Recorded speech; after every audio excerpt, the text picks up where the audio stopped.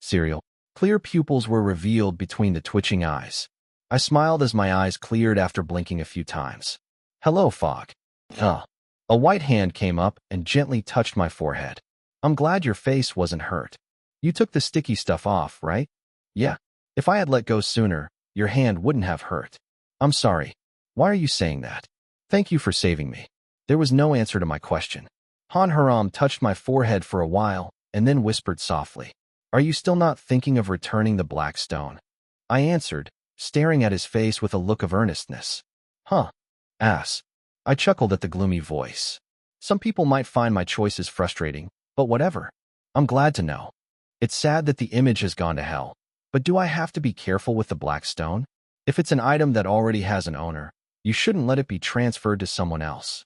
When will I be able to just leave it alone until the fog and love build up? Now they say we have to return it to its original owner, or else there will be side effects. You're being rude. Now I have a feeling. Yeah, let's see who wins. A fire burned brightly in his eyes. You just have to find a way. Actually, I've done every test I could over the past year.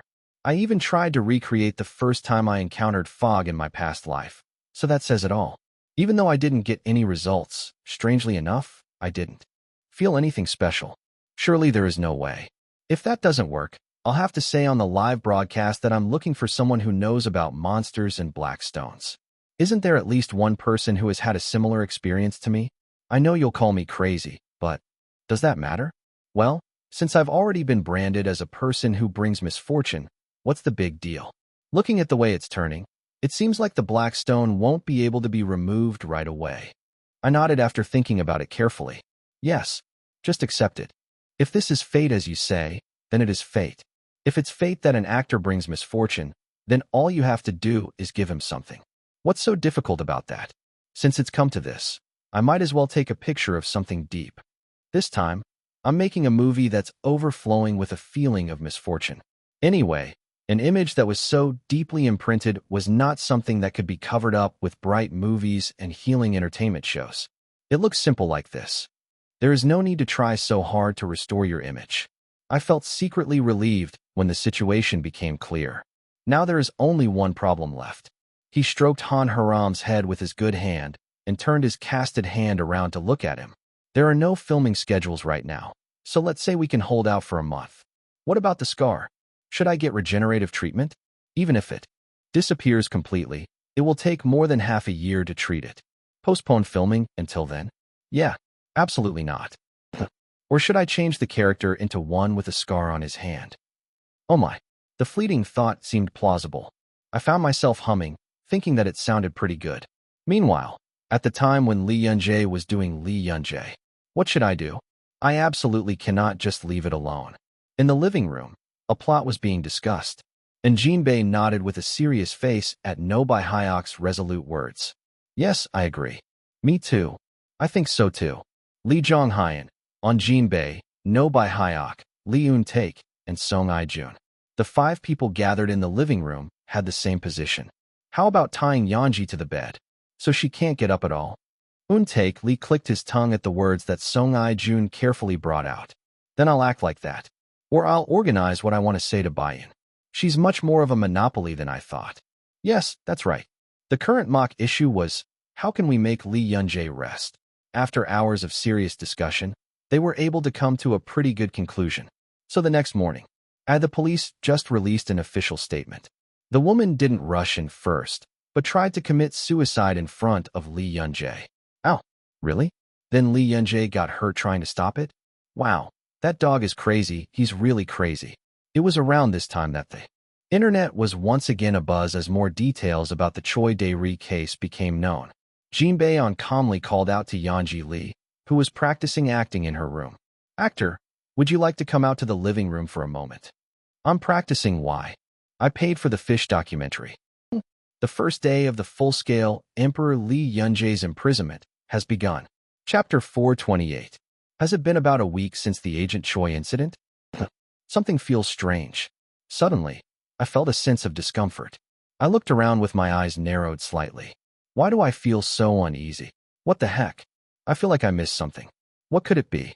It was time to think back on the past week and figure out what was causing the discomfort. Wait for a sec. I was dumbfounded by the thought that occurred to me for a moment. I was so surprised that I opened my mouth wide without realizing it. I just played for a week. Only then did I realize that I was completely deceived by the people around me. The first one was Jinbei. Actor, I have already paid for the fish documentary. As soon as I heard Jinbei's words, I ran into the living room. I turned on the TV in a hurry without saying anything. That's true. The payment was actually made. This documentary consists of 7 episodes, each 70 minutes long, and has a whopping 3 seasons. I really wanted to see this. I blinked for a long time in disbelief. The documentary was a work that could only be viewed with a standalone payment, not through an OTT membership that was paid for on a monthly basis. Since it came out up to season 3, it was quite expensive to collect them all. I wanted to pay for just 1 episode, but I held myself back because I knew that if I watched the first episode, I would naturally want to watch the next one. It's not even necessary for acting. I felt guilty about spending money just because I was interested. I would have rather saved this money and bought Hanharam some snacks.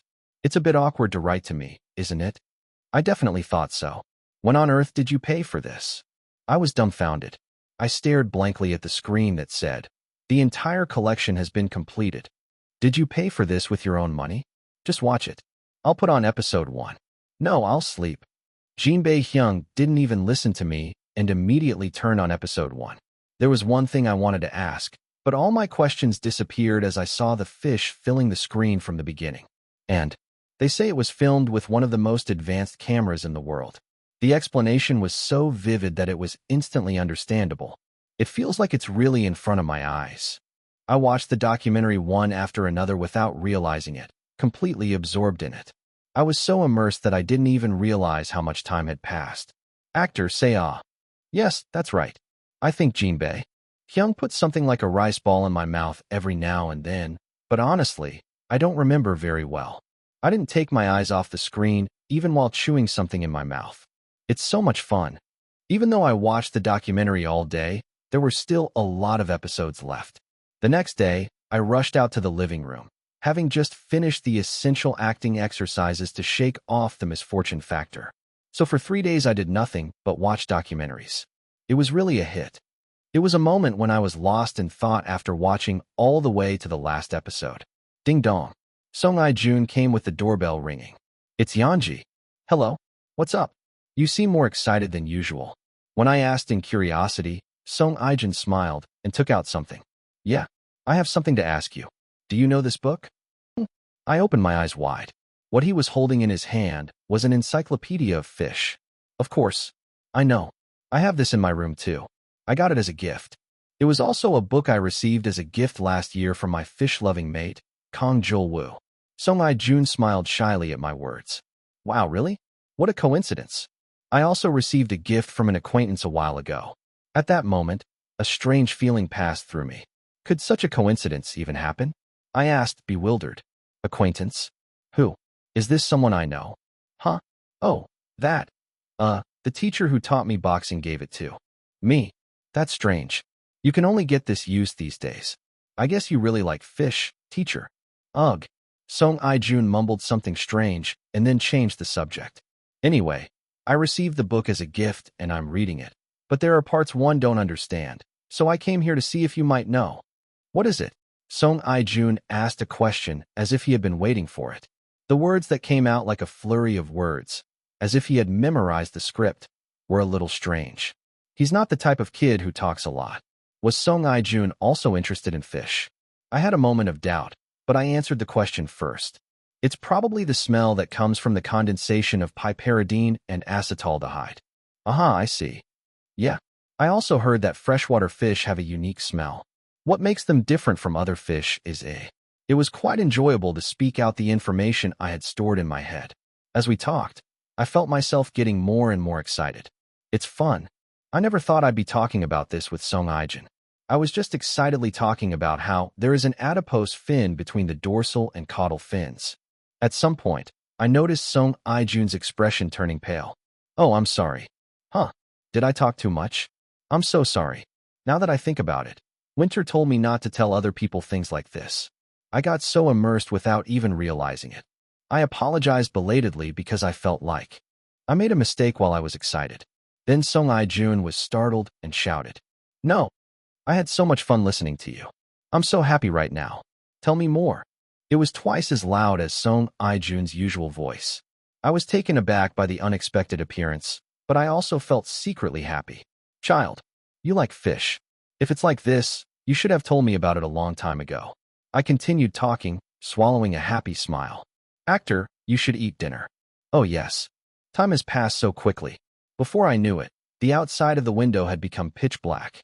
I smiled brightly, suppressing my regret. "Brother, let's talk about fish again next time. Today was fun." "Yeah, I had a lot of fun too." Song Ai-jun got up weakly and walked to the front door. Strangely enough, the back of his head on his way home looked tired. The day after Song Ai-jun came, Lee Eun-taek came. "What? Why are you here? Is that all you have to say to your brother?" Eun-taek Lee clicked his tongue and lay down on my bed. I wondered what was going on because he came alone without No by Hyok, but what he said was completely out of the blue. "Help me choose a design for my ear. The company is making a new one." "Why are you asking me that? You should talk to the members." "The members have no aesthetic sense." "You're good at drawing. What the heck does that have to do with in-ear design?" I looked at him in disbelief, but Eun-taek Lee shamelessly kept his seat. "Look at this. You can even put a hologram in it. That's amazing. Oh, look at it seriously. Which one is better between this and that?" Well, I was a little annoyed, so I answered carelessly. To be honest, I wasn't particularly happy with the visitor who barged in without prior arrangements. It was a time when I was listing meaningless responses without much thought. Among the images captured by Lee Eun-taek, there was one that particularly caught my eye. It sparkles whenever it is exposed to light, as if. "This is pretty. What is this?" "Yeah, like a fish." As I stared at the screen, Eun-taek Lee showed me a similar type with an excited look on his face. There are so many different colors.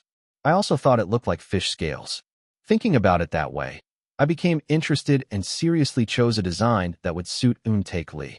After talking with Lee Eun-taek about in-ear for a long time, the day ended in a sense of futility. The next day, I woke up with a heavy heart. I really need to do something productive today. I also made a pretty substantial plan. And this plan was completely ruined by No by Hyok, who barged into the house in the morning breeze. "Lee Eun-jae." "Hello, Bai Hyek. It's been a long time since I've had a full day off like today. Hey, you really have to hang out with me on days like this. You know." "Okay." Seeing her excited face, I couldn't bring myself to say no. How excited must the child have been to come all this way? "Since we're here, let's have some fun." It was a moment when I was swallowing a sigh inside. At that moment, No by Hyok spoke with a look on his face as if he was watching someone. "Hey, do you want to watch anime with me?" "Any?" "You." I frowned at the unexpected words. "You don't like anime. You only watch movies and dramas that I'm in." "Oh, by the way," I stared at No by Hyok, and he avoided my gaze and muttered, "Because the fans recommended it to me. I couldn't not watch it since they recommended it to me." "Well, that's true. Right? Then you're going to see it? I'll show you the poster."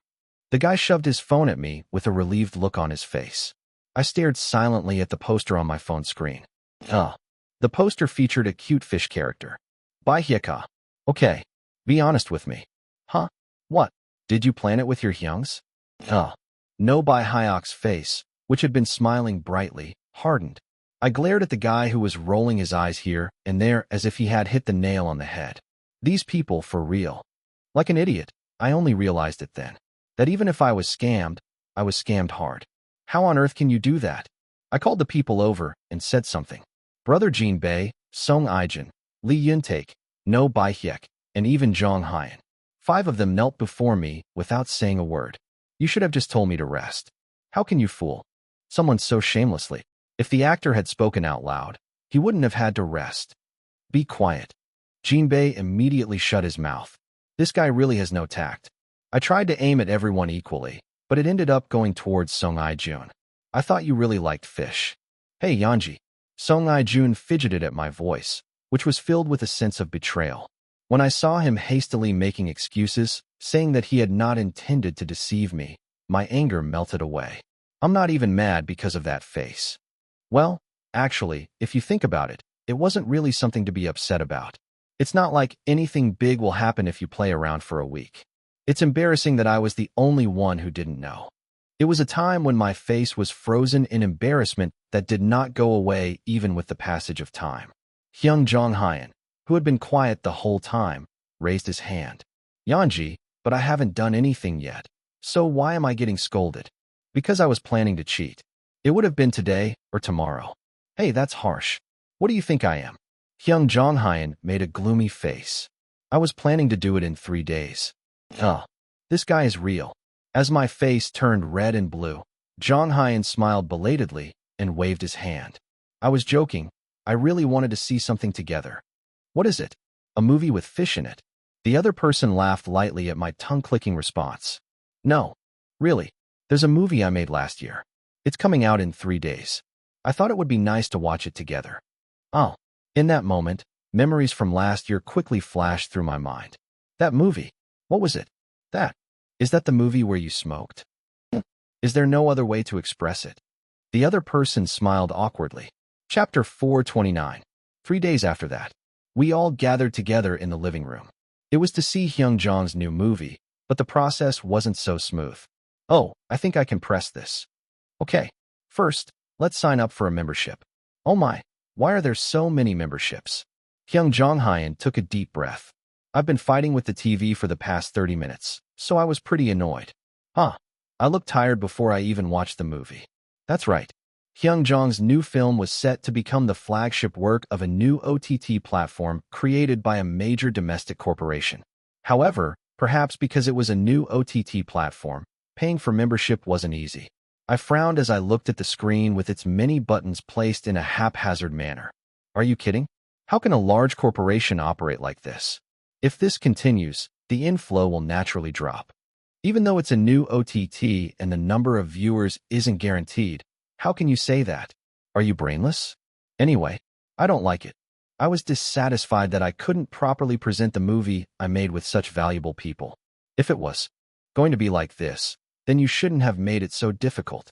It was a time when I was staring at the TV in silence. Hey, Lee Eun-jae. No Bai Hyuk smiled and poked my cheek. You need to control your expression. What's my expression like?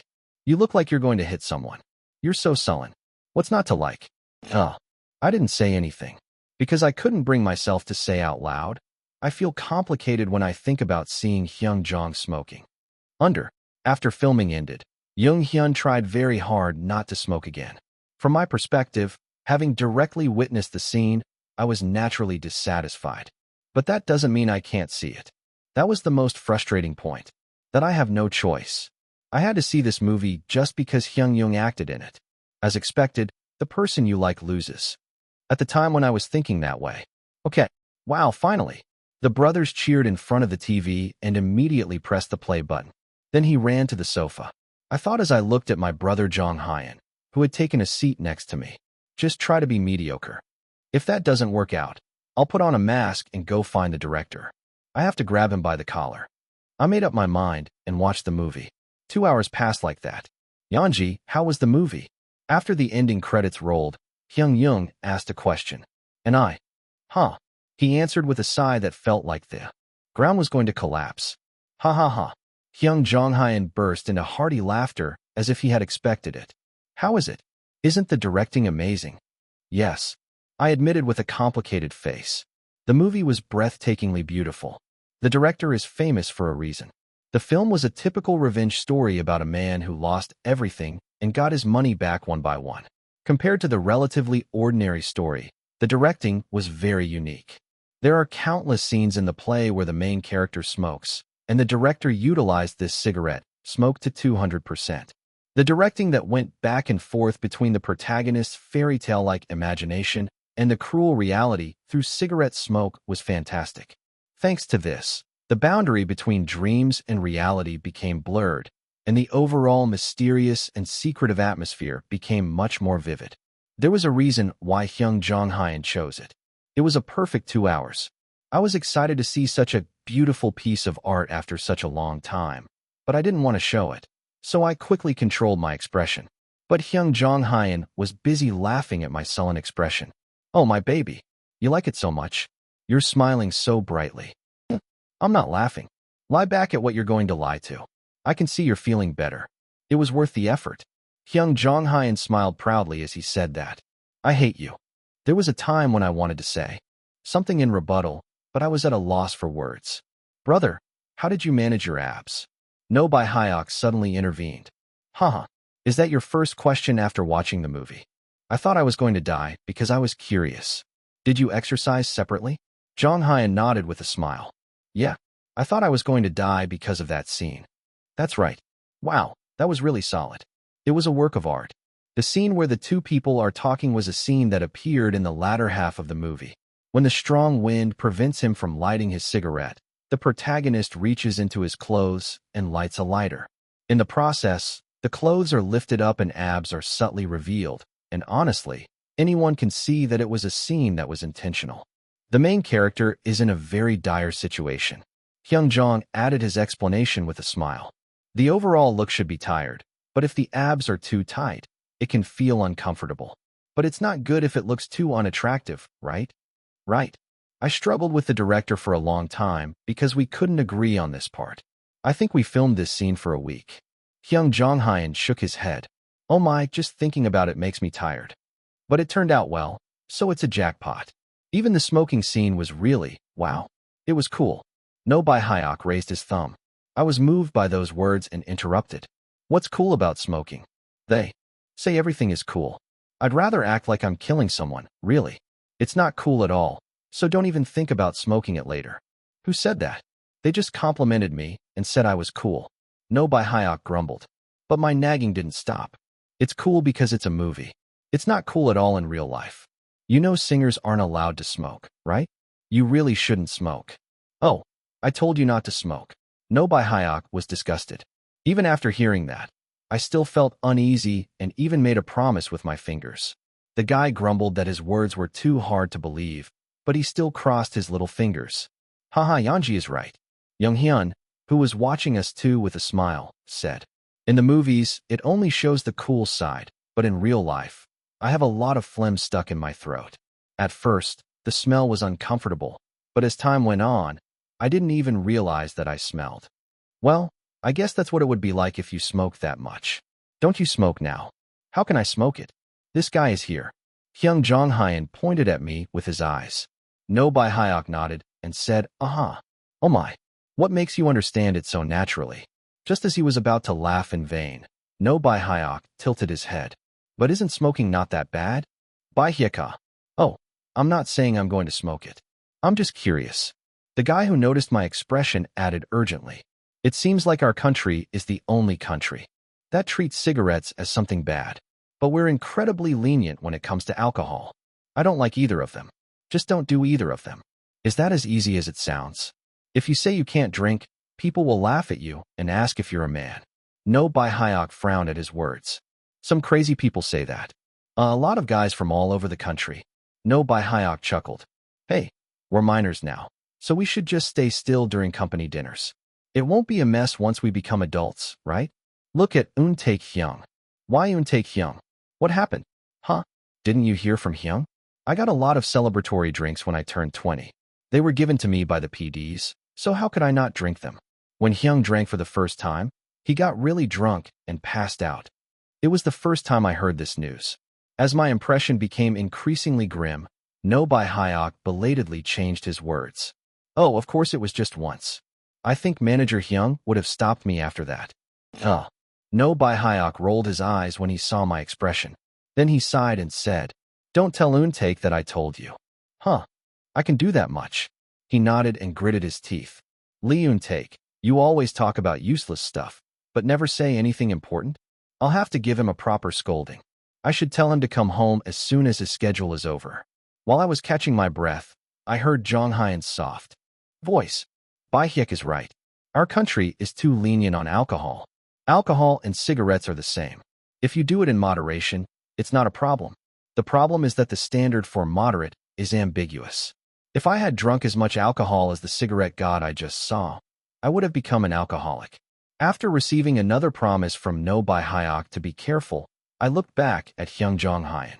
So are you okay now? Huh? What? Cigarettes. You smoke so much, but you don't show any signs of addiction. Hyung Jong-hyun hesitated for a moment and then trailed off.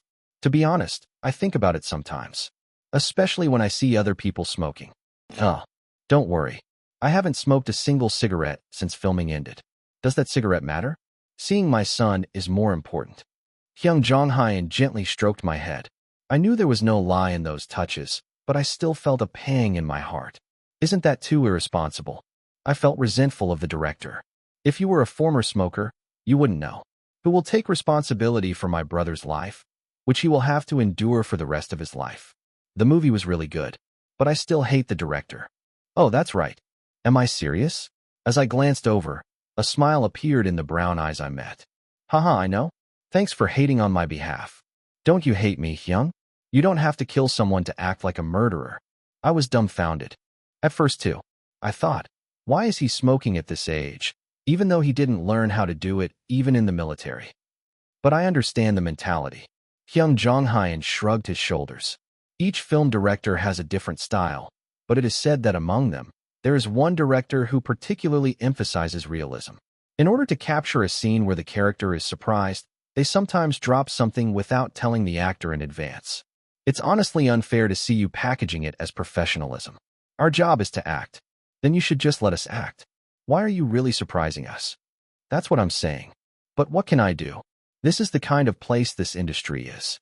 Hyung Jong said that if there was a director with a good personality but poor skills, and a director with a trash personality but great skills, he would definitely choose the latter. So I don't regret making this movie. The affectionate smile was resolute. I nodded, swallowing a sigh. I'm still upset, but what can I do? In a situation where the person involved did not regret it, I, as a third party, could not say anything more. The person you like loses. With that thought in mind, I patted my brother on the back. Still, I whispered that we should find out about the next movie with a non-smoking character. It had been almost 2 weeks since the Choi Dae-ri incident broke out. This post was suddenly posted on Lee Yun-jae's fan cafe. Hello, this is Lee Yun-jae. I have something to tell you. People who were surprised by the title and clicked on the article had their eyes wide open as soon as they read the text. What? You're doing this? Chapter 430. How could you do this to me? The perpetrator of the knife attack at MO Entertainment turns out to be. How far should we tolerate misguided affection for celebrities? Knife-wielding perpetrator A, known to have already been sued. Shocking. While Lee Yun-jae was being held captive by the Fish Emperor, the internet was ablaze with the Agent Choi incident. Thanks to the passionate reporting of reporters, the details of the incident began to come to light one by one. It was revealed that manager Choi had previously been fired for exposing company secrets and was already in the lawsuit stage. Many people speculated that Choi had swung the knife at Lee Yun-jae out of spite. To begin with, the only person who was injured was Lee Yun-jae. However, the facts revealed by the police announcement were completely different from what was expected. Ow, what did I just hear? You tried to harm yourself in front of a child? TLQKF is really a piece of shit. Oh wow. You were swearing at the bodyguard a lot during that time, but Lee Yun-jae ran away without even being able to stop you, so that's why. It breaks my heart that you got hurt during the subduing process.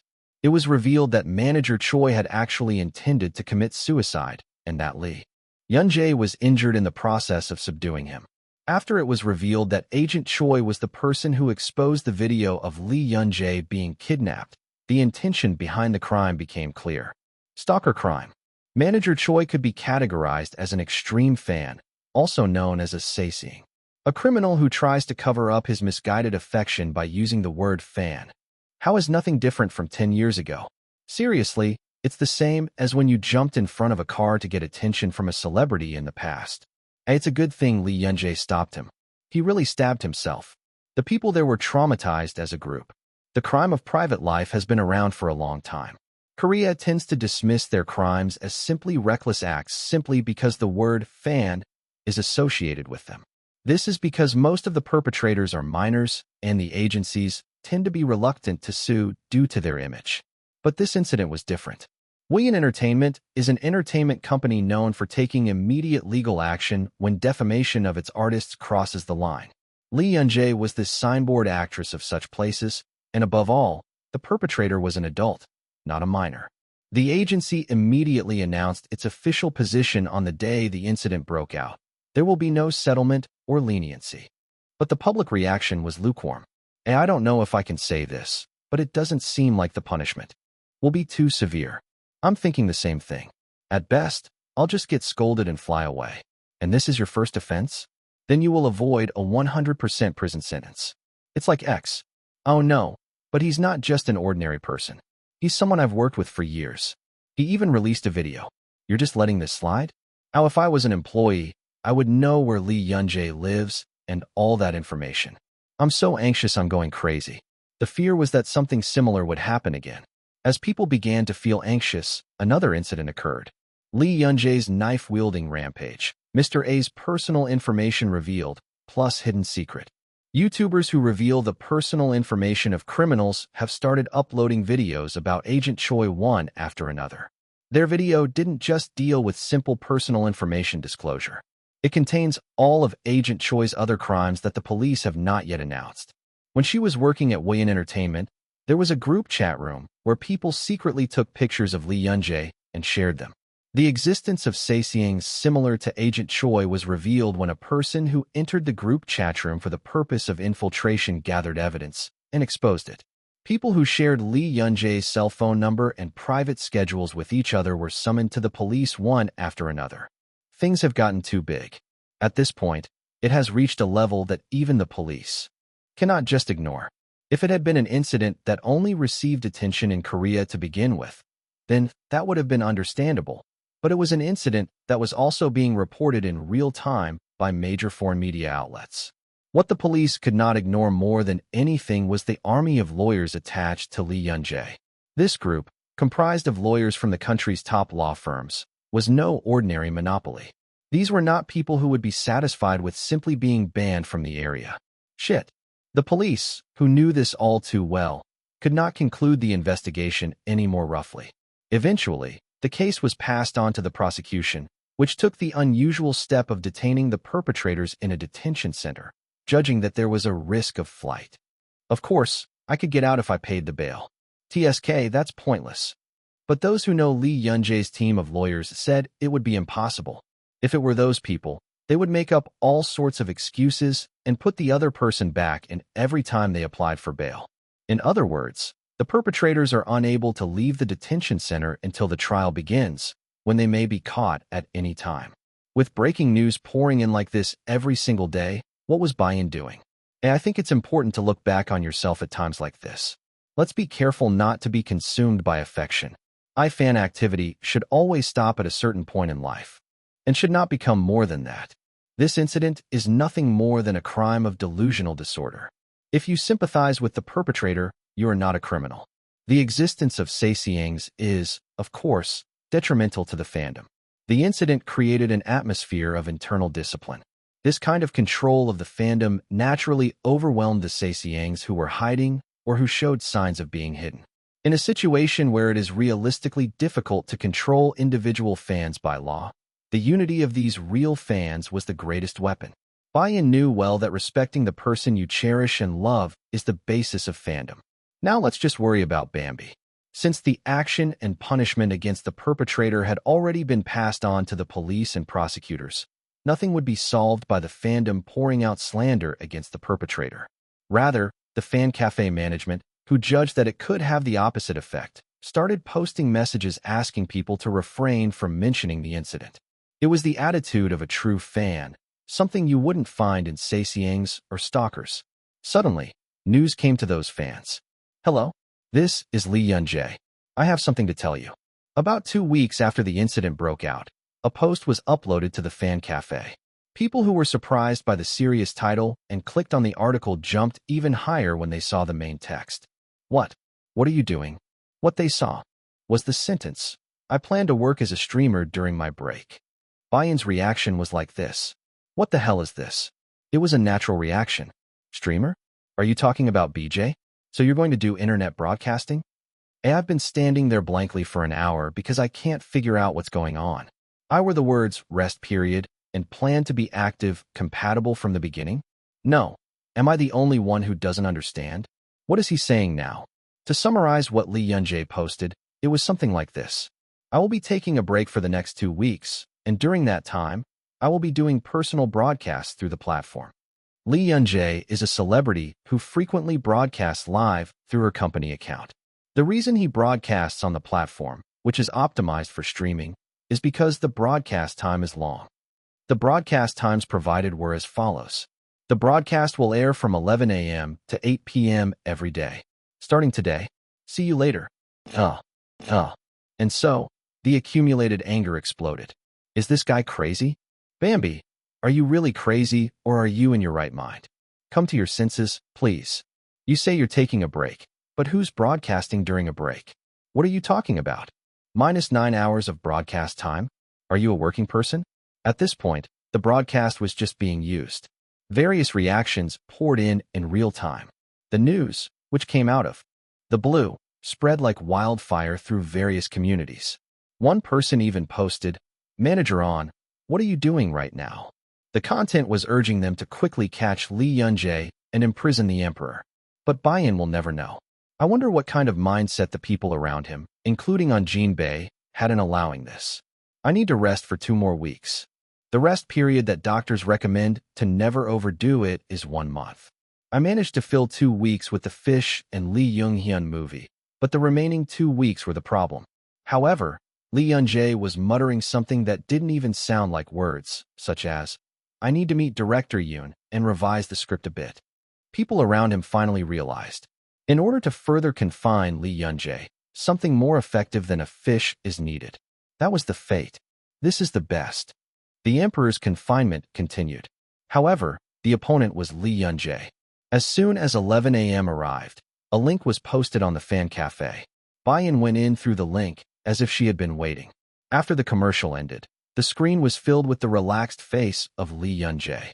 "Hello, this is Lee Yun-jae." His smiling face brightened as he said it had been a long time. Even the Bayans who came in very angry were busy sending crying chats to Lee Yun-jae's face, which they hadn't seen in 2 weeks. "You must be surprised by the sudden news. I wish I had told you sooner, but it was decided yesterday, so I didn't have time." Lee Yun-jae was sitting on a soft chair. I spoke grandly, but there is no specially planned content. His hair was not particularly groomed, and he was wearing ordinary, everyday clothes. When the time comes, I'll just eat, go to the bathroom, watch a movie, and things like that. I think it'll be nice to talk to Bayan while I'm at it. It's nothing special, right? Lee Yun-jae smiled awkwardly. He said that he actually intended to practice acting during his break, but his manager told him to communicate with Bayan instead. It was only then that Bayan realized in Jinbi's intentions. "So you were asking us to stop it?" The request was to prevent them from practicing acting even while the broadcast was on. Bayan laughed in vain at the thought that this was the only way to stop Lee Yun-jae from practicing her acting. "You are really you." Within 10 minutes of the broadcast starting, the number of viewers exceeded 5,000. Students on vacation and office workers who had turned on the broadcast without their boss knowing were coming in every second. While everyone was saying something to Lee Yun-jae, who never rested, on the other hand, they were relieved to see that Lee Yun-jae looked much better than they had expected. Lee Yun-jae boldly revealed the cast on her left hand and chattered about what she had done for the past 2 weeks. I was worried that I might overdo it, but Lee Yun-jae looked very comfortable, making my worries seem meaningless. The time spent listening to Bayan's story was longer than the time spent him talking unilaterally. Bayan's heart gradually became at ease as she watched this. It feels like we're really together. It wasn't high-quality content that had to be skimmed through in nanoseconds. It felt like a real sharing of everyday life, where you could turn on the broadcast and do something else. "Haha, I missed you too." Lee Yun-jae, who was laughing while watching the chat, seemed completely unrelated to the incident that filled the internet with drama. Your daily life was comfortable. Thank God. It was around the time when an unconscious feeling of relief began to creep into Bayan's mind. "Actor, please do this while eating." Manager on brought a blueberry mochi cake. It was a cake that Bayan would know. "You still like that? Be cute." Everyone looked at the screen happily. Then Manager on scooped up some cake with a fork and handed it over. And Lee Yun-jae, I opened my mouth naturally and ate it. With a gesture that is so familiar, it has become a habit. Chapter 431.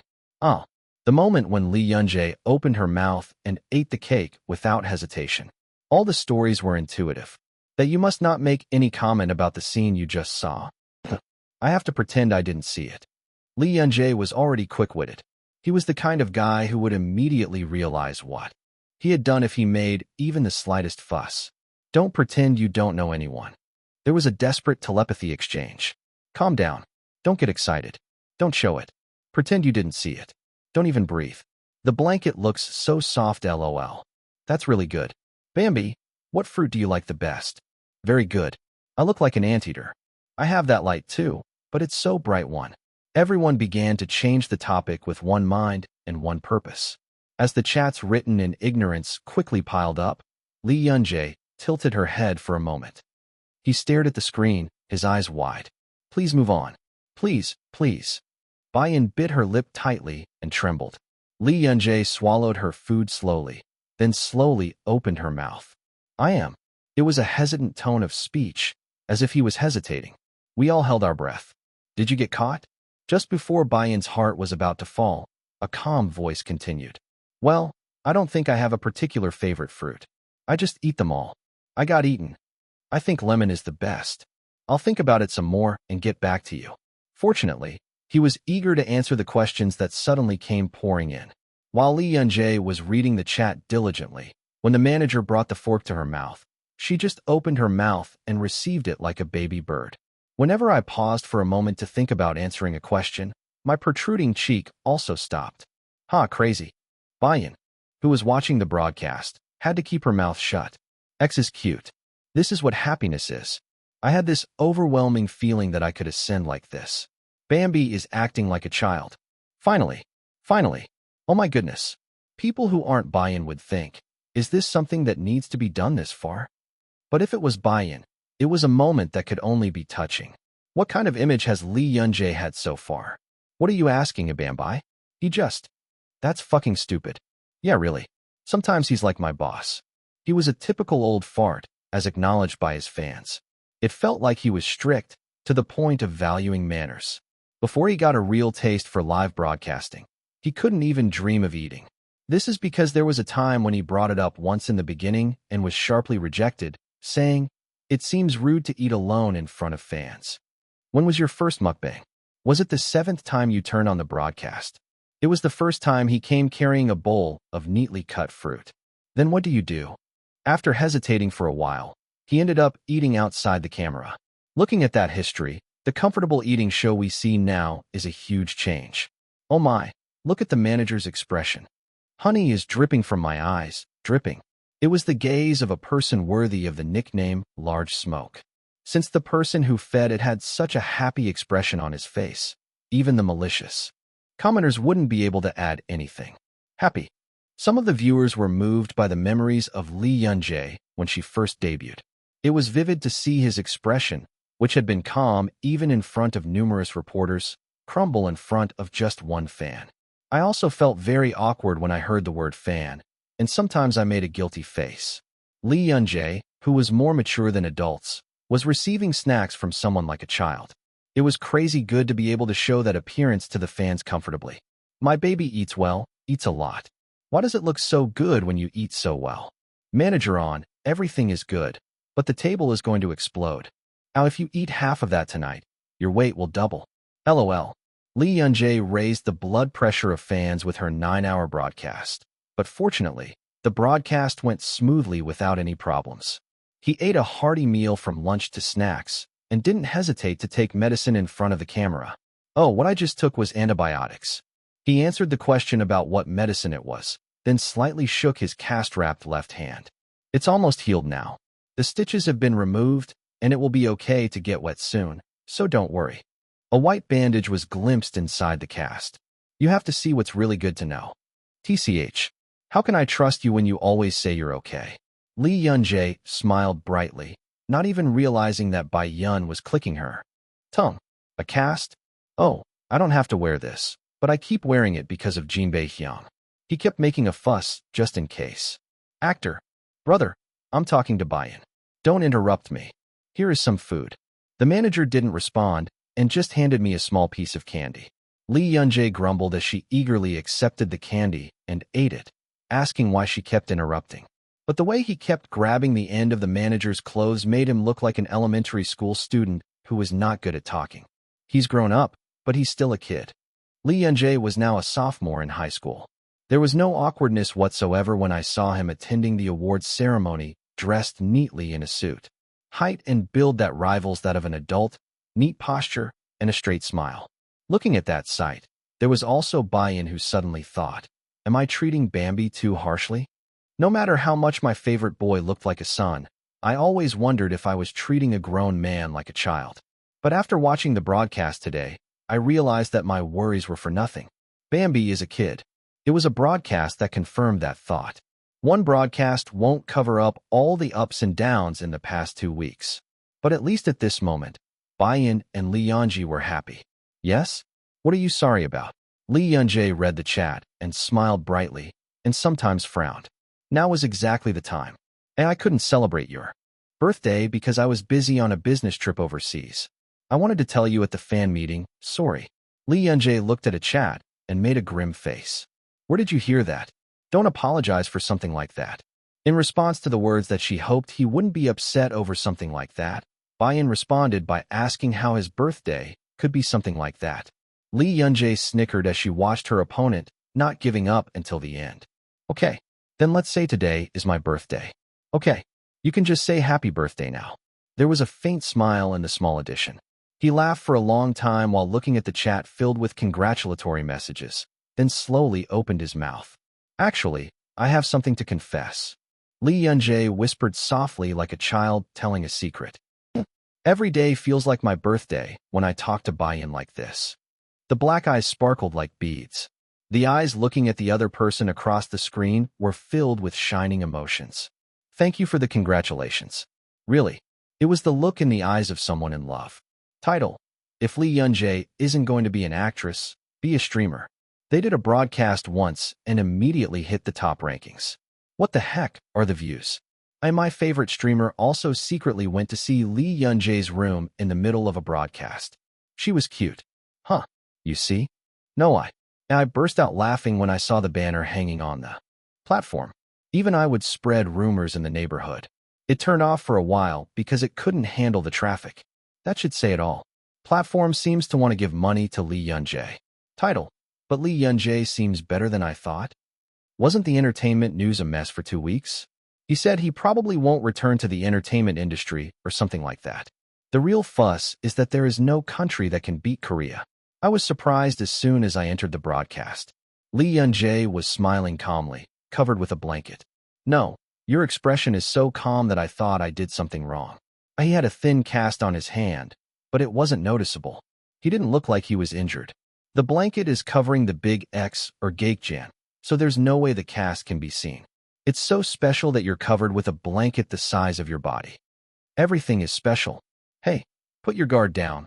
That guy's gonna be a slut. Title: I told you, he's not usually mentally strong. Lol. No need to worry about celebrities. If something happens in the future, we'll be the only ones causing trouble. Lee Yunjae and her fans are dying of love. Now I went in because I had nothing to do, and they were busy talking among themselves. Lee Yunjae is also really great. She kept laughing while talking. It was so clown-like that I felt sick just watching her. Is she always like that? A little fangirl st. Fammy. Bird, a word I've never seen before appears. Title: But if you're a streamer, shouldn't you also receive sponsorship? Why are you blocking sponsorship? It makes people sad. Also, do some Star Wind reactions here and there. Huh. The streamer doesn't even have a hint of sweetness. Let me spend some money. This is a fan, uncle. Aunt, here is the bowl you sponsored. You didn't watch the broadcast properly today, did you? Someone said it was a shame not to see the support reactions, so I just did them all. That's not it. I need a real person who takes my money and comes out. Sunia, think about it seriously. Why would Lee Yunjae need your money? Take care of your own wallet. Why are you suddenly attacking my mental health? Title: Hi. Everyone in the world knows that a Bambi is cute. I'm so upset. It's shocking how the news of the real existence of the genius angel Bambi has been revealed like this. I'm so upset right now I'm crying. Everyone, go and see the new Bambi baby meme one more time. Words and actions don't match up. But you keep seeing it? Teacher, the GIF won't end. It's been 3 hours. You took a good GIF. The way your cheeks stick out is so cute. Like soft rice cake.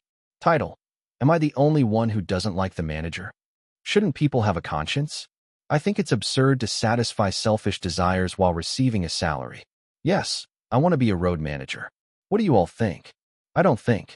So slightly smiling face. Yep. Don't you need a dog? I bark a lot. I already have a companion named Lee Young-hyun. Lee Young-hyun, who are you that you are good at fighting? Image. Damn, you're doing great. I'll pass. What does this mean? This is an action scene in the middle of the movie Happy Face. Please show a lot of interest in Lee Young-hyun's next work, Ash's Happy Face. It seems like actress Lee Young-hyun's fans are just as crazy as Bayan's slightly smiling face. They are our original seniors. Chapter 432. Knock knock knock. Someone knocked harshly on the door. There was no need to ask who it was at the knocking sound that clearly revealed the impatient nature. Because there was only one kid like this around me. Why this guy again? I don't feel like dealing with you right now.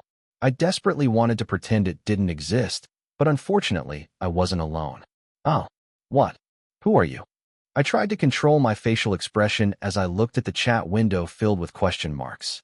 Because Bayan is watching. I should answer as kindly as possible. Why? Can I come in? No. At those words, the door opened wide. Hi. I shook my head as I watched Eun-taek Lee greeting me calmly. Crazy human. Wow, you're an idol. Eun-taek, why are you coming out of there? This Bambi's disillusioned expression is so funny. Eun-taek Lee entered the room without hesitation and bowed his head toward the screen. Hello? This is Nade Eun-taek. Excuse me for a moment. It was a very polite greeting for someone who had come in by force. I was even more dumbfounded by that sight. What's going on? I swallowed a sigh and asked, and the other person shrugged his shoulders. No, I just came to see your face. I thought you were going to the radio today, Hyung. That's no by Hyok schedule. You don't care about me, do you? TSK. Eun-taek Lee clicked his tongue and laid down on the bed. Who do you want to click your tongue with right now? I suppressed my resentment and tried to calm him down. I told you not to talk about Bahyek because he hates it. Was it so? That's right, you little brat. When I glared at him with my eyes narrowed, Eun-taek Lee nodded his head roughly. Oh, I see. If someone saw you, they'd think you gave birth to her. Wow, you're taking care of her too much. Brother, at least pretend to take care of it. I clicked my tongue inwardly. How can he be so indifferent to someone who is much younger than him and a member of the same group? Hey, I'll pack everything I need to pack. He's a lot more thoughtful than you think. Do you know how much he cares about the things other people say without thinking? How would I know that? Let's just ignore it. I quickly gave up the conversation and returned my body to its original state. In the short time I spent talking with Lee Eun-taek, countless chats had piled up. You two are much closer than I thought. How is it that he's closer to his friends than his own members? He's such a weird guy. I like that taste. Eun-taek supports my way. Eun-taek, I love you so much. I saw some Nade fans here and there, perhaps because they heard the news. After exchanging brief greetings, I was about to continue my conversation with Bayan. Baby. My expression hardened without me realizing it when I heard a voice from behind me. I told you not to call me that. Why are you bringing this up all of a sudden? No, it's on air right now. Eun-taek Lee had an expression on his face as if to say, what does that have to do with anything? Okay, what should I say? What is it? Choose a piercing for me. Which one do you like better, this one or this one? They are both the same. Can you see anything there? Look closely. This is really annoying. He took a deep breath and whispered to the screen. I'll go and talk for a bit.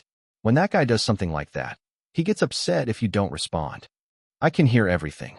Because I told you to listen. I sat on the bed, glancing at the other person. Now look closely. Which of the two is better? Both are not that great. Oh, a little. What is this? Can someone explain this strange feeling? I feel like I'm watching a family chat room right now.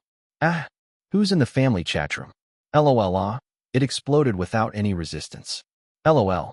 Oh, why is it so funny that you're annoying me like this? I'm here. As soon as I finished talking to Eun-taek Lee, I ran over and the chat was on fire. What? What's wrong? What's wrong? Bambi, LOL. Why does Eun-taek call you baby? I really want to know. Oh, that. I desperately want to know too. Why is it like that really? I took a deep breath. You want me to ask you instead? It's no use. That guy always gives the same answer. What are you talking about? I wonder why my brother calls me baby. Because he's a baby, we call him a baby. Look. In the first place, conversation is meant to be had with people you can communicate with. When I made a displeased expression, the chat window filled with, I think this is the first time I've seen Bambi so serious. LOL. Add the scene where a Bambi is glaring. Oh wow. Isn't this a really precious scene? Our Bambi has changed. Oh no. Deer originally had horns, but that's an instinct. Your instincts are only used on Untake? Isn't it something that activates when you encounter someone of the same species? Where did Lee Untake look like a deer? They look so different, but strangely they look like brothers. He definitely looks different from me. I glanced at Lee Untake, who was lying on the bed. Lee Untake made a comeback a month ago with blonde hair. He already had a sharp look, but with his hair dyed blonde, he looked a bit like a gangster. What are you looking at? He doesn't just look like a thug, he's a real thug. I immediately took my eyes off Untake Lee and looked at the screen. Despite his blunt appearance, Lee Untake's fans all responded that he was cute. How can that be cute? The fans' hearts were truly amazing. Honestly, I feel so relieved now that Untake has become an adult. Me too, I'm glad I don't have to suffer from guilt anymore. I tilted my head as I watched the chat passing by. Does it make that much of a difference? Untake Lee was 20 years old and had just become an adult. That said, nothing had really changed compared to when I was 19. After thinking for a moment, I opened my mouth. I have a question for you, Bayan. Will things change significantly when I become an adult? The great thing about live streaming is that you can ask anything you want. The problem is that there was a strong reaction to words spoken without thinking. Of course you can marry me. Excuse me, I have to get married. No, I have to do it. It's for medical reasons. Medical reasons, okay. I'm going to make a joke about a disease that will kill you if Lee Yunjae doesn't exist. I know, really, it's for survival reasons. Every time I hear Bambi's words, my life is extended by 1 minute and 1 second. Do you understand, Yanji? This is why you and I should get married. I just blinked without saying anything. As I stood there frozen, the mood of the chat changed in an instant. Egugu. Our Bambi was surprised. We took the prank too far, sorry. Don't worry. It was a joke, haha. This doesn't seem like a joke. What are you saying? I wiggled my fingers. Do you want to marry Bayan too? But isn't it a bit young to be talking about marriage? After hesitating for a while, I finally took refuge in the bed. Untake Lee saw me approaching him in a hurry and smiled faintly. You're thinking weird again. What am I? You just keep thinking about useless things. When you're a kid, act like a kid. The advice continued to be to not think of anything strange and just pick a piercing or something. This guy keeps talking about piercings. Just choose both. Why worry so much? I'm the one buying it for you anyway. Hey, I'm thinking more because you said you'd buy it for me. If I was buying it with my own money, I would have bought it a long time ago. Untake Lee lightly hit my forehead with his finger. I immediately hit the guy on the forehead.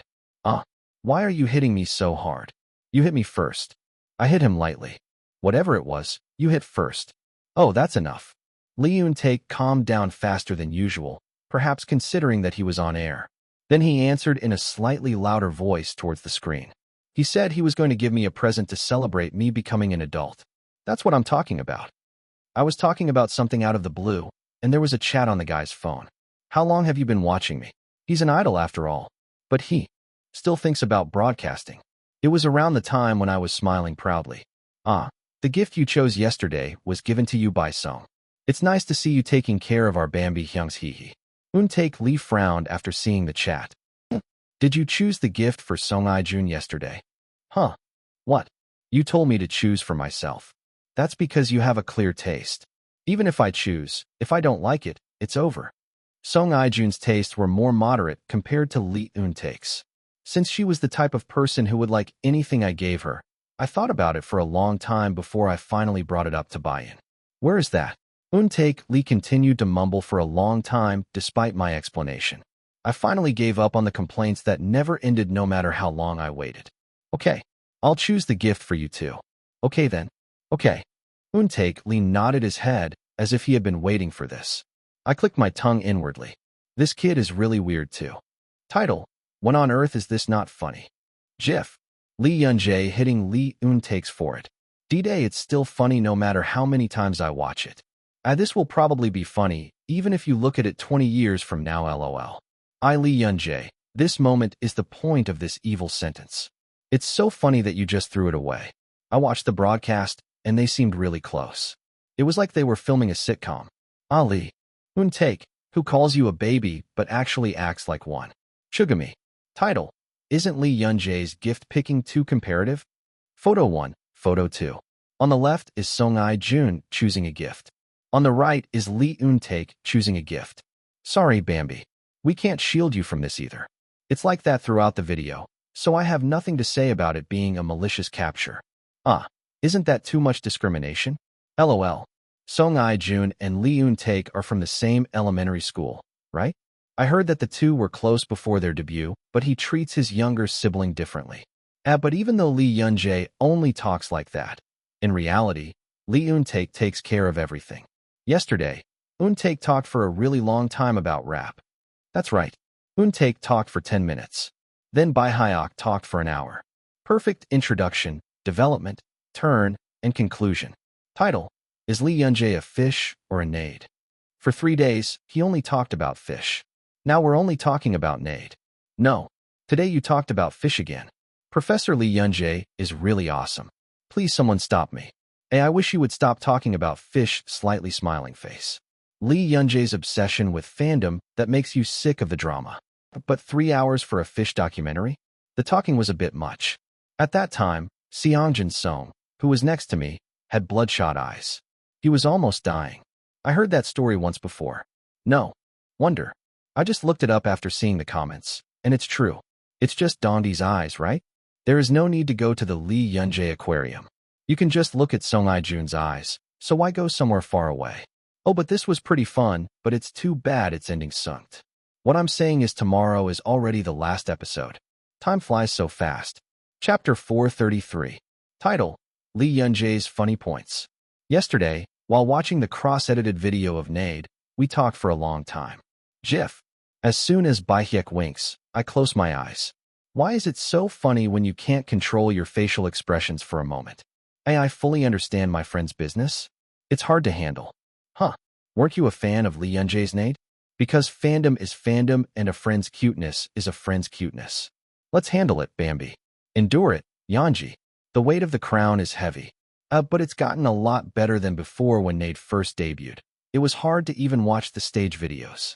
Why are you gritting your teeth and doing this fandom thing? I recently confessed that I honestly only listened to music back then. I've really improved a lot now. Winking is still hard to handle, I guess. This is so funny. Title. Lee Yun-jae's review of Lee Young-hyun's next work. Someone edited and uploaded the video. Take a look. No spoilers, just my honest review. I think that's what actors think when they watch movies. What is 30 minutes of video time? Even if you edit it, if it's 30 minutes, how long is it in real time? If you actually watch the video, it doesn't feel long. Personally, I don't care about those actors, no diss, but the video itself is fun to watch. Me too. I thought he must be a guy who has been following the movie trends lately. I like that you pointed out the points clearly from the perspective of a fellow actor. It was something I never even thought about, lol. First of all, he is basically good at speaking. He would probably be good at radio too. Title. My thoughts after watching the video review of Lee Young-hyun's next work. I thought Lee Yun-jae really liked acting. To the point where you wonder what would have happened if you hadn't become an actor? The tension itself is different when talking about fish. I like both fish and smoke, but I think the weight is a bit different. It's a bit like this vibe. Fish, I like fish. The fins are so nice. As for freshwater fish characteristics, 3 hours. Acting, I like acting. Acting is the best. Acting like that, 3 hours. A perfect metaphor. But you were praising Lee Young-hyun's acting so openly next to her, lol. You were trying to embarrass Lee Young-hyun, lol. I really like it when Lee Young-hyun is embarrassed happy face. Hello, senior slightly smiling face. Title. Bambi live don't stop, please do more. Don't you think it's too cruel that it's ending already? Or is it just me? I'll silently wetting my pillow in sadness. Excuse me. Can someone please tell me this is a dream? Excuse me? I'm not a fan, but it's a shame. It's nice to have something to watch while eating. I feel like the side dishes for rice have disappeared. Oh my gosh, Today is already the last episode. I feel so sorry after that. A bit out of the blue, lol. But it's funny how people understand even if I write a Bambi. I guess it can't be helped since Lee Yunjae's middle name is Bambi's slightly smiling face. I think so happy face. What is this joint attack? The relationship between seniors and juniors is strong. Dripping. There was a knocking sound so small that you wouldn't hear it unless you were concentrating. I immediately got up at the sound that was full of caution. Bam. What's the matter? As I opened the door without hesitation, I saw Han Haram with his eyes wide open. What's wrong? Are you sick? Should I go to the hospital? No. The guy shook his head quickly. Then what's going on? That? Can't I just watch from the corner? I'll be really quiet and not bother you. The guy glanced around the room and whispered softly. I found myself frowning at the sight of the camera. What are you doing in the corner? Just stay together. Huh? Is that okay? I'm afraid I'll be bothering you. Don't disturb me. I deliberately spoke firmly and led the guy away. I haven't been able to play with the fog much lately, as I've been broadcasting. For over 9 hours every day for the past 2 weeks, the time I have to talk to him in real life has definitely decreased. I could sense how much he wanted to be with me from the hesitant yet earnest voice. Just say it. It's not something you should be suffering alone. After Han Haram and Fog's consciousness merged, I was a little disappointed that the guy stopped being stubborn or pushy, because we're going to stick together anyway. Since it's come to this, I should properly introduce myself to Bayan. He pulled a small chair over to the side and sat Han Haram down. Okay, say hello. Hello, this is Han Haram. The guy bowed his head awkwardly. Hello, little Bambi. You're so damn cute. Wow, this is the first time I've heard little Bambi speak. I only saw pictorials all the time. The response was hotter than expected. Han Haram bit his lips as if he was embarrassed. Cute. I sat down next to him, grinning. Since we have so many eyewitness accounts together, Bayan must have already known about Han Haram. I've even got a nickname, so that says it all. Still, since it was my first time formally greeting someone, I felt I needed to explain properly, so I started talking. As some of you may already know, Haram is a model. She started out in the US and even played the role of a child in Killing Horn. They're both so cute. And I think Yeonji must have looked exactly like that when she was little. Isn't that what Lee Jong-hyun already said? Nice to meet you, baby. Fortunately, Bayan welcomed me warmly. Maybe it's because it's the last broadcast, but there are a lot of viewers. Have you all eaten? Yes, I have. While I was chattering away at the screen, Han Haram sat quietly. The guy, who had been frozen as if trying not to disturb me as much as possible, slowly reached out his hand towards me after some time had passed. Wiggle, wiggle. I couldn't help but laugh as I watched the hand moving little by little. What kind of worm are you? Here. Thank you. As soon as I gave him my hand, he started playing with my fingers with a much more relaxed expression. After a month, not only the cast but even the bandages were completely removed. I guess it's all better now, I guess. Since the wound was still visible, I put flesh-colored tape on it. It was fortunate that the wounds were mainly on the palms of my hands. I have to revise the script right away when I meet Director Yoon. If you add palm scars to the character settings, there won't be any problem in shooting. A little Bambi hasn't said anything since a while ago. Are kids that age usually quiet? I know, my little brother talks a lot. My eardrums burst yesterday too. My mouth moved first when I suddenly saw a chat. He's a bit shy. I think he's embarrassed in front of Bayan. Before I knew it, my words came out as an excuse. I was afraid that people would gossip about him, but after I brought it up, I felt awkward. For no reason. I don't think it's embarrassing. Before their consciousnesses merged, it might have been different, but Han Haram was not particularly shy at the moment. I want to call your name comfortably and stick to you, but I can't, so I guess I'll just stay still. This one is also quite strange. It was funny and cute how he would call No by Hyuk or Song I-jun by their first name while calling me by my first name. I looked at the guy for a moment and then opened my mouth. Shall we have some cookies? The guy's eyes widened in an instant. Is that okay? Yeah, but you have to finish eating later. You can't be noisy. Han Haram nodded quickly, saying he understood. Bring whatever you want to eat.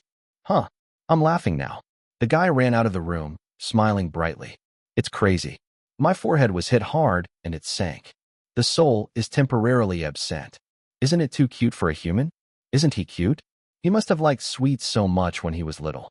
As we spoke with a smile, the chat speed increased. Any? Excuse me, you two are having a hard time. This Bambi thinks she's all grown up. Hey, just let it be. Kids just say they're all grown up. No, I'm really all grown up. I was speechless at the absurdity. How much bigger does it have to be from here? Are you saying that you're considered fully grown only when you're as tall as Hyung Jong-hyun? That's hilarious. Do you think it's easy to grow up like that? Just as I was about to refute him, Han Haram appeared at a perfect time.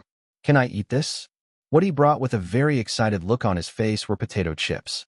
I snickered when I saw the words spicy sweet taste written on them. Okay, eat it. Wow, give it to me. I'll tear it open for you. I opened the bag and gave it to him so he could eat it, and he put the snack right in my mouth. Oh, I knew full well that refusing it would be useless, so I just accepted it. Only after I took a bite did Han Haram start stuffing the snack into his mouth as if he had been waiting for it. Don't eat too quickly. You'll get sick. Huh, is it that delicious? Huh. The guy laughed hysterically. It was cute to see the white ball moving around so diligently, but apart from that, the taste of the snack in my mouth was not that great. Ugh, I really don't know why I like this kind of thing. I ate it because my friend gave it to me, but it was too stimulating. What is this harmlessness? Oh my gosh, Bambi and I laughed just like that. So cute. The atmosphere is really similar. Are you two brothers?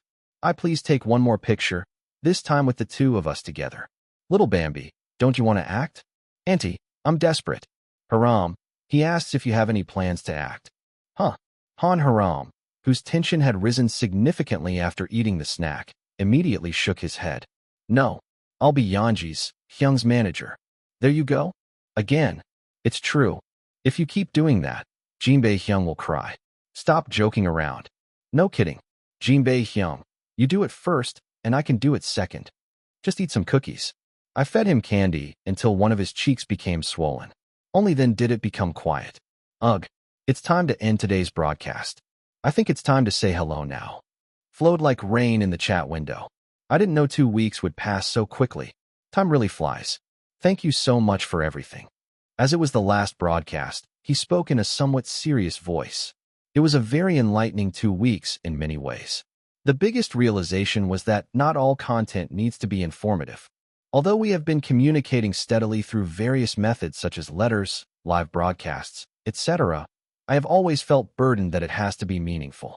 As I had spent several years like that, it is true that I had some concerns before this broadcast, thinking, is it okay to start like this without any preparation? But once I let go of my burden, the other person seemed to feel more comfortable too. When I sat still and didn't say anything, the friends would naturally start talking, and it was amazing how a new topic would come up every time. This is the first time I've spent weeks without thinking about anything. He said thank you, and that he was able to rest properly. I will continue to take care of myself while working. Don't worry too much. It was around the time when I was slowly ending the broadcast while reading each chat. Han Haram, who had been standing still, poked me. What's the matter? I promise. What? When I asked with my eyes, the guy continued talking while looking at me. Promise me you'll take care of yourself. With buy-in. For a moment, I was stunned as to what he was saying, but then I reacted belatedly. Oh yeah? I promise I'll take care of myself while I work. He stretched his little finger into the air. I couldn't help but let out a snicker without realizing it. I thank you, little Bambi. You're better than your brother, LOL. Haram, I need you to stop me from doing this. He ended the broadcast with a smile. Oh me? He smiled broadly and lightly pinched her white cheeks. Are you satisfied now? Yeah. I looked into his clear eyes and smiled. While I was stroking the guy's cheek, I had another thought. At loss. Finally, I got back to work. Huh. I feel like I have mold all over my body. I was already feeling restless. Chapter 434. Lee Yunjae's live streaming ended successfully. Those around him were extremely satisfied that he had achieved his original purpose. What is your main purpose? It is Lee Yunjae resting instead of working too hard. When you hear this, one question cannot help but follow. What's the difference between broadcasting for 9 hours and working? It was a natural question. However, the people around Lee Yunjae will protest like this with a look of injustice on their faces. The opponent is Lee Yunjae. Yes, the opponent was Lee Yunjae, who was obsessed with work. There was no better way than this, short of physically restraining his limbs. Although there was something clearly strange, The people around her were sufficiently satisfied, and so was Lee Yun-jae. And live streaming has had unexpected effects. What? Why is it so peaceful? It seems so casual that I'm embarrassed. Anyway, you have to understand that the reporters are making a fuss. Please stop overdoing it. The point was that it wasn't just Bayan who watched his broadcast. Many people who were curious about the current status of the celebrity, Lee Yun-jae, also visited. I heard Lee Yun-jae is broadcasting now. Should I watch it? It was a brilliant move to broadcast on a streaming platform rather than a live broadcasting app mainly used by celebrities. Because the site is easy to access, there were a lot of people who just happened to browse. In the first place, there weren't many opportunities to see celebrities' daily lives so raw. In short, people directly confirmed Lee Yun-jae's ordinary daily life. What? It's not as bad as you think, right? It's unfortunate, what is it? Contrary to what he said, his daily life was ordinary, if not boring. Hey, that's not fun. People's interest quickly cooled. The various clips of Lee Yun-jae's daily life, while she was on air covered. The provocative news, and Win Entertainment meticulously controlled the reporting of the articles. In this way, the Agent Choi stalking incident gradually lost its significance in people's minds. That's when articles related to the drama started to pour in. Freddie Brothers' return to Zombie Mid. Where to watch Dead Express in Korea? Glenn Simon x Lee Yun-jae, a combination of acting geniuses, directed by the director. McFly Studios' hot topic. When is the release date for Dead Express Season 2? The production team of Dead Express has started to fire up its activities. Director Freddie Brothers, lead actor Glenn Simon, and staff from McFly Studios held events one after another. It was a task to promote the drama, such as inviting as many reporters as possible and encouraging them to write articles.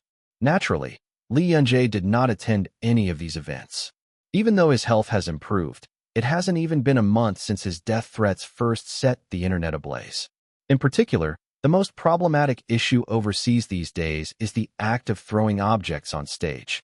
There was a literal surge in the number of celebrities being taken to the hospital after being hit by various objects such as cell phones and water bottles. Win Entertainment decided that if accidents cannot be 100% prevented, it is wise not to go. I'm fine. Actor, be quiet.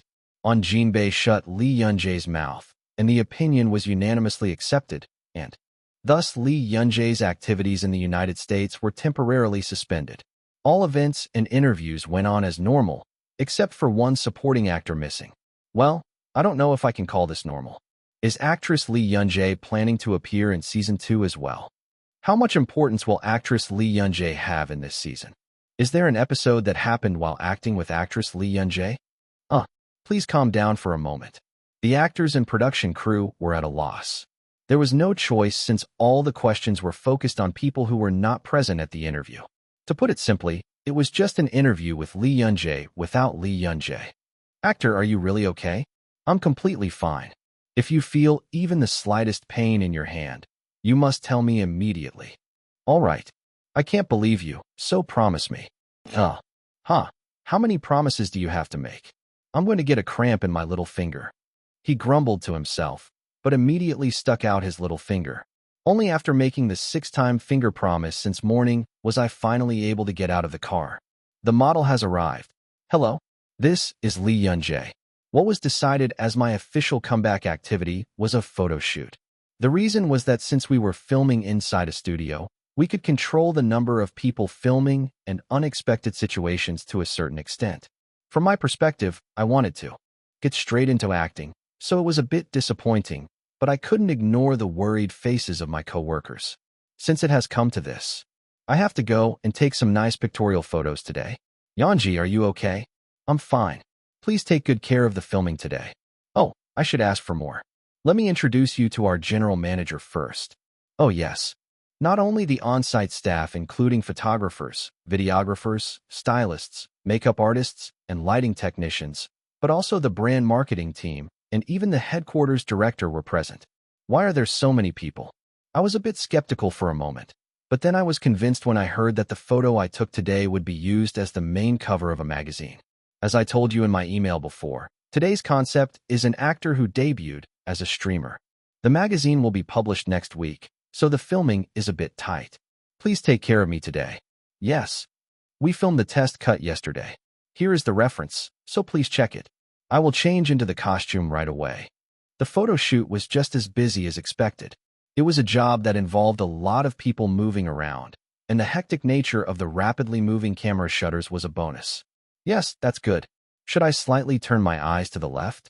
That's right, that's so good. I sat on the chair wearing a dark hoodie and short shorts that came up to my thighs. He focused on the photographer's instructions, such as putting one leg on a chair and making a playful expression. Could you raise just one eyebrow there? That's it. Oh, perfect. The photographer took a series of pictures with great enthusiasm. I was glad that the other person liked me, but on the other hand, I felt a little uneasy. What kind of streamer does this? I'm sure the viewers will tell me I'm rude. How is it? It came out so pretty, right? Yes, that's good. The photos shown here, and they were good. Perhaps it was an attempt to connect the different professions of streamer and actor, but the overall fashion had a strong, unbalanced feel. I quietly looked at myself in the photo. I'm screwed. What should I do? It's so different from what I wore while broadcasting.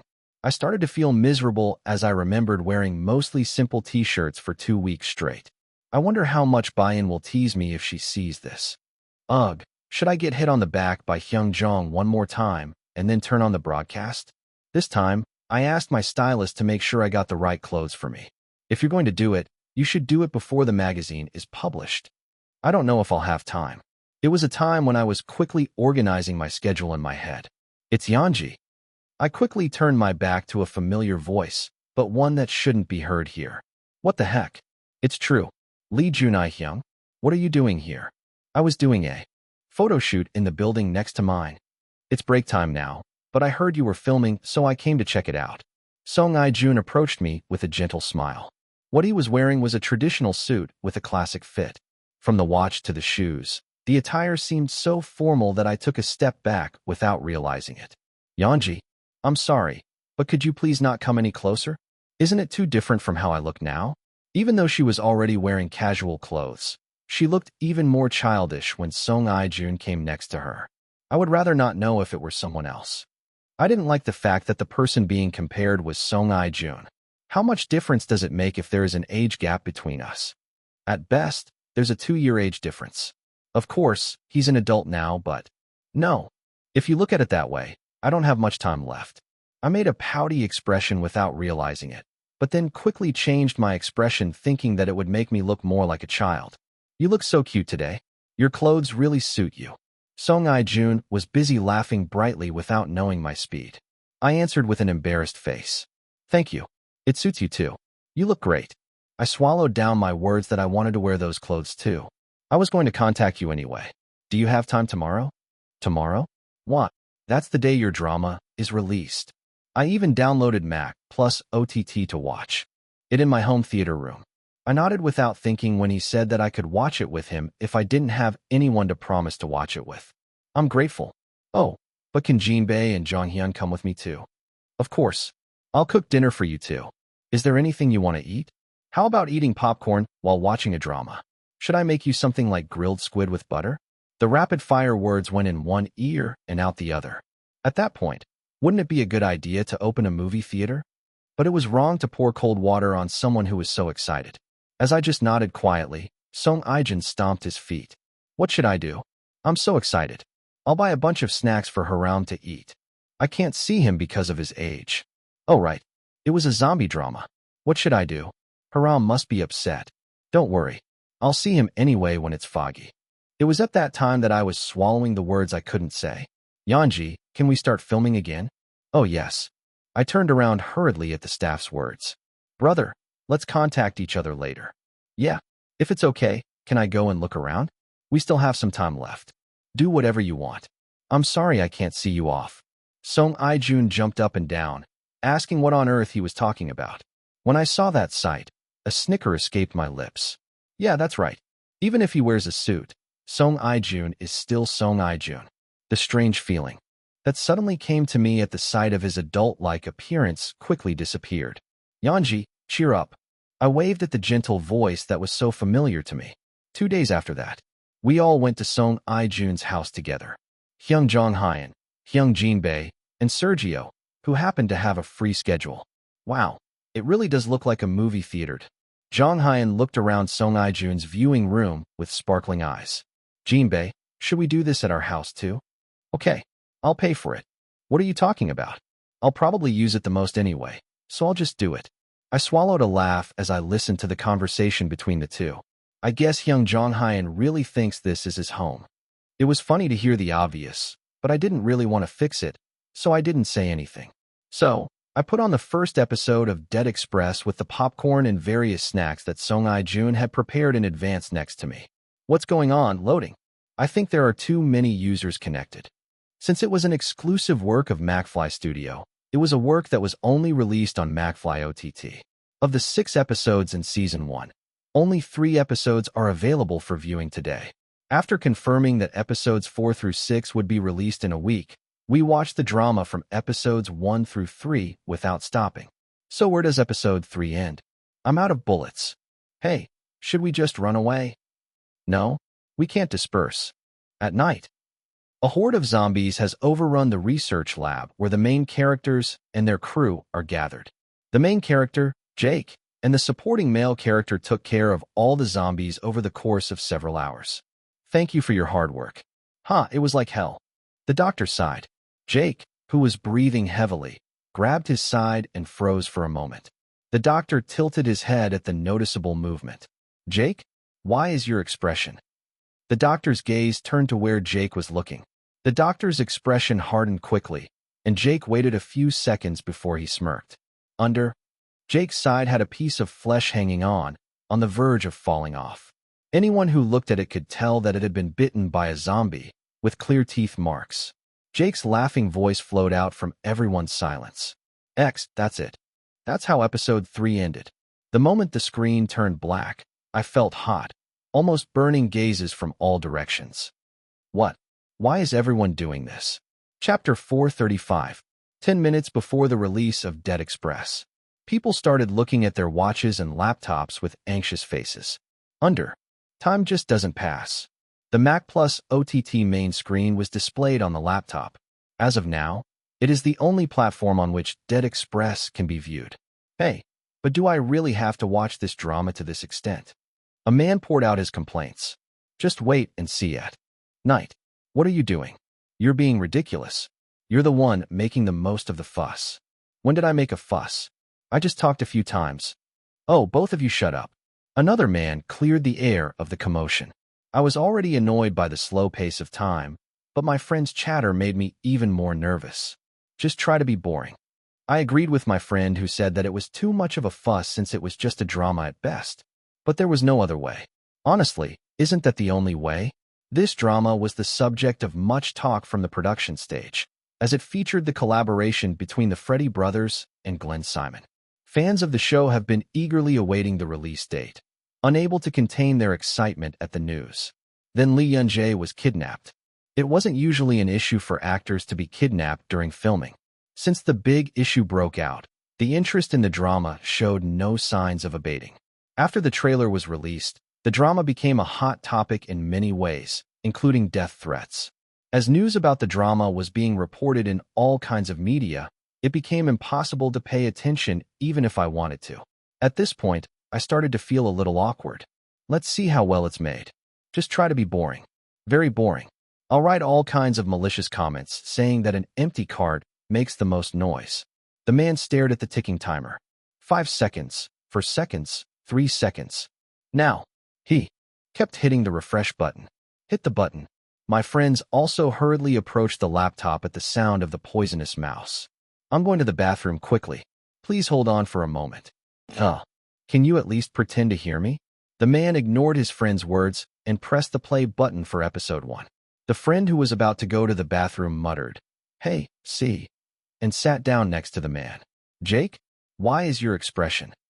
The drama was aired continuously for 3 episodes without a break. Everyone stared at the screen in silence. X is done. And then the moment everything turned black with Jake's smiling voice. What? Is this the end? Seriously. They blinked their eyes, unable to grasp the situation at the moment, and eventually. These crazy kids. This is the end? This is the end? I ended up roaring. These ex-kids, ex-feet. How long have I waited for this? When is the next episode coming out? Hey, get out of here. Angry men started harassing the laptop. The good news is that they're not the only ones upset. Production staff, you devilish bastards. 1. 11. You guys are seriously crazy lol. No, you're really crazy lol. Production crew. Crazy. Things. The internet is turned upside down once again. Gaia. The beginning of the drama was marked by a woman's scream. A sharp sound that shouldn't be heard on an ordinary commute home from work. The protagonist, a doctor, was startled and ran into the alley where the scream was heard. What is this? What he encountered was a scene more nightmarish than a nightmare. Help me. Please, someone sob. As expected from a work by the Freddy brothers, the story is full of crazy developments from the opening. People who eat human flesh. The streets become a sea of blood in an instant. Before the protagonist could even grasp the situation, government agents arrive to take him to the lab. During the brief opening where the protagonist goes to the lab, dozens of people die. We have to get out of here right now. Now, no? Dad. The Freddy brothers open the film with all the scenes people have come to expect from a zombie drama. Although there were no gory scenes because it was rated 15+, the psychology of people in confusion and panic was vividly conveyed. The protagonist, who safely arrived at the laboratory, begins experiments to create a cure. However, months of research yielded no results, and to make matters worse, a major accident occurred. Get out quickly. Everyone run away. Rick, what's going on all of a sudden? Why are you doing this? Dude, that Jamie X kid finally had an accident. The lab's about to explode. It's been 6 months since the zombie outbreak. The research lab collapses in vain, and the protagonist ends up on the street. First, we need to find a safe place. The protagonist, who hurriedly turned into an alley, was faced with a horde of zombies filling the street. Damn it. The protagonist remains frozen in place. For 6 months, he had been encountering zombies with great difficulty, but all he had seen during that time were test subjects, subdued and separated one by one. The sight of the zombie hordes densely filling the alley was incredibly intimidating. I have to run away. At that time, contrary to my thoughts, my body was frozen like ice. Phew. The protagonist looked up at the building in a hurry at the whistling sound heard from above. In an old building that looked like it might collapse at any moment, a boy wearing a beanie pulled down low was standing. Korean people immediately recognized his identity. Bambi. Look at my crazy baby force. Wow. Lee Yun-jae just appeared as the main character. Anyone can see that he is the main character. The boy drew attention with a whistle and then quickly ran across the building. The boy kicked the stacked candles hard with his foot and climbed down the wall to avoid the scattered zombies. The boy who arrived in front of the protagonist in an instant spoke. Hey bro, do you want to die here? A voice full of annoyance and nervousness. The speech was so unfamiliar that people who were happy to see Lee Yun-jae's appearance felt embarrassed. There was not a single element that reminded me of actress Lee Yun-jae in the tattered beanie, the clothes that smelled musty, and the wrinkled face. Wake up, man. I saved you, and you're just going to die. The boy looked at the bewildered protagonist for a moment, then raised his hand. And without a moment's hesitation, he struck the protagonist hard on the cheek. Oh, OMG. People who were watching the drama were more surprised than the people who were hit. A boy who looks like he's in his teens at best slaps the protagonist who's well into his middle age. Our dog, Bambi. You hit an adult? That's ridiculous. The action, which was carried out without any change in expression, was quick and seemed all too familiar. The visual images had a powerful impact and engraved unconscious messages in people's minds. The thought is, she's not Lee Yun-jae. That's how people came to recognize the character Jake. If you don't want to die, follow me. The boy picked up the skateboard he had hidden in the alley and turned around. Saving the protagonist was a double-crossing attempt, and the real target of the zombie distraction seemed to be the skateboard. The guess was confirmed by the boy's subsequent lines. Come quickly. If you're going to die, die alone. Where are you going now? Where are you taking me? Where are you going? The boy's expression crumpled as if he was annoyed. Here or there, it's all the same road. I just saved it because it bothered me. So if you don't like it, stay here. No. Let's go together. Do. You have a gun? Or something to eat? That's because I just came out. Aw shit. I picked up trash. No guns, no food. The words that came out suddenly were bold. The attitude of not caring at all about what others think, the strangely stuffy feeling, and the rough way of speaking seemed natural, as if they were a natural fit for the character. I'm a doctor. If any of your colleagues are injured, I can treat them. There is no such thing as colleagues. What? You've been walking alone until now? You look so young. I wasn't alone from the beginning. The doctor paused and looked at the boy. Even though he must have felt the gaze of others, the boy walked forward steadily. I don't need a colleague. It's over when you die anyway. There was no hope in the black eyes turned towards the screen. Bloodshot eyes that are more corpse-like than a corpse. The lines, which felt strangely dissonant, had the scent of bitter reality. Episode 1 ended with the doctor's confused expression. Oh, who wasted my hour? Wow, this is the first time I've felt immersed, lol. Ali Yunjae, where did you learn parkour? X is cool. No, it's more fun than I thought, so I'm embarrassed. Banana, I don't have time. I'll go straight to episode 2. A flashy opening, an interesting zombie revelation in the lab, and Jake's impactful appearance. It was an episode packed with many elements. People had a lot to say, but they were impatient and immediately turned on episode 2. Shoulder hurts. It's just bearable. Then you're going to ask for a pass, but you're bluffing. Save your bullets. Are you going to use them all by yourself? The opening of episode 2 was a scene that gave a glimpse into Jake's upbringing. The scene was in black and white, indicating that it was not the present time. Are you sparing bullets because you have nothing to spare? If you're going to die, die alone. You speak so nicely in front of your younger sibling. What are you going to do if I start to copy your speaking habits? Don't bother me and go play over there. There are a lot of zombies over there. Wow, this is really crazy. Jake was giggling and joking with a black man. The place where the two people were sitting looked quiet. Are you okay, Hyung? Jake asked, scratching his beanie. What? The world has become like this. Don't you care? Hey, what's the difference between zombies and the guys who took drugs from us? They're both just crawling around on the street anyway. No, zombies are trying to kill us. Same thing. If we were useless, we would have killed them. For guys like us, this is actually a better world. We can just shoot everything without any confusion. Silence came after the other person finished speaking. Jake, whose expression was full of things to say, soon nodded his head. Hyung, over. There. Okay. The guy next to the electric pole. He's walking towards us. Shoot him quickly. Dude, when did you say to save bullets? Your words are so X-ish. Jake smiled playfully as the man frowned. Brother, you should save what you can. If you're going to die, die alone. Ha, really me? It was pretty funny this time, right? Light laughter filled the space between the two. The man shook his head once and then immediately raised his gun. Bang! The zombie next to the electric pole fell down with a cool sound. Good shot. Jake laughed and patted the man on the shoulder. Although he still looked like a bad guy, his smile seemed very comfortable. He, who had been giggling, slowly gathered his lips together. Phew! The moment the whistle came out of his mouth, the peaceful scene disappeared in an instant. Ugh! A horde of screaming zombies instantly filled the screen. The camera looked around in panic, but there was nowhere to run. A horde of zombies, having captured their prey, approached the camera. Phew! Then the whistle was heard again. The camera slowly shifted its gaze upwards only after it saw a horde of zombies turning their heads towards it. There stood Jake with an annoyed look on his face. Hey bro, do you want to die here? It was a scene that signaled the real start of episode 2. Chapter 436. Move quickly, before I throw you away. Okay, episode 2 started. With Jake's annoyance. Through the conversation between the two, viewers learned that Jake grew up in a gang and that all of his gang members are dead. It'll get dark soon. Let's sleep here tonight. What? Sleeping on the street? Then where do you sleep?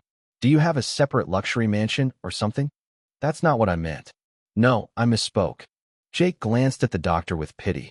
It was a completely different attitude from the opening where I had a conversation with a black man. Everything was different, from the way they looked at each other, to their tone of voice, attitude, and even the atmosphere. While Jake with the black man gave off a subtle sense of gentleness, Jake with the doctor gave off a menacing vibe, as if he were about to bite someone at any moment. It was a meticulous performance that made the difference between the two immediately noticeable, even though it wasn't exaggerated or strongly emphasized. You're really good at acting, X. It's not surprising anymore. How did you get such a talent? Huh. I also want to act well like Lee Yun-jae. I wonder what a life like that would feel like. Practice a lot. I heard that Lee Yun-jae also practices a lot. I need a lethal and mean method, not a proper one. I just want to be Lee Yun-jae. I just want to take Lee Yun-jae's life away. Do you understand? First of all, I know it's shameless. Above all, the degree to which the beanie was pressed down was different. Unlike when he was with the black man, who had his forehead slightly exposed, Jake, with the doctor, had his beanie pulled down so low that only his eyes were barely visible. That subtle difference made the distance between the characters stand out. You use this. Thank you. What the hell with the trash? Jake dug through the trash and pulled out some boards and cardboard boxes. He roughly folded the box to make a place to lie down, then hung a rope with several cans hanging from it around it. It's okay. Now, when you hear the sound of cans clinking, you know immediately that someone is approaching. But why are you sleeping here? The doctor just stood there blankly while Jake hung the rope. There are a lot of buildings here. Is it not allowed to go inside? Can I not talk to you? Jake answered without hiding his annoyance. The buildings here are all used by drug dealers, so the entrances and exits are complicated. It might be convenient for you, but if something happens, it'll be hard to escape. Thanks for explaining. Now shut up and go to sleep. The doctor lay down on the box, looking embarrassed. His white shirt, which had been fine until the morning, was noticeably dirty. But compared to Jake's clothes, they were a joke. Jake looked back and forth between the doctor and himself for a moment, then lowered his beanie down to his nose. How many seconds? Passed like that? How did you end up living here? Don't you understand what I mean by telling you to shut up? Jake frowned.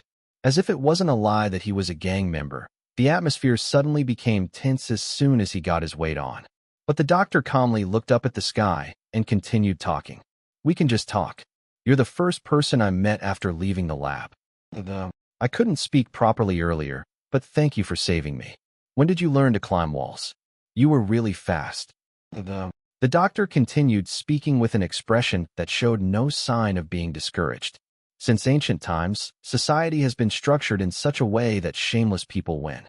Jake sighed deeply and continued the conversation. You're still in the lab? Why did you come out? The ensuing conversation revealed the gravity of the situation. Jake, who had been wandering around his neighborhood since the zombie outbreak, believed that the situation would be resolved someday.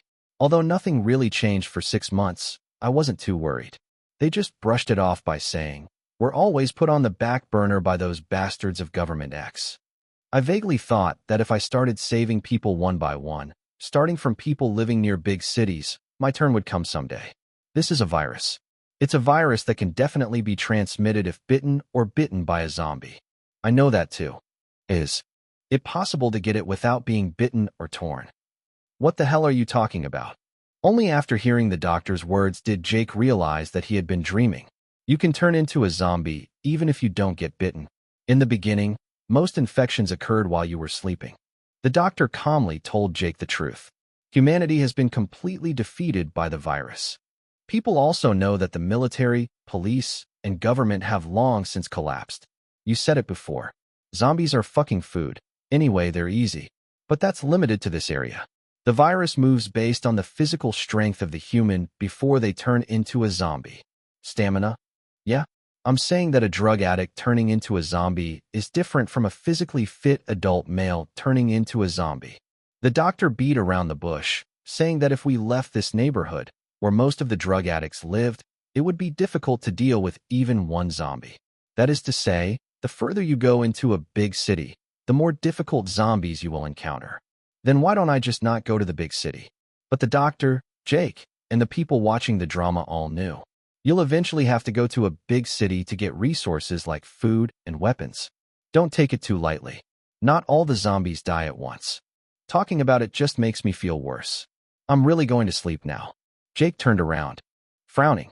There was no reply to the doctor's words of good luck. Bang! The sound of cans clinking broke the still silence. Jake opened his eyes right away and grabbed the doctor in a hurry. Get up.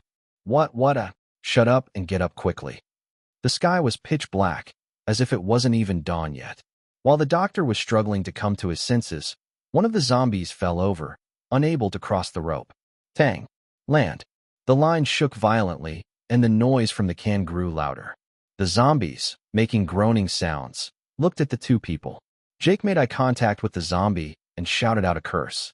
Fuck, run. If you don't run away, you die. A tense sound began to play, and the camera began to shake.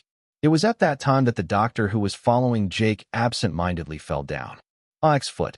What is the main character doing? I feel so frustrated with the main character that I'm going to turn around. Viewers who couldn't stand the stuffiness writhed in pain. What are you doing? Wake up. Are you crazy? It's a good thing Jake at least scolded me. Otherwise, I would have turned off the drama a long time ago.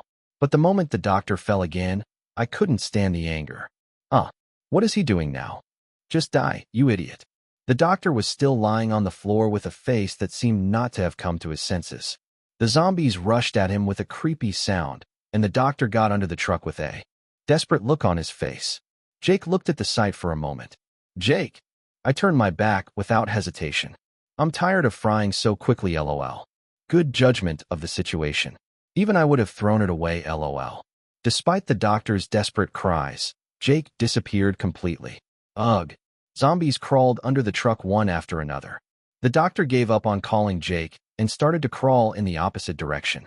Let go of this. A zombie grabbed the doctor's foot. The doctor repeatedly kicked the zombie's face with his foot, causing the liquid to burst and the zombie's face to collapse.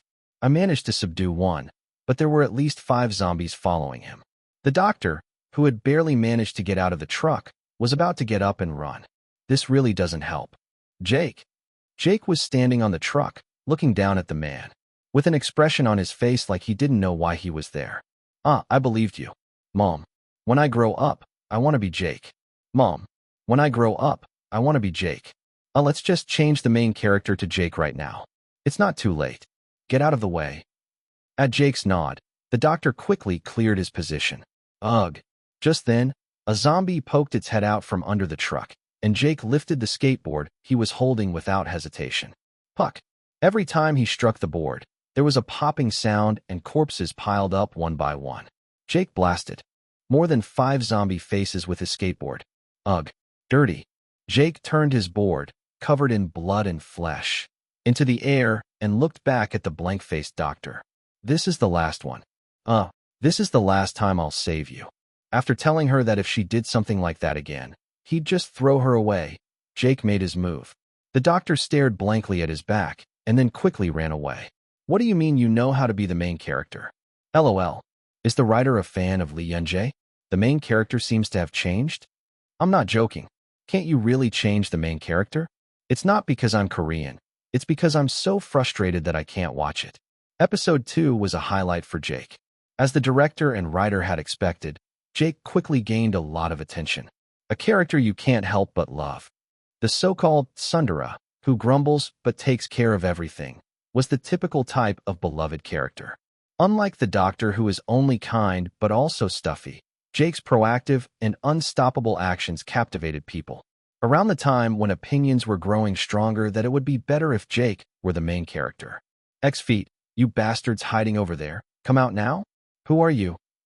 The drama takes a turning point with the addition of a new cast. Please don't shoot. There's a child. Please. Stop talking nonsense and come forward. If you don't come out, I'll shoot you. Right away. Jake, stop. After listening to the stories of the new recruits, the doctor carefully decided on the next destination. I have to go to the lab. The research lab? You said it burned down? Other than the place I worked at, there's a place I lost contact with early on.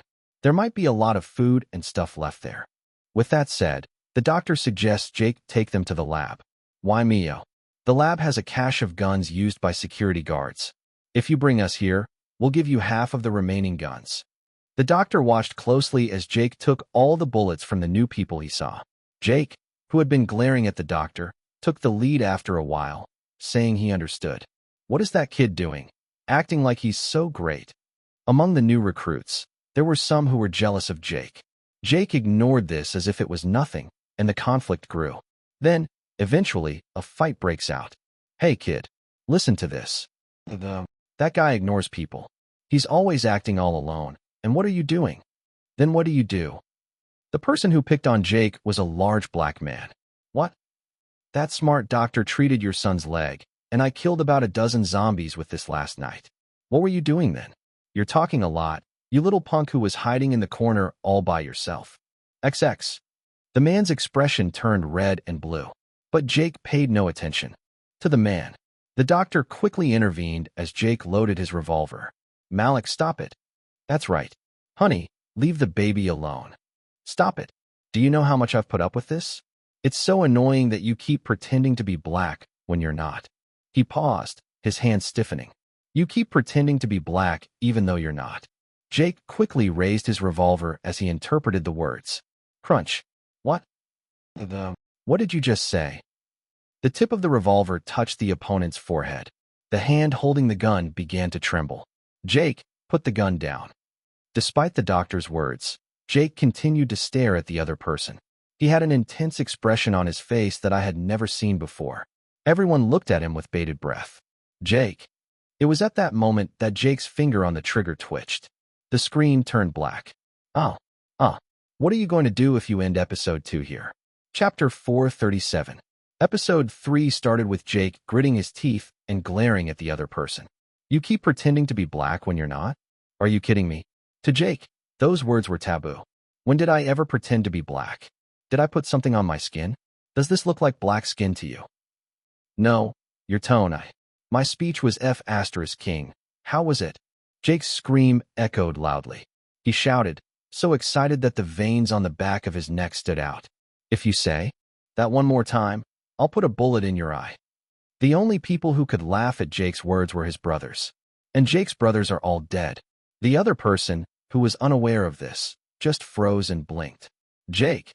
At that moment, when everyone was frozen, it was the doctor who slowly lowered Jake's hand. The doctor looked around at the people and continued speaking calmly. Everyone, stop. Jake is staying here at my request. He's the best gun handler out of all of us.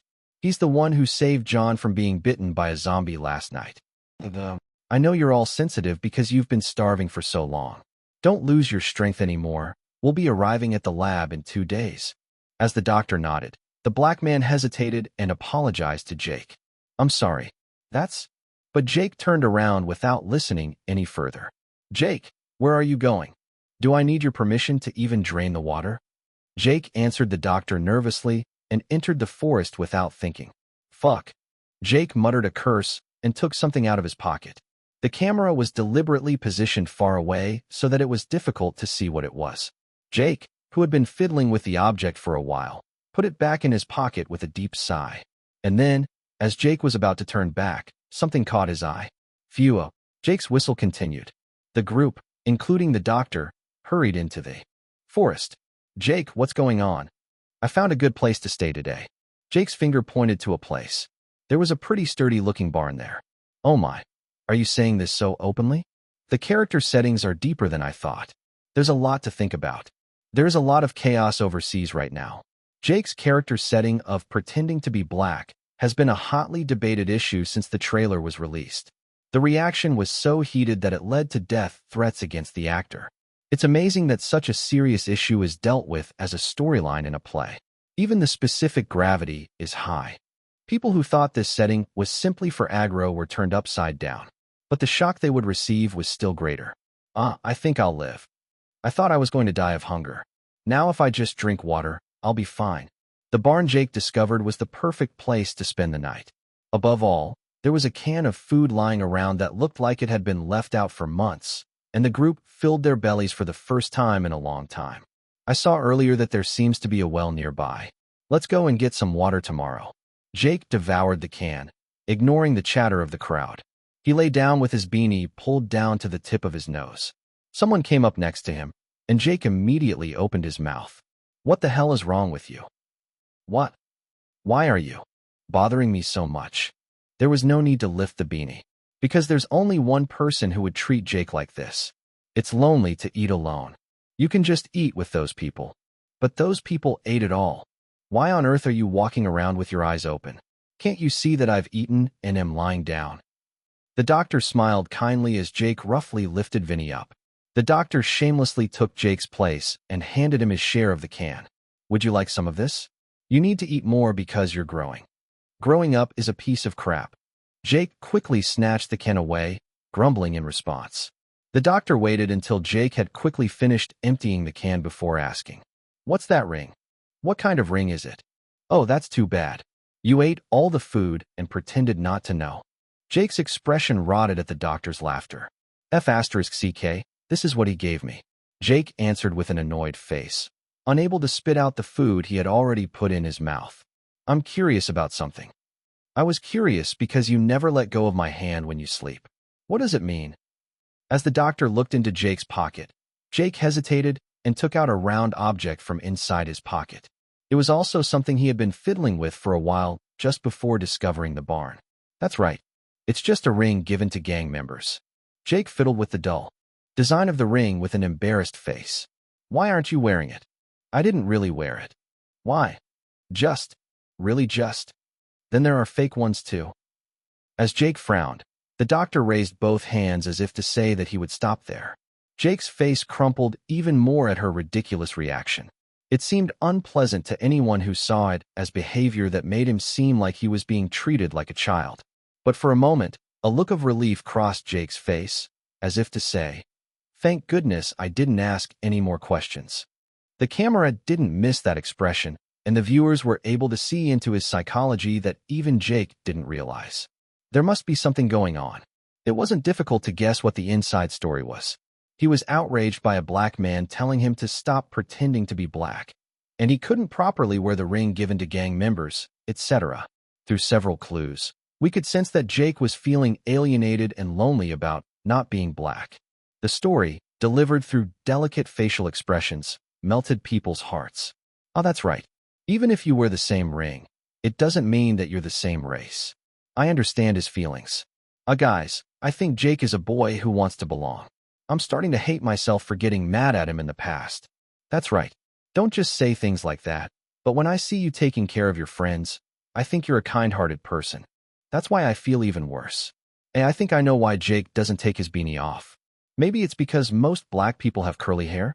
Oh my, you're saying that you wear a beanie on purpose to be compared to your natural hair? Oh my goodness. If that's true, then it's really sad, slightly frowning face. The reactions of overseas netizens changed quickly. Contrary to the short sentence, an Asian American who grew up in a black community, the character of Jake created through the actor's performance was extremely realistic. People have finally accepted that Jake's character was not intended to invade black territory. It became clear to me that he symbolized the loneliness of a character living among different races. Jake touched the ring silently.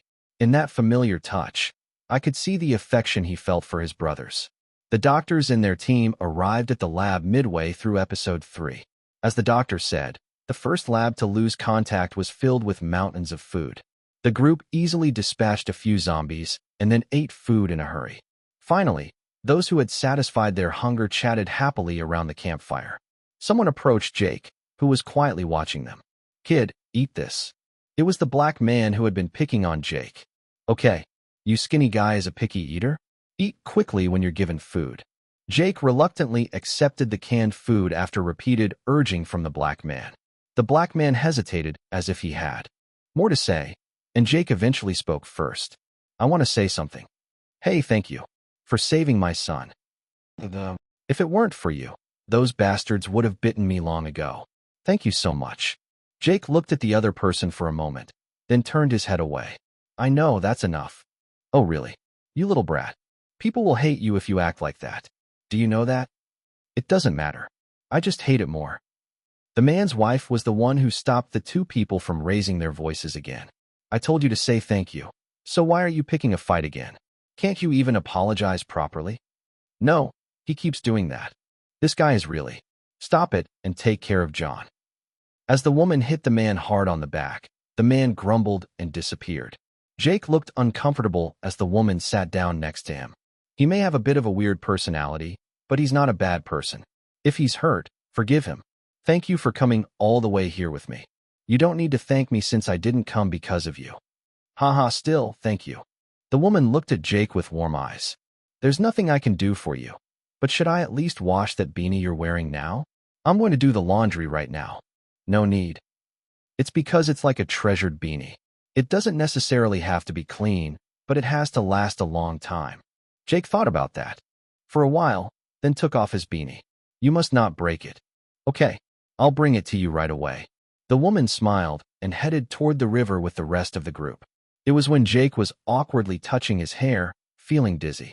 Hey, you finally took off your beanie. The doctor came over, whining. Why are you covering up your handsome face like that? You look much more handsome. Did you cover it up on purpose because you thought it would make you popular? If that's the case, then I understand. Instead of Jake, the viewers answered. That's what I'm saying, doctor. Ah, that feels so good. I should burn that X-like beanie or something. Oh my gosh, why are you like that? I like Vinny and Bambi though. You survived with that messy hair. As expected, it's all about the face. Lee and Jay, why don't you grow your hair out? Is it because I like long hair? I really like your current style. People chattered excitedly as the faces finally came into focus. Unlike the excited viewers, Jake wasn't in a good mood. Don't talk to me. Hey, isn't it time you opened up now?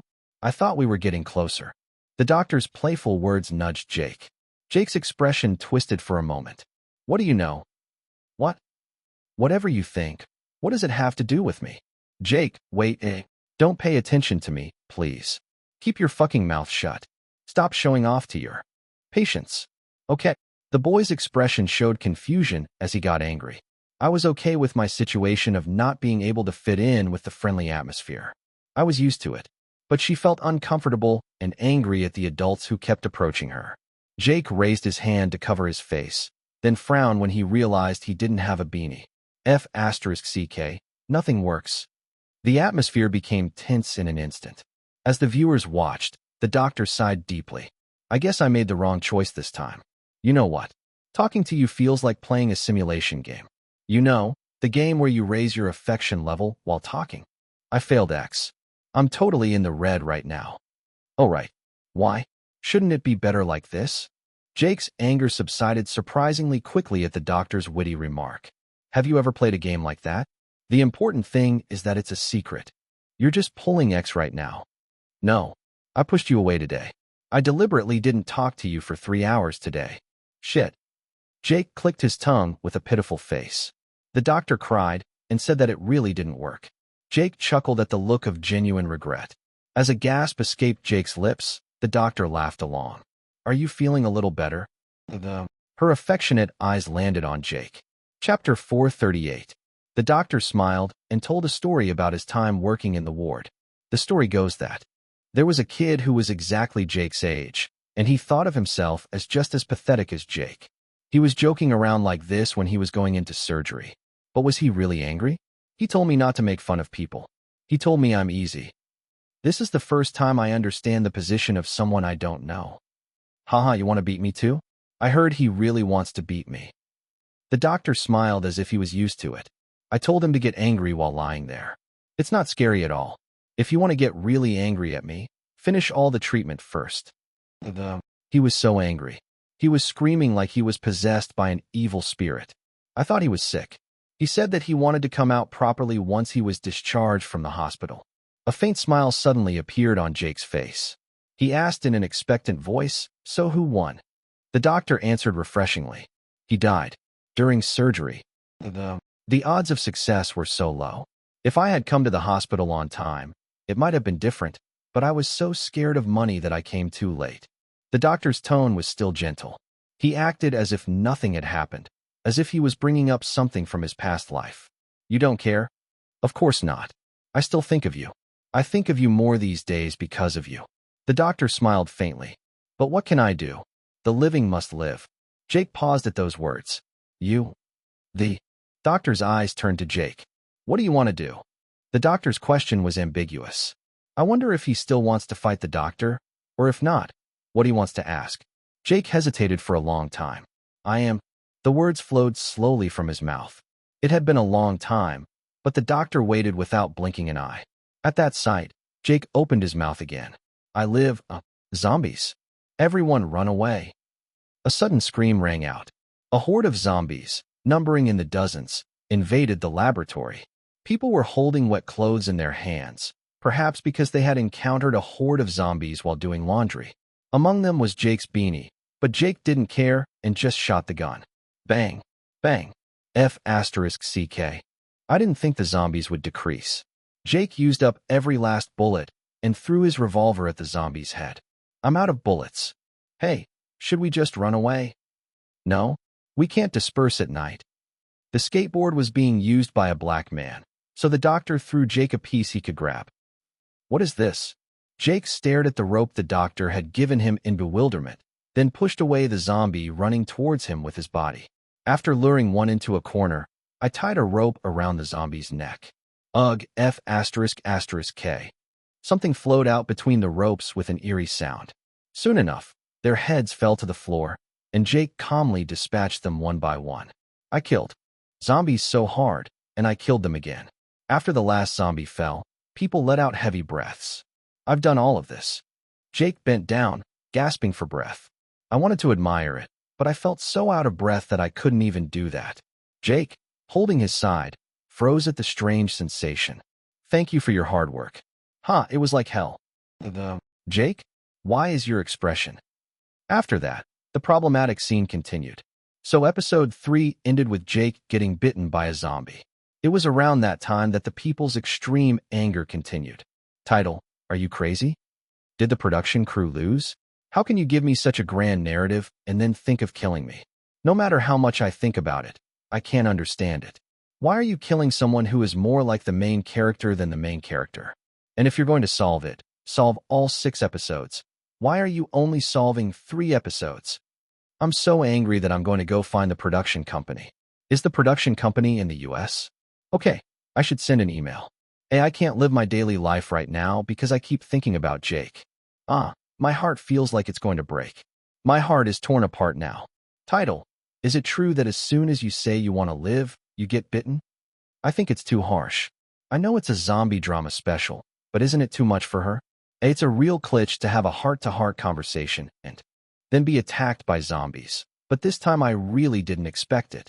I expected it. That's why I'm even more excited. I was anxious from the moment Jake took off his beanie. I barely said I wanted to live, but dying is a pain. Hey, you really can't die? That doesn't make sense. You really can't die? Hey, the production team should really take care of their conscience. Start filming again right now. Title, Hey guys, come in quickly. Hoxie, I wonder if Jake is immune? No, listen to me. Turns out Jake is immune. But the main character is a doctor? He's a total idiot, right? Even the place I am now is a research center. It seems like the story will flow into a story about the doctor making a cure with Jake. Or else I'll go set fire to the production company. First, I'll plant a ward. I hope I can make a pilgrimage to the Holy Land. I'm going to do it too. But I'm going to do it with the intention of going to set fire to it together. Shit X, LOL, you're more cruel. No, I don't think there will be a cure, LOL. They said they signed a contract for season 3, but it's over now, LOL. First of all, Lee Young-jae is not on the cast list for season 2. The response to the release of Dead Express was heated. There was an incident where so many people connected at once that the site momentarily went down. The number of new subscribers increased by a whopping 570% compared to the previous month, and Koreans accounted for a large proportion of them. The North American OTT platform, which was unfamiliar in Korea, has taken off. The production company, McPherson Studios, smiled broadly and immediately signed a contract for season 3. Meanwhile, through additional meetings with famous game companies, it was announced that a game based on the drama's story will be produced. Awesome. It was literally a jackpot. All of this upswing has been fueled by a toxic reaction from the black community. Let's be honest and frank. Wasn't the actors acting really cool? There are a lot of black friends around me, so sometimes I unconsciously end up speaking or reacting in similar ways. I think Jake is exactly like that. First of all, the accent is amazing. It's hard to believe that he's not a native speaker. How did you create that mysterious atmosphere? The actor's skills are amazing. There was still discomfort about black people's identity being dealt with by other races. But now that Jake's narrative has been unraveled, Jake can no longer be treated as a character who pretends to be black. Actor Lee Yunjae tried to portray a young boy who could exist somewhere. If we reject that sincere effort simply because it is uncomfortable, it will ultimately be our loss. We need to acknowledge that we are different races and change our fear of ignorance into curiosity. Only by truly accepting this can we coexist. Several Black communities have released statements supporting actress Lee Yunjae and the drama's production team. Meanwhile, in Korea, there were many people who thought, is it really worth going this far? He pointed out that Black people are overly sensitive to racial discrimination issues. Of course, the death threats were clearly crossing the line, but that doesn't mean we can just criticize them for being overly sensitive. The reason they reacted that way is because they grew up in an environment where that's the only way to survive. It's a feeling that's difficult for Koreans to understand. In fact, it was natural that Koreans did not sympathize with racial minorities. Because Koreans living in Korea are always considered major, minorities around the world found deep comfort in Jake, and praise soon poured in for Lee Yunjae, who played Jake. It's so exciting how the overseas reactions have changed. Really, this is a drama, lol. Why did my shoulder become Everest? I'm looking for someone to climb my shoulders, slightly smiling face. Lee Yunjae, don't worry, I'll show you through my acting. Buy-in, will that work? Bambi, after a while. Buy-in, oh, that's how it is. Bambi, haha. Of course, racial issues were not the only issues mentioned. There were many great points, such as Glenn Simon's new character challenge, the Freddy brothers' bold directing, and large-scale action sequences. Among them, what caught people's attention the most was Lee Yunjae's action acting. From parkour, which allows you to move seamlessly between buildings, to skateboarding, which allows you to skillfully utilize the ground. Many people replayed the clip on repeat. Lee Yunjae, you only skateboard for 18 years? Why are you so good at it? It pisses me off. Why are you angry? I like it so much. I like it so much that I want to commit suicide. Calm down, buddy, don't do that. Don't you understand otaku jokes? I don't need that. When will episode 4 come out? TLQKF. What is image to a celebrity? People's thoughts are so fickle and change amazingly quickly. As Lee Yunjae's popularity and the success rate of her works continued to be reported, the way people viewed her changed once again. The ominous images that had surrounded him disappeared, and only the gazes that praised and envied him remained. The internet is now completely flooded with Dead Express-related content. What is Lee Yunjae doing? As expected, brother, stop. Stop, it hurts. I was getting hit on the back by Lee Young-hyun. Where are you going? Aren't you coming to work? You, how far down is your hand? Dude, this is sexual harassment. This kid, he only has his mouth. This time, I got hit in the butt especially. I hastily pressed my back against the wall. It was an action to protect his back from Hyung Jong. Too bad.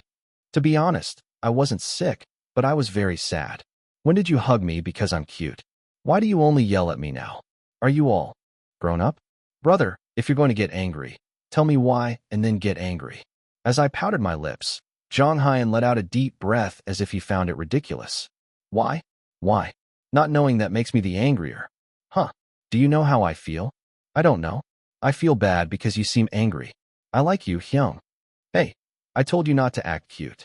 Why isn't this working either? Is that really how it is now that you're all grown up? Now, beyond sadness, I feel betrayed. I looked at others with resentful eyes. From Jinbae Hyung avoiding my gaze, to Song Ijin fidgeting, to Sergio quietly lost in thought. Why isn't anyone stopping me? I felt sad for a moment. I want to see you again. Chapter 439. I glared at Song Ijin. Honestly, shouldn't you be the one to stop it? Song Ijun, who had been fidgeting, suddenly sat up, perhaps realizing the meaning in my eyes. Hey, Hyung Jong Hyun, stop it now. Yunjae must understand now. Right, Yunjae? What do I need to understand? When I made a bewildered expression without realizing it, Hyung Jong Hyun clenched his teeth for a moment. What do you understand? I don't understand that at all. That's right.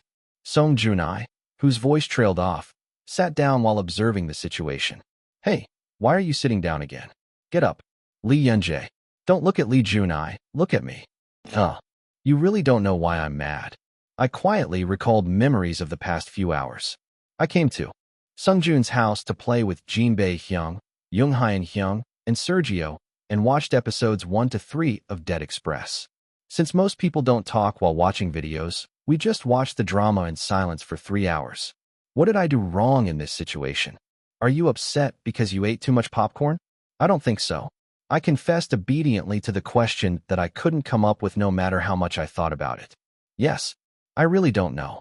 A rough sigh escaped from Jong Hyan's mouth. Yanji, do you know how overwhelmed I was while watching the drama? Yes. No one can beat my child. My child is the best. Do you know how happy I am? Hyung Jong Hyan sat down on the sofa weakly. But that happiness was suddenly buried. Jake got bitten by a zombie. Are you really mad because Jake got bitten by a zombie? That's all you did. Hey, that can't be it. I also felt like I was going too far while asking. But at my trembling voice, Jong Hyan's eyes became sharp. Just that? Just that? Oh my. It's true. You're saying that now? Hey, if it was going to turn out like that, I should have given you some luck in advance. How can you do that? It's a spoiler. When someone who knew him made a face like, why are you doing that? Hyung Jong Hyan became even more angry. Please stop now. It was Jinbei who mediated the heated conversation again. It's not even my house, so I don't think it's polite to make any more noise. Oh, I'm fine. Song I-jun was in a difficult position. Meanwhile, Sergio had been lost in thought ever since the drama ended. What is he thinking about? Are you even thinking about Jake getting bitten? No matter how much I think about it, it's strange. I just couldn't understand it. Are you really upset about that? Hey, you're not really mad at Jake, are you? I did something else wrong, and you can't say anything? Please speak up. Hyung Jong Hyan now had a tired look on his face. Just as I was about to become even more puzzled, Jinbei Hyung intervened. You can understand that it's the same situation as Ethan, actor. Ethan? Yes. We knew the story, but the others didn't. Actor Jung Hyun must have been particularly embarrassed. Jinbei Hyung's big hand slowly patted my back.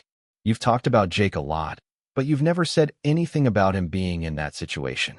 You'll feel betrayed, and of course you'll be angry. You're playing a character who dies again. He nodded slowly. So it's not that Jake is mad because he was bitten by a zombie. It's that he's mad because I'm playing a character who dies again. I understand now. Yeah, you have to say it like this so that it's understandable. I felt a little resentful of Hyung Jong Hyan for only getting angry, but on the other hand, I thought there was nothing I could do. What can I do when he says he likes me that much? The reason I don't like playing characters that die is because I like myself. To be honest, I don't fully understand my brother's feelings. I'm not dying, so what does it matter? I don't mind if my brother pretends to die. Just don't do things like smoking like in the movie you just shot. That affects your health. Actually, the ending of the character played by Jong Hyan this time was not so bright. I was so busy caring about how well my brother acted, I honestly didn't even care if the character lived or died. But what can I do if my brother is worried? I must not die in the future. Fortunately, the solution was simple. Jung Hyun approached Hyung and apologized for surprising him, and promised not to play a character who dies anymore. Really? Yes. I won't do it. Jong Hyan answered obediently to his brother's suspicious gaze. Anyway, in the next work, they're just going to kill people. I don't want you to be upset either. I'm sorry if you were surprised. No, I acted hard, but I'm sorry I got angry first. I was too petty.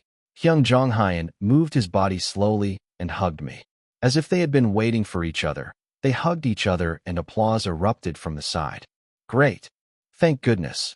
Jinbei and Song I-jun were clapping their hands. They're having a good time. Even amidst all this chaos, Sergio was lost in thought. What are you thinking about? I glanced at the guy who was blankly staring at the floor. Sergio. Song I-jun quickly grabbed Sergio as he was trying to leave the house. What's wrong? You've been acting absent-minded since earlier. Let's get straight to the point. The guy hesitated and trailed off without answering. It's nothing. Is it a difficult story to tell? That's not it. It's a little embarrassing to say. The guy smiled sheepishly. I was a little puzzled for a moment because this kid was always able to express his opinions freely, no matter when or where. What are you so embarrassed about? I was curious, but had no intention of asking. Okay, you don't have to tell me.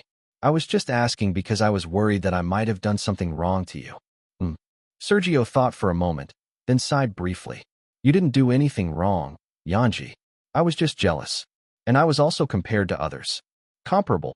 I mean Dead Express. It's not easy to act in a drama of that scale. It's so different from the movie I'm filming now. Uh-huh.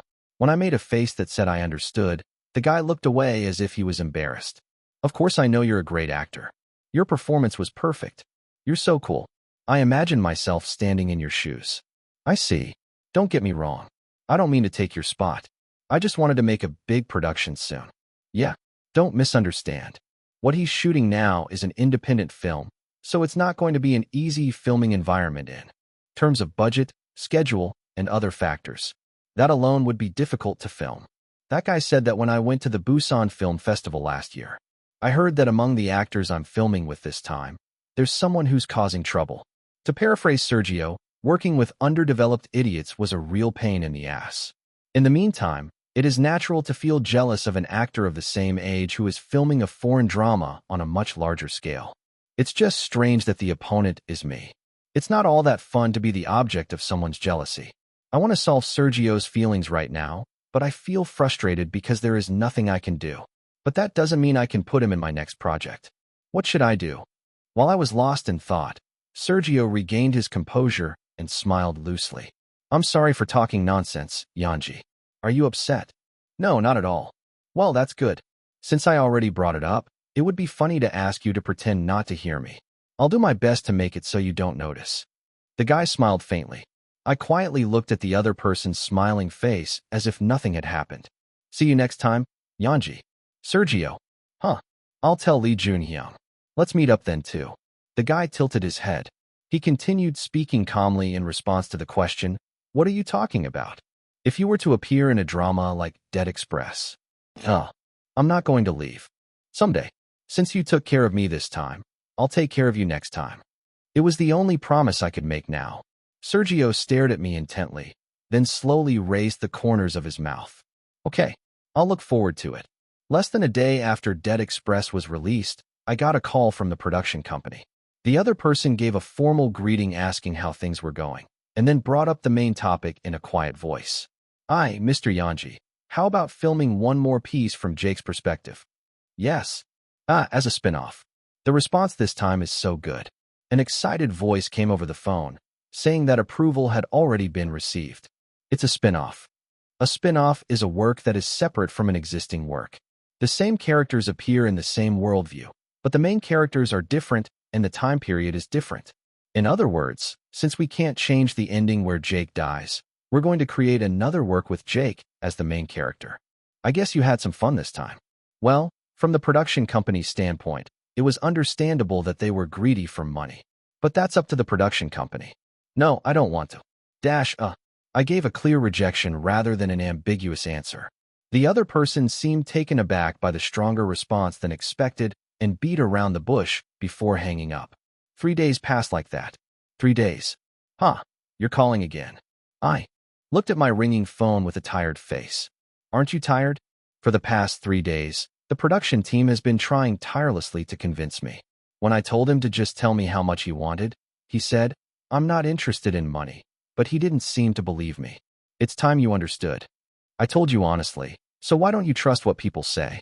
International calls are expensive anyway, so save some money. Do you have that much money? It was a time when I was muttering to myself and staring at my cell phone. Actor, do you have time now? Yes, of course. As soon as I heard Jinbi's words, I ran out, leaving my cell phone in the room. Lemonade and rice cakes were neatly arranged on the living room table. What's going on all of a sudden? What's going on? Nothing is wrong. Jinbei smiled and patted my shoulder. You've been working hard these past few days. Since it's your first break in a while, I wanted you to eat something delicious, so I bought some. What am I doing wrong? I was just staying at home. You broadcasted from home, right? Don't you remember? That. The scratched eyebrows twitched. I wanted to retort, isn't it a bit much to classify that as work? But I managed to keep my mouth shut when I saw the other person's eyebrows suddenly go up. Jinbei smiled brightly, as if he was satisfied with my reaction. Please sit down quickly. I will feed you. Could you please stop teasing me? I glared at Jinbei. Hyung furtively. I just realized the other day that I've been receiving food from Jinbei Hyung the entire time I'm broadcasting. I had left people's reactions up to the fog, so if I hadn't looked into it separately, I wouldn't have known until now. Anyway, there's no one I can trust. It was when I was grumbling and taking a big bite of the rice cake. Actor, I heard the magazine came out today. Your photo is out there. Is it so? I gave a vague response to Jinbi's words and moved on. I was so busy thinking about how to turn down the production company's offer that I didn't even have time to think about the magazine photo shoot I did last week. Well, the rice cake was really delicious. Therefore, has anyone seen Lee Yun-jae on the main cover of Box this time? I look at this Bambi. When I cried because of Ethan, she immediately gave me her first love boy, and as soon as Jake burst, she gave me the streamer Bambi, as if she had been waiting for it. Oh my, I'm so dumbfounded. Hey Bambi, do you think we're that easy? Picking up magazines one by one. The cover is so well made. Wow, the magazine is already sold out. I didn't expect the reaction to be this explosive. Chapter 440. Hugh. The concept for this pictorial is an actor who debuted as a streamer. You chose products that fit the concept. What do you think? The first thing that came to my mind was, experts are different after all. But I also feel a little embarrassed. When I was working as a streamer, I never dressed this cool. Hugh, what do you expect fans to react to this pictorial? You think he's a celebrity too? Laughs. Hugh. Laughs? You sound too much like a celebrity to say that. Do you not see yourself as a celebrity? There aren't many things that I feel like I'm really doing. I rarely go out alone without my manager. Hugh. Then what about when you face your fans? I think you will feel more confident then. No. That's when I feel the most confused. I'm not even sure, but I even doubt if I can call myself a celebrity. Hugh, what does that mean? Reporters, you will understand right away when you see Bayan. Bayan is much more like a celebrity than I am. Her eyes sparkle and look like jewels. They say that when you look at her, you are captivated. Hugh. Wow. The image of a foolish fan was not created for nothing. You spoke so seriously that I didn't realize you were joking. Laughs. Yes. I'm being serious. Syncopation. Hugh. It has recently become known that Yanji likes fish. Do you have any plans to narrate a fish documentary or do animation dubbing in the future? Well, I think professional voice actors would do a much better job than me. I think it would be okay to film a review video, but I don't know if Bayan would like it. She had a bit of a hard time this time. Laughs. Hugh. As someone who watched the show, I understand Bayan's position. Laughs. This time, you talked about fish for 3 hours, so it became a hot topic. I really didn't realize we were talking for that long. I figured it out halfway through by looking at Lee Junhyung's expression. If it weren't for him, I would have talked longer. Hugh. I heard that Bayan gave a group thank you to Lee Jun. Have you seen the drama, I Want to Be a Reindeer, that Lee Jun recently starred in? Yes. I look at all the works taken by my close friends. Hugh. In episode 1 of the drama, I Want to Be a Reindeer, there is a scene where the main character goes back to the past. Is there a moment that you also want to go back to? I haven't really thought about it. Well, if I had to go back, I would like to go back to when I was just born. Hugh. When you were just born? Laughs. Do you want to live like a newborn baby? Usually, when I watch dramas, they return to their current state of intelligence. If I were to go back, I think I would start acting sooner than I do now. Before I can walk, that would be the best. Hugh. That's too specific of an answer. You seem to have a great passion for acting. Is it to become a better actor than you are now? Yes. Well, that's right. Laughs. Syncopation. Hugh. There have been a lot of incidents recently. You must have been very upset with the ridiculous labels attached to you, such as bringing misfortune. I don't think it's absurd. I have my own basis for it, but I'm trying not to think that way. Hugh. So you don't think you have anything to do with misfortune? You tend to think about anything. Even seeing yourself as unhappy is a choice you make. My choice is to see it as not like that. Hugh. Since Yanji has become such a hot topic, there are various opinions. Some say it is more appropriate to view her as a celebrity rather than an actor. What do you think about this? Well, I guess that's what you think. Laughs. Hugh. Laughs. You're not the type of person to be easily swayed by what other people say? I know I can't just ignore public opinion. I also know that my image shouldn't break the immersion of the character.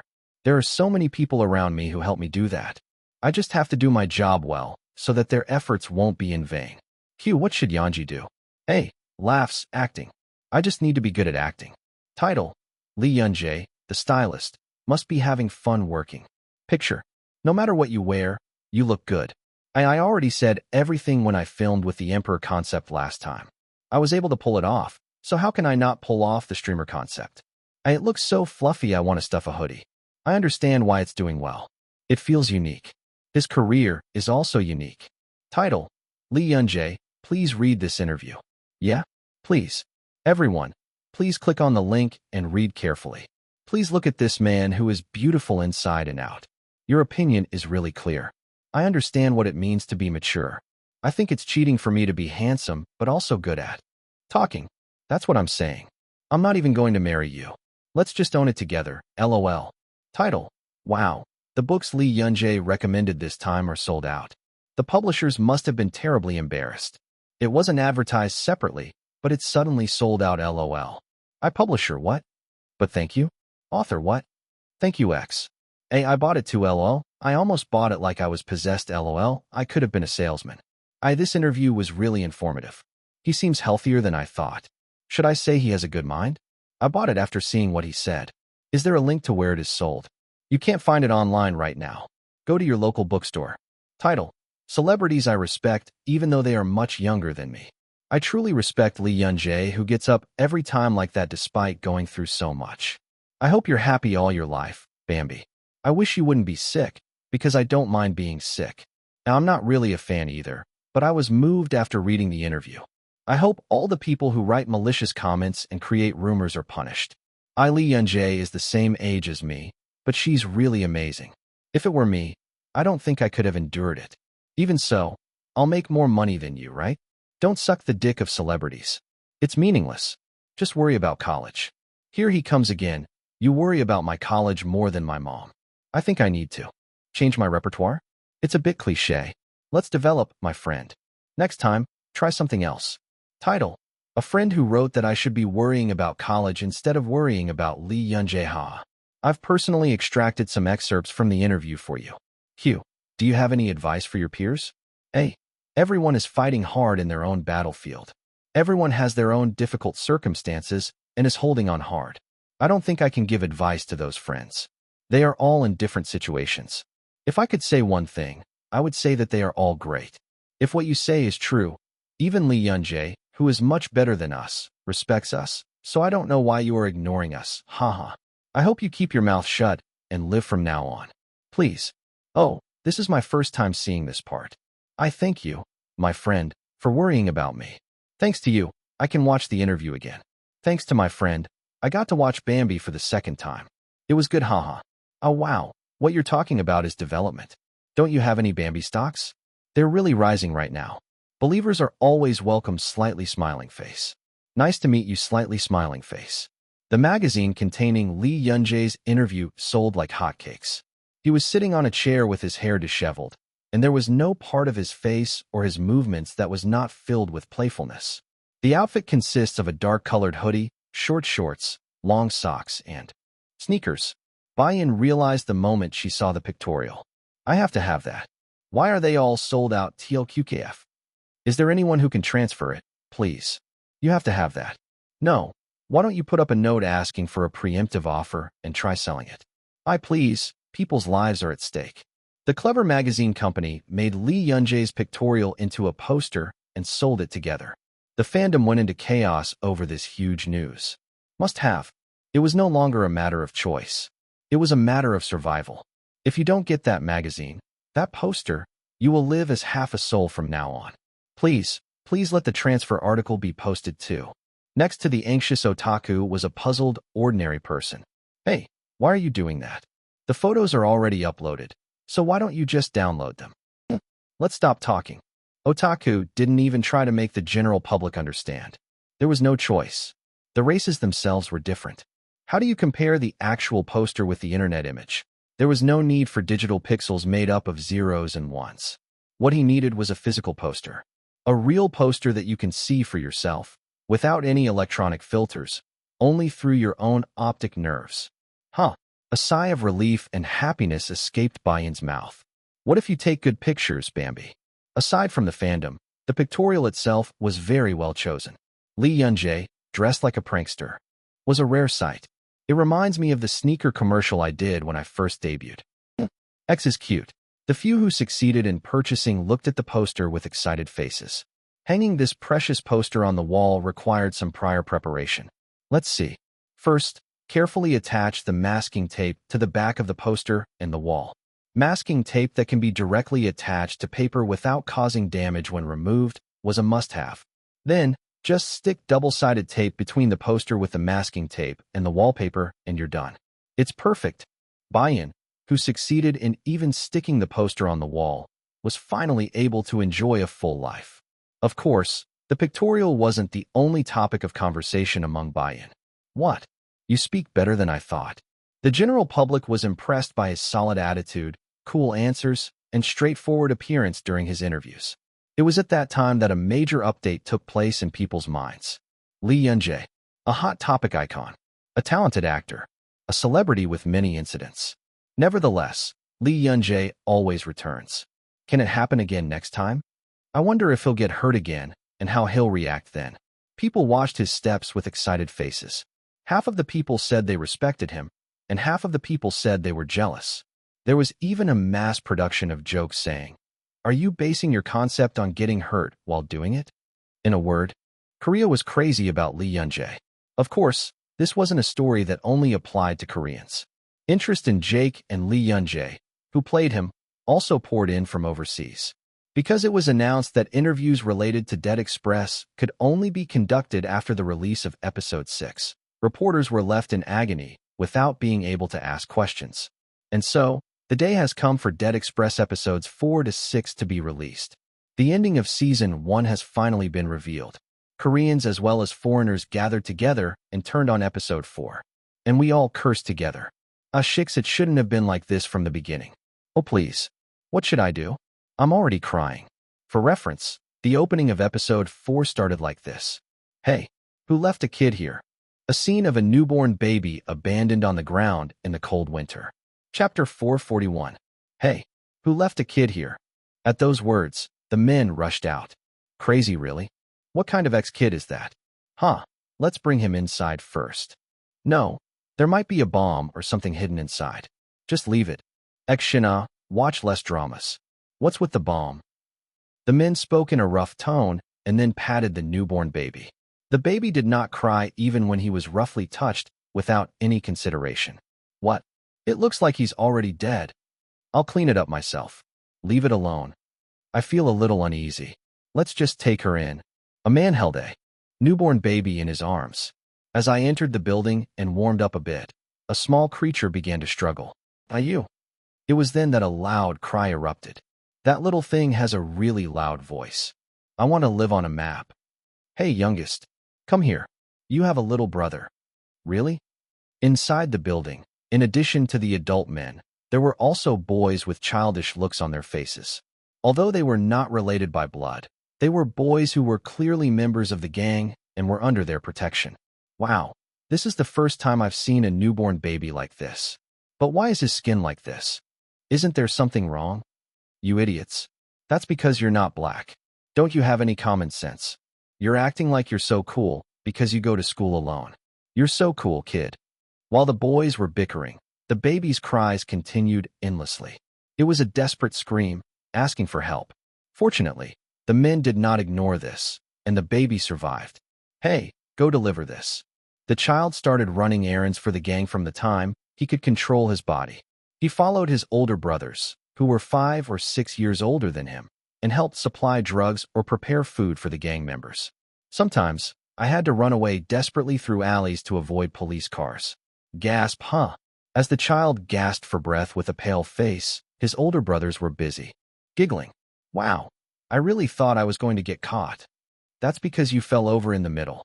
Didn't I tell you to lose some weight? Shut up. No matter what, I'm faster than you. Jake, you tell me. Which of us is faster? The child was named Jake.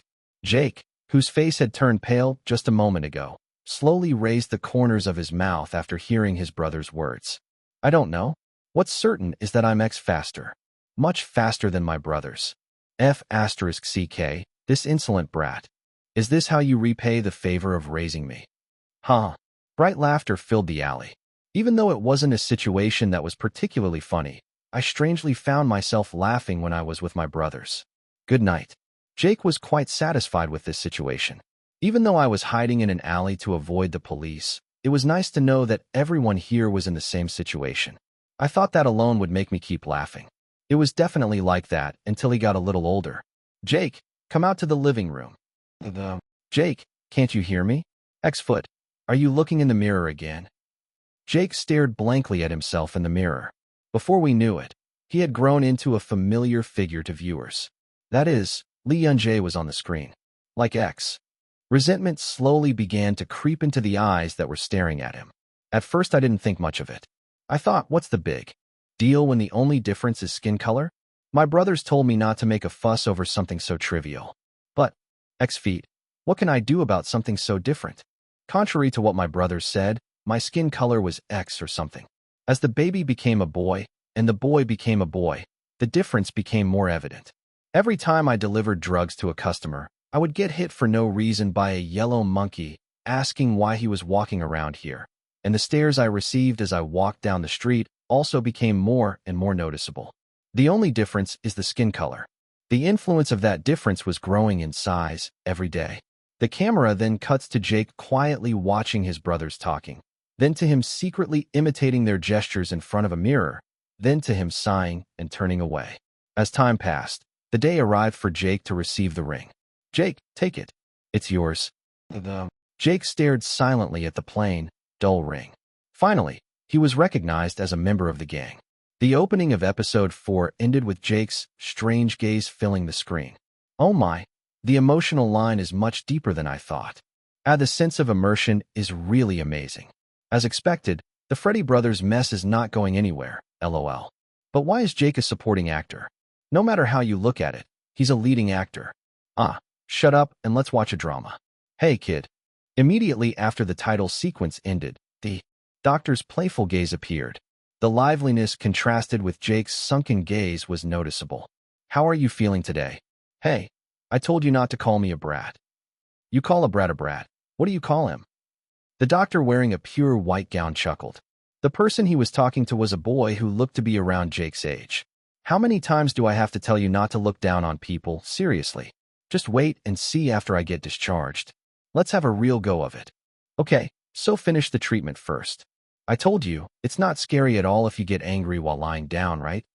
Viewers easily figured out the boy's identity from that short conversation. It seemed to be the patient who died during surgery that the doctor mentioned in episode 3. Soon after, a scene appeared that confirmed the viewers' guesses. Huh? Where did the patient in room 3 go? Did he get discharged? Why is there a seat? The nurse approached the doctor who was looking at the empty bed and spoke with a troubled face. When the teacher is off, she reported that the patient suddenly showed unusual symptoms and underwent emergency surgery, but eventually died during the procedure. The doctor is distressed by the fact that he was not even able to say goodbye. A dark dawn, a bright moon rising. Jake and the doctor avoided people and swallowed their emotions alone. Jake's lonely and miserable feelings and the doctor's complicated and bitter feelings were completely conveyed to the viewers through the actor's eye acting. That's strange. The viewers felt a strange emotion. Clearly, Jake and the doctor were two different people with nothing in common. Sleeping environment, lifestyle, presence of crime, cleanliness, and even accent. Even though they were such different people, the two began to overlap. Fuck, what the heck is that? Why doesn't it die when I shoot it? You have to hit the head, ex-god. Just shut your mouth and shoot. The drama announced the outbreak of the zombie outbreak through scenes of gang members making a lot of noise. The doctor got on the helicopter without even coming to his senses, just like in the opening of episode 1, and Jake barely managed to escape the neighborhood with his brothers. What are those things? Jake, don't you know anything? Hey, what would a kid know? You should ask the other person. That's right. That's right. I don't know anything, so I have nothing to say, but I feel a little strange. Jake joked with his brothers even in the midst of a hectic situation. Of course, a being that walked even in a dead state was terrifying. But if you think about it, it's not like anything has really changed that much, just adding one more horrible thing to an already horrible world. Jake still had his brothers by his side, and that was enough for him. But unfortunately, quack, the peace did not last long. Black. A moment of carelessness took everything away. The problem was that the person on guard duty was asleep and couldn't see the horde of zombies approaching. Quack! When Jake opened his eyes to the sound of screams, his brothers were being bitten all over by zombies. Jake eventually fails to save his brothers and runs away. Sigh, sigh. On the screen, Jake was walking, his body covered in wounds, grumbling. To be honest, it wasn't that shocking of a development. Why? Wasn't it mentioned in the previous episode that Jake's brothers died? It was one of those predictable scenes that led to the development that Jake was alone. I know. The viewers' faces all became distorted. They couldn't figure out why either. Why do I feel so sad? Ugh, huff. Black. Jake, who had been walking forward absent-mindedly, eventually collapsed on the ground. A desperate cry burst out from the crouching body. It was the cry of the newborn baby in the opening, desperately crying for help. Can I get some toilet paper? Ugh. The viewers who were desperately holding back their tears eventually declared defeat. On the screen, sobs like the screams of a beast were flowing out. The scene where Jake, who had only ever shown his irritated or grumbling face, was crying was incredibly shocking. It was clearly a scene commonly seen in zombie dramas. Nonetheless, the actor's empathy overwhelmed the viewers beyond the screen. How? About we just revived Jake and his brothers? Yeah, let's throw away the possibility. Writers, we'll turn a blind eye to this. Please hurry up and shoot again. How about we just end it by saying we all lived happily together? Despite viewers' wishes, the production team insisted on including a scene where Jake encounters his brothers who have turned into zombies. Jake, who had been walking the streets like a zombie for days, killed them without a second thought. Swish, swish. Jake stabbed his brothers' skulls repeatedly with a knife. While gathering the bodies of his brothers that had been gathered here and there, Jake's expression was blank. He removed all the rings from their hands and then set their bodies on fire. Jake stayed by their side until the black smoke from the pile of corpses turned completely white. He dug a deep hole next to the place where the bodies were burned and buried his brother's rings there. He looked at the rings gathered in one place for a moment, then filled the dirt in silence. A long time has passed since then. That's right, my board. Jake, who was robbing an empty house and collecting groceries and bullets, finally remembered his skateboard and hurriedly headed down the alley. But the place was already full of zombies. That wasn't particularly surprising, but it was unexpected to see a white man frozen at the end of the alley. Jake looked at him for a moment, then turned away. But I stopped after only walking a few steps. Ha, 6 feet. A deep sigh and a curse burst from Jake's mouth. Jake turned his back again and pursed his lips as he clung to the wall of the building. Phew, the scene changed to a now familiar whistling sound. A doctor examining Jake's side. First aid was administered. The doctor bandaged the wound, which was on the verge of losing flesh. Jake shrugged and asked, "So, how long do you think it will take?"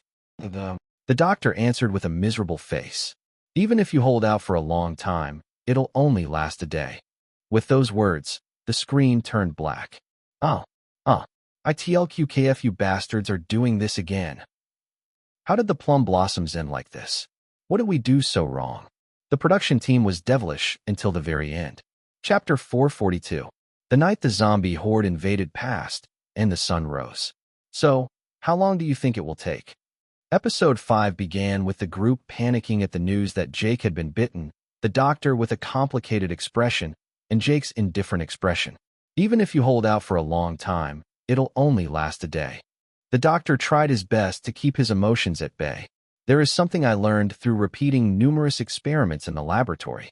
The speed of transmission varies depending on the area and depth of the wound bitten by a zombie. If it's to the point where flesh is being torn like this, there was a high chance that he would die before lasting even a day. If your heart stops beating like that, it won't take long for it to come back to life. One day, Jake said in a somewhat dejected voice, "Do I really have to hold out for a day? What? I've already reached a conclusion anyway. What's the point of holding out for a day?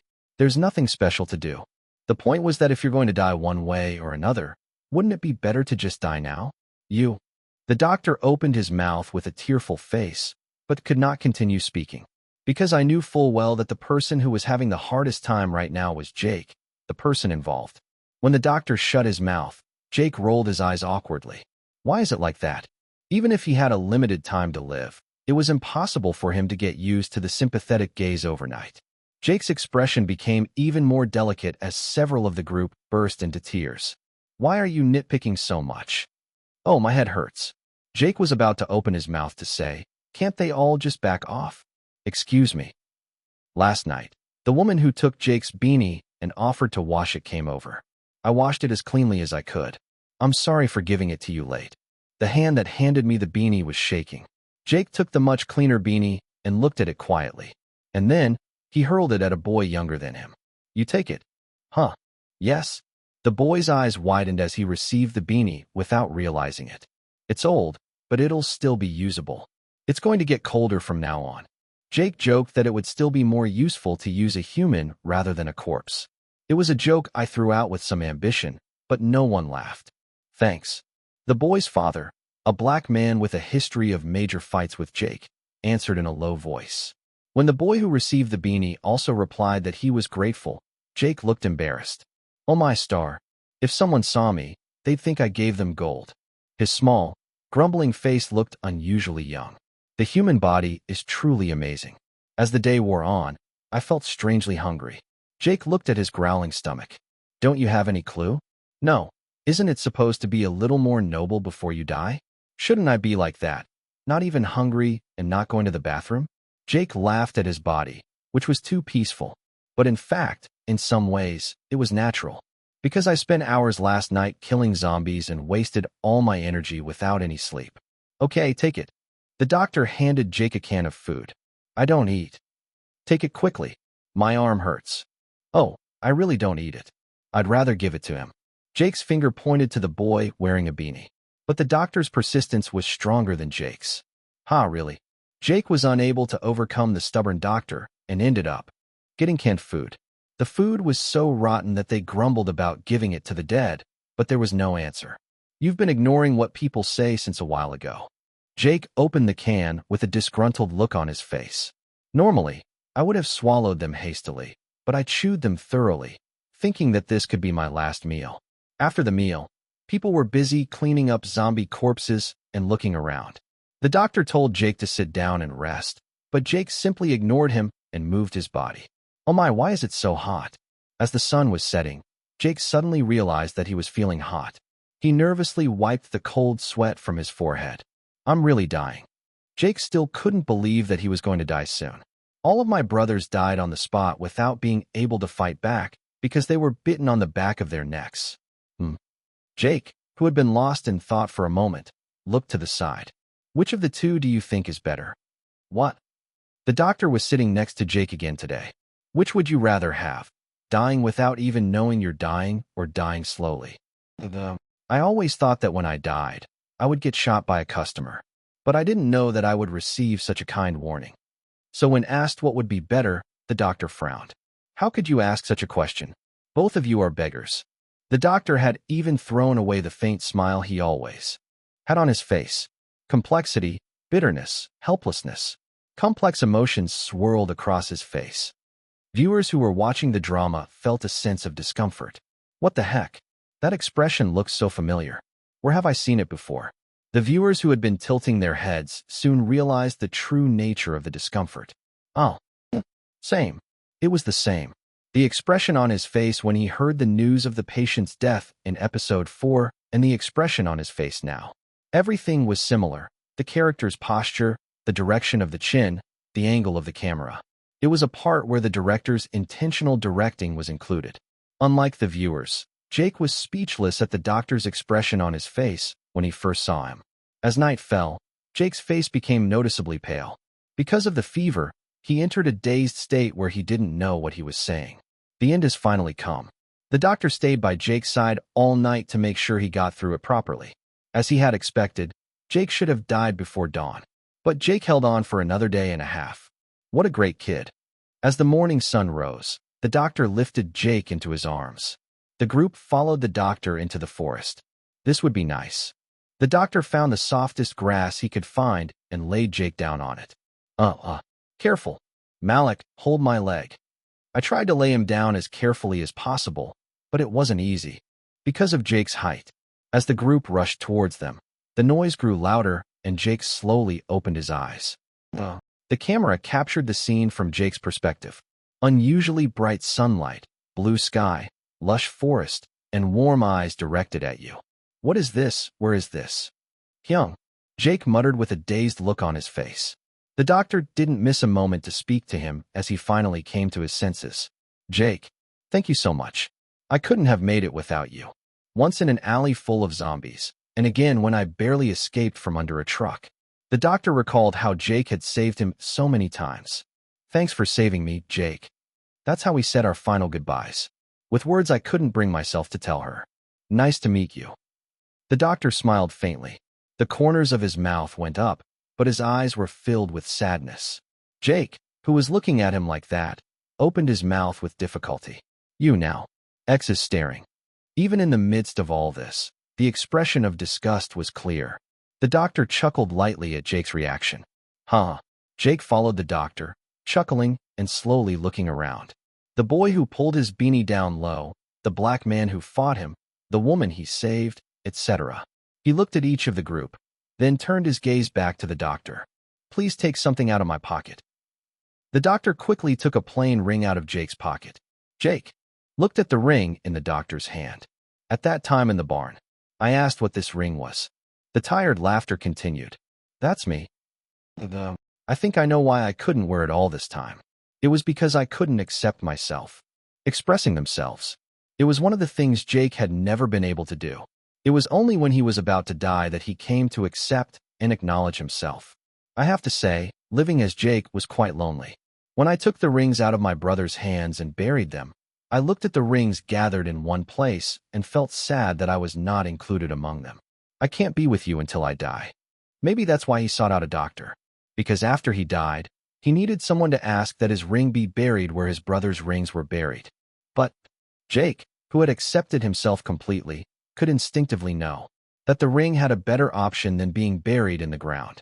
Jake said with confidence, I wish you had that. Is that okay? Jake smiled, seeming to like the answer. It's a bit weird to be lonely even after death. It looks like you'll live a long time. So please take good care of me until then. It's better if you hug it often. Jake's eyes fluttered as he made the joke. Perhaps sensing the end was near, he stared blankly at the blue sky. That's strange. Jake couldn't believe it. I can't believe I can die receiving warm looks from people I've met for the first time in my life. This is so weird. From a baby to a child, from a boy to a boy, I never left this small town. Even if they were new people, they were just customers, and they only passed by in passing. This ending isn't bad either. Jake's eyes, which had been moving slowly, stopped for a moment. Jake, who had lived his entire life as a foreigner, ended his life among foreigners. 10:12 a.m. Death confirmed.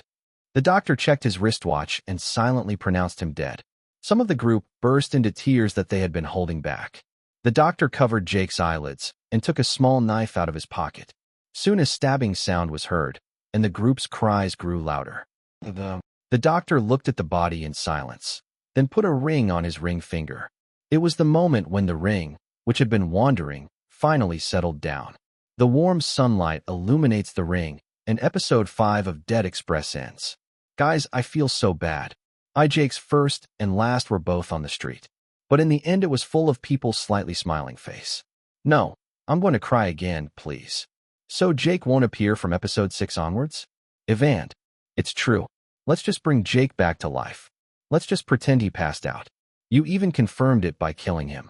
No, that was the sound of dirt being dug. I heard it. Anyone can tell that the sound is different. What do you know? Chapter 443. Episode 6 deals with the story of the main characters continuing to survive after Jake's death. The food in the lab went bad in a matter of weeks, and the protagonist decided to head to another lab he knew. Of course, the road to the lab wasn't so smooth. Gas bug, F***CK, no matter how many times I kill, there's no end to it. If this keeps up, I'll die first. The zombies I encountered while moving were far more numerous and more persistent than the ones I had faced before. The group killed, and killed zombies every single day. In episode 1, the doctor who couldn't even handle a gun properly is now able to deal with zombies with great skill. His gown was so stained that its original color was unrecognizable. But there was something that caught the viewer's attention more than that. Cough. It was the protagonist's gaze. The doctor's eyes were still and lifeless as he plunged the knife into the zombie's neck. It was a hard eye that seemed to contain some poison. Ugh. The zombies he caught fell down one after another with their necks pierced. There was no longer a protagonist who was at a loss and panicked whenever an unexpected situation arose. Finally killed them all. Then let's move again. Doctor, please rest for a moment. We have to get out of this forest today. If we keep fighting zombies here, we'll get tired first. The doctor completely lost his naive and innocent demeanor and silently led the group. Viewers held their breath without realizing it at the stark contrast from the first half. No one opened their mouth, but everyone knew that the protagonist has awakened. I also knew that in the background there would be the death of a boy and the remaining ring. The viewers' hearts began to beat at the sight of the main character's gaze, which was so different from that of episode 1. Expectations are rising as to how the awakened protagonist will fill Jake's empty spot. Eyes were drawn to the screen with anticipation as to whether the doctor would perform well as the main character. The main character was walking down the street with a very tired face. Gaia hack. One of the group following him suddenly screamed. The protagonist turned around quickly, but the person who had screamed was not there. What? At that moment, the protagonist's expression turned bewildered. Help? The voice that followed came from beneath the people's feet. The camera also moved downwards, following the protagonist's gaze. Please help me. Gosh, go away. The group was inside the pit. The pit, which seemed to have been intentionally created by someone, was filled with groaning zombies. Shit. The protagonist desperately tried to reach out to pull the group up, but the hole was deeper than the average adult male. The protagonist threw himself without even having time to think deeply. Quick, get up. The protagonist roughly pushed away the approaching zombies while lifting the woman up with his shoulders. As the woman safely climbed up with the help of her companions, the doctor grabbed the head of the zombie clinging to him and smashed it against the wall. Puck! A zombie fell with a bloody sound. But there were still many zombies in the pit, so the doctor quickly climbed over the wall and escaped the pit. He had unknowingly used a skill he had lightly learned from Jake while he was alive. Gas bug. At that moment, the protagonist, who had barely managed to climb up just before being hit, was gasping for breath. Your Majesty, Doctor. Yes. The protagonist raised his head after hearing the trembling voices of his companions, and they found men surrounding them. Hey. The men had their faces completely covered with hoods. The man in the lead took a step forward while holding a shotgun. Put everything you have on the floor and go into the hole. I dashed. Move quickly, I don't want to waste bullets. The man's voice was harsh and rough. There was no hint of bluff in his threat to shoot if he didn't move. Can't you just save the child? Please, just save the child. What does that have to do with me, sis? The man paid no attention to the woman's pleas. The doctor stepped in to mediate, but nothing changed except that the gun was pointed at him. I'll say this for the last time. Put your bag down and go. Inside. Please, let's talk rationally. We have some information that could help you. I said it was the last. The men strode toward the group. The group took a step back as the gunfire got closer and closer, and soon there was only an inch left to the pit. Oh, Mom. Black. It's okay, look at Mom. Just look at Mom. Okay. It'll be okay. The group waited in tears for their coming fate. Ugh. The zombies in the pit were waiting for their prey with their mouths open. What should I do? The doctor thought quickly, but there was nothing he could do. There were too many men to crush by force, and most importantly, they had guns in their hands. The doctor shouted even more earnestly.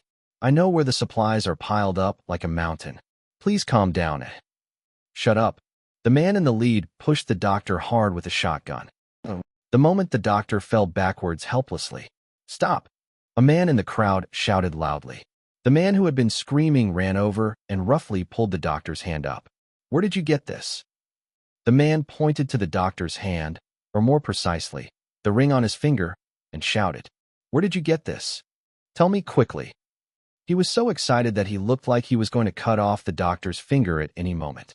The doctor looked puzzled for a moment, then noticed that the man was also wearing an identical ring on his hand. The doctor's gaze slowly scanned the crowd. As expected, all the men holding guns had the same ring on their hands. The doctor narrowed his eyes and looked at the men, or rather, at Jake's gang. A breathtaking standoff took place between a hooded man and a doctor. Floating. The moment the tense background music started to grow louder, the screen turned black. Deep leg. Are these guys really crazy? This is the first time I've seen this much nonsense going on until the end. There must be a Korean among the writers. I'm really putting my right hand on it. So when is Season 2 coming out, you fucking motherfuckers? Season 1 of Dead Express has finally come to an end. The internet was abuzz. Well, that was to be expected at this point. Title. Still have questions after watching Deke. Spoiler O. Why is Jake a supporting character? I don't understand. From episodes 1 to 6, all we talk about is Jake? Even the last break was because of the ring Jake left behind. At this level, isn't this a leading role rather than a supporting role? And what I'm saying is, how on earth is Jake a supporting actor? But it's strange. Aside from Jake, the other characters have quite a bit of weight, but they're all just supporting roles. And I just looked up the director's interview, and he said that Glenn Simon, who plays the doctor, will be the sole lead. This will be valid until Season 3. Why on earth? Doesn't that mean that everyone except Glenn can die at any time? Holly. Title. No matter how I think about it, Jake is a hit. I also thought Ethan's death in the Atlas Dilemma was really tragic. But Jake's narrative is just too much. At the end, it was so sad to find my brother even in a dazed state. The Western drama was just about dying. In the end, I just felt like I was taking poison. Gulp, gulp, kyaha. Done it so delicious, right? I drank it all too, hee. Please give me some more. There will never be another story this beautiful and heartbreaking. Title. Lee Young-jae's death acting was no joke, was it? I've seen a lot of actors dying in the past. This is the first time I've seen someone die so realistically. It's not an exaggeration at all. It's like watching someone really die. When Ethan died, I was so sad that I just cried. Jake even joked with him before he died. It felt so weird to die like I lost consciousness. It seems more like that when you die with your eyes open. It's really creepy how the light in my eyes disappears in an instant. Lee Young-jae's acting is really good. How is that acting? It hurts my mouth to talk now. There's a spoiler. Aren't you going to change the title? Oh, sorry. Title. Has anyone seen David Mills' SNS? LOL. He uploaded a photo taken in his living room. He posted, "My Ethan, why are you lying down again? Are you crazy? LOL. What is English? Can someone translate it for me? Why is my Ethan lying on the floor again?" David was shocked by this too. What is this again? Lee Young-jae acting like she's dying again. Crazy. Brother David, the Atlas Dilemma is over. So how long are you going to call me Ethan? In the meantime, it's not just Ethan. It's my Ethan that's the kill point. Huh? Am I the only one who can't see it? I can't see it right now. I guess I got cursed at for spoiling it, lol. It was there until 5 minutes ago. Title. Deke behind is finally revealed. Among Jake brothers, the most important actor, Ash Knox, appeared on a talk show and gave a behind-the-scenes story. Lee Young-jae speaks English so well that when they first met, they thought she was American. For more details, please watch the video. No, your name is Lee Young-jae, so how can you be American? That could be possible, lol. You can acquire citizenship, right? LOL. But you were really good at English, lol. It was even hard to not overdo the black accent. Hey, isn't this the person who publicly supported Lee Young-jae when the racial discrimination controversy first arose? It looks like the two are really close. There's even a video of them talking to each other on set. Title. Honestly, I think Lee Young-jae got it right this time. There have been many times when Korean actors have made a fuss about advancing into Hollywood, but honestly, nothing has come of it. If you look at some successful people, they had a clear boundary as Asian actors. But the local reaction right now is really no joke. I keep trying to contact Lee Young-jae to interview her on the Jim Fury show, but I can't get through to her. She says on air that if you see this, she should call you. Are you crazy? And now the key is what to film for the next project. That will determine the outcome of my acting career. Last time, there was an article saying you were filming with Yoon Kang-yeon for your next project. Honestly, you can film that next time, but you have to film a Hollywood movie right now. I'm Korean, but honestly, I think the next one should be made in English. How come all the articles are about Lee Young-jae? Right, people are crazy. Chapter 444. Column. What is the special charm that only Lee Young-jae, a K actress who is attracting attention from foreign media, possesses? If you were to choose a new actor who is currently attracting attention in Hollywood, 10 out of 10 people would answer Lee Young-jae. This is not a forced prejudice that puts K in front of every word, but a phenomenon that is actually happening in Hollywood. The New York Times described Lee Young-jae as an actress who surprises with her unique transformation in each work, while the BBC in the UK mentioned her as an actress with such depth that it's hard to believe her age. The reason foreign media outlets are paying attention to him is because of famous top stars. Top stars who have already reached the top consistently mention Lee Young-jae in every interview, including David Mills and Glenn Simon, who are representative American actors. Many people in the film and drama industry are currently paying attention to him. The director of The Atlas Dilemma, in which Lee Young-jae appears as the patient Ethan, emphasized his desire to work with her again, saying, "The dumbest mistake I've ever made was signing Lee Young-jae for a one-time appearance." The Freddie brothers, who directed Dead Express, cannot be left out of the list. In a past interview, they revealed that they were writing a scenario with Lee Young-jae as the main character. When asked by a reporter, "Are there any other candidates?" they firmly answered, "There are no candidates. If it's not Lee Young-jae, I'd rather not film it." This became a hot topic. At this point, questions arise. What is the special charm that only Lee Young-jae possesses? Why does he receive love calls from world-class master directors? The directors who are captivated by him answered the question like this: irreplaceable. That is, he is an irreplaceable actor. Regardless of the importance of the role, the work in which Lee Young-jae appears is controlled by Lee Young-jae. The other actor can be replaced by another actor, but the role that Lee Young-jae plays cannot be replaced by another actor. If you think about the Jake he played this time, it's easy to understand. What would it have felt like if another actor had played Jake? Would so many people have been as enthusiastic about Jake's gestures, actions, and lines as they are now? Many people, including myself, would say no.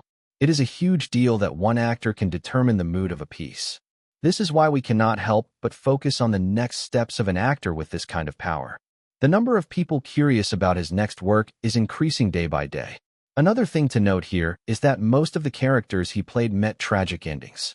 A new word, itojuk, Lee Young-jae plays a character who dies again, was even coined. As more and more people become immersed in his work because of his overwhelming ability to digest characters, the desire of fans for him to play bright characters is also growing. However, Lee Young-jae announced that she will be working with director Yoon Kang-yeon again after the movie Twins. Unfortunately, if we look at director Yoon Kang-yeon's past works, it is expected that the atmosphere will not be bright at all. However, since he won the world's youngest Best Actor award for Twins, attention is being paid to whether the two will sweep Cannes this time as well. Meanwhile, Lee Young-jae has left the country to attend representative American talk shows such as The Jim Fury Show and The Catherine Show. We look forward to seeing how he will shake up the world and whether he can truly become a representative actor of this era. Column/contribution, Daily Reporter Jang Bo-yeon. Finally, I get to see this actor again. A familiar voice was heard from beyond the curtain. I wondered if this day would ever come before the show ended. I've contacted you more than 10 times to ask you to come back, but you've all turned me down, huh? I laughed awkwardly at Jim Fury's words. Wow, that lingers for a long time. Please give a round of applause. This is actress Lee Young-jae, who has rejected my request more than 10 times. After a lengthy introduction, the curtain opened. Maybe it was because this was my third time visiting the studio, but the scenery felt familiar. Hello. I moved to the MC seat, exchanging a familiar wave. Wow, Young-jae. It's been a while. You finally came out. Yes. I thought you would come to Korea if I rejected you this time. How did you know? Haha, sit down quickly. Jim Fury smiled slyly and led me to the sofa. There was a familiar deer doll on the sofa. How did you get this? Don't be ridiculous. There's a fan of Young-jae among our staff, so I begged and begged him to lend me the book. Jim Fury sat me down on the sofa and placed a stuffed deer on my lap. It was a doll that was sold at my birthday pop-up store. I don't have much of it, so I don't have any. I never thought I'd see this in America. I touched the doll's cheek out of curiosity. Then, I saw someone smiling happily at the staff booth. Oh, that's buy-in. We've prepared hard to properly welcome you, Young-jae. Now, first, please have some lemon tea. Oh, thank you. Jim Fury took out some fluffy cushions, blankets, etc., and put them in my arms. I was taken aback by the unexpected hospitality, but I also felt good. What I liked most was being with Bayan more than anything else. Mr. Yanji, please tell me. Yes. How does it feel to be the most loved actor in Hollywood these days? This guy is being particularly nosy today. When I glared at him lightly, Jim waved his hand, telling me not to take it off. Come on, this is a fact that no one can deny. Everyone in the world is into Jake right now. You're into Jake, not me. Hey, too humble, no? Are you jealous of Jake right now? Of course I'm jealous. He shrugged. My fans talk about Jake every day these days. They even say without hesitation that they feel sorry for him and that they miss him. No matter how much I acted, it was like that. I wonder if it's too casual to say that you want to see other people in front of me. As I pouted, Jim narrowed his eyes. Wow. The actor acted with sincerity, which made it feel more real to us. It's amazing to hear Jake speak as if he were a real living person. He's not alive. He's dead. I wanted to correct the error, but I held back because I thought it would make me look like a psychopath. Jim continued, smiling, wondering if it was the right choice. I can't go into more detail because of spoilers, but Jake didn't have a very good ending. How did the people around him react? Jim's words immediately brought back memories from last week. On the day when Dead Express episodes 4 to 6 were released, we watched the drama together at Song Ijun's house again. However, Sergio, who had a schedule, dropped out, and No Bai Hyok and Lee Eun-taek filled his spot. I did get caught up in it because they were talkative kids, but I thought it wouldn't be a big deal, so I just let it go. I shouldn't have passed over. Last time, only Jong Hyun got angry. This time, No Bai Hyok and Lee Eun-taek joined in, and I thought my ears were really going to burst. Lee Eun-jae, you're crazy. If it's a story like this, you should have told me in advance. No, it's a spoiler. How can I say that? Baby, come here. Brother, put that down and talk. No Bai Hyok was furious, asking how he could do this to him, and Lee Eun-taek chased after him while holding a cushion. It didn't even hurt when Hyung-jong hit me. Eun-taek Lee's hands were really sharp. He wasn't very good at controlling his strength. I know that too, so I must have picked up a cushion. Of course, I wasn't at all grateful for that consideration. Too bad. I'm sure someone sniffed when Jake died. From the moment I turned on the light, everyone was busy saying something to me. I had to keep repeating, Jake is dead, not me, because I felt wronged. How should I package this and say it? After thinking about it for a moment, I just said it honestly. He said he got hit while watching a drama. Haha. Sorry, but I want to take their side too. After all, David's post on his SNS became a hot topic. Jim took out a printed piece of paper from under the desk. The captured image from David's SNS had white letters on a black background. Fucking, this is death again. This was a post that Korean fans uploaded saying that they had learned the word itojak. As soon as I saw the paper, I sighed deeply. As I shook my head, laughter erupted from the audience. Did you know that last time David came to our show for the Atlas Dilemma, he talked about you for over an hour? That's information I really don't want to know. Hey, look at that guy nicely. No, you'd better be careful. That guy's trying to catch you. The advice is too late. I answered blandly. I'm already waiting downstairs. Wow, really? I wish I was lying too. David called me whenever he had time, asking when I would come to America to visit him, perhaps because he had a good time camping with Song Ijun last time. His age-appropriate, immature appearance overlapped with that of Director Yoon. He kept bragging that he had reserved a top-class hotel for me and wanted to meet me right after the show, but I just couldn't say no. I'm so loved. Then can I look forward to acting with David? Jim asked a question in a strange voice. Anyone who saw it could tell that he was asking for hints about his next work. I smiled slightly and gave the answer I had prepared. I guess it will happen someday. Nothing has been decided yet. Jim grumbled that he was being too rude, but he laughed it off as if he had no intention of crossing the line. Because the company told me not to mention information about my next work as much as possible. Filming for the film Spider, co-written with director Yoon, is set to begin next month. Since school is about to start, this year will go by in a flash while I continue my school life. Oh my, it's almost time to end the show. As we were talking about the parkour and skateboarding that appeared in the play, it was already time for the show to end. Mr. Yanji, please make sure to contact me next time. Haha, yes. Thank you for inviting me today. After wrapping up the Jim Fury show without any problems, I met up with David right away. Hello, Ethan. You've got twice as many bodyguards. Yes. The company gave it to me. Okay. It's best to be safe. The hotel I booked is also super safe. David was up and down all night talking about movies and having fun. You have a schedule tomorrow. Why would someone busier than me want to stay up all night? I shook my head internally. As expected, David started blinking slowly just minutes after arriving at the hotel. Oh my, you're not even Cinderella. How can you sleep like that? I smiled for a moment as I looked at David, who was fast asleep with his face buried in the bed before closing my eyes as well. Why didn't you wake me up? I had so much to talk about. The next morning, David woke up and sighed. I smiled faintly because his face looked genuinely regretful. That's what I wanted to say. Do it now. Oh, I was trying to set the mood and talk. Even so, it probably won't be much of a deal. I was about to laugh it off, but I stopped after hearing an unexpected word. Huh? A musical film? Chapter 445. Huh? A musical film? Suddenly, I frowned at the unexpected word. But David continued speaking nonchalantly. It's a large-scale project that has been in preparation for the past 3 years. The director won an Academy Award last year, and it took a year just to build the set. He chuckled. How much do you think this will cost to produce? I don't know. How much is it? The investment received so far is about $100 million. It could increase from here. This is a really big project. He nodded slowly. $100 million.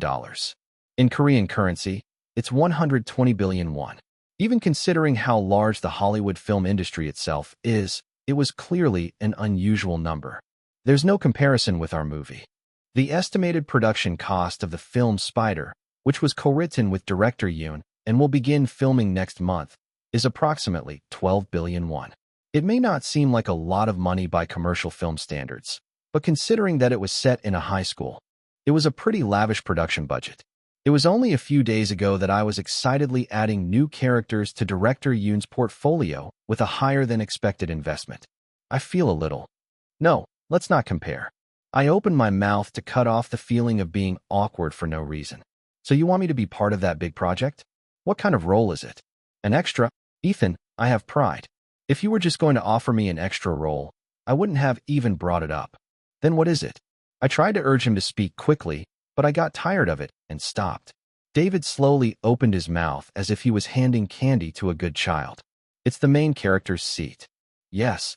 It's been over a year since casting began, but the main character hasn't been decided yet. Right now, it's only been narrowed down to 2. Oh, and if you include me, there are now 3. While I was speechless, David continued his explanation with a proud face. To summarize his words, he said, a total of 3 actors were selected as candidates for the lead role. One of them had a musical sitcom background, and the other one had actual musical experience, and Broadway experience at that. And the only one left is me. What the hell is this? I was suddenly thrown into a development that I couldn't understand. Wait a minute, does that make sense? How do I get in there? The director said he fell in love with you at first sight. He said you had. The exact face he had imagined all along. What should I say? He said you had a boyish charm. That's because I'm a boy. That's exactly what I'm saying. David reacted violently. Although both of the original candidates were excellent actors, they were both a bit too old to play the young protagonist. It is said that the production team was distressed by the thought of having to manually remove each beard mark with CG during the editing process, regardless of which actor was chosen. At that moment, the director happened to see you and fell in love with you. It was like fate. Despite the director's enthusiastic response, the production company did not seem too pleased. Of course, although more and more diverse people were appearing on screen, many protagonists were still limited to white males. Even for a large-scale film with a production cost of over $100 million, safer choices had to be made. But unlike the other 2, who were white men, I was Asian and, above all, had no experience in musicals. It makes no sense that someone like me would be considered as a candidate for the main character. David, when my thoughts reached that point, words just came out without me knowing. Huh, you have shares in the production company, right? How did you know? David's eyes widened. I clicked my tongue at the reaction as if a weak point had been discovered. You launched your own whiskey brand recently. A few years ago you. Sold the startup company you started to a large corporation for 1 trillion won. How do you know that? It's all over the news. What is it? I answered with a blank expression, but the other person looked really surprised. No, but what kind of child would do something like that? I didn't respond, but was lost in thought. Since you've been working in various fields where money is involved, I thought you might be interested in media production as well. There are few industries where as much money is involved as in the media industry. I understand now. I suddenly got put in as a candidate for the lead role that hasn't been decided for over a year? If an Academy Award-winning director liked me and David, who had a stake in the production company, gave me support, it could have happened. There are so many things going on in the world. While I was swallowing my laughter, the other person continued speaking. That would be easier to explain. I don't make emotional judgments about things that are related to my interests. I'm saying that I didn't push for it because I care about you personally. Okay. At first, the investors were against it because it was too risky, but they are now somewhat convinced after hearing the album you released. Now, all you have to do is show your skills at the audition. David's serious eyes turned to me. I'm sure the director feels the same way, but I also have a lot of affection for this work. I prepared for it for 3 years. I think you're perfect for the lead role. I think it'll be a really great piece if you play the lead role. His serious tone was full of sincerity. I also opened my mouth with sincerity. Thank you, David. That's more compliments than I deserve. I am being honest and not exaggerating. That's why I'm saying it's more than enough. But I don't think you need to set up an audition schedule. Huh? Why? Because I have no intention of doing that. What? David's mouth dropped open. His eyes shook violently, as if he had heard that the sun rises in the west. What is that? No, why? Why? Why aren't you doing it? The scenario that I would reject him didn't seem to even have occurred to him. David was unable to speak properly for a long time, and I waited patiently for him to calm down. I'm curious because it's an area I've never tried before, but I have to approach it with more caution. The main character is too much for a first attempt. No, you released an album too, and you're good at dancing too. Commercial songs and musical films are completely different genres. There must be more than 1 or 2 things that need to be learned right away, but I can't cause trouble to other people just because I'm interested. Even though it was a work that had been prepared for 3 years. The fact that it took a year just to build the set shows the production team's hard work at a glance. Of course, he must have put a lot of effort into the numbers, songs, or music used in the musical, but I couldn't ruin such precious music with no experience. Thank you so much for the great suggestion, but I have no intention of doing it. When I flatly refused, David remained silent. I'm sorry. His face looked as if he was deeply shocked, but he didn't want to change his words. The fact that I have no experience in musicals, that I start filming the movie Spider next month, etc. There were various reasons for rejecting the offer, but there was one that stood out the most. It's a bit strange to work abroad for a long time. Since it's a Hollywood production, it's only natural that it should be filmed overseas. Even if we finish filming as quickly as possible, it will take half a year, so it was burdensome to be away for that long in the current situation. At least we need to prepare countermeasures for side effects. Of course, it is not possible to prevent side effects in Korea, but at least it will be easier to respond than in foreign countries. In fact, he was much less injured in the recent Choi Dae-ri incident than when he was kidnapped in the US and had a hole drilled in his stomach. I think everyone will feel safer if they stay in Korea. Above all, I had to consider other people's positions. Even now, I only came to the US for a short time because I had no choice but to promote the drama, and I had no intention of staying longer than scheduled. If that happens, Brother Jinbei will pick me up and throw me away. To be honest, I could clearly see on his face that he was barely holding back. I'm also concerned about Baehyek. Even though he must have been busy preparing for his comeback, he video called him several times a day. I knew why the guy was so anxious, but I couldn't just ignore it. Musical. Is it because it's a genre I've never thought about? I was a little nervous. Well, it's not like it's not true. There will be a better opportunity next time. I tried to comfort David, suppressing my strange feelings. David suffered for a while with a dejected look on his face, but eventually he said he understood and left the hotel. Phew, it's over. Fortunately, the US schedule ended without any major incidents. As soon as I arrived in Korea, everyone came running as if they had been waiting for me. My baby, how was your trip? Sure. Brother Jong Hyun. Yeonji. I missed you. Me too. Han Haram, my fog. Lee Yunjae. Where are you hurt? No. Calm down. And even no by Hyok. Only after reassuring each person one by one could we begin work in earnest. Now I headed to Director Yoon's studio, which felt like home to me. Superstar Bak Dungyi is here. Is everything okay? Director, I told you to stop eating chocolate. It'll give you diabetes.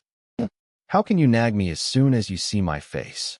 Director Yoon's studio was dirty as always. I tried to bring up work-related topics while I was cleaning up the trash naturally. Bam! Actor. If Jinbei hadn't come in with an anxious look on his face. Brother, I'm sorry for suddenly interrupting you, but I think you should go to work right now. Why? What's going on? Jinbei hesitated with a look on his face as if he didn't feel like talking about it here. I quickly got dressed. Director, I'll be back from work for a bit. What is it? What's going on? Let me know too. Go ahead and clean up your workroom. I'll be back shortly. I left the studio, leaving Director Yoon behind, who was wandering around with a curious face. What's going on? A guest has arrived at the company. Please wait for the actor. Guest? Who are you? Jinbei answered my question with an expression that seemed as if he himself couldn't believe it. That's Director Sean Connery. I blinked several times and then asked again. Who is it? Director Sean Connery. Why, he won an Academy Award last year. I know that too. I grabbed my pounding head. While I was washing my face, Jinbei continued speaking with a puzzled look on his face. I'm sorry for coming without contacting you, but he said he wanted to talk to you in person. He said he'd wait until you came. I don't know why he came. The company is completely turned upside down right now. And although he said he entered the country secretly, Team Leader Wu is also flustered. I think you should go. Quickly, Jinbei started talking nonsense, which was unusual for him. As I heard that even the company employees were in a state of panic, one person's name came to mind. David. I told you I don't do musical movies. Chapter 446. As I ran to the company, the employees came out in droves. Yanji, Sean Connery is in the conference room right now. Yes, I heard it too. I was really surprised. Didn't you hear anything? I laughed awkwardly at the question that was full of embarrassment. I think I should try talking to him first. What about Team Leader Wu? The director is talking to you inside. Come in quickly. Yes, thank you. After taking a short deep breath, I knocked lightly. And when we opened the door, oh, Yanji SSI. A middle-aged man with a dignified appearance was sitting there. It was a face I had seen a lot on the internet. Hello, director. Nice to meet you. I am Lee Yunjae. My name is Sean Connery. Sean Connery, the director who created a film that received a whopping 12 Academy Award nominations last year. As soon as I opened the door, he jumped up and came over with brisk strides. I'm really embarrassed. I'm sorry. Then he held my hand and apologized again and again. I don't like being rude like this, but David keeps insisting that I don't make plans and go. He says I should never tell him in advance. That's what David said. The corners of his mouth trembled. This guy is really... As I gritted my teeth, Sean's eyes quickly scanned me. You are truly beautiful. It's like the main character I imagined was born exactly as I imagined her. Seriously, no exaggeration. Director, thank you for your words, but I'm more convinced now that I see it in person. Yanji has to be the main character. It has to be someone other than Yanji. Sean's voice became more and more determined. I turned my head briefly and saw Team Leader Wu with a face that said, "What are you talking about?" I wanted to just let it go without saying anything. David, just wait and see. I will definitely pay you back. I barely swallowed the cold sigh that reached my throat. After briefly apologizing to Sean, I moved to a place where I could be alone with Team Leader Wu. So you're saying you got an offer to star in a $100 million musical movie? Yes. You are a stranger to me now. Team Leader Wu made a dizzying expression and let out a hollow laugh. Yanji, how many actors do you think I've seen struggling to break into Hollywood? Well, is there really that much? No matter how much you imagine, it's going to be much more than that. Not to mention the bribes, and even the big sponsors are causing a fuss. But it is said that even if you do a live show like that, the usual ending is that you don't get a good result. Perhaps because he had seen such endings countless times, Team Leader Wu seemed even more incredulous at this situation. Even though it's an industry that relies on connections, this is the first time I've seen something like this. How come all the great directors are following you around? Huh. Team leader, I'm sorry I didn't tell you about the offer I received. Oh, right. Why didn't you say anything? At least give me a hint. Team leader Wu looked puzzled. It was questionable that he didn't even share the offer he received, since he wouldn't have forced me to do it if I said no anyway. I smiled awkwardly. It was just a bit hard to say it out loud. Why? If you think about it rationally, it's right not to do it, and you said you wouldn't do it. But if you discuss it with other people, I felt like I was going to get greedy. But wouldn't it be possible to do something about it? Wouldn't it be possible if we try hard? I saw a future where I could rationalize things with all sorts of excuses. Uh-huh. Team leader Wu stared at me intently and then chuckled. You want to do this? I felt embarrassed because I felt like I revealed my true feelings. When I didn't say anything, Team leader Wu let out a small laugh. You're really amazing. You seem to have changed so much, but how come you're still the same? What is it? I mean, caring for others more than yourself. I thought things would get better, but nothing has changed. Team leader Wu shrugged. Are you worried about people worrying about you while you're in America? Can't you? Just ignore it. Well, that's not something I should bring up. I was worried that something might happen while you were in America, so I slept with my phone in my hand. I chuckled at the voice full of embarrassment. Thank you for your concern. As you said, other people do get it. But that's not the only reason. If he was a minor or supporting actor, I wouldn't mind. But he's the main character. I have no experience in musicals, but I'm starting out as a main character. Yanji, considering your current popularity, it's not such a ridiculous thing. Honestly, you know that too. If you get a role, you'll do it somehow. I had nothing to say when people asked what the problem was since I didn't even want to do it. It's the same as when you were 14 and got cast as the lead in director Yoon's movie, without any filmography. Compared to then, it feels more realistic now. You can just show your skills in the casting controversy. Honestly, I think other people are like that. You're the only one who's worried.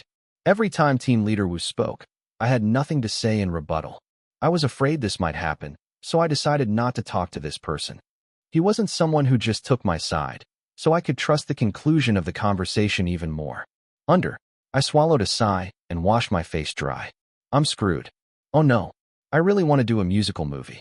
I exchanged words with Team Leader Wu and went back into the conference room. I'm sorry for keeping you waiting so long. Haha, no. Sean smiled calmly and waved his hand. David said that. He told me to stay at the company for 2 days without fail in case Yanji doesn't show up. I feel even more sorry for treating you so badly, perhaps because I came here after thinking about so many things. My eyes became dizzy. David, what the hell do you think of me? First of all, director. I held back a sigh and opened my mouth. Can you give me an introduction to the movie? Of course. A color came to Sean's face. He used his laptop to introduce the script that has been completed so far, the set that has just been completed, and the actors who will be appearing.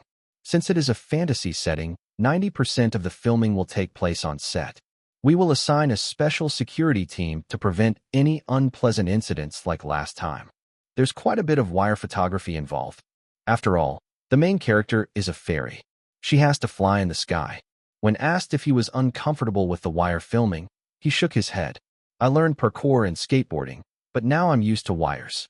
Overall, it will be a bright and fantastic fairy tale-like feeling. The trials that the main character faces will not be so dark. The goal is to create a visually beautiful and pleasing film. The musical numbers were also arranged with a bright and hopeful feel, Sean said in an excited voice as he introduced them. The main character has to exude a bright and innocent feeling. He has to feel fresh because he is not human. It won't be an easy performance. Still, I hesitated for a moment at the question of whether I would take on the challenge. What is the shooting schedule? I have a movie shoot starting next month. Oh, that. I heard that from David. Sean waved his hand as if to tell her not to worry. Once Yanji is confirmed as the main character, there are a lot of things to adjust, so we have to wait at least 6 months. 6 months. Isn't that okay? Oh, of course, you'll need to get some training in the meantime. I'll send a team of professional instructors to Korea. Training is 3 hours a day, at least 3 times a week. There was a sense of tragedy in the words that one must practice rigorously for about 6 months. I know it's hard to practice while filming a movie, but you absolutely have to get training. Sean made a stern face, saying that he couldn't give her the lead role if she didn't get training. I think it was intended to scare you. This is really great. Yes. I laughed out loud. I'm finally feeling a little less anxious. How about extending the practice time a bit? If it's okay with the instructor. I think 4 to 5 hours would be just right. Oh, really? If I'm going to do it, I might as well do it right. I'm going to practice like crazy for 6 months. If it's not enough, I'll increase it. I felt relieved at the words rigorous training. As I smiled brightly in relief, Sean looked puzzled and then looked at Team Leader Wu. Has it always been like this? Team Leader Wu responded calmly. Yes, that's how it is. So, my first musical film was decided. Title: Crazy Lee Yun-jae to film with Sean Connery. An article just came out. Wow, Yoon Kong-yeon, Freddie Brothers, Sean Connery. They only pick out successful film directors. He's an attractive actor. I think I'd be greedy if I were the director. Oh, it's a rumor, but there's a story that the Freddie brothers knelt down and begged Lee Yun-jae to take a picture with them. If you know it's a Carter line, don't bring it. Is this real? Freddie Brothers mentioned it himself in an interview. Wow, Lee Yun-jae fans must be really excited. Title: How many bodies does Lee Yun-jae have? Are you also preparing for Sean Connery's film while filming with director Yoon? We haven't even gotten over the after effects of Dead Express yet, and we're going into filming like this? I guess there really is nothing to do. If you're jealous, say you're jealous. Actually, I was really jealous. I wish my favorite artist would make many works like Lee Yun-jae. Title: How long will Lee Yun-jae's fans call her Bambi? It's not Bambi, it's Fox. Am I the only one who watched the Jim Fury show? Are you jealous because fans only talk about Jake? Pull bar.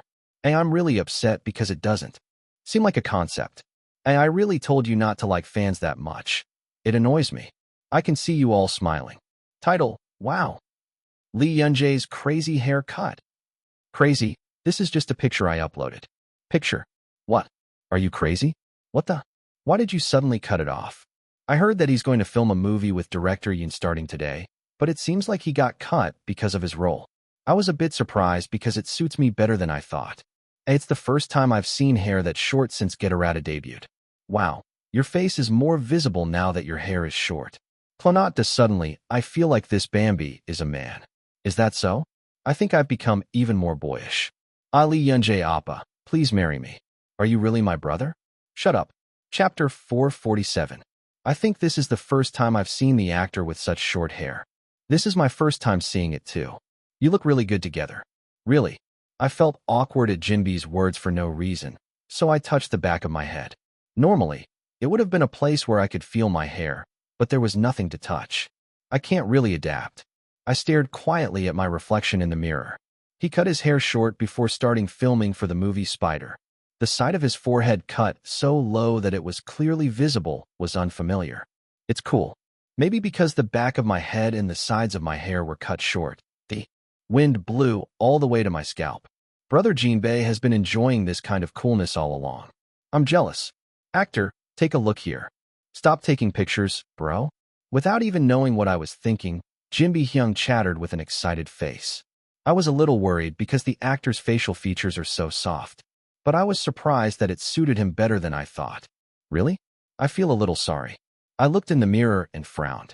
The protagonist of Spider was a trash-killing guy and an obviously idiotic character. That is, you have to make a strong impression from the moment you first appear on screen. I studied several facial expressions for this, but I couldn't find a face that I completely liked. I think it would be better if the eyebrows were a little darker. Just like Jinbei Hyung. Then I thought a much more intense image would come to life. They say that those who have more can do more. Jinbei grumbled softly at my words. The actor is greedy. Brother, if you're going to say something, put your phone down first. Can I take just one more picture? What about one sheet? If I'm greedy, my brother is a liar. Jinbei took at least 30 pictures before putting his phone down. Then I looked at the pictures I took and sighed deeply. Everything came out well, so I don't know what to send. Who should I send it to? Who would it be? Of course it's actor Jong Hyun. He's still angry and demanding that it be sent quickly. Jinbei Hyung held out his cell phone screen. Actor Jung Hyun. Jinbei, are you still filming? Actor Jong Hyun. Send me anything. Actor Jong Hyun. I'm going to shoot soon. Actor Jung Hyun. Please hurry up. The two of you are having a good time. It was cute to see grown men playing around like that. While Jinbei sent the photo to Jeongyeon, I turned my gaze back to the mirror. In the mirror, there was me with a solemn expression. You can do it. Training with a professional musical instructor began last week. The training was grueling, just as Sean had warned. You have to extend your voice a bit further from there. Uh, uh. I'll try again stronger.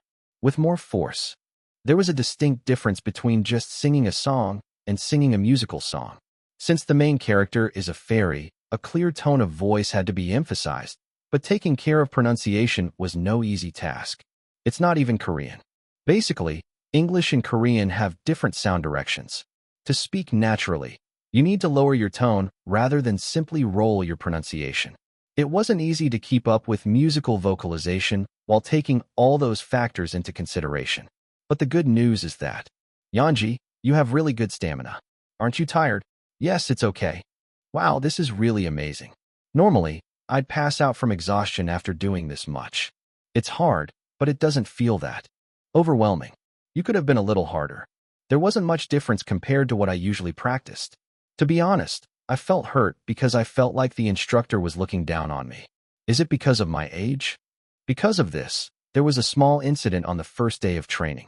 At the point where I was thinking that it was time to really get started, the instructor said that we should stop here for today. At that time, I thought to myself that I had been rejected. I thought it wasn't worth looking at anymore. Although the casting was confirmed thanks to the support of director Sean and David, it was a situation where things could change at any time. In particular, since the training videos were shared with the production team every day, it was safe to say that every moment was an audition. In that situation, the instructor's words, "Let's stop here," were very misleading. "Teacher, can you please give me one more chance?" "Yes. It's only been 3 hours. I understand you're disappointed, but I'd like you to give me one more chance." I brought that up thinking that the world of professionals is indeed vulgar.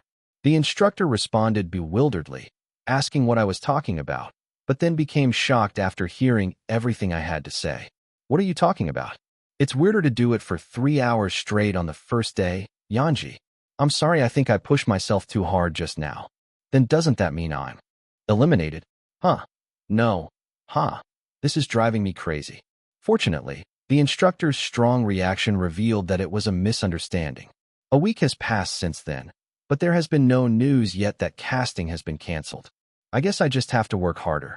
There were still 6 months left, so there was plenty of time.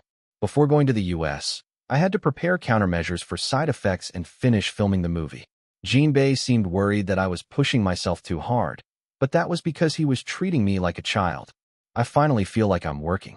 I felt refreshed and good because I moved my body diligently. So, the day before filming for the movie Spider, an article finally came out confirming the casting for the musical. Breaking news. Lee Young-jae confirmed to be cast in director Sean Connery's next film. Lee Young-jae is now in a musical? Netizens' reactions are hot topic. A real-life version of Bambi in the Forest. Will actress Lee Young-jae, who has proven her ticket power, be successful in Hollywood? Academy Award-winning director, Sean Connery. Lee Young-jae is a prepared actor. You can look forward to it. That's fortunate. If they're publishing an article on such a large scale, I guess it's pretty much confirmed. Well, I guess I can't be at ease though. Let me start with what I have to do. As soon as the article came out, I headed home. As expected, people were crowded into the middle of the living room. Among them, the one who was the most energetic was No Bai-hyuk. "Lee Young-jae, don't worry, Bai-hyuk. It'll be okay. I'll make sure nothing happens. What are you going to do about it?" "As best as I can." "You?" No Bai-hyuk's face turned red with anger. "Man, raising a child isn't easy." Of course, it wasn't just No Bai-hyuk who was in trouble. Eun-taek Lee and Jun I-sung stood tall in the living room and resisted, while Hyung-jong lay down in front of the entrance and protested. "Brother, get up first. Then your mouth will turn." "I don't know. I hate you." I was going crazy and jumping for joy because my brother wouldn't budge no matter how hard I tried to wake him up. In the midst of all this, only Han Haram was sitting quietly. Far from being angry, the guy was smiling faintly. Oh me. It was obvious what he was thinking about. Going to America wasn't something I could hide from the fog that watched over me every day. He had already discussed the matter with Fog, so he looked pleased. "Is it so great that only you knew about it in advance?" He shook his head. "Should I say that's cute or annoying?" I lightly pinched the guy's white cheek. Yanji, it hurts. I know it doesn't hurt. After gently caressing the boy's cheek, he opened his mouth to address the people. I know everyone is worried. That's why I didn't want to do it. But I really want to do this. I looked at their serious faces and blurted out the words I had prepared. The production team also said they would make the studio more secure. The company also decided to increase the number of security personnel. He promised that he would not have to go out on his own outside of filming in the studio, and that even if something like that happened, he would be accompanied by a security team no matter what. You're feeling so suffocated, so why don't you just go for a walk by yourself? No, Bai Hyok said with a very displeased expression on his face. No, that's not true. Even when I go to the bathroom, I go with Jin Bei Hyung. That's a bit. You won't protect my human rights. After endless persuasion, fortunately, people's reactions quietened down. Hyung Jong-hyun still had a pouty face, but he got up from the floor obediently, and No Bai Hyok, Song I-jun, and Lee Eun-taek also went home. Yanji, you really shouldn't get hurt. My brother, your heart won't fall anymore. Yes, I will try. Ugh, how can I beat you? Hyung Jong-hyun let out a complicated sigh and hugged me. You really have to be careful. Video call every day. Yes. You know you can't let your guard down when shooting wires. Accidents can happen in an instant. I know. You showed me the video of the stuntman accident last time. When I repeatedly told him that I would be very careful, the other person's expression softened. Only after I reassured my biggest enemy, Hyung Jong-hyun, was I able to breathe a sigh of relief. Now I can finally take a breather. With that thought in mind, I headed to the movie set. And, Director, why are you doing that? I don't know. I don't film. Why? What's going on? You're making a musical? You didn't even tell me. I don't need to tell you, right? Stop it. Find another director. I came face to face with Director Yoon, who was very upset. I swallowed a sigh. Seriously, why does everyone get older? Bambi, hello. Just when Director Yoon was finally calmed down, singer Choi In-jun of Space appeared on the set. Hello, bro. Short hair suits you so well. I screamed when I saw it on Twitter this morning. And now I see it in real life. Wow, you did a great job filming the movie. Singer Choi In-jun looked at me carefully with a full face. You can touch my hair. I haven't styled it yet. No. How could I dare? Just touch it. I wonder. Singer Choi In-jun's hand quickly rose above his head. It was worth meeting often and practicing the script. I'm not embarrassed to hear things like that anymore. Just as I was about to look at the script with a smirk, I heard an excited voice. How can there be such beautiful sculptures? Shouldn't they be in a museum? Wow, they're really beautiful. Take back what you said, saying you're not ashamed. I shouted loudly, ignoring the back of my neck that was quickly becoming hot. Director, when do we start filming? I told you we're not. Filming. Do it with Sean or Sean.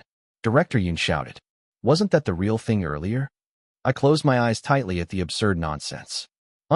Why is this movie so loud from the start? Chapter 448.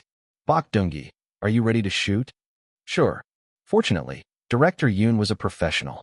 Whenever he would act like a child and say he wouldn't take pictures, he would come right over when it was time to shoot. Since it's a script you wrote, there's no need for an explanation. Should we get right into drawing up the route? Yes, I like it. Oh, before that, let me ask you one thing. Director Yoon said with a serious face. Please act gently. Don't use too much force. Yes. What does that mean? Director Yoon whispered softly as he narrowed his eyes. I want you to keep up with the tempo of the other actors. If they get discouraged by your acting, it'll be a headache. Those guys. I rolled my eyes following Director Yoon. The extras who were going to film today were huddled together in the place he pointed to. Everyone was so nervous that their faces turned pale. He nodded slowly. Yes, I understand what you mean. I have a favor to ask. But don't be upset because I'll take some amazing solo shots for you. Don't worry, I'm not upset. After a moment of hesitation, he added, Director, aren't you looking down on them too much? When I saw them during the reading, everyone was doing well. Hey, that's because you don't. Know yourself. Director Yoon clicked his tongue. Don't you know that your tension is completely different when you're leading and when you're shooting? Is that the problem? Shouldn't it be different? If practice and actual performance are the same, isn't that a bigger problem? When I answered in confusion, Director Yoon sighed. I know your skills, but they don't.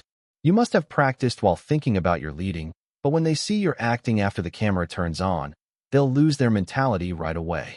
Director Yoon added that the actors' mentality was at its weakest during that period, and that once they lost their mentality, they could not come back. But you're going out as a group instead of just one person? We have to stop filming that day. I can already see the picture today. I can see it. I tilted my head at the gloomy voice. Is that it? I think you're worrying too much. I had my doubts, but I decided to do as Director Yoon said. There's no reason not to listen to someone who has much more experience than me. The question is how to act softly. I guess I'll have to try to use about 30% less force than I originally intended. Should that be enough? While I was busily editing in my head, preparations for filming were already complete. Okay, let's take the shot. Everyone, please move to your original position. I was about to move when I heard the staff shout, but I ended up bowing my head towards the actors. Please take good care of the filming today. I should be the one asking for a favor. I will do my best. The stiff actors bowed their heads following me. Perhaps because the actors were chosen to play high school students, most of them were around my age. I was really nervous. But it will get better after a few takes. Without thinking much, I moved to where I should be standing. Let's start filming. I closed my eyes tightly as I listened to Director Yoon's voice. I just focused on my heartbeat, and all distracting thoughts and ideas disappeared. Ready? Ding ding. The moment when the sound of my heart completely filled the dark world. Action. I opened my eyes slowly. Hey, have you seen the transfer student from class 3? Transfer student? Pretty. He's a man. He's a big kid. F***CK. An old, abandoned trailer behind the school cafeteria. The students gathered in front of him were giggling and talking. Haha, look at this kid's serious face. Why are you bringing up that kid with the same thing? It's ruining my appetite. No, I told you X is handsome. Am I the only one who saw it? So what does it matter? He's a guy anyway. You little punk, are you a potential candidate? If you're pretty, can you be a guy? Oh, crazy. This is so dirty. Puaha. The vulgar language mixed with the cigarette smoke and rose above where I was lying. The smell of cigarettes. I looked down at the spicy scent. Entering my nose, I saw kids smoking cigarettes confidently while wearing their school uniforms. Haven't they ever thought that there might be someone above them? I quietly looked at the kids who had let their guard down. Soon. Widely. What is it? F***CK. I jumped down without hesitation. The kids were really surprised because it suddenly appeared out of thin air. Oh, sorry. What? Who are you? Oh, X, I'm so surprised. I blinked silently. He took in the attention focused on him for a moment and smiled brightly. Hi. What do you mean hello? Are you crazy? Hey, that's him. The transfer student from class 3. What? The kids with their faces crumpled into grimaces. You're talking nonsense in front of people. How rude. Hey, fucking punk. Since when have you been here? You're not even a rat. Why are you hiding? It's annoying. I wasn't hiding. What? I was just sleeping, and you guys came late. You guys were the ones who interrupted, not me. As I muttered with a gloomy face, the children's expressions became even more grim. This kid is crazy. Dude, are you crazy? Do you want to die? After thinking for a moment, he chuckled. No, I don't want to die. This is... The kid in the lead ran at me with his fist raised. It was a pretty nimble gesture, but they are still kids. Oh, be careful. Hey, F***CK.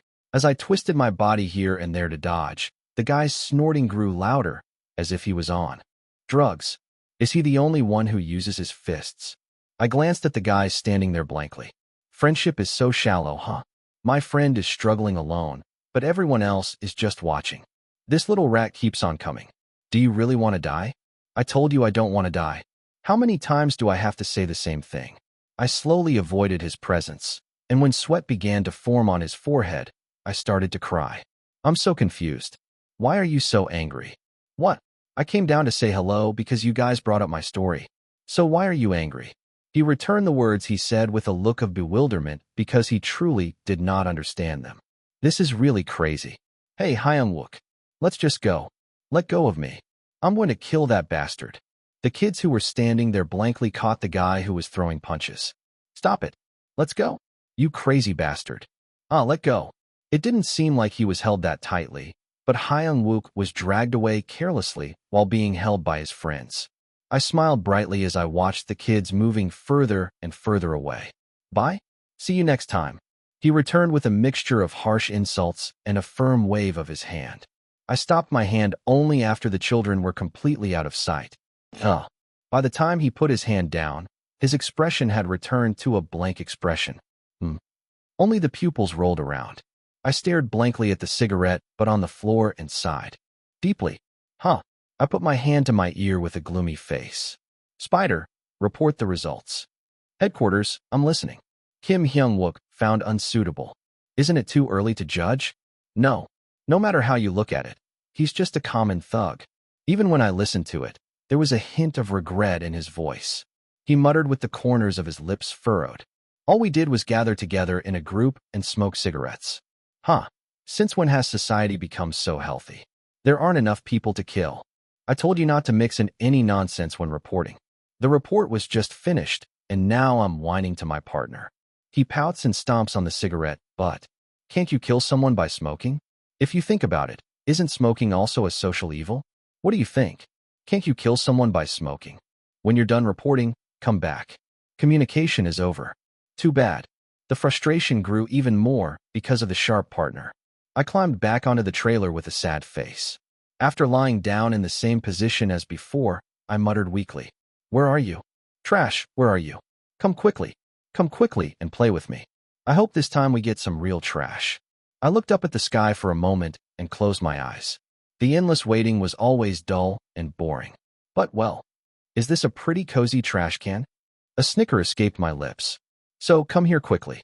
Be buried with me. The corners of his lips raised as he thought about that. Cut. My eyes widened at the loud voice breaking the silence. As we quickly got up, Director Yoon asked us straight away, "Bok Dunggi, are your knees okay?" "Yes, it's okay." He nodded and went down under the trailer. "Don't be so vague. Are you sure you're okay?" "It's really okay. Because I jumped on a thick mattress, there wasn't really any shock to it. Parkour is secretly helpful. To be honest, the trailer wasn't tall enough to go up and down comfortably. But maybe it was because of the parkour I learned last year, but I was able to move more easily than I thought." That's interesting. My body moves as I want. Eyes are focused on me, and even the red camera light indicates that I am being filmed. Everything was satisfactory. This is life. I headed to the director's seat, barely able to swallow the laughter that was about to burst out. There was a crowd of extras who had played the role of gangsters there. As soon as I saw the actors with blank expressions on their faces, I couldn't help but say something. The acting was really good. Everyone was so good. Yes. Us? Are you talking to us? The actors asked back with bewildered expressions. Then who did you tell? That's not something you should say to Director Yoon, who's right next to you. The unexpected reaction was a bit absurd, but I just laughed it off. It was really fun because we had great chemistry. Thanks to that, I was able to really immerse myself in it. Thank you so much. Oh yes. As expected, Director Yoon was overly worried. The actors' performances were as excellent as during the reading. No, it was much better. The actors made it seem so real that I ended up completely immersed in the role without even realizing it. Rather than reducing it by 30%, I felt even more satisfied because I acted with all my might. It'll be fine if we just keep going like this. The one-take scene we just shot was actually more like a rehearsal, as it was meant to capture the emotions. In order to edit smoothly, you need to take detailed cuts and shoot them. But since I just had to repeat the same act I just did, it wasn't that difficult. I think filming will end early today. Just as I was about to smile proudly, Director Yoon approached me with a complicated expression on his face. "Bok Dungga, I asked you earlier." "Yes." "No, what's wrong with you?" I blinked at the serious expression. "What? Why? Wasn't the acting just now good?" "I really liked it." "Of course it was good. That wasn't acting just now. It was filmed as a documentary." "What does that mean?"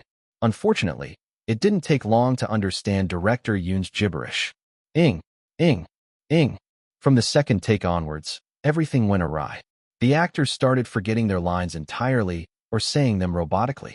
Only then did I understand what Director Yoon meant by a mentally unstable actor.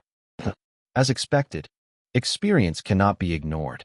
Director Yoon started to appear again. Chapter 449. Ing. I'm truly sorry. The actor who forgot his lines kept bowing and apologizing. Anyone who saw it could tell that he was mentally weak. It's okay. I'll take a short break and go. Director Yoon Kang-yeon did not blame the actors. He seemed to know exactly why they had gone mental. In fact, everyone here knew why. Oh my. Space Choi In-jun shook his head. I'm really glad I don't have to film today. He was genuinely relieved. Just looking at the scene made my mouth dry. Lee Yun-jae, the person responsible for making the extra actor's mentality explode, was sitting quietly on her chair. At first glance, it seemed like a blank face, but it was clearly visible to Choi In-jun, who had the same DNA as Bayan deep in his bones. Our Bambi, what should we do? Lee Yun-jae was extremely upset. Because the first take was so perfect, he seemed to feel even more guilty about the filming going so wrong. Should I call it the devil's talent? In fact, it couldn't be seen as Lee Yun-jae's fault. He was faithful to his work and carried it out perfectly. However, because the depth was beyond imagination, it only rendered powerless those who had the same dream. Bok Dungi, relax. Don't worry too much. Sorry. What are you sorry about? I told you earlier. I expected it. If you keep shooting, you'll get it someday. Director Yoon patted Lee Yun-jae's shoulder. Awkwardly. Just wait and see. There will be actors who are motivated by today's work and work like crazy. Those are the ones who will succeed. You are the catalyst for another actor's success. How wonderful is that? Nice, director. Choi In-jun overheard the conversation and cheered on Director Yoon. Please give him some more encouragement. Our Bambi's ears are really droopy right now. Cheer up, Bambi. Choi In-jun also had the same thoughts as Director Yoon. It is true that the other actors felt a sense of helplessness because Lee Yun-jae dominated the scene, but it is also true that she provided another kind of stimulation. It still gives me goosebumps when I think about it again. Choi In-jun recalled the first take, which had absolutely no flaws. It was a shocking performance even for him, who had practiced countless times with Lee Yun-jae and had gotten used to the script. How could that be possible? Choi In-jun couldn't believe it even though he saw it with his own eyes. Lee Yun-jae, who was absorbed in practicing acting alone, and Lee Yun-jae, who was standing in front of the camera, seemed like completely different species. What should I say, really? He seemed like someone born just to stand in front of the camera. Action. The moment when a red light came on the camera along with Director Yoon's shout. The white and pretty face, neat eyes, and clean face suddenly disappeared. And instead of Lee Yun-jae, the main character of Torai took her place. No, I don't want to die. I could tell just by looking at her slowly moving limbs. That wasn't Lee Yun-jae. High-pitched voice, exaggerated facial expressions, and reactions. A character with a strange charm was created through the careful combination of somewhat unnatural elements. A being that is human yet inhuman, a calamity that cannot be easily suppressed, has been born. I hope this time we get some real trash. The way he smiled with the corners of his lips raised made him look like an angel, but at the same time, he looked like a devil. Choi In-jun encountered the main character several times while practicing with Lee Yun-jae. However, the main character standing in front of the camera was radiating a completely different light, as if it were the first time I saw him. How can someone be that crazy about acting? Choi In-jun was a man who put in a lot of effort to succeed as a singer and actor, and he achieved satisfactory results in his own way. Still, the talent of a boy much younger than himself felt terrifying. It's difficult. As a fan, it was really great, but as an actor who would be caught in the same cut, I was scared. Choi In-jun felt a variety of emotions and stayed with us until the end of the first shoot. Thank you all for your hard work. The first day ended without any results, just as Director Yoon had expected. After promising to reshoot the same scene. Tomorrow, they went their separate ways. Bok Dungi, are you still feeling bad? It's okay. Thank you for your concern, director. Should I get you some chocolate? When you're feeling down, sweets are the best. You should stop eating, sir. You're getting diabetes. Judging from the way you're nagging me, I guess you've really gotten better. Director Yoon seemed to really enjoy talking to Lee Yun-jae, even though he was grumbling. Choi In-jun glanced at Director Yoon without revealing anything. That's unexpected. Yoon Kang-yeon, South Korea's most famous film director, was a mysterious person. Even though Choi In-jun had been active in the entertainment industry for quite some time, I knew almost nothing about him and only knew that he was a serious genius. There was a time when there were rumors that his real appearance was something else, but as always, I thought it was just a rumor. Who knew it would be true? Director Yoon, whom I actually met in person, was completely different from what was portrayed in the media. Unlike his usual low-voice interviews, he seemed a bit nervous, and he even seemed to be at peace when talking to Lee Yun-jae. I feel like I'm particularly relaxed when I talk to Bambi. Choi In-jun was immediately convinced by that sentence. Of course it would be. Because it's Bambi. The devilish Bambi bewitches people. The way his expression changes when he starts working is similar to Bambi's. It was at that moment that Choi In-jun was internally evaluating that he seemed like a pretty good person. Brother In-jun. Huh. You worked hard today. Oh my, what did I suffer for? I just watched. Choi In-jun's first shoot was scheduled for 3 days later.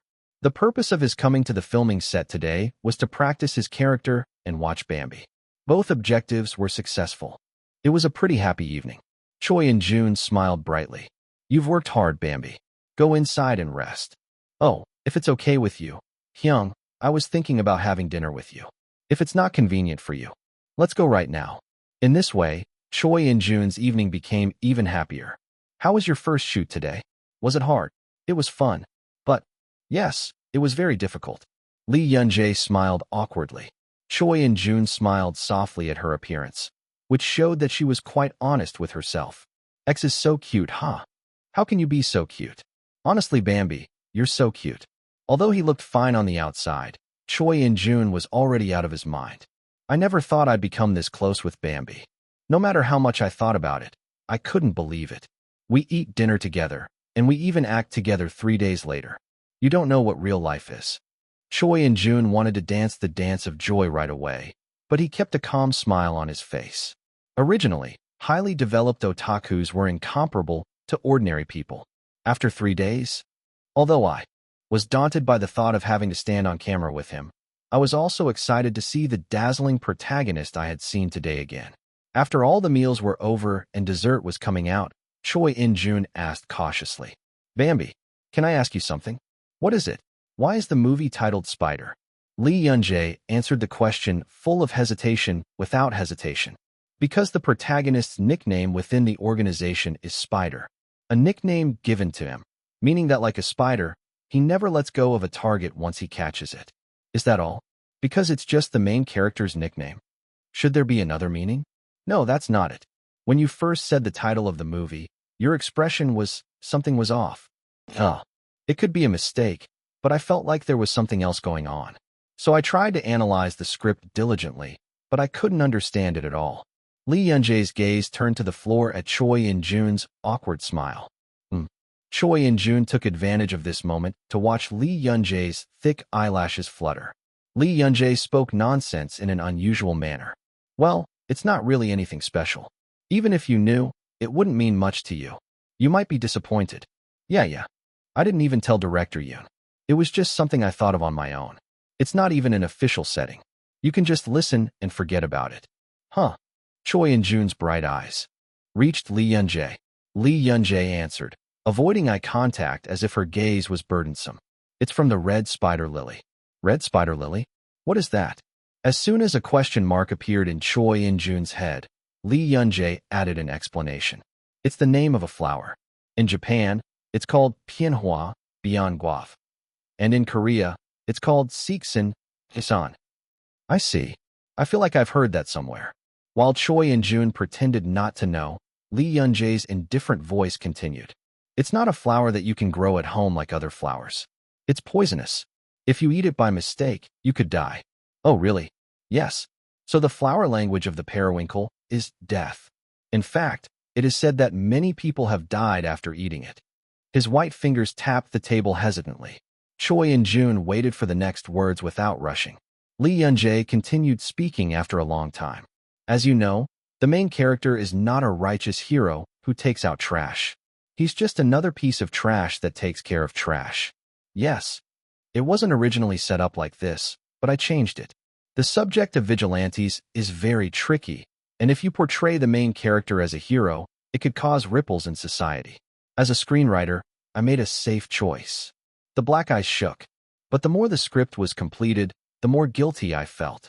I created a character who could be cursed so that I wouldn't be cursed at. He's not a hero, he's trash. I've nailed it down like this, but he might actually be a hero to some people. Right?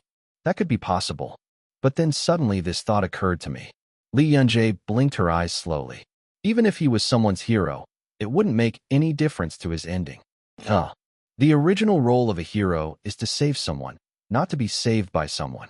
The voice that came out slowly had no strength. Once I realized that, I became more confused. I had to act as this character, but the more I got into it, the more miserable I became. So, Choi and Jun met the black eyes. I'm acting as if the main character is dead. No matter what the main character does in the movie or what the ending is, the main character is someone who died a long time ago.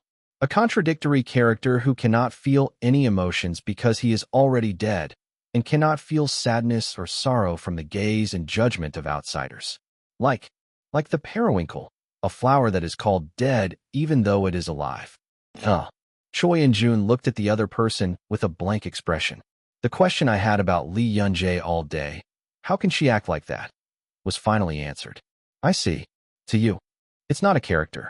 All the characters you've played weren't characters to you. Can I do it like you? Choi and Jun suddenly became curious. I wonder if I can stop treating the characters as characters. It was the moment when another actor was born. Chapter 450. Hello, Yanji. As I opened the front door, I saw bright eyes. I smiled brightly without realizing it when I saw you for the first time in a long time. Hello, Hone. Wow, it's been a really long time. How have you been? You've gotten more handsome. Thank you, you're pretty too. Your hair has grown a lot, too. Park Ha, I'm here too. Do you only see Lee Yunjae? No, by Hyok, who had arrived home early, grumbled. Park Ha-eun ignored this and came inside. Yanji, can I order some tteokbokki? I need to eat tteokbokki today. Huh? Is there such a day? It's a bit like a divine revelation. It comes irregularly, but I happened to get it on a bus coming to Seoul. Oh, I see. Well then, there's nothing I can do. He swallowed his trembling expression and quickly raised the corners of his mouth. Okay, then let's order the tteokbokki you want. Ha, thank you. Yanji, there's no one else but you. Park Ha, I exist here too. Can't you see me? No, by Hyok's mutterings sounded lonely today. For a moment, Park Ha-eun's eyes met mine, and both of them swallowed their laughter with difficulty. That's strange. It couldn't be, but for a moment I felt like I was back in elementary school. We spread out the table with the newly released Mala Tongalu Rose flavor, tteokbokki, and other snacks that No by Hyok and I could eat. Eating snacks with Park Ha-eun, No by Hyok, and the three of us made me feel even more strange. No matter how much I think about it, it doesn't make sense that I lost back then. Honestly, I have to do the escape room again. Slave, it's been years and you're still talking about it. Aren't you tired of it? Park Ha, be honest. Did you help Lee Yunjae? Otherwise, how did she break the lock? She barely managed to crack her phone password. By Hyek, am I some kind of grandfather? The three of them were talking non-stop, and the topics of conversation kept pouring out like a fountain. Although we had exchanged greetings through the group chat, it had been a really long time since we had seen each other in person. Amazing. It's already been 5 years since I became friends with Park Ha-eun and No by Hyok when I was 13. I'm closer to 20 than 10 now. It felt strange that in just 2 years I would become an adult. It was strange to see at a glance how different the situation was from 5 years ago. At that time, all three of us were just elementary school students. Now they each had different name tags. One is a model student aiming to enter medical school. One of them is a male idol who won the Rookie of the Year award. One is an actor filming a movie. I was lost in thought when I came to my senses at the sound of Park Ha-eun's bright voice. Yanji, what have you been thinking about since a while ago? Oh, sorry. You had a strange thought again. No by Hyok poked the ball. It hurts, kid. While holding the guy's hand and getting off, Park Ha-eun smiled brightly. That's right, Yanji. I really enjoyed watching Dead Express this time. Thank you so much. But the long-term accuracy is a bit lacking. There's the last part of episode 3. The liver can't fall off there. Oh, really? Kids, can we not talk about things like this while eating? No by Hyok muttered with a pale face. I laughed even louder at the sight. The topic of conversation changed constantly, and the Choi case was unintentionally mentioned again. You must be really surprised. How's the scar? It's faded a lot now. It must have gotten lighter. It must have gotten a lot lighter. By Hyek, eat this. I quickly stuffed a dumpling into the mouth of a guy who was always sensitive whenever the topic of scars came up. Then he quickly spread out his palm and showed it to me. Look, it's gotten a lot better, hasn't it? I didn't know before. The scar is wider than I thought. It must have really hurt. Park Hoon looked at my hand with a sad expression on her face. No, I didn't want this reaction. I tried to ignore No by Hyok's sharp gaze and change the subject. No, it really has faded a lot. The treatment was very effective. Are you going to continue receiving treatment? Of course. I have to completely get rid of it before going into the musical. I definitely understand why people go to dermatologists. Money is good, right? I still vividly remember feeling dizzy. When I heard the cost of regenerative treatment, the teacher said that it will all disappear in about 3 months. That's good. Huh. But didn't you say that the character just now had a scar on his palm? I might have to draw from now on. Yes. I nodded at No by Hyok's words. Even on the first day of filming, Director Yoon called the makeup team. I took pictures of the scars on my palm in various directions and asked them to draw the scars in the same way until the filming was over. Even if my hand recovers, the protagonist's hand must not recover. The addition of scars certainly helped bring out the protagonist's rough feel. It's an idea that Hyung Jong might get hit with if he finds out, but honestly, the quality of the work has improved thanks to the injury. Hey, you're having weird thoughts right now. I came to my senses as a hand poked my cheek. I'm really glad the fog can't read my mind. I barely managed to control my expression and grab the guy's hand. Bae-hyuk, stop poking my cheeks. You keep spacing out. No Bae-hyuk raised one eyebrow, asking why he had so many random thoughts. Who's bothering you? Are you worried? No, it's not like that. It's just that the three of us are having fun hanging out together after a long time. Oh, me too. No Bae-hyuk chuckled. Do you guys remember that? When I was in the 6th grade, I was the gym president and I had to organize the storage room all the time. You said you were organizing the warehouse and secretly went to the store? Of course I remember. Oh, that's not what I was going to say. The guy frowned wickedly. As Park Hoon laughed and teased the boy, No Bae-hyuk's brow furrowed even more. Normally, I would have told him, Bae-hyuk, idle, and prevented him from getting wrinkles. But today, for some reason, I didn't want to tell him. It's been a long time since I've seen you make that kind of expression. Since the guy debuted as Nade, I've been seeing him appear on various music shows, variety shows, and solo concerts. The face was the same as the No Bae-hyuk I knew, but it was true that I felt unfamiliar whenever I saw the corners of his lips set in place or his formed smile. Every time that happened, I would call the guy and ask him, is this the No Bae-hyuk I know? This one is better after all. Being with Park Hoon made me see No Bae-hyuk's childhood even better. At this moment when everyone was talking nonsense, I felt like I was no longer actress Lee Yoon-jae, but just Lee Yoon-jae. It was a warm time that brought about an inexplicable, touching feeling. Lee Yoon-jae, why are you like that? You're talking nonsense. Why do you two keep fighting? It was definitely warm before it became a mess. The cause of the mess was simple. There was a rumor at our school. No Bae-hyuk, who was suddenly caught up in a trip down memory lane, brought up this story. There's a rumor that the statue behind the library moves at night. Oh right, that was really popular back then. So we all decided to get together in the evening to check the rumors before graduation. But it ended up falling through.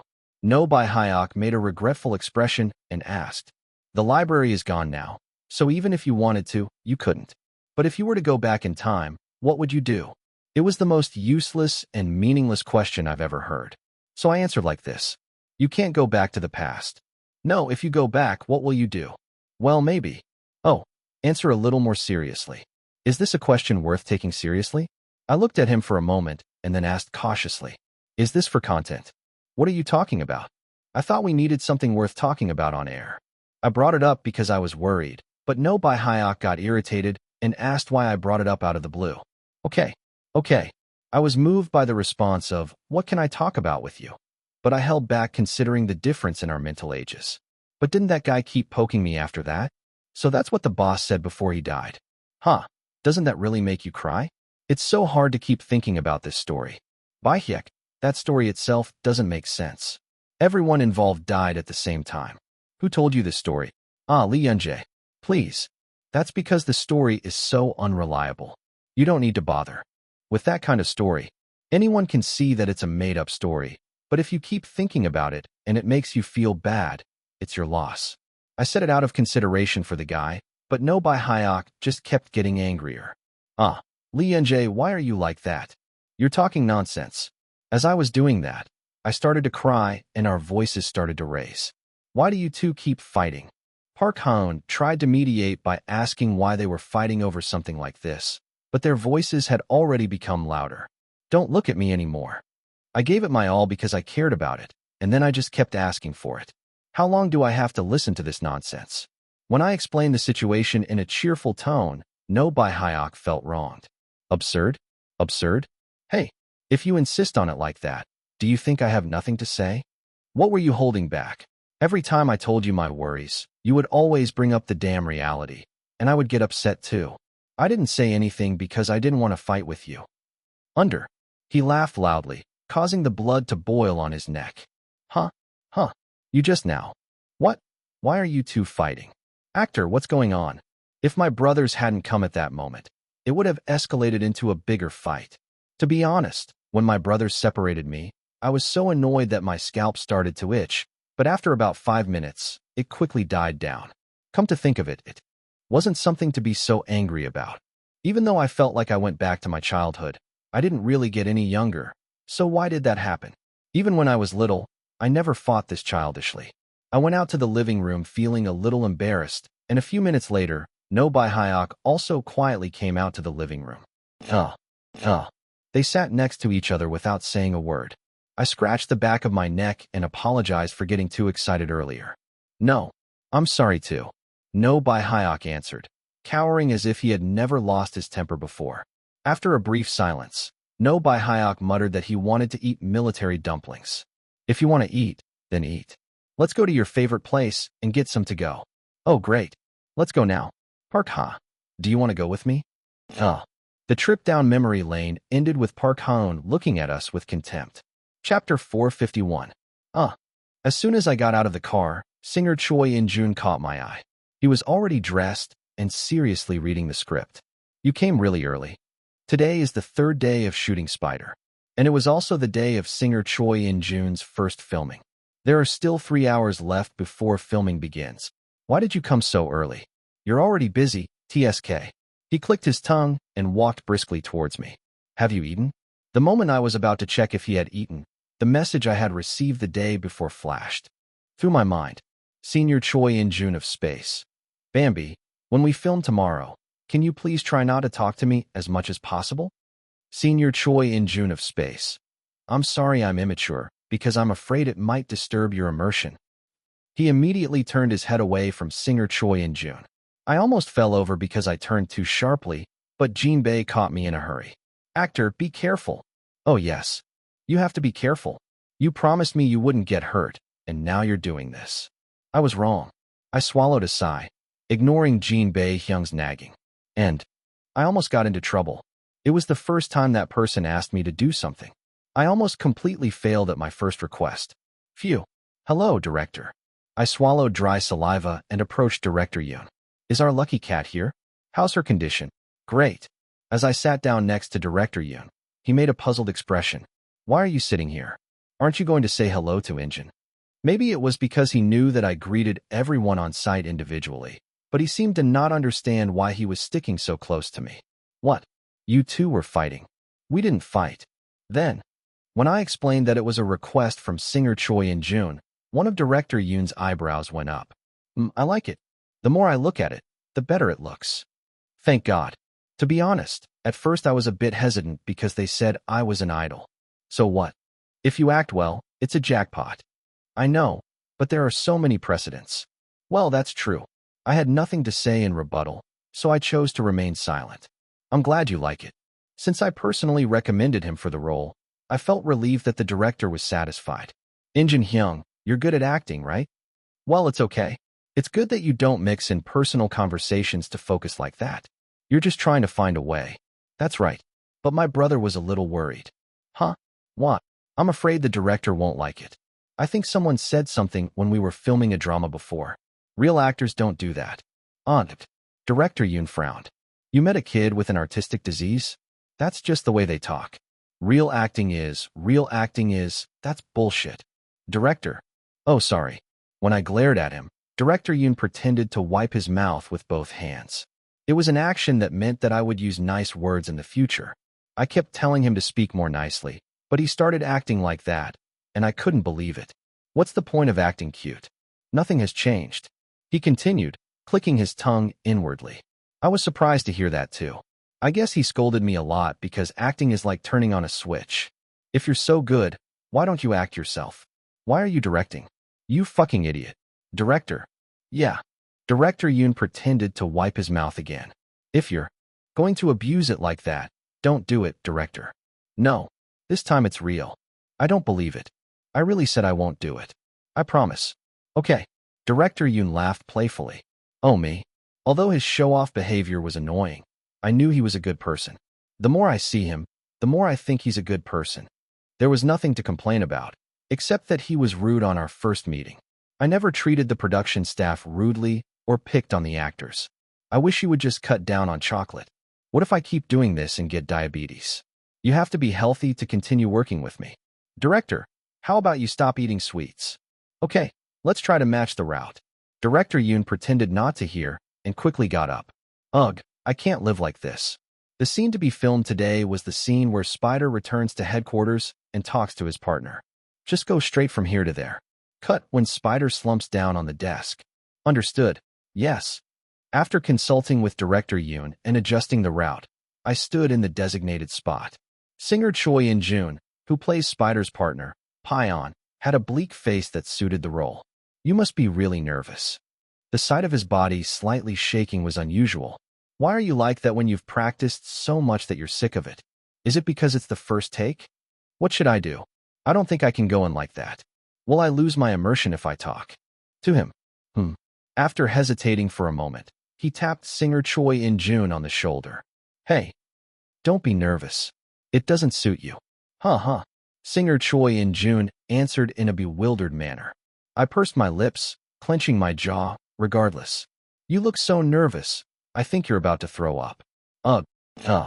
The kid who is always expressionless is so nervous that he's going to vomit. Just do what you've been doing.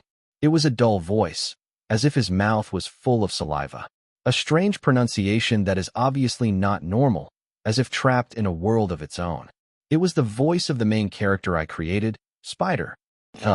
Singer Choi In-jun, who had been blankly staring at me, finally regained some light in his eyes after a long time.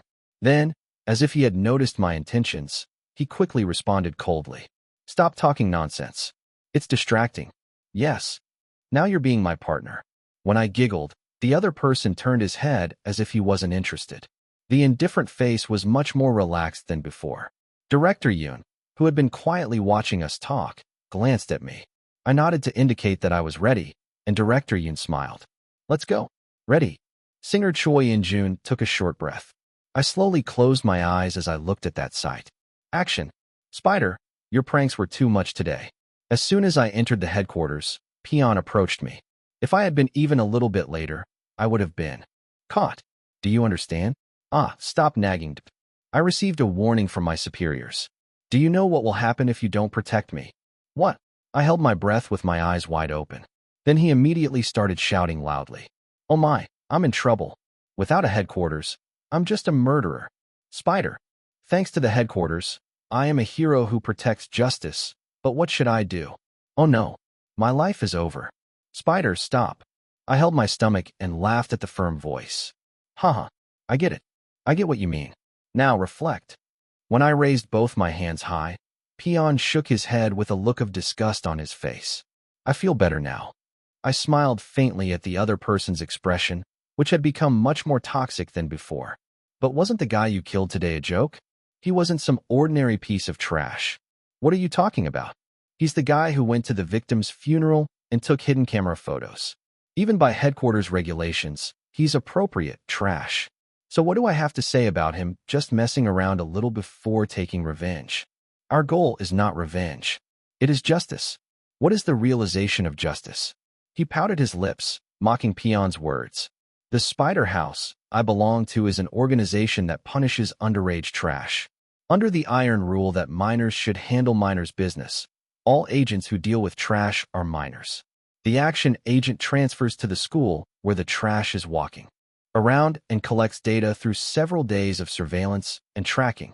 The suitability is determined through data collected by action agents, not through police databases or expos posted on the internet. When the action agents grow older and are no longer minors, they are dropped into administrative positions, like my partner, Fine. What is required of them is objective judgment without emotional involvement. After reviewing the data collected by the action agents, they decide whether or not to kill the trash based on the headquarters regulations. It's all just bullshit, you know. As soon as I sat down on the chair, I started to scratch my ears. Peon was talking about something up front, but I wasn't really interested. Everyone seems too grandiose. Is there any particular reason to kill trash? Honestly, considering what the victim went through, isn't it too easy to die? It's not fun. The piece of trash I dealt with today was an 18-year-old boy who had committed numerous sexual crimes, but avoided prison simply because he was a minor. After the video was leaked on the internet and the victim committed suicide, he went to the funeral and played the video. The victim's family members cried and cried out in anger. Why are you doing this? Why on earth? Why are you doing this? And the trash said, That's because it's fun. I couldn't help but feel happy as I watched the trash giggling in front of the bereaved family. And it's perfect. It's been a long time since I've seen such perfect garbage. I was so happy and wanted to enjoy it just a little bit more before I had to deal with the trash. The rules are too strict. Honestly, if it weren't for the rules, I would have played with knives too. According to headquarters regulations, the punishment for suitable trash was to shoot 4 times in the liver, lungs, spleen, and heart in that order. Besides that, I couldn't really harass him because of the no-touch rule. The only way to enjoy it as much as possible while still following the rules was to take the time to follow the sequence very slowly. Bang. Ugh. What do you want? Money.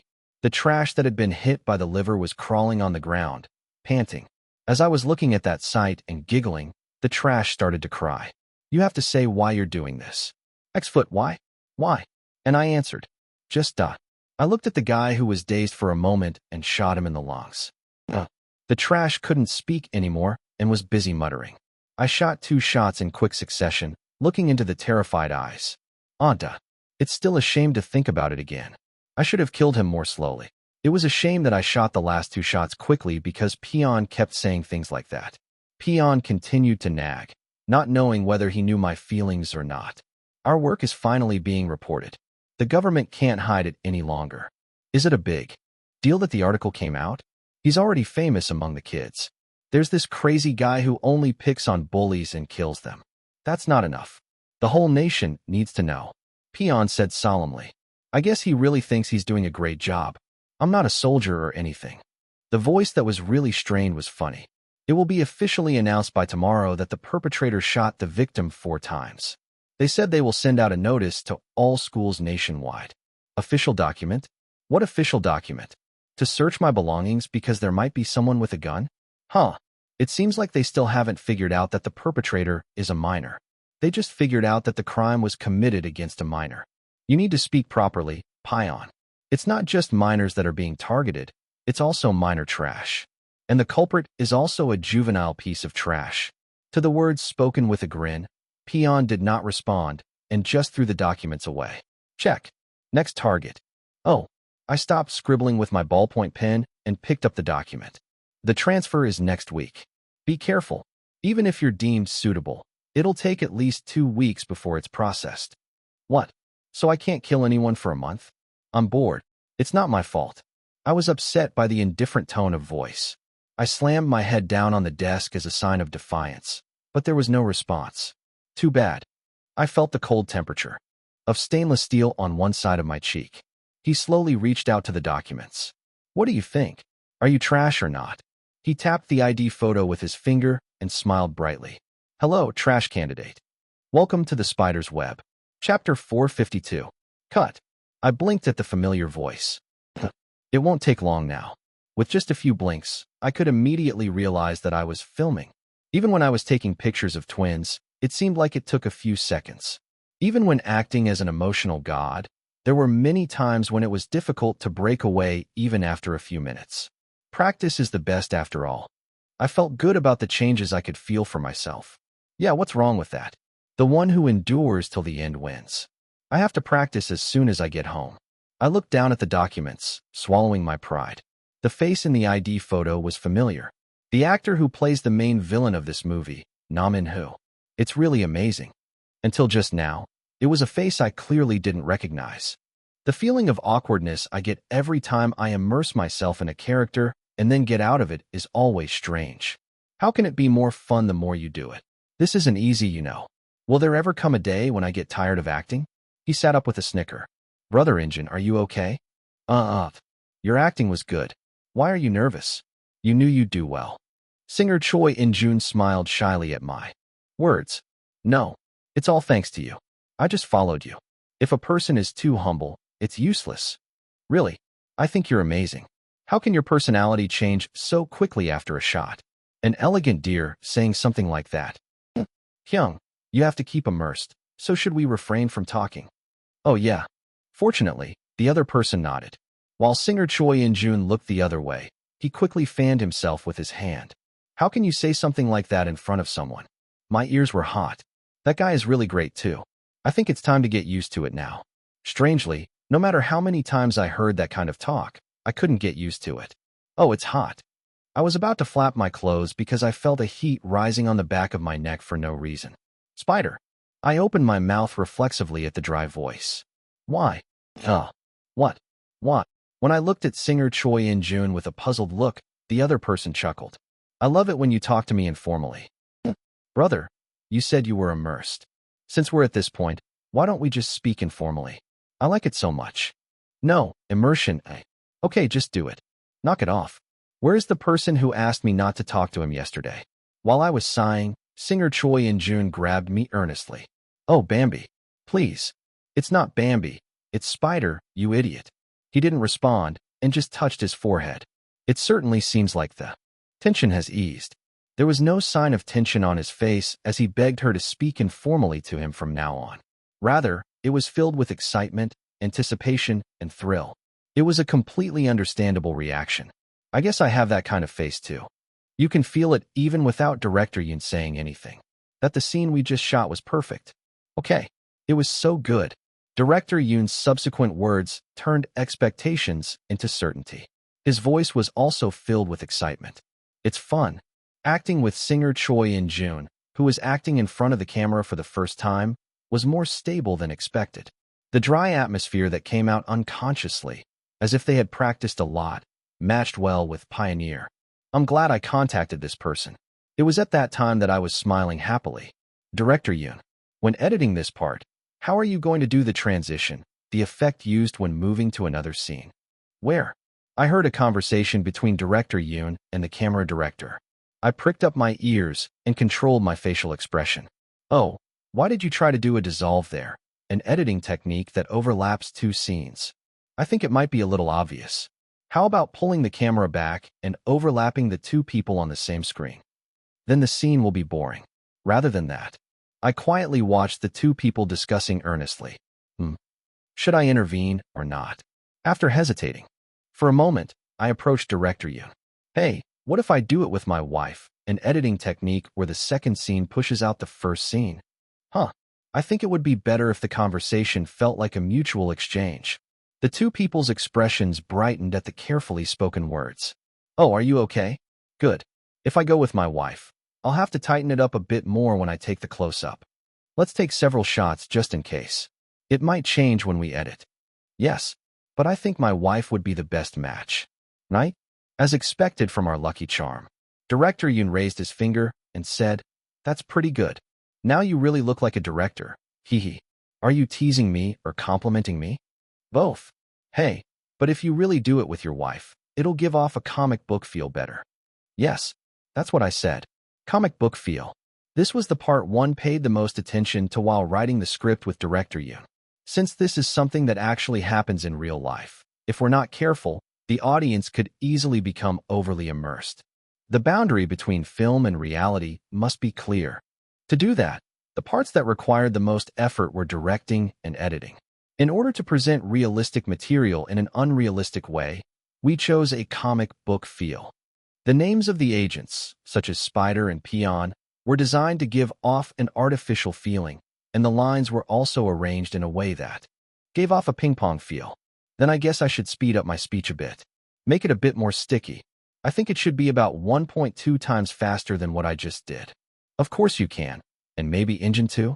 You'll know once you try it. But it might be possible. Director Yoon nodded at my continued words. I think it might be possible, but let me say it first.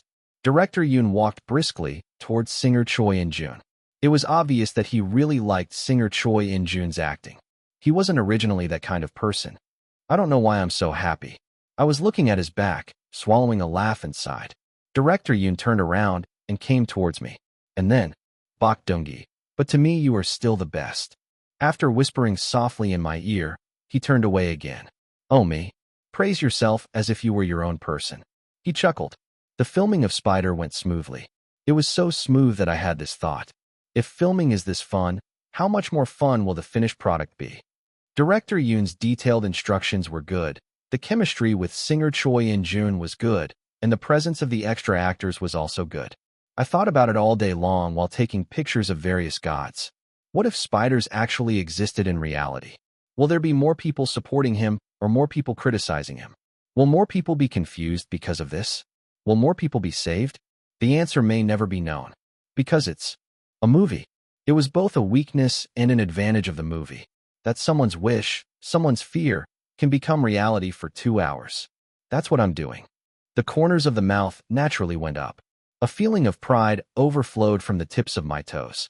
Bok Dong-gi, can you come here for a minute? Yes.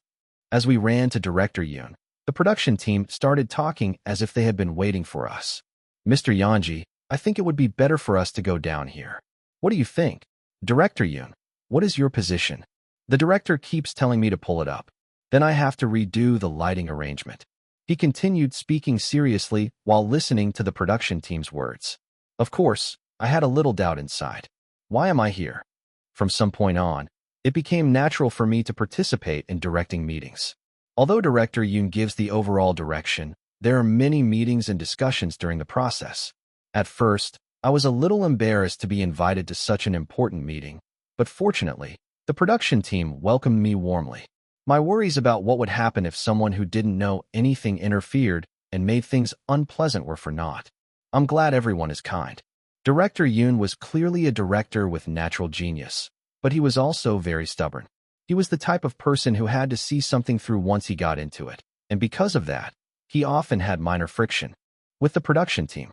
Every time that happened, it was my job to run over and sort out the situation. Well, it's good for me that I know more. I felt a little shaky every time I tried to appease people. Aren't they all people who have reached the top in their own fields? But why do you act like a kid only when you have a meeting? Are geniuses like this? As I was terrified of this thought, Director Yoon shouted in a loud voice. As expected, I knew Bok Dong-gi would take my side. I'm not taking sides, I'm just speaking objectively. Anyway, what I said was right. Did you all hear it well? Director Yoon gave the staff a pout with a mean look on his face. Wake up, human. But the production team members were no pushovers either. I understand it better now that Yeonji explains it in detail. That's right. Director Yoon keeps saying feeling, so I don't believe him at all. What would I have done without Yeonji? Oh my, I'm bored. Maybe it's because they've all been working together for a long time, but they just openly criticized each other in front of me. Director Yoon was smiling mischievously regardless. Everyone, please calm down. I was the only one who laughed awkwardly. Fortunately, the fight that wasn't a fight ended quickly. Then we will resume filming in 10 minutes. Oh yeah, break time. As the crowd dispersed, I quickly returned to Jinbei. Actor, are you okay? No. Jinbei looked at my tired face and smiled gently. Thank you for your hard work. Would you like some water? Yes. Come here. I'll give you a hug. Yes. I felt at ease as a large hand patted my back. What would have happened if Jinbei Hyung wasn't here? I felt strangely relieved. As I was quietly leaning against his arm, I heard a slight commotion from far away. What? Who's coming today? Brother, just wait a minute. Yes. I got up and walked towards the noise. The closer we got to the end of the alley, the louder the noise became. Oh, go away. Don't take pictures over there. I live here. Do I have to get permission from you to even go to my house? There was a real fight going on there, incomparable to the meeting just now. A man, presumed to be a staff member, and a woman, presumed to be a civilian, were fighting with bloodshot eyes. I don't care if you're a celebrity or not. Get out of my way so I can come in. Please wait a moment. We also have to get permission to take pictures. Seriously, as soon as I saw the staff yelling at the woman, I jumped up without realizing it. Oh, no, that's what I was trying to do. If Jinbei hadn't grabbed my body as I was about to run away. Actor, I told you to fix this. Low-set eyes looked down at me. My body flinched at the murderous gaze. Chapter 453. I'm sorry. It just won't fix itself. As I spoke in a crawling voice, Jinbei answered stiffly. I understand why you do that, but you don't have to solve everything yourself. Sometimes you need an adult to do something. I know, but I looked at the staff who were still making loud noises. Even if I'm not an adult, I'm still an actor, right? I think I can also get involved since it's related to my work. As I glanced up, a low sigh returned. Okay, I understand. Jinbei glared at me as if he couldn't stop me. Then let's have the adults and the actors solve this together. Then he strode briskly towards the direction I was looking at. No, the person is talking, gasp. The people fighting flinched and stopped talking as a large man suddenly approached. Excuse me while we're talking. I'm on Jinbei, the manager of actress Lee Yunjae. Oh, what's wrong? I heard screaming. No one readily stepped forward to answer Jinbei's question. The staff remained silent as if they had never yelled at her, and the woman seemed flustered and bewildered. Jinbei Hyung kept a certain distance from me so that no one could touch me before he looked at me. With a look in his eyes that said it was time for him to step forward, he walked straight up to the woman and bowed his head. We're sorry. We apologize for any inconvenience caused by our filming. Oh, that's true, but I am truly sorry for not making it convenient for people coming and going in this alley. As I kept bowing my head and apologizing, the woman waved her hands, seemingly at a loss. That's right. I'm not mad at you. Yes, there is someone else I should apologize to. I turned my head and looked at the staff. The staff were as quiet as if they had put glue on their mouths from the moment Jinbei Hyung appeared. When I looked up, everyone's eyes were focused on the staff. Eventually, the staff muttered quietly with a sour look on their face. I'm sorry for yelling. It was the worst apology ever, with the words becoming muffled and inaudible towards the end. TSK. I wanted to ask if that was an apology, but the staff member was a complete stranger. I tend to memorize the names of most of the staff involved in filming, but judging by the unfamiliar faces, it seemed like they were rushed in. First of all, he's not Director Yoon's type of person. Since not all filming could be done in the studio, there were many times when we had to rent outside space. What this means is that people living their daily lives in external spaces must experience inconvenience. The issue of citizens being unilaterally harmed by filming movies and dramas has been frequently mentioned in the past, also known as filming bullying. And Director Yoon was a director who was very sensitive to this issue. Everyone, keep this in mind. He would always announce this to the staff whenever he did an exterior shoot. Don't smoke anywhere, don't make unnecessary noise, and make sure to collect all trash after filming. It was a threat that he would not let this issue go unnoticed the moment it was posted on the internet. The intention behind it was obvious. Who's going to try to ruin my image? The image he had built up was so strong that his eyes sparkled with determination not to let this kind of problem become the subject of gossip. It was the same with twins too. Anyone who has ever worked properly with Director Yoon cannot help but know his philosophy. The reason why I could immediately tell that he was a newcomer was because the staff member was acting in an overbearing manner instead of apologizing to the citizens who were inconvenienced by the filming. Ugh. Since I couldn't teach him to apologize properly to someone I just met, I looked at the woman again. I am truly sorry. I will be careful not to let something like this happen again in the future. No, just let me go home. I live in a villa over there. Yes, I see. I looked at Jinbei Hyung and opened a passage for him to pass through.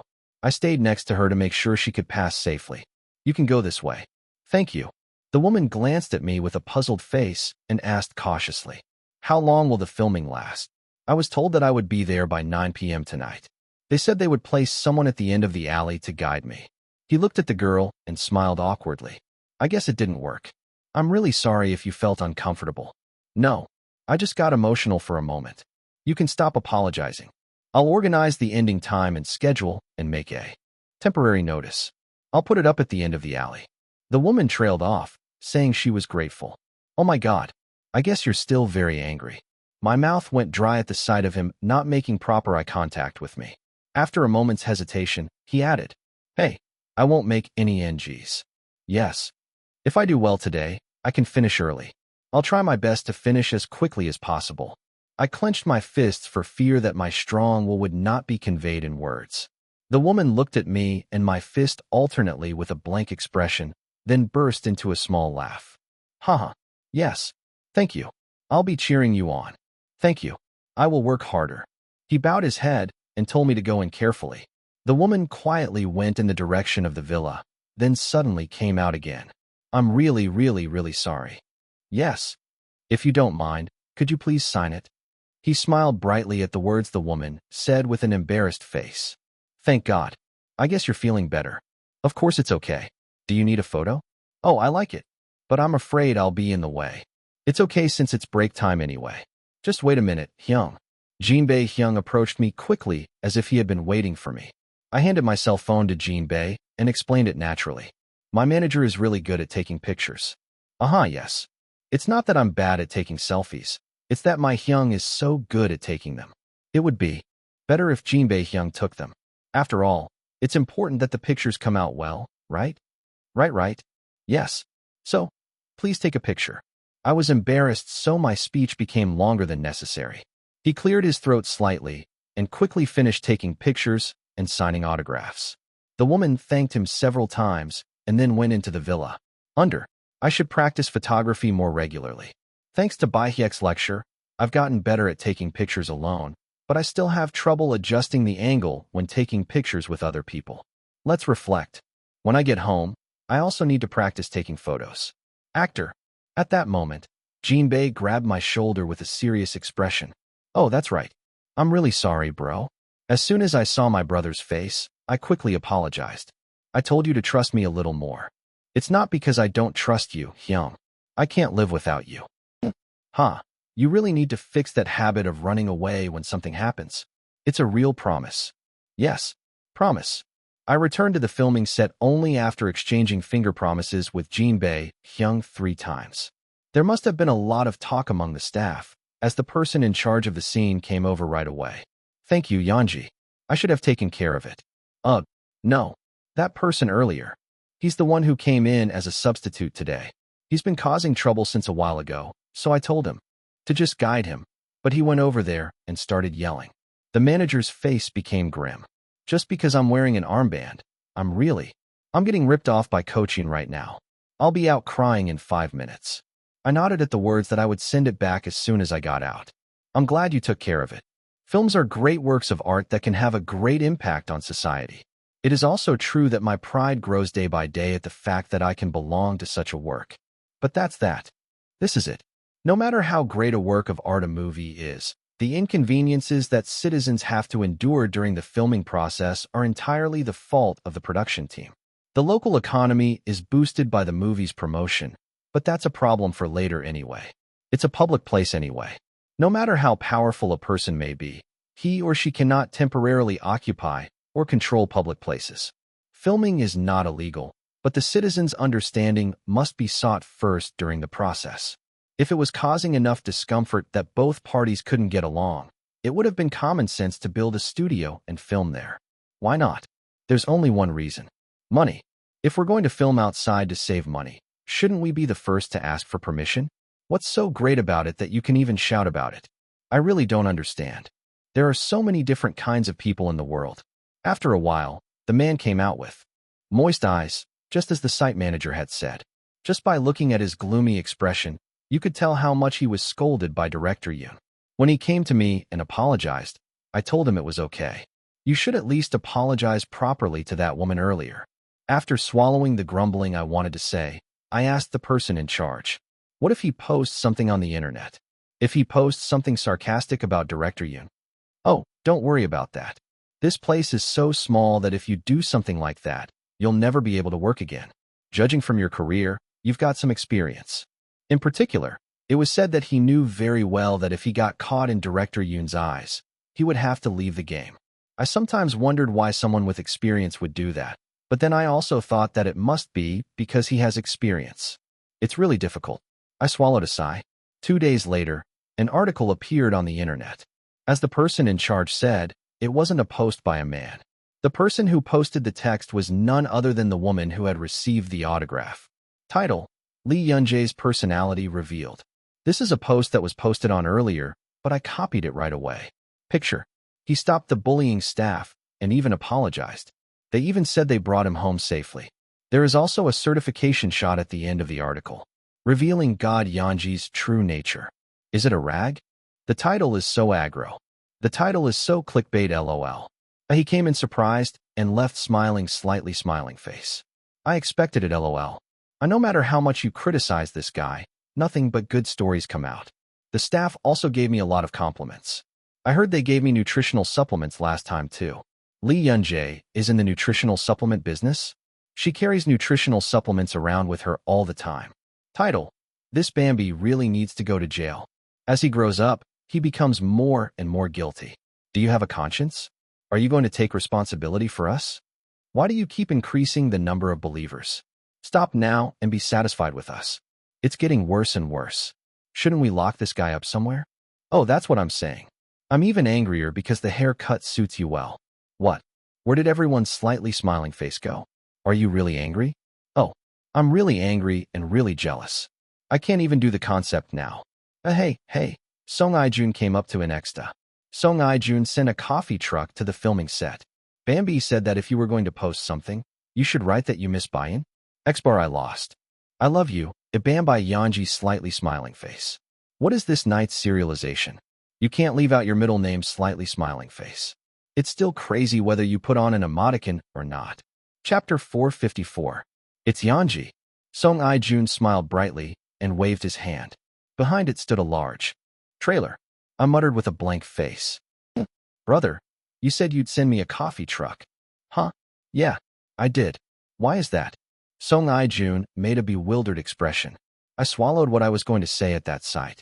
Where does this look like a coffee car? It was a common occurrence for a coffee truck to come to the set. This is because there were many cases where they were sent by acquaintances of celebrities or fan cafes, and sometimes they even gave staff gifts.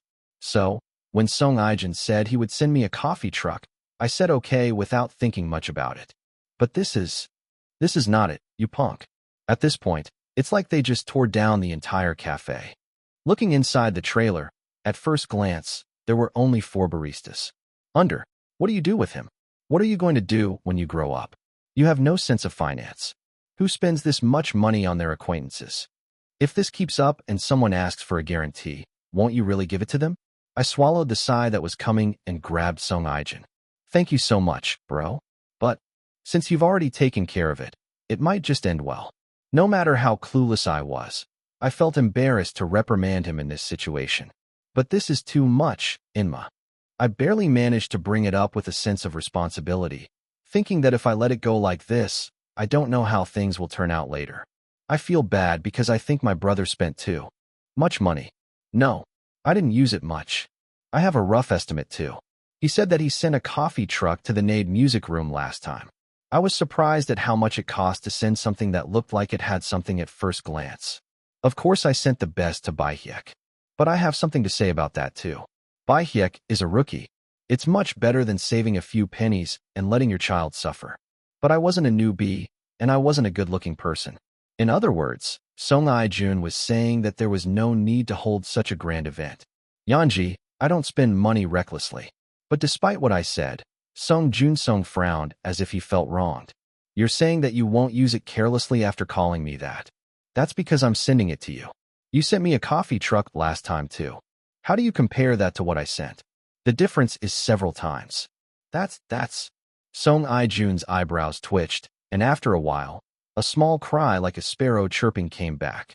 That's because I'm older than you. Oh my. This time my eyebrows twitched. We're only 2 years apart in age.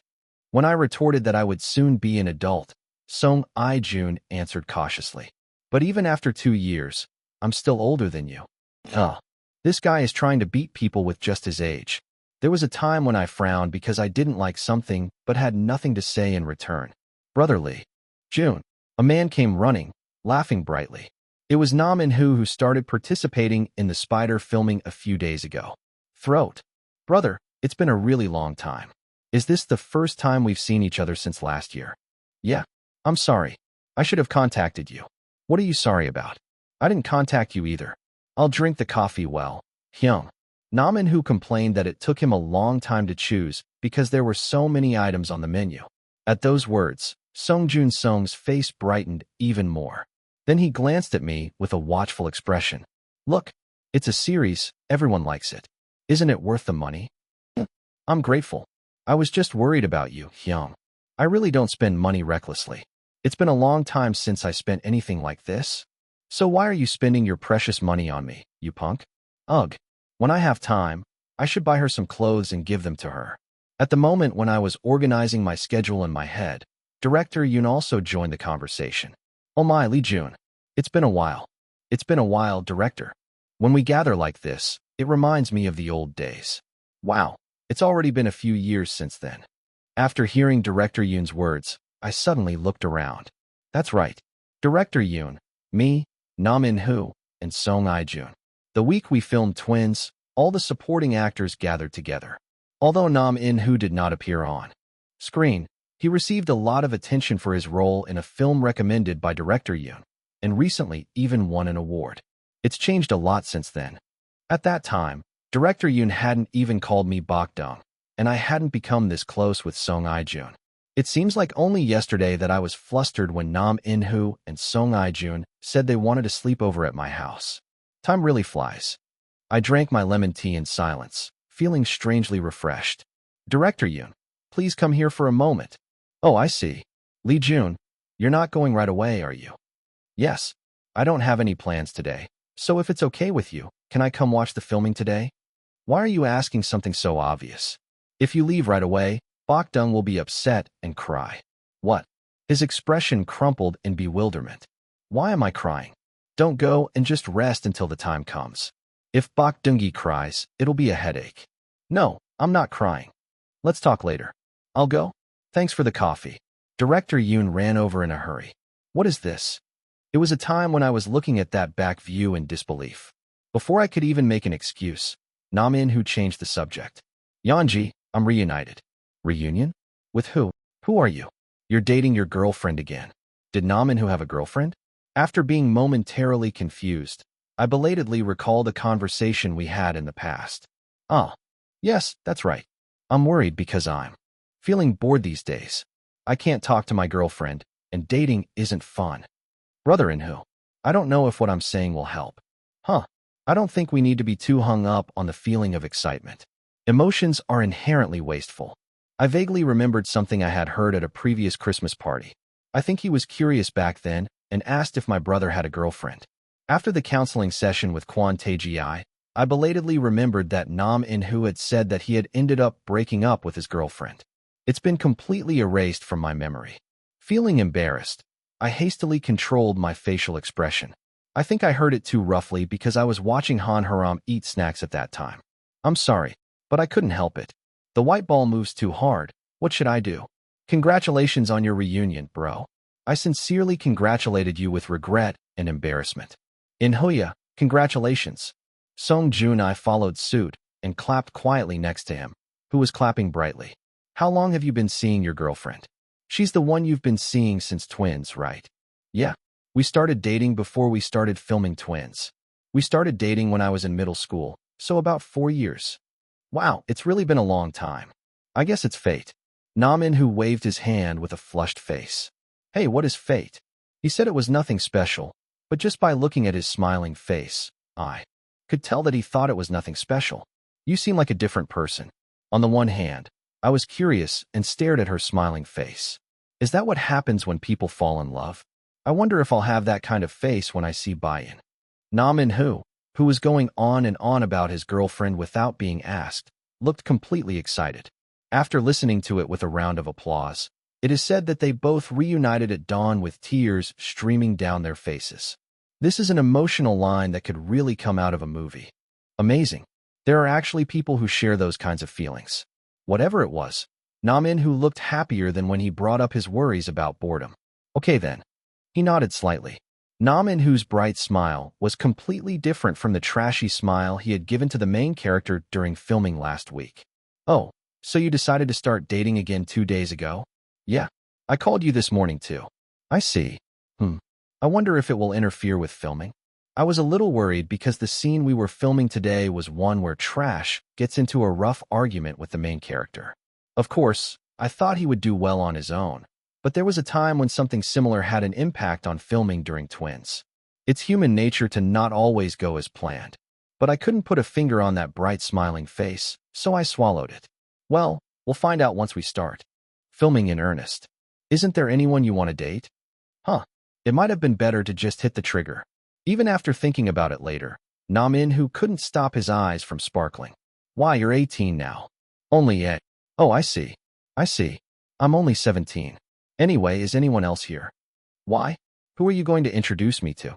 Namin-who bit me as I was about to laugh it off. Of course, there's this older sister, Nian, that I met while working on a drama. She asked me for your number. You didn't tell me, did you? What do you think I am? Of course not. I told you I couldn't tell you, so you asked me to tell you instead. I see. He nodded. Yeah, thanks for telling me. That's all. Do you want the answer? Oh, it's not like that. Namin-who shrugged his shoulders as he tried to avoid answering the question. I'm not interested. Why? Nian, you're really pretty. Can I tell your girlfriend about that? I'm sorry. Please save me.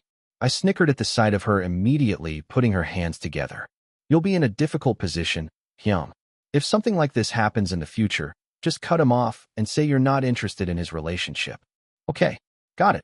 Namin-who nodded and scratched the back of his neck. But you really don't care? No, it's just because it's really interesting. Why are you only doing this to me? There's another person here who doesn't care. He pointed at Song Ijin with his head. Song Ijin was startled by my gaze and quickly shook his head. Yeah, I don't care either. Wow, how can both of you be like that? Lee Yunjae only is acting in her head, but why Lee Junhyun? They're adults now. I just felt a little awkward. Song Ijun gave an embarrassed smile. If I don't have a schedule, I go on a trip with my dad or ask the kids at my house something. I guess the only thing on your mind right now is love. Well, it's that age. He continued speaking with a snicker. It's not because of the acting. What? Then what is it? Well, I'm not really interested. Because I'm busy raising a child. What? Namin-who wrinkled his face as if he found it absurd. When people asked me why I was lying when I said, if you're not interested, just say you're not interested, I just laughed. It's true. There are more than a few guys to raise here and there. Who would you meet in this situation? How much time is left until Han Haram becomes an adult? No. What would change even if he became an adult? Director Yoon is doing the same thing right now. Ugh. This time, I wrote it down. I should just focus on raising my children. First of all, when I get home, I have to feed Jong-hai and Hyung first. Chapter 455. If I had to describe a person in just one word, I would choose this word without hesitation. Reform your ways and become a better person. Realizing the mistakes you made in the past and being reborn as a good person. Everyone is a target of reformation. Because people are beings who change. I just don't know when, where, how, or why it changes. People cannot help but change. There will surely come a moment when a person who has never felt shame in his entire life will feel ashamed of himself. The moment he suddenly remembers something he did in the past, he will stand tall on the street and frown. Why did I do that then? You might roughly ruffle your hair and let out a deep sigh. But no matter how much you sigh, you can't turn back the past. He will have no choice but to step forward and think, I shouldn't do that next time. That's how people change. Little by little, minutely. Every day throughout your life, you are reborn as a new person. What about you? I stole a glance at the man with my face covered by the book. The man was sitting upright in his chair, staring at the blackboard. Neat uniform, straight back, neat posture. Although he looked like a perfect model student, I couldn't hide my suspicious gaze. Something is fishy. It smells fishy. It's clear that you're hiding something. I looked at the man with a suspicious face. What on earth are you hiding? Who are you? Are you a person who can change? Or, am I the trash that needs to be killed? It was said that everyone is a target of reform. To be more precise, only people can reform. Trash is not like that. Trash never changes no matter how much time passes. It'll just be old trash. My partner, Peon, used to explain it this way. Old garbage stinks. The horrible smell haunts and torments people. So what should we do? Correct answer. Clean up the trash. That's right. We have to get rid of the trash. Someone has to do it. That's what we're doing. Helping people live well. The face he spoke on looked so serious that I had a hard time holding back laughter every time. I told you this kid has too many thoughts. It was cute how he looked so serious for no reason. But what? What good is it if trash is cute? Even so, it's still trash. Have you memorized all the target information? Name is Choi Sung-in, non-smoker. Hobby is... Oh, I told you I memorized it all. Stop nagging me. Tomorrow is the first day of school, so make sure you check everything thoroughly to make sure you haven't missed anything. Don't fool around like last time. TCH, this is not fun. There was a familiar smell from Peon as he handed over the documents. It was a scent that could also be smelled by other agents at headquarters. It was a smell that came from my body right away without having to go far. Anta, my comfortable dump. He turned his head, pressing the corners of his lips that were rising. The man, Choi Sung-in, was still looking at the blackboard. Who are you? Is he a person or a piece of trash? I smiled brightly, hoping it would be the latter. Adult. I brought a new one. The boy who put his hand on my shoulder shouted loudly.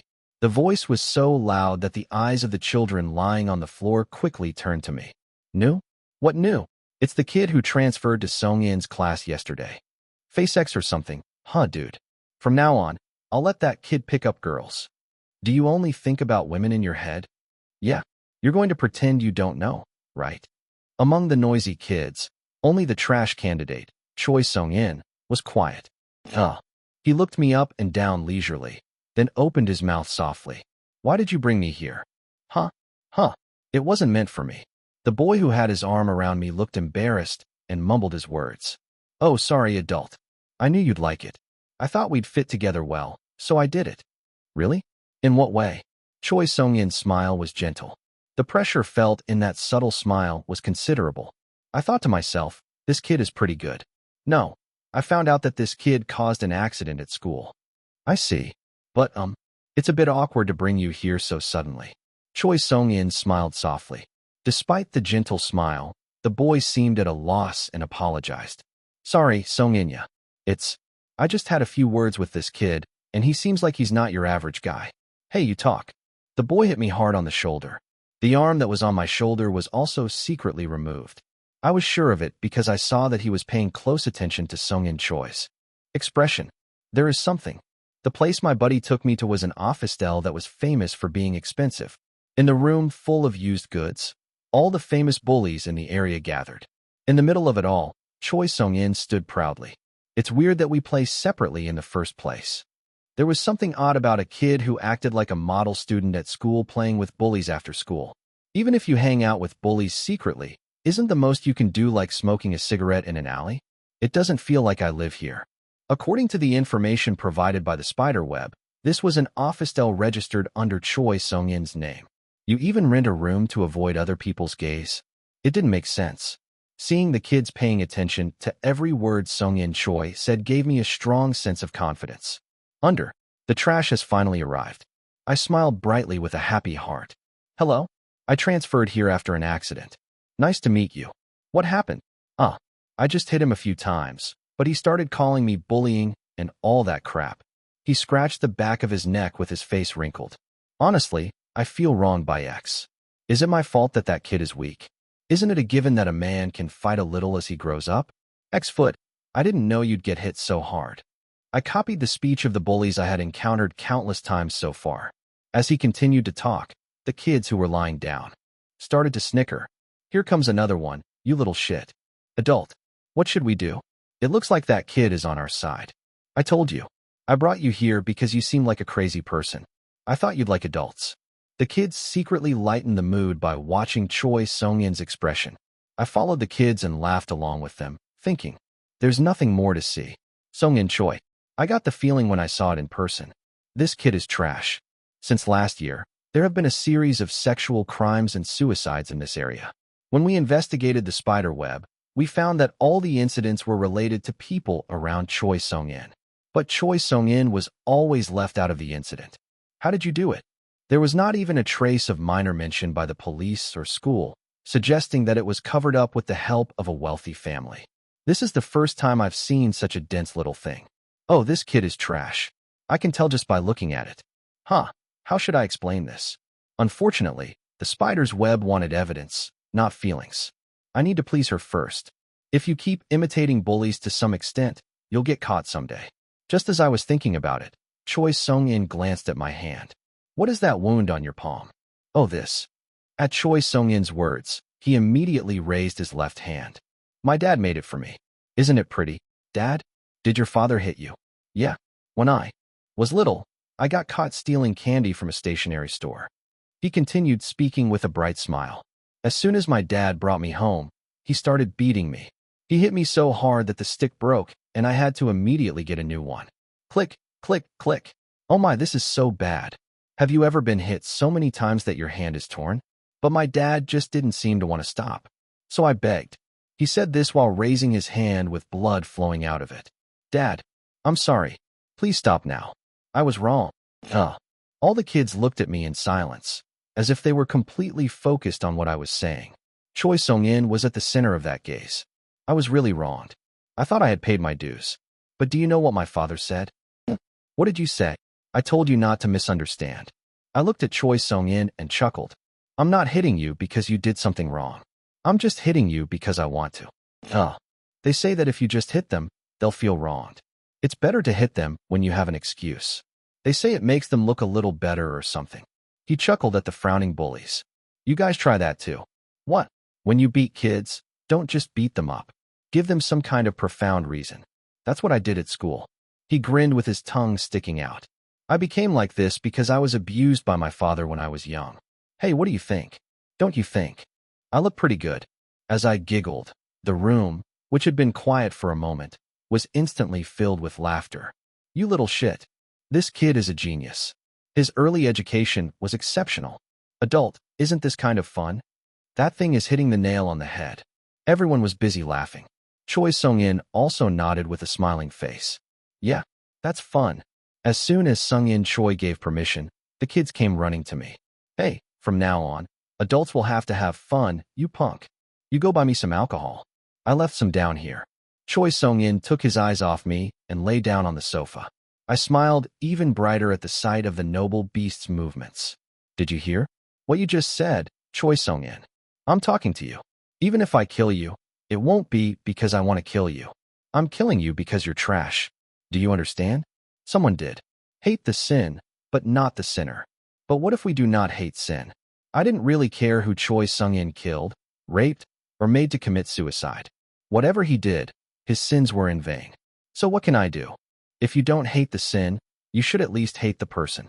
I wish the day would come when I kill you. He didn't hide the satisfied smile that came up. Cut. Everyone stopped moving at Director Yoon's shout. Namin, who slowly turned his head. Lee Yun-jae was standing among the extra actors. There was an eerie glimmer in his black eyes.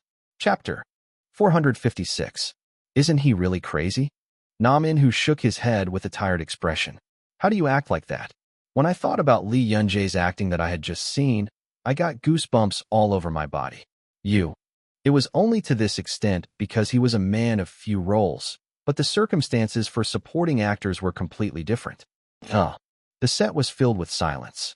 Director Yoon and other staff members who had worked with Lee Yun-jae many times moved immediately, but the actors who played the bullies remained frozen in place. They just blinked with blank expressions. It was a face that completely forgot what line he had just said or what expression he had just made. Oh my. Namin, who plays the main villain of Spider-Man, Choi Sung-in, had a hunch. I guess the first take will be finished today too. As the setting is a school, many actors of similar age to Lee Yun-jae were cast in Spider-Man. Although their roles were minor and their roles were not very significant, their acting played an important role in creating the overall atmosphere. That is, even if they were supporting roles, they were all made up of talented actors. That would be even more shocking. All the actors cast in Spider-Man had the same experience. This is the experience of having my mentality destroyed by Lee Yun-jae's acting attack. TSK. Min-who clicked his tongue as he looked at the actors who seemed to have completely lost their minds. What should I do? Of course, I fully understand their feelings. The feeling of being overwhelmed by my fellow actors' performance was an X-like feeling that could not be expressed in any swear words. Since Min-who had experience filming twins with Lee Yun-jae, he was able to overcome it relatively quickly. If it was the first time for actors to see Lee Yun-jae act in front of a camera, rather than at a script reading, they would naturally be mentally exhausted. As expected, NGs continued one after another as Min-who had predicted. Are you going to get depressed again? Min-who glanced in the direction where Lee Yun-jae was. Lee Yun-jae had a calm expression on her face despite the repeated NGs. Oh, I guess it's okay now. You were really depressed last time. Well, it's not the first or second time. It's time to get used to it. At the moment when Min-who was nodding his head alone, Lee Yun-jae's manager suddenly appeared. Actor. Brother. I know. Come here. Lee Yun-jae hugged her manager as if she had been waiting for him. As soon as she heard her manager's voice, Lee Yun-jae ran towards him with a sad face, looking like a newborn baby. Min-who made a sour expression without realizing it. You crazy bastard, think about your height. Meanwhile, Lee Yun-jae's manager patted his back as if he was familiar with it. Are you okay? I'm just upset. Don't be upset. You'll all get used to it soon. I see. They're both out of their minds. Min-who quickly became convinced. They say the actor has that manager. That's ridiculous. He wanted to approach Lee Yun-jae and ask, why are you upset? We're more upset. You crazy idiot. But he held back because he was scared of Lee Yun-jae's manager. He's an uncontrollable guy. Sometimes I think, is there a kid who acts like this old man? But when I see that kind of behavior, I can't help but think, he's all grown up and acting like a kid. The scariest thing about Lee Yun-jae is that even though she whines to her manager like that, she immediately changes when she sees her dissatisfaction on camera. Isn't that a split personality? I don't know. Min-who gave up thinking about it any longer. Ready, action. Due to the issue of the mental breakdown of supporting actors, we decided to only shoot solo shots of Lee Yun-jae today. Oh, this. Min-who stood behind the camera and watched Lee Yun-jae act. My dad made it for me. Isn't it pretty? Lee Yun-jae, who was smiling straight at the camera. No, the main character was really a real troublemaker. From the brief pauses between lines, to the subtle breathing sounds, to the twitching of facial muscles, even the movement of the tongue. All the elements necessary for acting were under Lee Yun-jae's control. His acting shone like a work of art that a craftsman had painstakingly crafted over decades. Cut. The perfectly refined jewel disappeared in an instant at Director Yoon's single word. Min-who smacked his lips without realizing it. I wanted to see more. It's a shame. Before I knew it, Lee Yun-jae was standing before my eyes. I couldn't help but sigh at the sight of no trace of Torai. How do I act with him? Min-who, like the other actors, was so overwhelmed by Lee Yun-jae that he had no intention of acting at all. I came here to make a movie, not a documentary. I've been gritting my teeth and practicing since I received the casting offer from Lee Yun-jae. After endless effort, he was showing decent acting, but he was still nothing compared to Lee Yun-jae. Without even knowing what Min-who was thinking, Lee Yun-jae ran to her manager as soon as she received the okay sign. Actor, please try this too. Yes. The face of the person eating a snack while half embraced in the manager's arms was completely relaxed. Oh my. I hate you so much I could die. What was so good about it? Lee Yun-jae was busy laughing while talking to her manager. It was a completely different laugh from the protagonists. Although they were similar in that they seemed to have no particular thoughts, the main character did not smile in a way that made the other person defenseless. It was a subtle laugh that seemed to be analyzing the other person quickly while laughing heartily. Really? I'm sick of talking about it now, but I just can't help but say it. You're really good at acting. How do you act? Like that? The main character's smiling acting was extremely difficult. It may seem harmless to the adults and bullies who are present, but it must convey a different message to the viewers beyond the screen. Oh, he's analyzing his opponent right now. I had to carefully control my facial muscles so that the viewer could tell that the main character was thinking of something else. It was a difficult performance that even actors with a fair amount of experience would find difficult. And of course, Lee Yun-jae did a great job. I wish the day would come when I kill you. The sentences floating in his mind seemed to writhe across his face. It was a sharp, sensitive laugh, with each and every sentence cut sharply. Just by watching the performance, I could immediately understand why director Yoon is so obsessed with her. A sharp jawline, contrasted perfectly by a twisted expression. The main character that Nam In-hoo had imagined while reading the Spider script was right there. If this is released, there will be chaos. Lee Yun-jae, who was already on a roll as Ethan in The Atlas Dilemma and Jake in Dead Express. How hot would the reaction be if such an impactful god were revealed in this state? But something is a bit strange. Nam In-hoo tilted his head. It is no exaggeration to say that the whole world now knows that Lee Yun-jae is a good actress. Still, a strange question arose. Even though you're good at acting, isn't it too good? Lee Yun-jae's acting caught my eye to a new degree. Compared to his recent works, his acting was particularly captivating. Nam In-hoo reached this conclusion through several guesses. I should take a writing class too. I guess a genius actor can create that kind of synergy if he plays a character he created himself. It seemed that Nam In-hoo was not the only one who was mistaken. Our lucky charm is the best. Director Yoon's face also became brighter and brighter, and the atmosphere among the staff and on-site also became more harmonious day by day. There were a series of NGs due to the mental breakdown of the supporting actors, but it wasn't a big problem because the other cuts ended so quickly. Of course, it wasn't just the extras who made NGs. I'm sorry. It's okay, In-hoo. Let's go back to the line we just had. Nam In-hoo was also not free from NGs. No matter how much you practice, the real thing is different from practice. Nam In-hoo has also been working hard to build up his filmography since Twins, but working with Lee Yun-jae and director Yoon Kang-yeon was a different matter. It also played a part in the fact that the character was difficult for Choi Sung-in to play. He was the kind of person who could play the main villain. In short, it was trash that was worse than trash. But on the outside, it has to look fine. Sung-in Choi. A piece of garbage that is incredibly rotten on the inside, unlike what it looks like. Nam In-hoo had to act as a man who lives his life hiding his stench so bad that it stings his nose. That's difficult. It was in the same context as the main character played by Lee Yun-jae. It should not arouse suspicion at all from the characters in the play, but it should only be felt as disgusting by the main character and the viewers. As it was not an easy role, a tremendous amount of practice was required, and Nam In-hoo did his best in the practice. But as is the case with people, the results were not always good. Director Yoon responded that it exceeded his expectations, but Lee Yun-jae was merciless. Dude, my pronunciation just fell apart. How about saying the second line a little louder? I feel weaker than when I practiced in the morning. Let's focus, Hyung. Shall we practice a bit before we shoot? Lee Yun-jae pressed Nam In-hoo without rest. Director Yoon then scolded her, saying that she was going to catch the kid, but Lee Yun-jae just responded with a calm expression.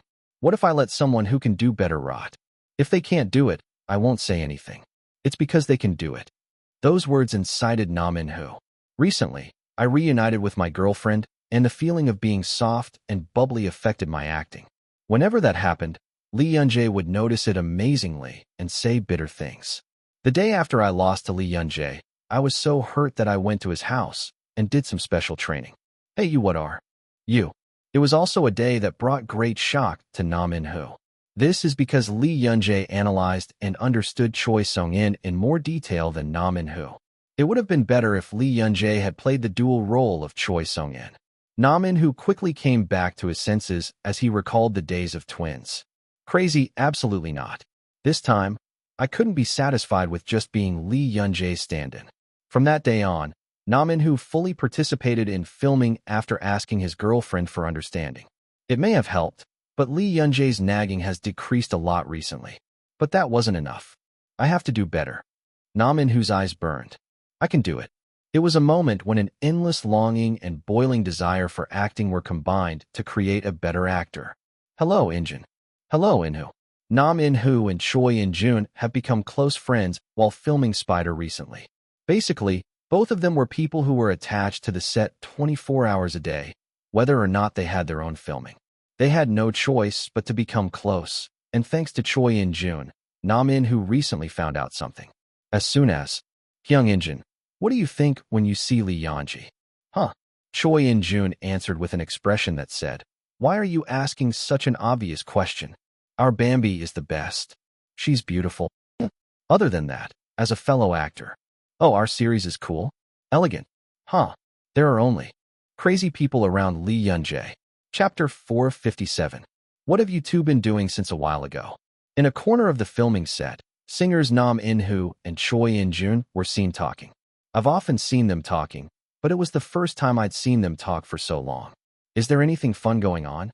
Well, there's still some time left until filming starts anyway. It'd be nice if the two of them become close friends. I was just about to turn my head without thinking much about it. Why is your expression like that? Suddenly, Nam In-woo's face came into view. It was an expression as if he had eaten a bitter persimmon. The expression of a person who is holding something in his mouth because he can't even spit it out in time. What? I approached him in a hurry, wondering if something was wrong. What are you two talking about?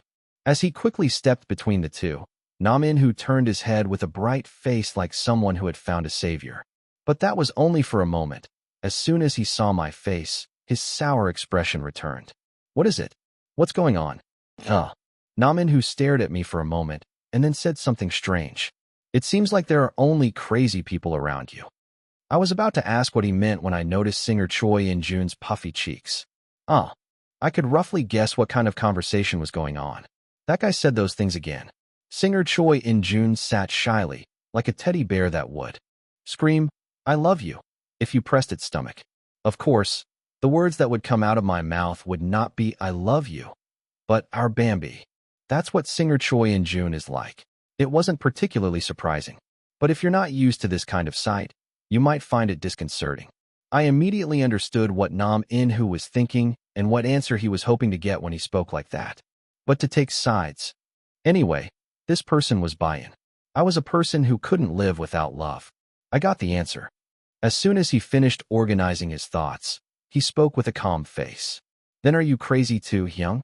And, as soon as I finished speaking, Nam In-woo let out a sigh mixed with laughter. Hey, don't you have a conscience? Even though you know what I mean. Well, I don't know. I'm completely sane. At least I'm not one of those crazy people you just mentioned. Nam In-woo furrowed his eyebrows as if he felt wronged. Meanwhile, singer Choi In-jun smiled brightly and whispered, in Hoya, the path of love is always open. Oh, look at this. Nam In-woo jumped up in fright. Lee Yun-jae, look what you've done. You made a normal person like this. Are you just going to pretend not to know, you brat? Nam In-woo shouted at me. What did I do? It was unfair, but all I could do was calm down singer Choi In-jun. Brother, stop it. Oh, I almost got there. Singer Choi In-jun smacked his lips with a regretful expression. This guy is no ordinary guy. While I was quickly controlling my expression, Nam In-woo grabbed me with a serious expression. You're not really going to create a religion, are you? Dude, actors should act. Don't overdo it. Sit down, Hyung. What the heck? Do you know what Injin showed me earlier? It was called the Baycrock Dam Collection. Please don't tell me.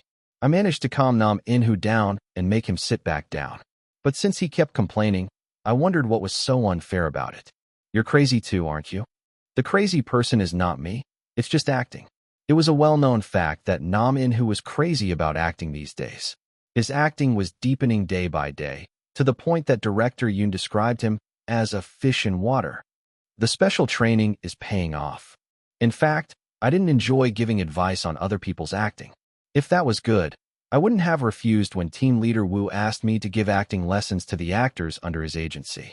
It's because I didn't want to interfere in other people's lives, regardless of whether I was in a position to teach them or not. We're not even working together, so why do I have to say anything?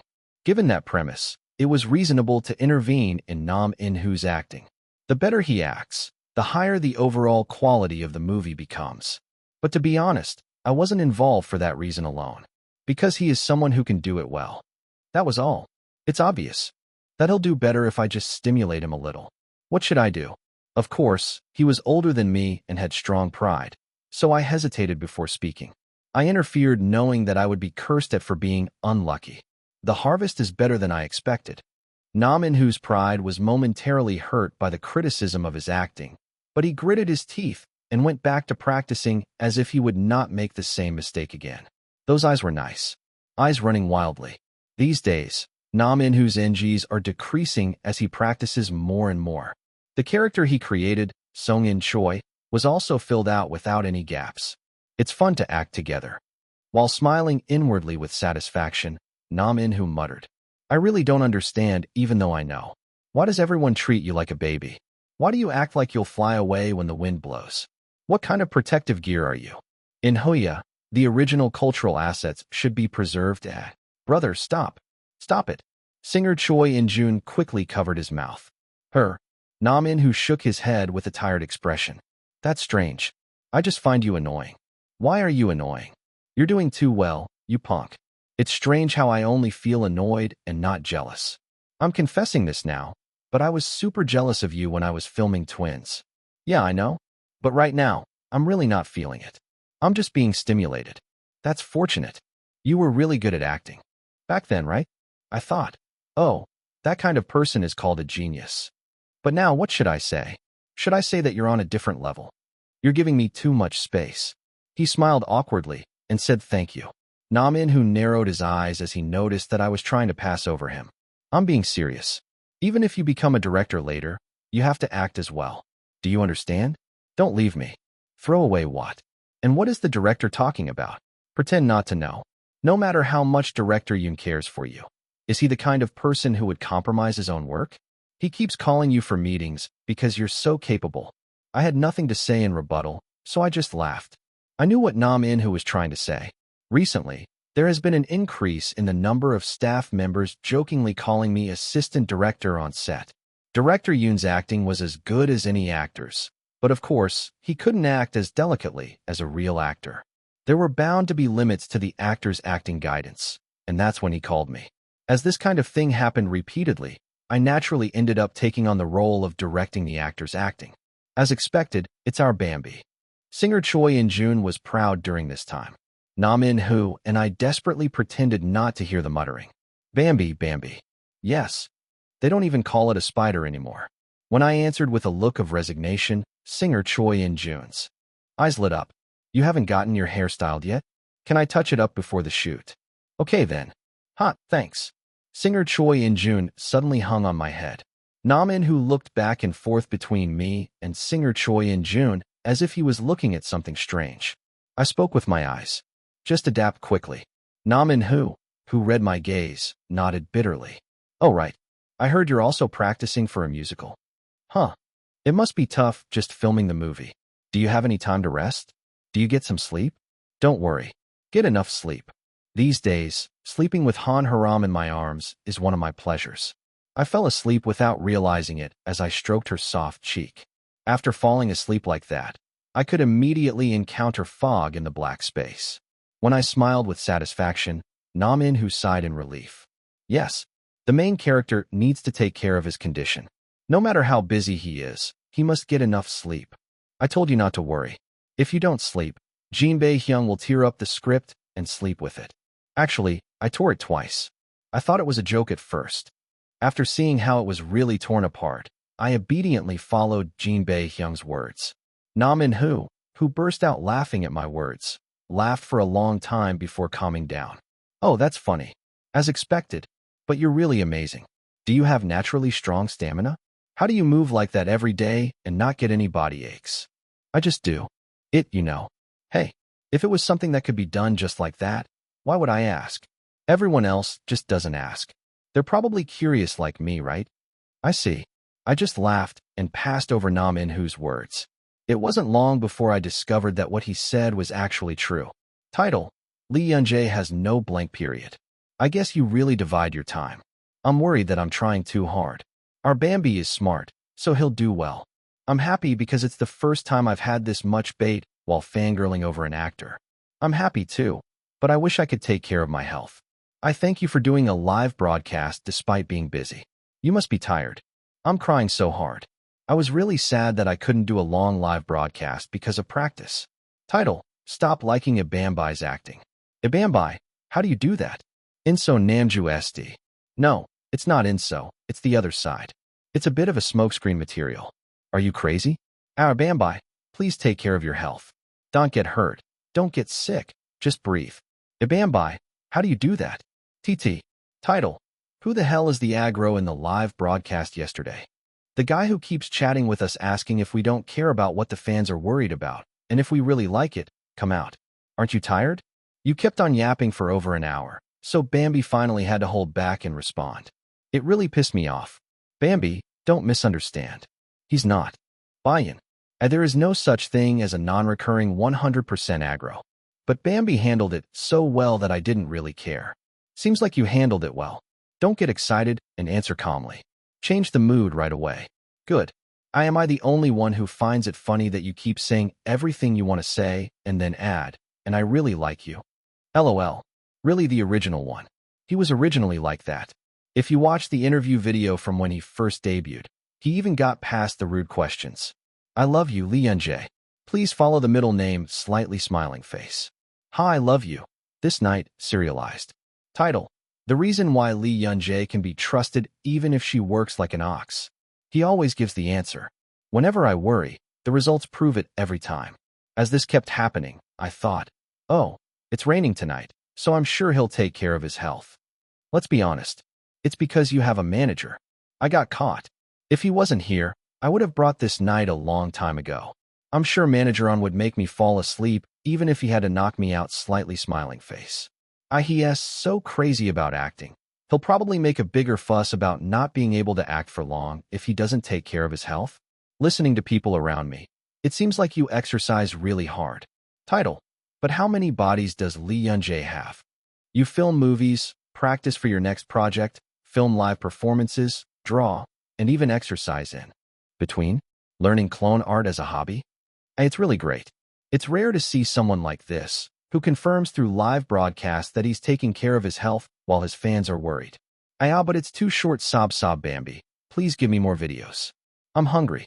I wish there was a documentary or something. Something like Lee Yunjae's 24-hour observation diary. Documentary? Eyes sparkling. Chapter 458.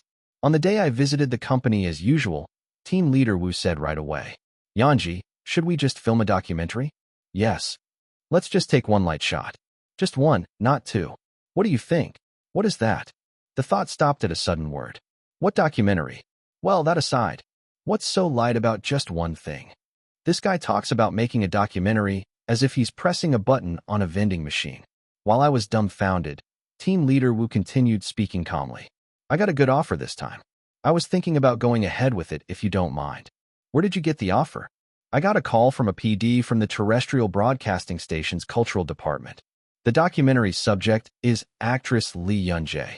Lee Yunjae said she wanted to capture how sincere she is to acting and how much she practices acting every day. Why do you want to contain it? Does anyone want to see something like that in the first place? A light laugh came back to the question I asked in a carefree manner. You haven't become a celebrity yet? You're really consistent. People are more interested in celebrities than you might think. Whether they like it or not, just the word celebrity makes them interested. I know that. I just thought it wouldn't be fun to film it. That's just how current affairs are. But I'm sure your fans will find it quite entertaining. That's true. Every time I turned on the radio, I thought of Buy-in. Who was happy? Documentary. If I take a picture, will Buy-in like it? While I was thinking deeply, a question suddenly occurred to me. Team leader, can I ask you something? Didn't you tell me to refrain from media exposure last time? To not do anything unnecessary until the movie was released. That's right. You've been such a hot topic lately. Team leader Wu shrugged. If the number of mentions here increases any more, it quickly turns into fatigue. But this is separate from that. What's different? It's a public broadcasting documentary. Even the cultural department. How proud they are. The sound of clicking one's tongue continued, saying that the lobby was not working. It will have a different feel from the documentaries we produce ourselves. It will also have a much greater impact. That's true. If we're going to film, now would be a perfect time. We're filming a movie and practicing for a musical. I nodded at the comment that it would have a promotional effect if it was released. Before the movie was released. Then shouldn't you first get permission from the production company or staff? I already received it. He said it was okay as long as the information wasn't leaked. As expected, it's fast.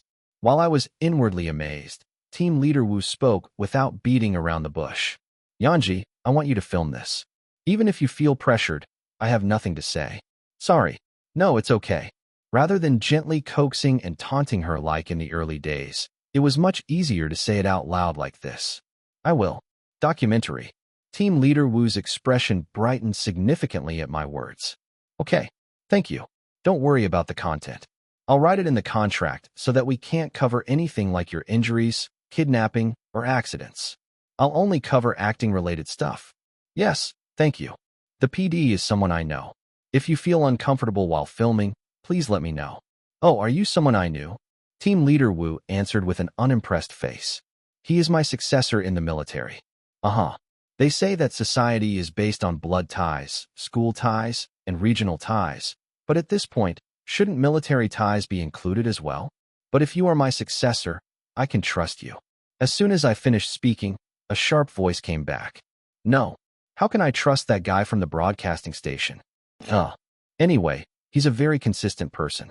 The broadcasting industry is one where even family members can't trust each other. Don't trust them either. Don't let them easily get in your way. Got it. All right. There must be so many crazy people. Did you see the news recently? They hid a hidden camera in the bathroom under the pretense of filming and got caught. Oh yes, I heard. Of course you don't have to worry. Team leader Wu said that before filming the documentary, he would add one more security company contract. There are often cases where companies hide insiders. It's better to double-check even if it costs more. The firm voice was trustworthy. He's such a dependable person when he's on my side. What if we made this kind of person our enemy? I imagined it for a moment, then got a chill down my spine and quickly changed the subject. How long does the filming take? 24-hour filming takes about 2 weeks. We'll have to have a planning meeting, but it should be finished within a month. 24-hour filming? So you also film inside the house? Of course. Oh, I hadn't thought of that. When I paused, team leader Wu looked puzzled. Why? Is there something bothering you? No. That's because of private life issues. This time, Baihiek's dorm was also robbed. Oh, don't worry about that. We're going to move right after filming the documentary anyway. You're moving because of the documentary? Why? Team leader Wu snickered at the question mark on my face.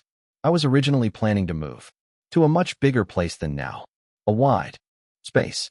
It's already wide enough. Li Yonghyun is sleeping on the sofa at your house. I was speechless. Why is he doing that? He has his own house that is fine. You can ask me that. I asked him about it a long time ago, but he just laughed it off every time.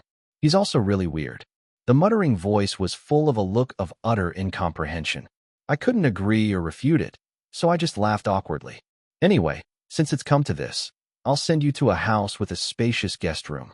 But he's our star actor, so it's a bit weird to let him sleep on the sofa. Yes. Well, that's right. Suddenly, the decision was made to move house and film a documentary. Song Aijin will be sad. Right now we live in the same apartment, so we come and go often, but if the distance gets further away, it will be difficult to see each other as often as we do now. There was no need to take time out of my day to come and meet my close friend. I should appease her in advance. Should I buy some sushi on my way home? After the conversation with team leader Wu and several meetings, the date for filming the documentary was decided. The day before the actual shooting, the staff came to my house with cameras. Youngmin, let's hang one above the living room too. Yes. I was watching the staff busily setting up cameras in every corner of the house. Yanji, could you come here for a moment? The main PD called me. I'll turn on the camera in advance. I want to naturally capture what happens tomorrow. All right. Just don't worry about the camera and live your life as you normally would. I'll try. How can you not care when the camera is on? I had a lot of questions I wanted to ask, but I swallowed them all.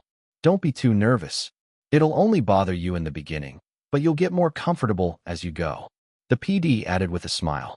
And if you feel we're crossing the line, just let us know. Just wave us away, and we'll back off. Are you kidding? I'm being serious. We're not here as directors. We're here as observers. The PD shrugged. I don't want someone who came to observe your daily life to disturb your daily life. I know you're busy with filming and practicing, so I'm asking you to tell me whenever you feel uncomfortable. The voice that spoke like that was easygoing. He had a polite expression, just like I heard from team leader Wu. Drama PDs and entertainment PDs have a different feel. It was the same with the camera, but the atmosphere was completely different. It felt exciting to step into a new field. That's fun. Later, after we become closer, I'll ask him how he films documentaries. Yanji. At that moment, I quickly turned my head at the small voice I heard next to my ear. Then he walked briskly towards the owner of the voice. What's wrong? Where does it hurt? Should I go to the hospital? I'm not sick at all. Why does Yanji think I'll be sick? If I sing. Han Haram looked up at me with a puzzled expression. Fog. Of course, that couldn't be happening, but I laughed awkwardly because it sounded like. Why do you always make such a fuss? It's just that I feel a little weird when you call me. Why? What did I do wrong? What did you do wrong? It's just, you're so small. I'm worried. What? A look of bewilderment spread across Han Haram's face. What do you mean I'm small? I'm the tallest person in my class. The guy frowned as if he was upset. Even his angry face looked soft. I wanted to touch his cheek. I know. You're tall. Our Haram is the best. Hey, he's pretty. Don't tease me. How did you know I was joking? As I touched her white cheeks, Han Haram pouts. Just wait and see. I'll be much bigger than Yanji. Okay, let's talk about it later. Tooth. I answered calmly, but a cold sweat ran down my back. What if this guy gets bigger than me? No, not that much. Let's drink more milk. I should just buy a whole truckload of milk. So why did you call me? I wanted to call you before the camera turned on. I can't call you by your name once the lights come on. You're funny too. You always call other people Hyung. Is it the same as other people's cereal? If you say it like that, I guess I have nothing to say. I feel sad when I think about being away from Yanji for 2 weeks. Han Haram tilted his head at the gloomy muttering. Why do we have to stay apart? Is it okay if we don't stay apart? The guy's eyes suddenly lit up. Even so, my face was half crushed because I was holding the ball in my hand. Cute. I nodded, swallowing my laughter with difficulty. Yeah, I already told the production team. There's this kid that I always hug and sleep with when I sleep. Huh, really? Then can I sleep with you? Of course. Everyone knows that I care about you anyway. Han Haram's lips twitched for a moment. You can tell he's holding back laughter. What a cute guy. Don't just call me by my name. I don't want people to misunderstand and insult me. Okay, I won't do it. Then from now on, call me Hyung. You have to practice. There's no need to practice. I'm going to sing as little as possible. This kid, Yanji, it hurts. He squirmed when I grabbed his ball. I know it doesn't hurt. Where did you always get the chance to act cute? But I like the series. They say he's getting more and more sly. It's exciting. I snorted and caressed the guy's cheek. The next morning, Jing. I opened my eyes to the vibration I felt on my wrist. A clock was visible behind Han Haram, who was fast asleep. 5 o'clock. The camera next to it had a bright red light on. It's the beginning. It was the first day of full-scale filming. Chapter 459. 5 o'clock in the morning. The room was dark because the sun hadn't risen yet. No matter how good the camera performance is, my face won't be visible in detail in these conditions. But just in case, I quickly removed the boogers from my eyes and shook out my messy hair. After I had somewhat tidied up my appearance, I turned off the whining clock. Click. Come to think of it, this is my first time seeing buy-in. Waking up to the vibration of my wristwatch was a habit known only to my close friends. Well, there wasn't really any grand reason to hide it. It would be more accurate to say that I didn't feel the need to say anything, because it's a habit that developed after encountering fog. Before I met the fog, I was a sensitive child who was always on edge about everything. It couldn't be helped, because at that time I hardly ever slept properly. I was always dominated by the anxiety that I didn't know when or how something might happen. Because of that, I couldn't sleep deeply and would wake up frequently. I was tired every day because I spent 24 hours in a very tense state. It's all thanks to the fog. Only after encountering the fog could I finally fall into a deep sleep. After a few deep breaths, I was able to fall asleep right away, and I didn't wake up no matter how noisy the surroundings were. According to Hyung Jong-hyun, he sleeps like he's dead without changing his position even once, or something like that. Of course, in exchange for gaining deep sleep, there were also some things we lost. The problem was that even if you turned the bell volume up to maximum, it wouldn't wake you up, so it wasn't really something to worry about. I'll wake up right away from the vibration anyway. I tend to wake up more easily to vibrations touching my body than to the sound of a bell. So the necklace that Fog gave me as a gift also had a vibration function. This watch is really old too. I was fiddling with the wristwatch that now felt like my body. A 700,001 watch that Jinbei gave me as a gift, tricking me into thinking it was a 30,001 watch. I used to fall asleep with the thought that I had to get some sleep, but thanks to this watch with a vibration function, I learned an effective way to wake up. Above all, the biggest advantage was that I could wake up by myself without waking up anyone. I glanced at Han Haram, who was still sleeping, and then quietly pulled back the blanket. I headed to the bathroom without turning on the light, fearing that I might wake the baby. But in the short time I was brushing my teeth, the child disappeared and the room was brightly lit. Gone. I licked my lips with regret. Even though there was a monster inside him that had lived for hundreds of years, Han Haram's body was just that of an 11-year-old human. That is, it was difficult to wake up in the early morning hours. That kid would say, "I don't want to bother you while you're practicing for your series," and would always go to the guest room with a half-asleep face and fall asleep again. It's not good to wake up in the middle of the night and then fall asleep. It was obviously not a pleasant feeling to see a child staggering around while still asleep. Even though I told him to sleep in the guest room from the beginning, he insisted on sleeping with me whenever we could. I don't know why he acts like that when we're going to be together for the rest of our lives. Anyone who saw us would think we were going to break up after a year or two. Why are you so stubborn? TSK. After clicking his tongue lightly, he began practicing his acting. It was an essential exercise to get rid of the unfortunate factor. After practicing to the point where my back was dripping with sweat, I noticed that the weather outside the window had become brighter. 6:50. Well, I guess we should wrap up practice here for today. I went back to the bathroom and washed up thoroughly. I changed into new clothes and went out to the living room, where the filming crew had arrived. Hello, PD. Wow, Yanji. You're up already. You're really diligent. I feel guilty hearing this from the PD. After all, it's our house. Do I deserve to hear the words, "I'm diligent," from someone who came all the way here to film at this hour? Let's laugh awkwardly. The PD waved his hand and told us not to worry about it. Just think of us as non-existent and do what you were doing. Yes. How could you not care when the camera is on? After grumbling to myself, I headed to the guest room. Haram, let's eat breakfast. Yeah. I have to go. To school. Wake up quickly. I coaxed the boy, who couldn't even open his eyes properly, to sit down at the table. While I was moving the breakfast Jinbei Hyung prepared to the table one by one, I heard a familiar voice. Oh my, Haram can't even open his eyes. Are you very sleepy? Brother, open your eyes and speak first. It was Zhang Haiyan's older brother. If he had slept on the sofa like usual, he would have already woken up at this time. But it seems he woke up late yesterday, because he slept in Jinbei's room. Haha, Jinbei's bed is nice. Hyung Zhang Haiyan laughed and acted cute. Expensive things are the best. I slept deeply without realizing it. It was obvious why the person who had been sleeping soundly on the sofa suddenly went into Jinbei's room and slept. But since it was a public broadcast, it was embarrassing to show someone sleeping on the sofa. Then you can just sleep at your own house. If someone saw me, they would think I was homeless. Instead of grumbling, I put the tiak galbai in Zhang Haiyan's mouth. It's delicious. Hyung Zhang Haiyan's cheeks moved busily as he ate the tiak galbai without hesitation. I snickered at the childlike appearance. Isn't it delicious? Jinbei Hyung made it yesterday. Wow, Jinbei's cooking skills are getting better and better. You could get married. Where are you going? I can't send it yet. I hurriedly changed the subject of conversation. Brother, do you have a photo shoot today? Yeah, I'll be really late because I'm filming in the countryside. Go to sleep first. Yes. When are you leaving? In an hour? I'll take Haram to school. Thank you. While they were having a lively conversation, Jinbei Hyung urged them to eat breakfast quickly. I will eat well.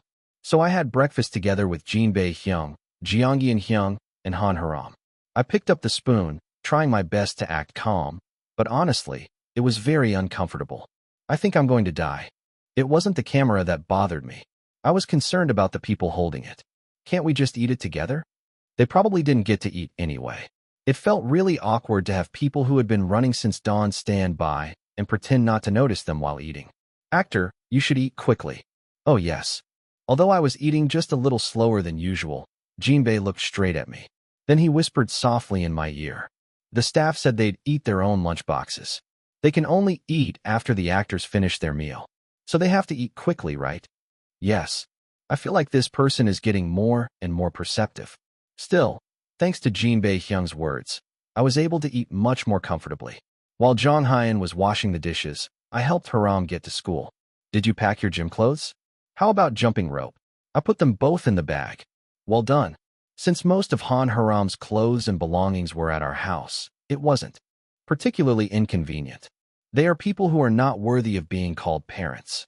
At some point, Han Haram's parents completely lost interest in him. Well, to be exact, it was like that from the moment Han Haram said, "I don't want to do modeling anymore." The two people threw Han Haram into our house like a discarded doll. It wasn't surprising that my father did that, but my mother's attitude was surprising. I thought you had love. Even though it was a bit twisted, I thought he had feelings for Han Haram. The day Han Haram was kidnapped, I truly believed her words when she said that she really loved the child. That is, until she left the child in my care with an indifferent expression on her face, as if she didn't care at all. I understand now. A mother's affection was only valid when Han Haram was my model son who I could be proud of wherever I took him. I guess he has no interest in a doll that doesn't move as he wants. People like that should be prevented from adopting. I fell short of them and was very disappointed. But Han Haram didn't seem to care at all. That made me even more annoyed. But still, he's your child, so aren't you worried? Even if it wasn't a child born from a stomachache, it's still yours now. At first, she sent me a message every night asking what I ate that day and what I was doing now. However, the father replied, "Don't contact me anymore because your mother is worried about you." The only reply he gave was that he had sent enough living expenses, so he should not be bothered by them. What are you thinking about? Oh. When I raised my head in a hurry, I saw bright eyes. I habitually stroked my white cheeks. When I didn't say anything, the other person's eyes showed worry. Are you okay? Huh. I wanted to ask back. Are you really okay? If it weren't for the camera, I would have actually said it out loud. In fact, it was a question that was asked several times in the black space. And the fog gave the same answer over and over again. I'm really fine. Don't worry about it, Yanji. How can you not care? This is how it should be. Yokai can't live together with humans. This is Ichigo's fate. Has it always been like this? Right? In my past life, the only person who spoke to me first was Yanji. The fog smiled brightly. It was the smile of a truly innocuous person. Of course, I was not indifferent and spoke solemnly. When you become an adult, sort out your relationship with your parents. But the fog changed the subject with a strange smile. Well, let's talk about that then. Or should I do it now? If you want, I can do it now. No. Let's not waste time on that. I might live a long life anyway. No, I just don't want to waste time. I like it now. The attitude was, why worry about something useless? You're acting like you bought all that little shit from nowhere. I never liked it when the fog was like this. It's exciting. Are you a monster or something to my name? Since there's a camera right next to me, I should probably treat him like a kid. Haram, have a good time at school. I'll be back. Aren't you going to say hello to me? Huh? I just said hello? I pretended to cry while looking at the bewildered guy. You originally said, Hyung Yanji, I'll be back. Why aren't you doing it today? It's really disappointing. Are you doing this on purpose because there's a camera? It's strange. Earlier, the PD said to just do as you usually do, but didn't Haram hear that? As I continued speaking calmly, I saw Han Haram biting his lip. The eyes looking at me with a smile were menacing. Is this really going to happen? Yeah, that's what it's going to be like. When I resisted and held on, the guy smiled as if he had no other choice. Ugh, huh. I'll be back. A muffled sound came out between my teeth. What? I can't hear you. Yanji Hong. I'll be back. Oh me. Do you hate being called Hyung that much? I lost. When I waved my hand telling him to hurry up and go, he quickly opened the front door and ran out. Hold on to your stubbornness. I really don't know who he resembles. He shook his head. It's a series. Brother In Hyung, call me like you usually do. That's what I usually call you? Why are you suddenly calling me that? Namin, who barely raised the corners of his lips as he replied. Oh my, when did you ever call me by my name in such a rude way? I thought that putting on a kind face in front of the camera was what it meant to be an actor. I swallowed the laughter that was creeping up on me. Why? What's going on? I was just saying. Aren't you nervous today? You're such a big god. Well, we'll have to try to find out. Why did we have to film the most difficult scene on the first day of the documentary? That's what I'm saying. I answered roughly and relaxed my body. The makeup team was careful not to let the fake blood drip down her face. It's already tough. Today was the day that Spider bled. And that's not just a little bit, it's a lot. Chapter 460. The man with his hat pulled down low was sleeping. Weird. He looked at someone with his eyes narrowed. At the end of the man's gaze, mixed with doubts, stood Li Yunjae. Haha, really? Li Yunjae was talking to the staff with a bright face. It was hard to believe that his face was covered in fake blood, as he was smiling so brightly. It's really weird. The man who had been watching Li Yunjae since morning tilted his head. Is that how he always felt? The man's identity was that of the PD in charge of the documentary actress, Li Yunjae. From the moment he decided to film the documentary, he started gathering information about Li Yunjae like crazy. Based on the information I collected with my team members, I roughly figured out what kind of person Li Yunjae was and planned out how to film the documentary. And today, when we started filming for the first time in earnest, all the organizing and planning went down the drain. He definitely felt like a model student. When I searched for Li Yunjae, the keywords that came up were as follows: a genius actor, a practice bug, sincerity, love for fans, diligence. The PD tried to capture what an exemplary actress Li Yunjae is by matching the keywords. In other words, the main point was that this is how much effort one must put in to earn the title of genius in a certain field. However, the Li Yunjae that I observed directly was completely different from what I expected. Of course I am sincere.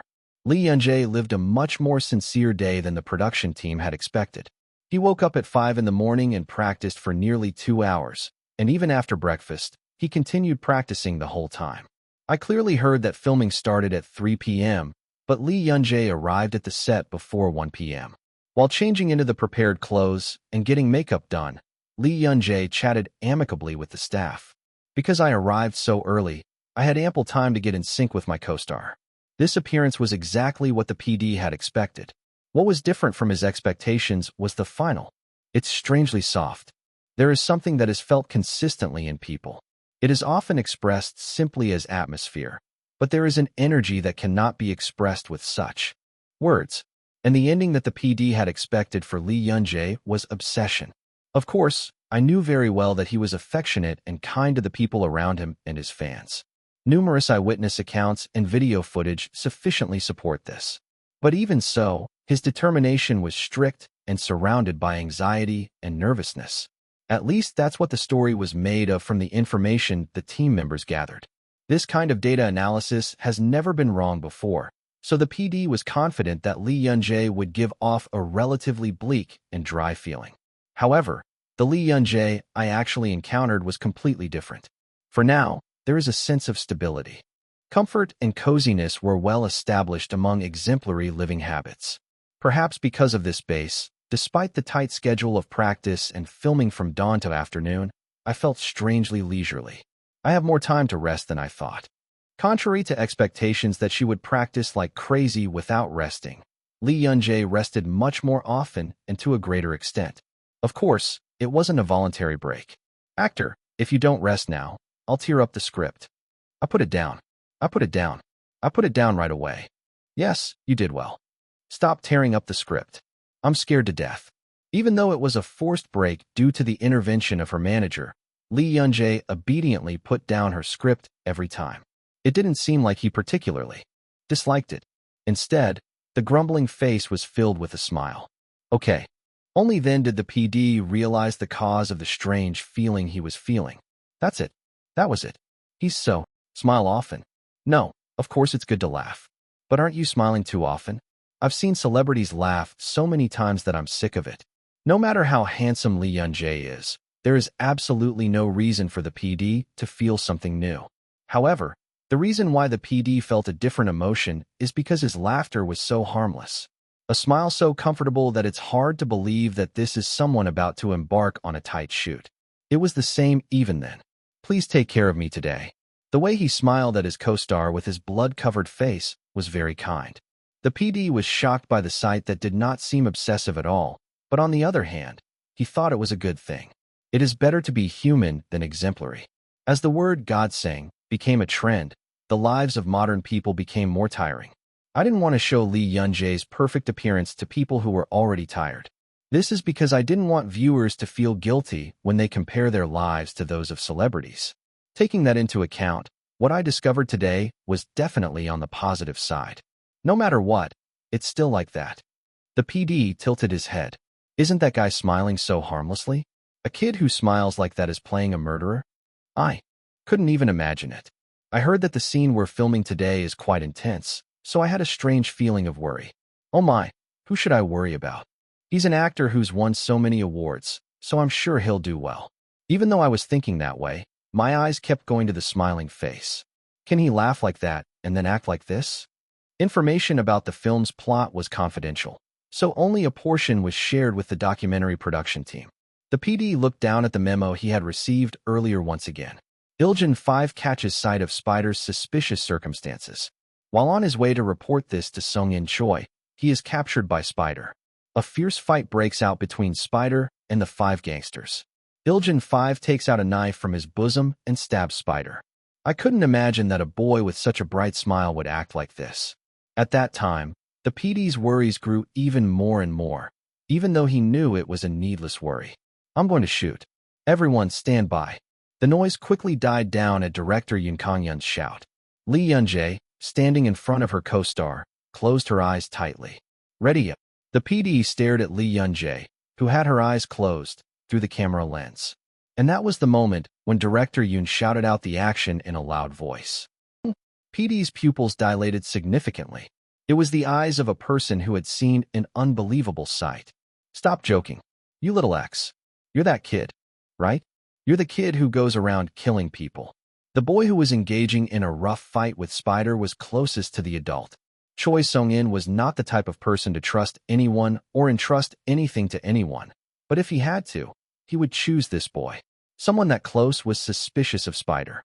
Ugh. Gasp, huh? Spider caught the boy trying to tell his information to Sungjin, and a rough scuffle broke out between the two. Since I had left my gun behind, there was no way to stop the opponent. X-foot. Spider's expression distorted. Fearing that he might be a piece of trash, the boy took out a knife that no normal student would carry and swung it at Spider. The knife slashed at the Spider several times, causing blood to spurt out each time. Die? Die. The warehouse became a battlefield of heavy breathing, shouting, and panting. As the two struggled, they twisted and fell, causing blood to splatter across Spider's face. No, it would be more accurate to say it was a mixture rather than bloody. X-foot die. Spider struggled to hold on to the boy who was swearing at him. He then pulled out the knife that was awkwardly stuck in his side and stabbed the other person in the stomach without hesitation. Boom. The sound was heavy compared to the quick movement. 100 million. The boy who had been screaming fell to the floor. Ugh, save me. As the boy desperately crawled on the floor, the area of blood that had spilled expanded. In contrast to the boy's desperate expression, Spider instantly calmed down. The Spider stared at his opponent for a while without blinking. It was a look that made it clear whether the trash was dead or not. That's right. After a long moment, he spoke in a muffled voice. I lied. He seemed oblivious to the massive amount of blood pouring out of his side. Spider simply fixed his gaze on the man dying before his eyes. The truth is, my father didn't give me the scar. I was born into a very wealthy family. My parents were very affectionate and doting towards me. Then I made a big mistake, but my mom didn't scold me. I was just crying, and it was so sad. You wanted to kill me for making your mom cry? So I cut my hand once. At first, it was definitely a feeling of guilt. But isn't it strange? Are you feeling pretty good? I did it again the next day after I made that mistake. I drew it once, drew it twice, and drew it again and again. I didn't make any mistakes after that. It was so much fun. And then I ended up getting caught by my mom. Spider muttered with a calm face.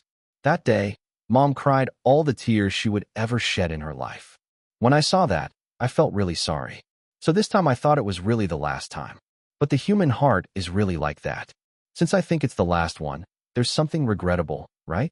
So without realizing it, the Spider opened both eyes. The dilated black pupils glowed eerily. The boy who was watching this started to tremble. Fear was reflected in his dying eyes. Even as I was half conscious, the sense of fear was vivid. The Spider began to giggle, his fearful eyes seeming amusing. Blood was gushing, flesh was tearing. Wow, it was so amazing. I just couldn't stop. I kept doing that, so I guess my mom got tired of it later. Now, no matter what I do, it doesn't matter. Spider shrugged. Then he smiled softly at the other person. How is it? How is it better than the story about my dad hitting me? Which is more plausible? What should I say to the next piece of trash I meet, so they'll believe me? Unlike the innocent voice of Spider, the other person's eyes lost their life. Dump. All strength left the boy's body. Spider smirked as he touched the still warm corpse. What will happen to me? Will I die like you? Or will I come back to life?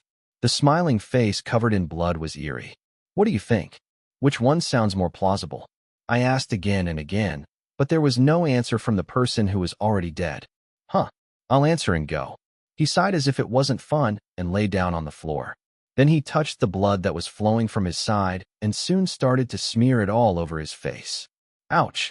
Even though he was grimacing, his hands that were covering his blood did not stop. It was an indifferent face, as if he was smearing someone else's blood. What do you think? Will the agents arrive in time before he dies? Spider hummed, as if curious about the results. Ahem. The humming coming from the innocent face that knew nothing was eerie. Cut. At Director Yoon's shout, the PD let out a heavy breath. OMG. The breath he had been holding involuntarily escaped his mouth in a gasp. Crazy. What's this? He looked ahead with trembling eyes and heavy breathing. Is this acting? Can you call this acting? This is just... It's someone else. I got goosebumps all over my body. Chapter 461. Cut. I immediately stopped humming at the sound of a familiar voice. It's definitely deep. I came to my senses more slowly than usual. As I was slowly blinking my eyes, Jin Bae-hyung came running towards me in a hurry. Actor, are you okay? Yes, it's okay. The aftertaste was strong, but it was easy to distinguish it from reality. I grabbed Jinbee's hand and jumped up. Then, the other actor who had been lying like a corpse also got up. Wow, our breathing was really in sync. It was so good. Thank you. Thank you. The scene we just shot was one of Spider-Man's few action scenes. I met my co-star a few weeks ago and practiced my action chemistry. The hard work paid off. The other actor's face also had a satisfied smile. I think I hit it much easier than when I practiced last time. Yes, you can swing your sword harder in the beginning. Oh, really? Are you not sick? It's a fake knife anyway, you know. Of course, even if it's a fake knife, it's bound to hurt if you use it wrong. That's what action scenes were like originally. No matter how hard you practice, when you actually start filming, there are bound to be one or two things that are off. It was common for small misalignments to result in major injuries to actors or stuntmen. Well, it has nothing to do with me. From Killing Horn to Dead Express, I've done quite a few action scenes over the years, but I've never been injured while filming. No wonder the action school teacher said this. It's a series. Yes, I've taught a lot of actors over the years, but I've never seen anyone like you. An action scene is a scene that many people create together. In other words, no matter how excellent an actor's skills are, he or she is bound to make a mistake at least once. Yet I've never been seriously injured, let alone sprained an ankle. People around me were always amazed by this, but I just laughed. I can't even bring up the topic of misfortune. You can't explain that you practice for 2 hours every day as soon as you wake up so you don't get hurt. Looking at it this way, I'm lucky again, because I live a day where I don't get hurt at all, except for the side effects. Is everyone hurt? I'm fine. What about the lucky one? I gave an okay sign with my hand to Director Yoon's words. Okay, then, let's go one more time. All right. I answered quietly, but inside I felt puzzled. Wasn't that pretty good just now? I wondered if I was the only one who thought that, and the staff seemed to be tilting their heads as well. After that, we repeated the same take over and over again. I'll go just one more time. Good. Very good. Just one more time. Okay, let's try shooting again. Director Yoon, who repeatedly asked for the performance, had an uneasy look on his face. Just looking at him, his expression was clearly dissatisfied. There's something I don't like, but I guess I don't know why. I could completely empathize with your sentiment. Director Yoon isn't someone who would deliberately make things difficult for us. Just by looking at the way he would run over every now and then to apologize to me and my co-star, I could tell that he didn't have any bad intentions. Ugh, should we take a break? In the end, Director Yoon declared a break with a lukewarm expression on his face. I sat down on the chair, swallowing my weary breath. Moving my body was relatively easy. The problem was the makeup. It feels awkward. Every time I did a take, I would erase the blood on the face and redraw it. There was a cut where he was rubbing blood all over his face before humming, so there was nothing he could do. I just need to stay still. The makeup team must be exhausted. Is everyone okay? Just as I was thinking about that, the makeup team staff came over. Yeonji, I'll put some more blood on your face. Yes? More here. Director Yoon said he wanted it to feel a bit more intense. I think he wants to create a sea of blood. Only after hearing that did I realize what Director Yoon wanted. I guess you want a feeling that really grabs attention. Please sit here. Thank you. The makeup team gathered around me. I suppressed my discomfort while the staff put fake blood on my face. I really hate it. I guess I'll get used to it by now. I even got covered in blood during killing Horn, so getting covered in this much blood wasn't a big deal. Yet, strangely enough, the fake blood didn't adapt. Sweet. The fake blood mixed with corn syrup gave off a sweet scent. Not only was it sticky, but the sweet smell rising from my whole body made my stomach churn. Bok Doongi, the makeup is I. Oh, yes, this is it. Director Yoon, who was running towards me, applauded with joy. Also, I wanted a much stronger feeling. My reflection in the mirror was grim. A bloody face, a tattered uniform, and filth scattered here and there. Director Yoon, who smiled broadly upon seeing this sight, was no ordinary person. Okay, let's go with this face. Director, if you want to give off a strong vibe, how about trying a different smile? Huh? How? It feels like a smirk right now. I think it would be okay to go a little rougher than that. He burst into laughter when asked if he could give an example. Puh-ha-ha. He laughed strangely, as if his cheeks were twisted and he couldn't stand it any longer. An exaggerated laugh that makes you feel uncomfortable from the tips of your toes. A twisted sound containing the determination of a person who is determined to laugh despite being run over by a large truck and having his insides torn off. After laughing out loud for a while, silence filled the surroundings. Among the people with tired expressions on their faces, only Director Yoon had a moved expression on his face. I love it. Thank God. Let's go with this. It's perfect. You're really my lucky charm. Director Yoon circled around me with a face that looked as if he had been suffering from a decade-old illness. This person also has a really unique personality. He shook his head. Well, anyway, I guess I'll just take a picture with this version. We'll finish filming before it gets dark. I woke up thinking that I was lucky, and suddenly the documentary crew came into view. Oh, right. By the way, I was filming a documentary. You're really quiet. I was internally berating myself for forgetting this, but I also thought that it was understandable because the production team was so quiet. I respect you. Sitting still in one place was as difficult as moving around busily. I had guessed when he said he was an observer, but seeing him stay so still for hours was truly admirable. I bet you all are having a hard time. You're working so hard. Yes? Us? The documentary crew asked, back with bewildered faces. Even his appearance looked professional. If you need anything, please feel free to let me know. I can interview you. It's my break time anyway. Let's smile brightly. A somewhat shaky smile returned. Don't worry about us. We're fine. I shook my head inwardly at those humble words. Anyway, you can just speak comfortably. People who are too good at their jobs are the problem. What kind of kid is that? The PD looked at Lee Yun-jae with a blank expression. He only realized it when Lee Yun-jae spoke to him with a bright smile. Oh, you were worrying about crap. An actor is an actor. The killer who gave off a pungent smell disappeared without a trace. Lee Yun-jae, who asked again if he needed anything, had the harmless smile that he had seen since morning on her face.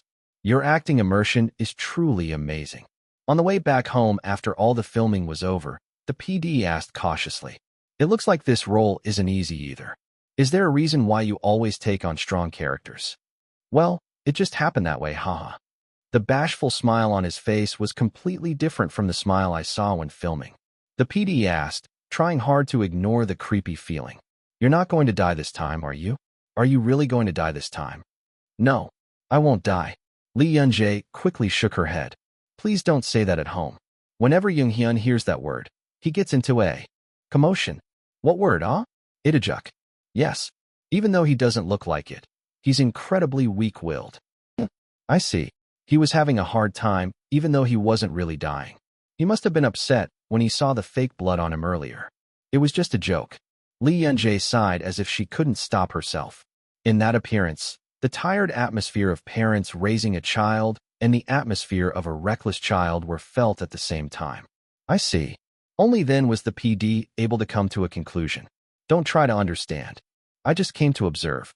Now it was up to the viewers to judge. The PD's words that the camera will become more familiar over time were right. I don't even care anymore. On the third day of documentary filming, the red light from the camera already felt like my body. It was a shame that I couldn't see Han Haram acting like he usually does. Because you can see it in a dark space. It didn't matter since we were going to fall asleep together anyway. When I was filming, I felt like there was synergy in having more lenses focused on me. It's good because there are no inconveniences. There was one thing that was bothering me. I'm worried that there won't be much to see right away. Filming, practicing, talking, studying, researching, talking on the phone. This was my daily routine. Except for the time spent talking to No by Hyok. All activities were static. I don't even play music separately. None of. The people in my house enjoyed watching TV. When two or more people gathered together, the main routine was to start with conversation. I did watch the video for a certain amount of time to prepare for the performance, but since I had to focus on it for a set amount of time, it was also quiet. It would be better if I went to school and took classes. As I started filming, I was doing supplementary homework instead of going to school. Needless to say, the sight of her doing her homework was quiet. I don't think it'll be fun. I was so worried that I asked the PD one more time. PD, can I really not do anything? Yes. The PD answered with a bewildered face. You have too much going on right now. Not that kind of thing, but something like content. Something that could be broadcast. It's enough now. Please don't worry about it. The PD backed off as if he was terrified at my hesitating appearance. It seemed like it was because I took a picture of a god killing a person yesterday. But if you stay too quiet, that's why. I guess I should go out first. Luckily, there's musical practice tomorrow, so there'll be something to film. I headed to the apartment gym, hoping that tomorrow would come quickly. It's Yanji. And then I found Nodaji. Yay. Song Junai, who seemed to have just started working out, greeted me with a bright smile. Thank goodness, there's something to see. Chapter 462. So, are you moving after filming the documentary? Not right away, but in about a week. I see. Song Ijun lowered his head with a gloomy expression. I twisted my body as much as possible so that the camera could capture the scene well. You have to put everything in. We also needed a version that makes you feel bad. He was a kid who thought he was a celebrity in his own right and only showed his adult side on TV. This look suits you better. Personally, I thought it was the expression that best suited Song Jun's face. I don't understand why they keep going with a mature concept. I have to show it for the sake of Song Jun's fans. I did my best to twist my body for people whose faces I didn't even know. Muscle cramps. Don't worry, Hyung. Even if you move, you can still see each other often. Okay. The gloomy voice remained the same. I changed the subject only after I confirmed that the camera captured Song Jun's face well. Are you here for morning exercise? You're diligent. No, you are much more diligent. Are you still boxing? When asked about his hobby of boxing, he replied that he had just taken a class. And you came to exercise again? That's amazing. No, I said you're more amazing. Song Jun turned his head away, embarrassed. Okay, that was good. Learning boxing was also included naturally. Now all you have to do is record the sweat you shed while exercising. I smiled inwardly with satisfaction. Don't worry, Song Jun. I'll give you your fill. Wow, it's getting neater and neater. I love it. The musical instructor applauded. Thank you. I'm serious. It's so much easier than the first day. It's perfect. I was relieved to see that he was genuinely pleased and not just complimenting her. Thank God. Practice is the best after all. Of course, satisfaction is a subjective matter, so there were still many areas where it felt lacking. Teacher, would it be better to give more resonance here? If you're standing on a musical stage, then that's the way it is, but if it's a musical film, then it's a different story. The instructor explained the special characteristics of musical films. As with everything, each musical film had different points of focus. In some cases, it has a strong original musical number feel, while in others, it emphasizes trendiness to make it feel like a pop song.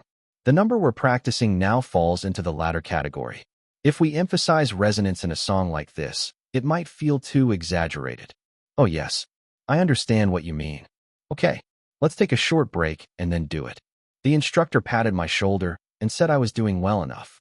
It was a warm cheer, but it didn't quench my thirst. I want to do better. There was so much to worry about. Singing technique, vocalization, diction, dynamics, emotional expression, gestures, breathing.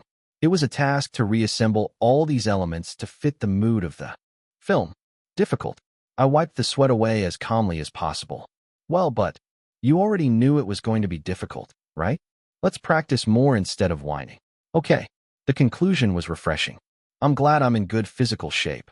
Musical practice was harder than I thought, so I was exhausted after doing it once. One of the biggest reasons why it was particularly difficult was because it wasn't my native language.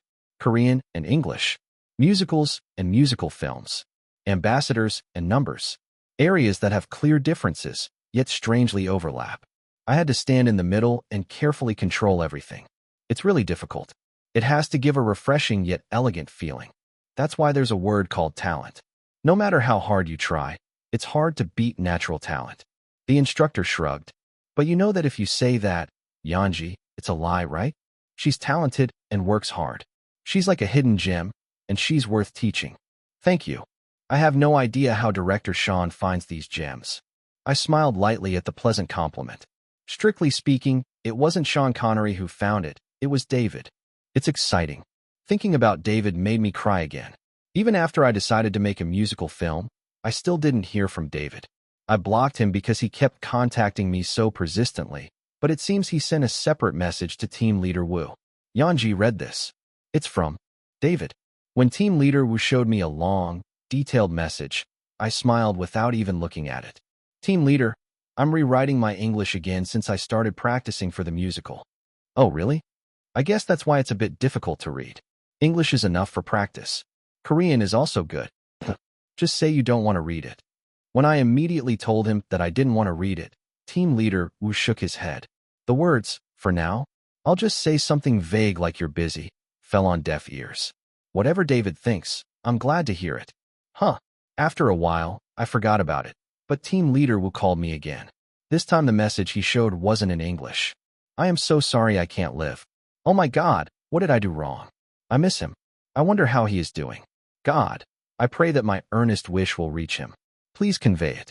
I think of him all the time. My life is falling apart because of him. I hope we can get back in touch. What is this? It was full of poor Korean that was clearly translated by a machine. Team Leader Wu muttered with a look of disgust on his face that he had been receiving messages like this since yesterday. It was an obsession that could overcome the "this letter originated from England" thing. Before Team Leader Wu, who was stuck in the middle, could get into more trouble, he had no choice but to lift the block. David, who had not been in touch for a long time, repeatedly apologized hastily. I was really wrong. Okay, accept my apology. Please. Okay, but this is the only time I'll let this go. If this happens again, I won't forgive you. Yeah? I won't do that again. I did it because I wanted to do a movie with you. Don't just brush it off with words like that. Honestly, I was going to tell him to come to Korea and talk if he had something to say, but I held back because I thought that if it was him, he would really be able to come. Because Team Leader Wu told me not to do any more work.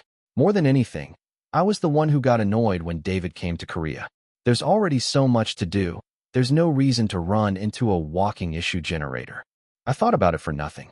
I shook my head hard to clear the thoughts of David that had filled my mind. Okay, let's practice. Teacher, I think I can practice again.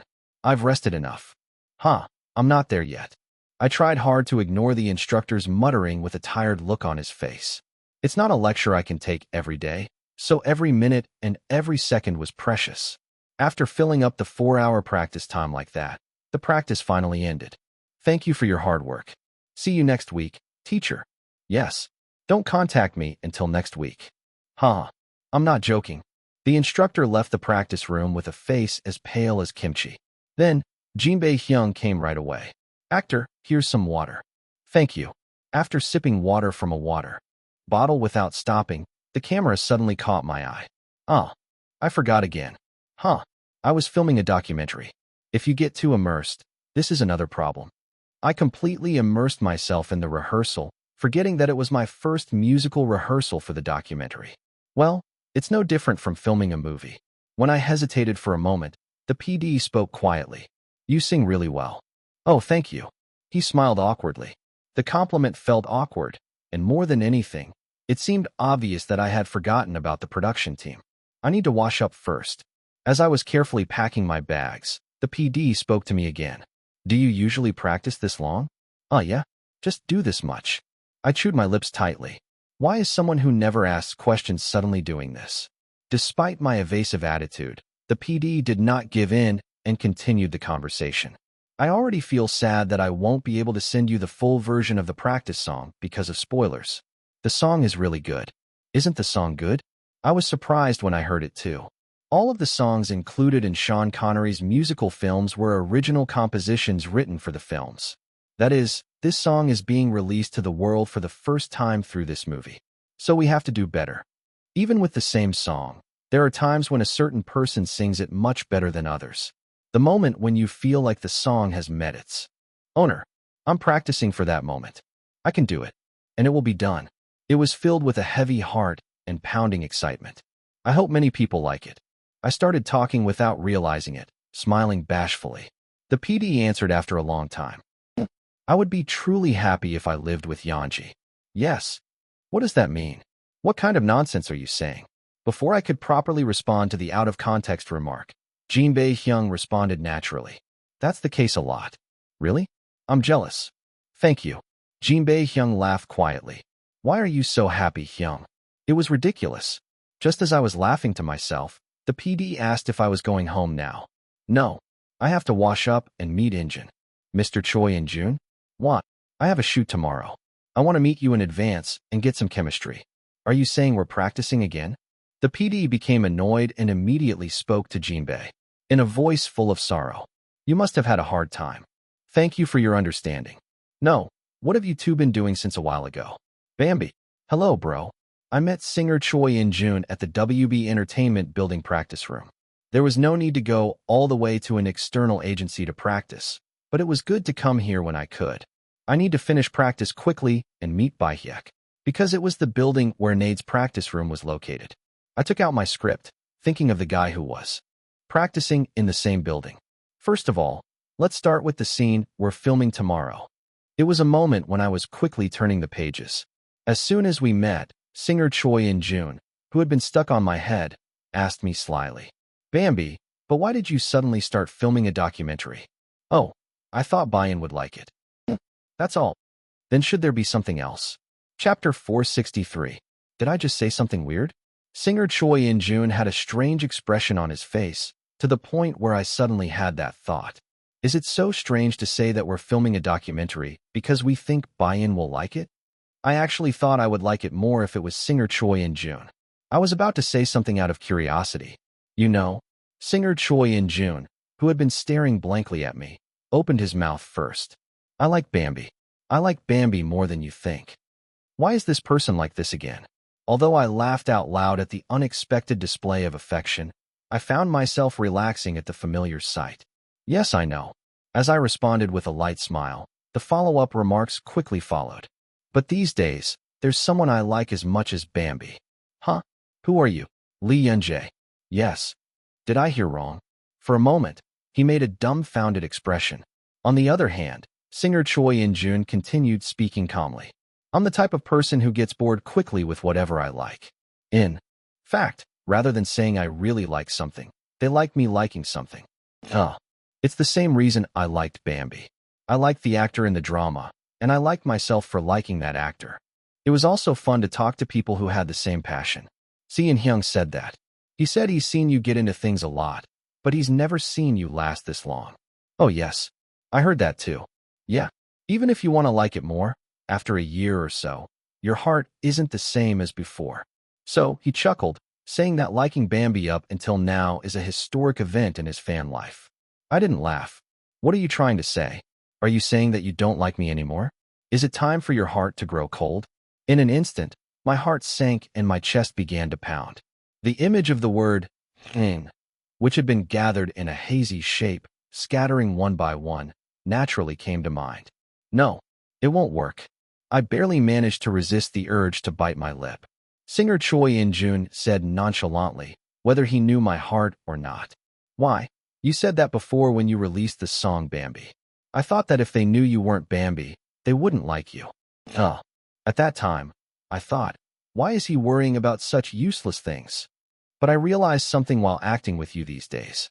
My favorite Bambi and fellow actor Lee Yoon-jae are completely different people. It was only after I experienced it firsthand that I finally understood why. You wrote those lyrics.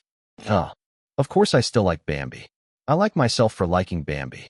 I still don't get tired of it. But what I'm saying is that the impact of Lee Yoon-jae was so great that I realized this difference. Do you understand what I mean? No. I shook my head helplessly. I have no idea what you're talking about. So does that mean you'll still like me? What will change in the future? What on earth does that mean? I felt a tingling pain in my fingertips as I thought about the other person distancing himself from me in the future. It was to the point where I regretted feeling embarrassed by singer Choi In-jun's unabashed expression of affection. I just realized it now.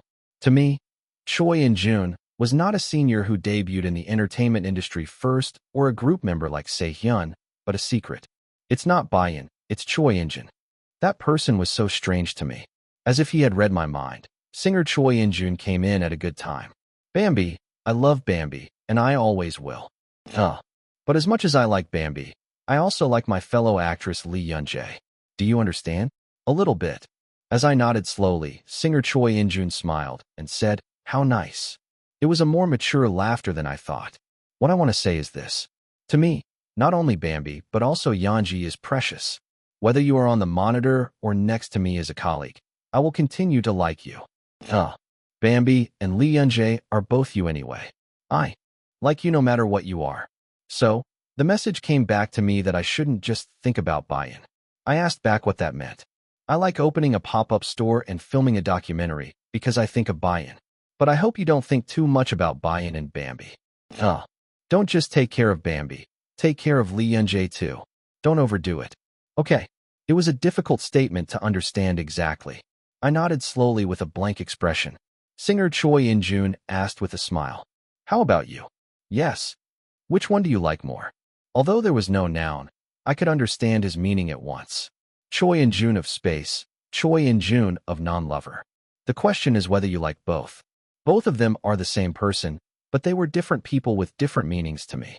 Therefore, I finally understand what this person is trying to say. I see. You're saying that you like all of me, whatever meaning and form I have. I couldn't say anything and just blinked my eyes blankly.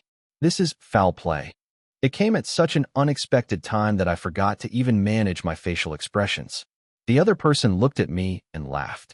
Yeonji, why aren't you answering? You don't like either of them? No, that's not it. It felt strange to be called by my name instead of Bambi. I bit my lip, feeling ticklish. It's really good. Who would have thought I could receive this kind of affection? There was clearly only one person talking, but behind him there seemed to be numerous pairs of people. This is too much. It was a great affection that seemed like it could never be reached, like the stars seen in the sky. And that affection just grew. I muttered, suppressing the emotions that were welling up in me. I like them both. Thank you. But I like Bayan better. Puaha. The other person burst out laughing at my awkwardly added words. Oh, why are you so honest?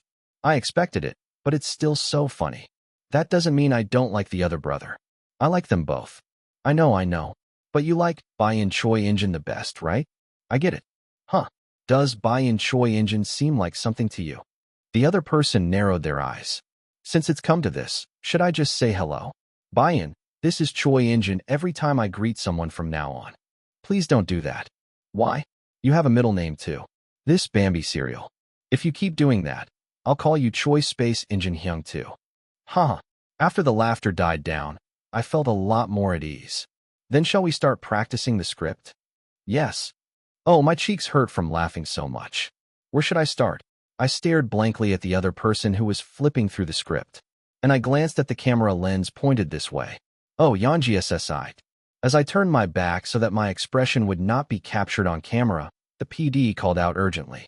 But I didn't miss this moment and whispered softly to the other person, "Brother, huh, thank you for liking me."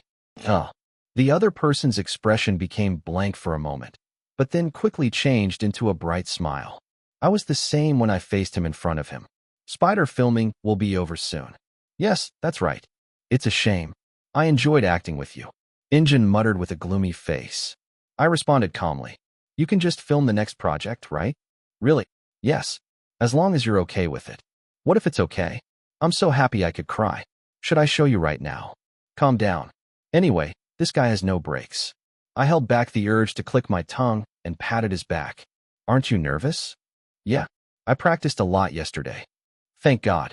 As if that wasn't a lie, Injun's acting became much more stable after filming began. The lines that I had slightly stammered yesterday were smooth, and the emotions were conveyed perfectly without any breakdown. Director Yoon must have sensed that he was in the right flow, because he immediately gave the okay sign. Okay, let's stop here for today. And it was the first time in a long while that I got off work early. The staff happily packed their bags, and someone poked Director Yoon in the ribs and asked for meat. Okay, let's go pork. What about pork? Buy beef, since you have a lot of money. Hey, I don't have money either. Director Yoon snorted as he heard the evil voice. I don't have any money. The homemade chocolate he buys alone would easily cost him over 300,000 won a month. Is the taste very different from that sold at regular supermarkets? A few years ago, I waited in line to buy brownies for Director Yoon, but I was shocked when I paid the bill. I was shivering when I paid the bill, wondering if a brownie cost 50,000 won. But as I got closer to Director Yoon, I realized that the chocolate he buys himself is much more expensive. The only person around me who likes sweets is Director Yoon. Injun and Bai Hyek like to eat, but they tend to manage their weight. Hyung Jong-hyun and Hyung Jin-bae were people who mainly liked to eat meat. Song I-jun is a picky eater by nature, and Han Haram likes salty snacks. What is Sergio like? Come to think of it, I haven't heard anything in particular he likes. Compared to other kids, there were very few times when I was taken care of. Well, I guess it might sound a bit discriminatory. There were still fans who liked Song I-jun, me, and Sergio, and called them the Shin Yu-youngs, or Lee Yun-jae squad. As I constantly mention Sung-jun, there are always hints related to him, but Sergio has never been mentioned in particular. But, well, we don't really keep in touch. I'm making excuses for nothing. It was a moment when I was calming down my embarrassment inside. We're having a company dinner today. It's not mandatory, so only come if you want to. Director, Yoon shouted with a pale face, perhaps because he had been harassed by the staff. I could tell right away because I had been by his side for a long time. That guy fell for it. That makes sense. In this spider project, an unusually large number of staff members who have worked with him throughout the project participated. That means there are many people who know and are familiar with Director Yoon's personality. As expected, one staff member shouted one after another. Only those who want to participate can participate. I can hear you talking about saving money, Director. Be quiet. Since the menu is beef, let's take this opportunity to replenish our protein. Everyone, Director Yoon will be paying.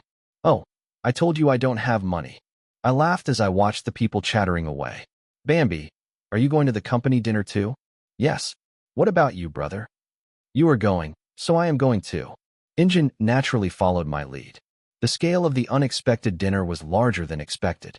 First of all, it was because the documentary production crew was involved.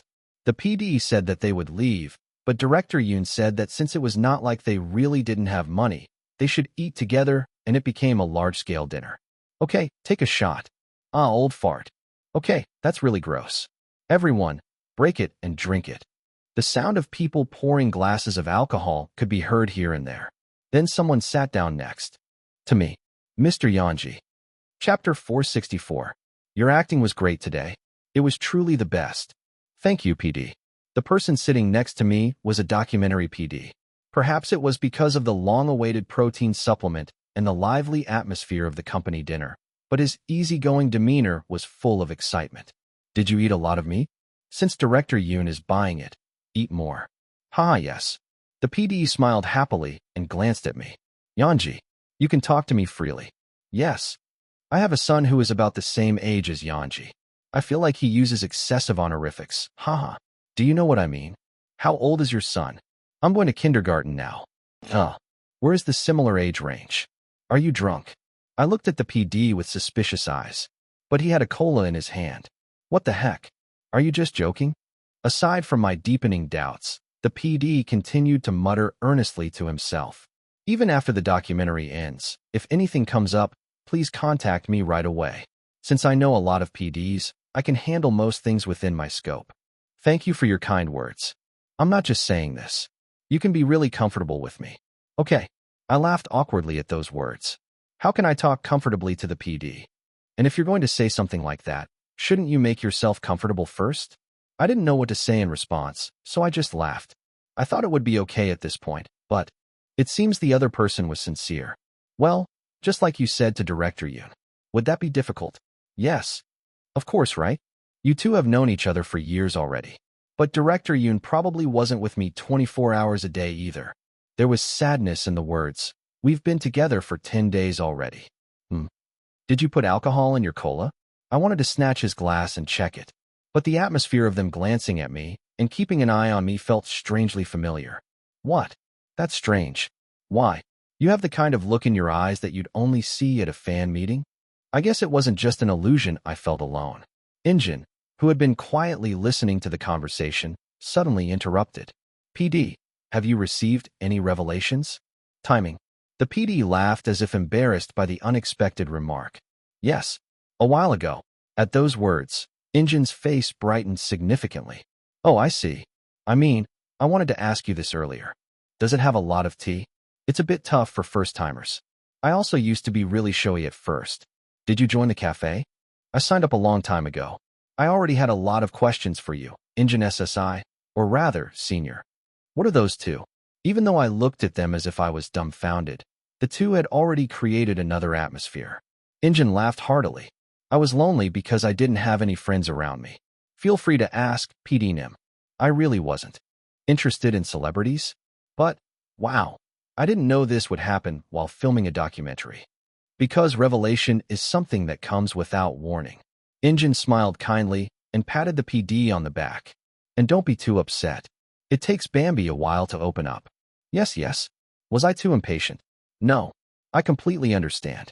But since it's your first documentary, how about going to see it first to get to know it a little bit? Oh, that's right. I'll give it my all for the next documentary.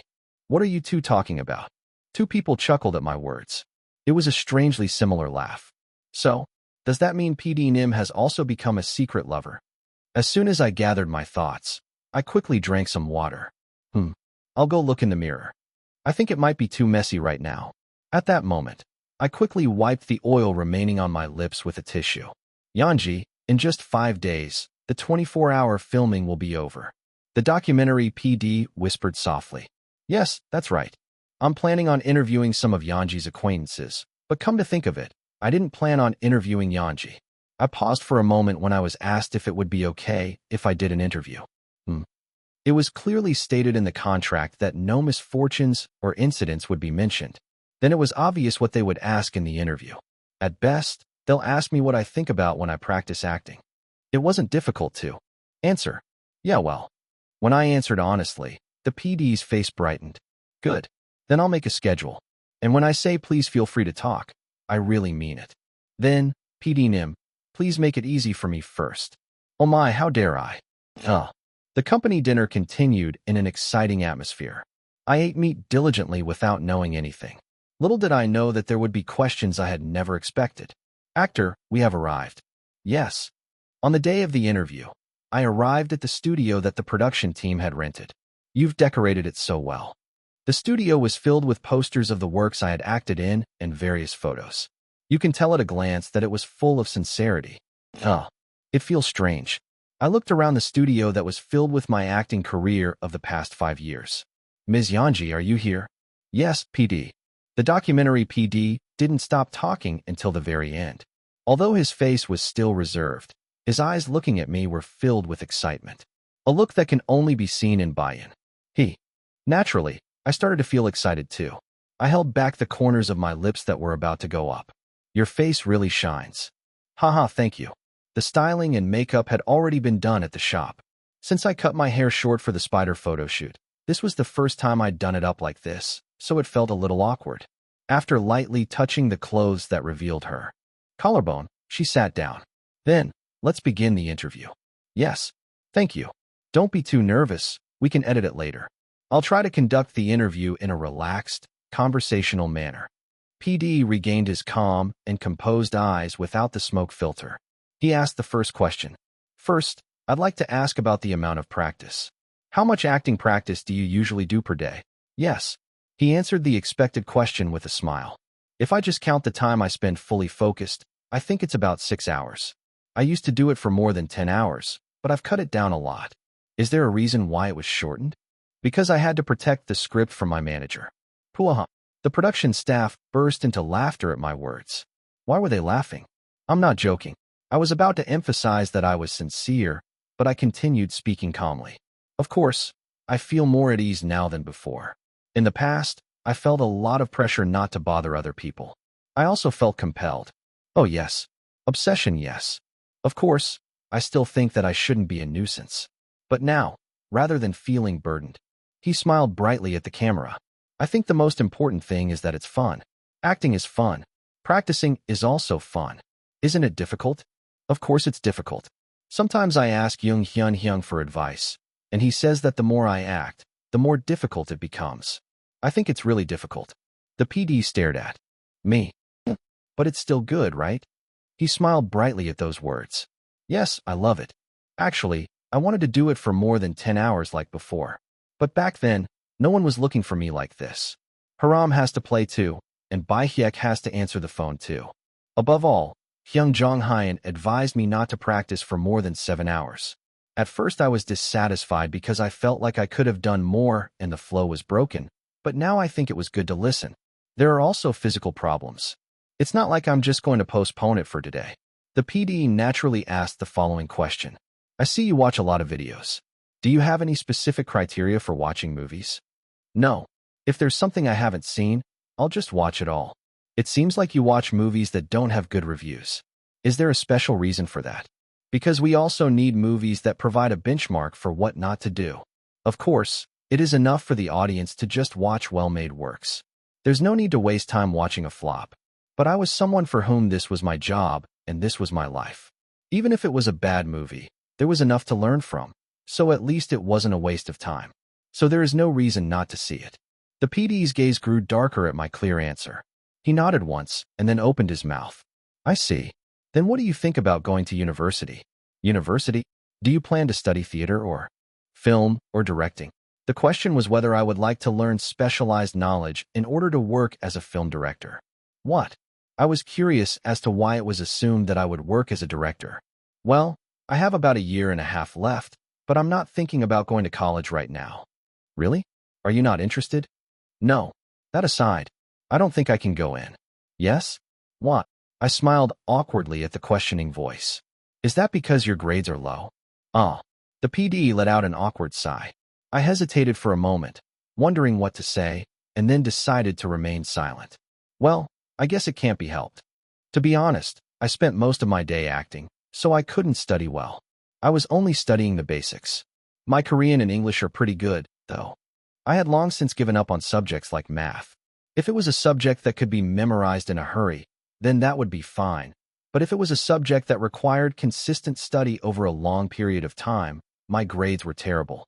It's hard to expect good CSAT scores, but I'm grateful that the company is providing me with good support. He told me to just tell him if there was any lecture I wanted to take, and I thought that would be enough. The PD asked if I still wanted to go to college, make friends, and go on field trips or something. It's a kind of romanticism that you can't avoid when you think of college. I think I might regret not doing it later on.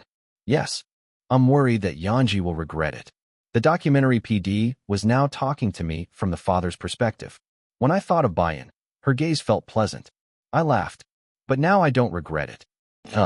I think that no matter what choice you make, you will regret it someday. A choice made at a crossroads always brings about regret.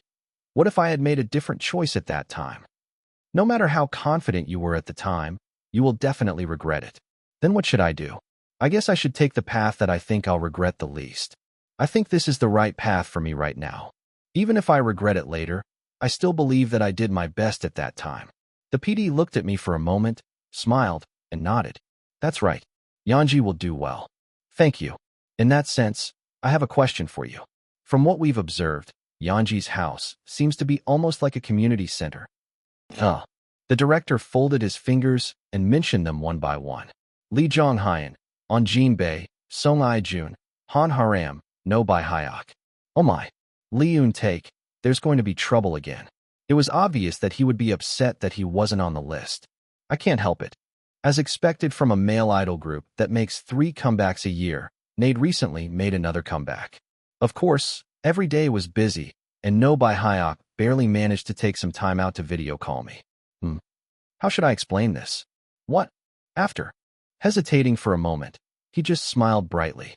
I have a large family. Haha. Yeah, I think so. The PD raised the corners of his mouth meaningfully. It was from then on that the unexpected barrage of questions began. So if you had to choose just one person from your family, who would you choose? Seriously, why are you like this, PD Nim? I quickly turned my eyes away. Jinbei Hyung's gaze standing behind the camera was fierce. I felt a strong pressure to speak up quickly. I closed my eyes tightly. Is this the second installment of Mom Likes It, Dad Likes It? Chapter 465. Okay, Yanji, who will you choose? Last time, there were only 2 people there, Jinbei and Jeongyeon. Isn't it too much to add Song I-jun, Han Haram, and No Bai Hyok? How can I pick just one person here? The difficulty level went up too much. Haha that. I tried to smile as awkwardly as possible, but the PD didn't seem like he would let it go. Instead, he urged with a stern face. Please answer quickly. I'll tell you in advance that it doesn't apply to everyone. You have to choose just one. I felt sad at the way he was urging me to answer quickly. Why are you doing this to me? You said it was Bayan. How can Bayan do this to me? I looked at the PD with resentful eyes. I waited for the question to be withdrawn, even if it was late, but the other person stubbornly waited for an answer. I sighed deeply at that. Determined look. Okay, I'll answer. Me. I spoke as slowly as possible. What should I do? Who should I choose?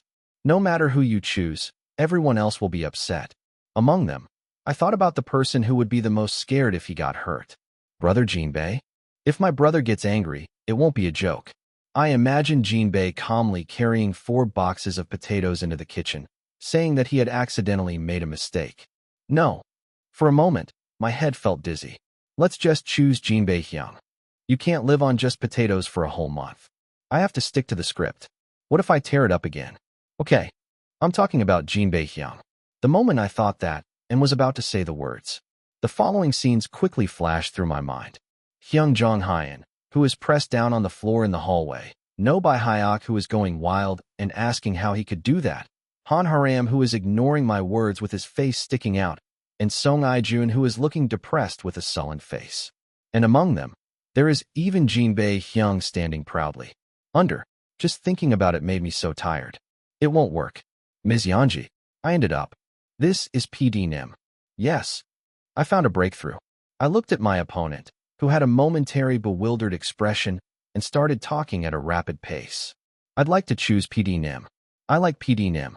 My answer is PD Nim. No, you have to choose from your family.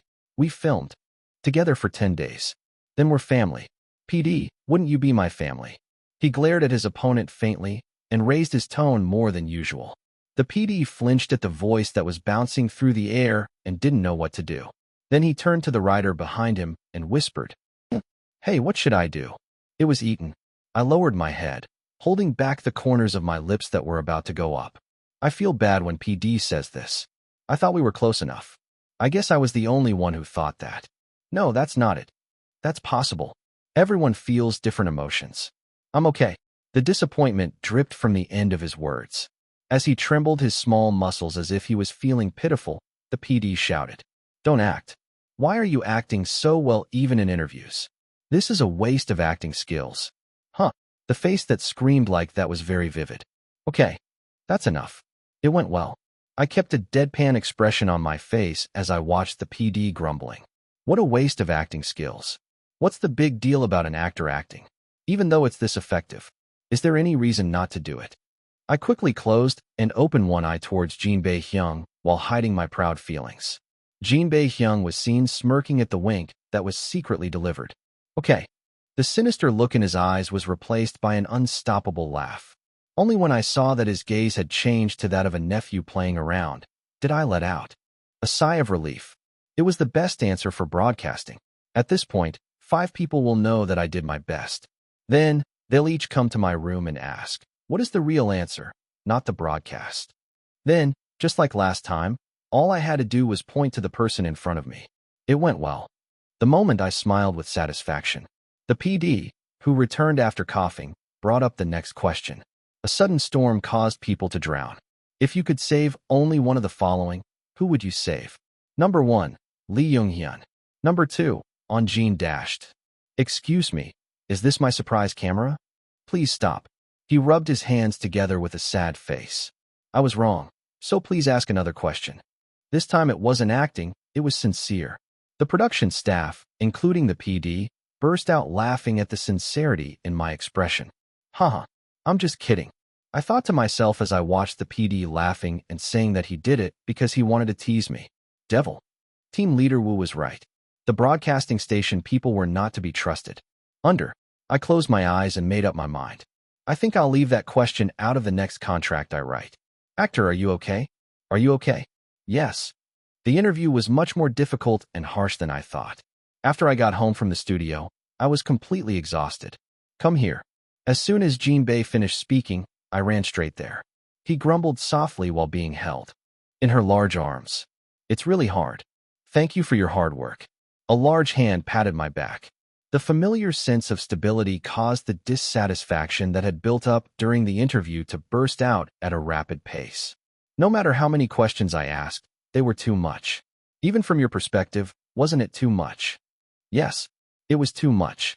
I thought you were really nice people. I feel completely betrayed. Do you know what I mean, Hyung? I know. You must have had a hard time. After mumbling for a while, the feeling of injustice gradually subsided. It's exciting. I thought I was going to die because it was so hard. Why are you asking such a question? The question of who to choose among the family members was just child's play. The questions that followed were tricky and extremely difficult. What is your most precious memory, Yanji? What does family mean to you, Yanji? When was the last time you cried? Why did you cry? What do you regret the most these days? Because unexpected questions kept popping up, I had to answer with half my brain off at the end. There is nothing that violates the contract, but, as promised, the production team did not mention anything about accidents, bullying, or misfortune. But just looking at the form of the question, it seemed like they wanted to know about the human being, Lee Young-jae, rather than the actress, Lee Young-jae. I was so flustered in the middle that I asked this question without realizing it. PD, do you usually ask questions like this when filming a documentary? If you feel uncomfortable answering, you don't have to. Feel free to do as you please. Rather than feeling awkward, I feel a little embarrassed. It feels like I'm being consulted about something. It felt as if I was digging into the details of a person. The PD made a face of understanding when I said this, but he stubbornly explained that it was a question I had prepared in advance. This is a prepared question. So, you're saying that the program will contain content related to these questions? I thought they would just show me acting and ask questions related to that. So the unexpected situation was even more disconcerting. The results are completely unexpected. Should I ask the PD? He hesitated for a moment and then shook his head. Let's rest for today. Right now, I had to replenish my energy. After being held in Jinbi's arms for a while, he finally got up. I could see the camera persistently capturing me as I staggered to the bathroom. Belated regret came flooding in. I should have filmed for 10 days instead of 15 days. There were still 5 days left until the 24-hour shoot ended. Today was the 10th day of filming, and I did the interview with 5 days left until the last filming. What this means is that the PD and production crew that did the interview followed me home again. The presence of people who had felt like air, until this morning, suddenly became distinct. Something feels a bit uncomfortable. Of course, there was no need to worry about broadcasting, because I was promised that if there was any part that I didn't want to include in the final version, I would delete it right away. But apart from that, the awkward feeling still remained. These people have all heard it anyway. As I recalled the answer I had given without realizing it at the end of the interview, my feelings became even more awkward. Should I just pass over that question? I was just scratching the back of my neck. Ding dong. The doorbell rang out of nowhere. Except for Hyung Jong, who knew the front door password, it was the sound that was heard whenever Song I-jun, No by Hyok, and Han Haram came and went in and out of the house. So the doorbell ringing wasn't unexpected at all, but the face that appeared on the intercom was unexpected. Sergio. He tilted his head at the unexpected face. I quickly turned on my phone, but there were no missed calls, not even text messages. He's not the type of person to come without calling. Although I was puzzled, I opened the door anyway. Bam. Hello, Yanji. Sergio had his usual relaxed face. The guy smiled faintly. Can I come inside? Oh, come to think of it, I didn't call you. Sorry, I must have been flustered. I stared at the guy and slowly frowned. Hey, I don't know what it is, but he's not in his right mind. My guess became certain when I saw Sergio flinch at the sight of the cameras filling the house. Oh, right. You said you were filming a documentary, right? I blinked. The guy laughed slowly. I'll come back next time. I'm really sorry for coming without contacting you. Then I'll go. The gently rising corners of the lips looked natural. A gentle face that seems to have no problems. I sighed deeply as I looked at the sight. Sergio. Huh. I told you last time. No matter how hard you try, I'm just an actor, you punk.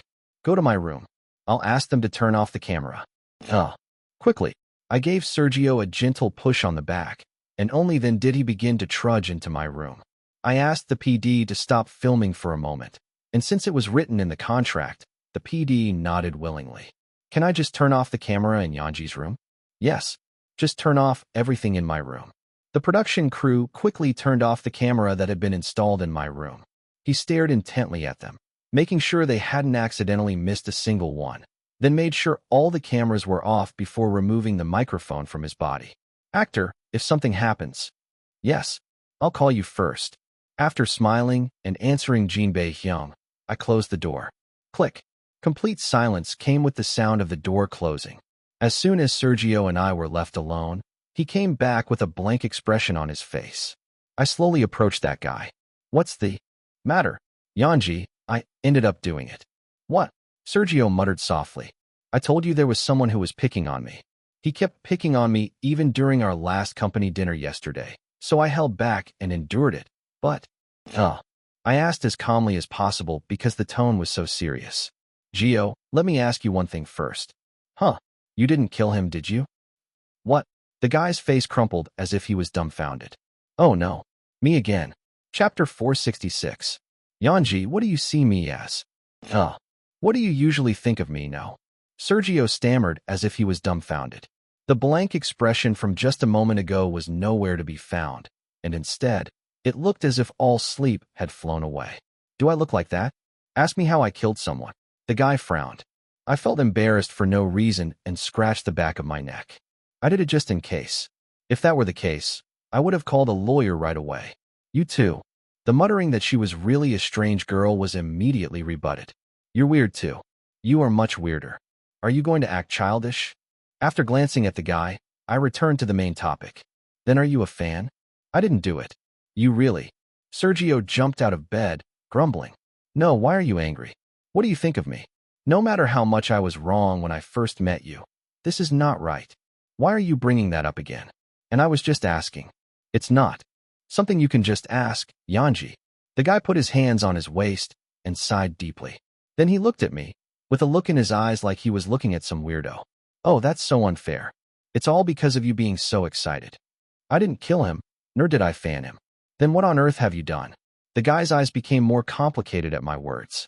I don't know anymore whether it's my fault or whether you're weird.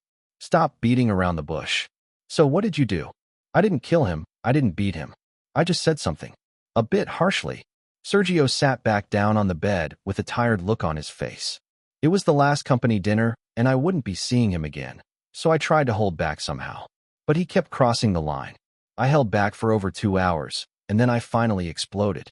Does that happen in a place where everyone else is present? No. I told you to come to the bathroom alone. Sergio is said to have gotten up from his seat first, and then went to the bathroom, checking all the way to the last stall to see if anyone was there. And as soon as the kid who started the fight came into the bathroom, he grabbed him by the collar. I clicked my tongue as soon as I heard the story. TSK Gio. No matter how urgent it is, you can't do that. I know. Next time, take my phone away and grab me by the collar. What were you going to do if I was recording? Oh. Sergio paused for a moment, then nodded. Yeah, but I checked my phone before sending it. I also looked through all my clothes just in case. Good job. Actually, I wanted to beat you. But you were right. The guy let out a slow sigh. I've never hit anyone before, so my hands wouldn't move at all. I just got really hot. Usually that's true. So what did you say? I don't remember exactly. It's the first time I've lost my mind like yesterday, so I'm a little flustered. Don't you remember even a little bit? Just a few small words? Sergio shrugged. That thing on your neck, your head. I asked you why you were carrying it around. If you're not going to use it, just leave it at home. And since you make people feel bad every time you open your mouth, I told you to stay home with your head. I don't know. It was the first time something like yesterday happened to me. No, it's your first time. You did a great job. I stared blankly at the guy washing his face with a dry sponge. What are you worried about? It doesn't seem like anything serious. Really? Seems like there's no problem. Yeah, in my opinion. He nodded slightly. There was no violence, no witnesses, and no evidence. To be honest, I was taken aback by how mild the taste was compared to what I had imagined. You always have a cold face. Are you worried because I just said a few words? He's still a kid. Sergio sighed in relief only after I told him several times that it seemed like everything would be fine. The guy, his body relaxed, lay stretched out on the bed. Thank you. And I'm really sorry for coming without contacting you. I was anxious because I thought you might have caused a big accident. That could be true. Does it make you feel better? Well, Sergio made a strange face. I thought it would be refreshing, but instead I feel uneasy. The feeling of not being able to control myself is very unpleasant. That's because you usually hold it in too much. It'll get better if you let it out in advance. And exercise often. I guess so. Thank you, Yanji. Sergio sighed again. I can't even count how many times I've heard it today. You must have been very anxious. I felt shaky thinking about the guy who must have been suffering alone for nearly a day. Next time, don't hold back and call me. What are you doing leaving your phone behind? You're busy filming these days. I was afraid I might be bothering you. The guy smiled lightly, saying that if he wasn't home today, he was just going to go back. What are you laughing at, really? Still, I feel a little better after hearing you say that. There is no guarantee that what I say is correct. I know, but I still wanted to hear a clear answer. The guy definitely looked a lot better than before. I looked at the pupils that gradually became clearer with each blink. Thank you for your hard work, Sergio. I did something for nothing. What is this? That must have been hard, but I was talking about filming a movie. I heard yesterday was the last company dinner. You worked hard making the movie. It's your first leading role. Although it was a small independent film, it had the charm of an independent film. First of all, what's important about it being my first leading role in an independent film? Let's go see it together when it opens. When you have time. It took a long time for the guy to finally give a loose laugh at my words. Okay, Yanji. About 10 minutes after that, the guy who had been completely stretched out on the bed suddenly got up without warning. I chuckled as I saw him straighten his back.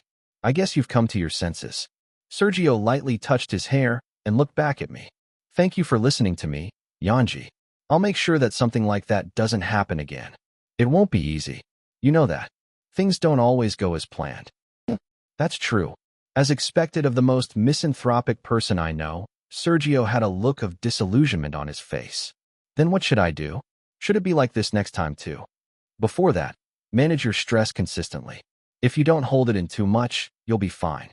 Yeah, I understand. The guy who was nodding glanced at me. It's a series. Why? How do you deal with this? Do you have people picking on you too? Me? I quietly recalled past memories. Let's see. Oh, Sung-hyun. The guy who pushed me into the driveway in elementary school. How did I react to him? I don't think I said anything special. Oh, right, I almost forgot. Be careful of your knees at 3 o'clock tomorrow. What? I don't want to go into detail, but your knees are going to be completely destroyed tomorrow. What are you saying? That's right. There should have been one at 5 o'clock too. Let's see, at 5 o'clock. Was it the head? The forehead? I'm confused. Right. At the end, it was a bit like that. I remembered the time I had crushed his pride so badly. Well, that was a long time ago. Let's move on. Who else was there? Noah Patterson. I remembered the guy who tapped me on the shoulder and picked a fight at the party I went to with Mia. A blonde-haired guy with a strange sense of superiority. What did I do then? This one didn't seem like anything special either. At that time, I'm sure. As I was roughly recalling my memories, a scene suddenly came to mind. Okay, stab me. Try it. Then it will prove. You are not just a talkative bastard. Oh, I see. I did. I swallowed dry saliva, feeling embarrassed. Looking at it this way, I guess I'm a pretty irritable person too. These days, there's not much to be angry about, so I forgot about it. The company will take care of most things for you, because I now know that I don't have to do everything by myself. It's a series. Oh, sorry. Sergio's voice woke me from my thoughts. I confessed honestly. I don't think I responded that well. I was a bit harsh. You? Sergio made a face of disbelief. That sight made me feel strange for no reason. What is this guilt? My advice won't be of much help. You'd be better off asking Team Leader Wu. He knows everything about social life. Team Leader.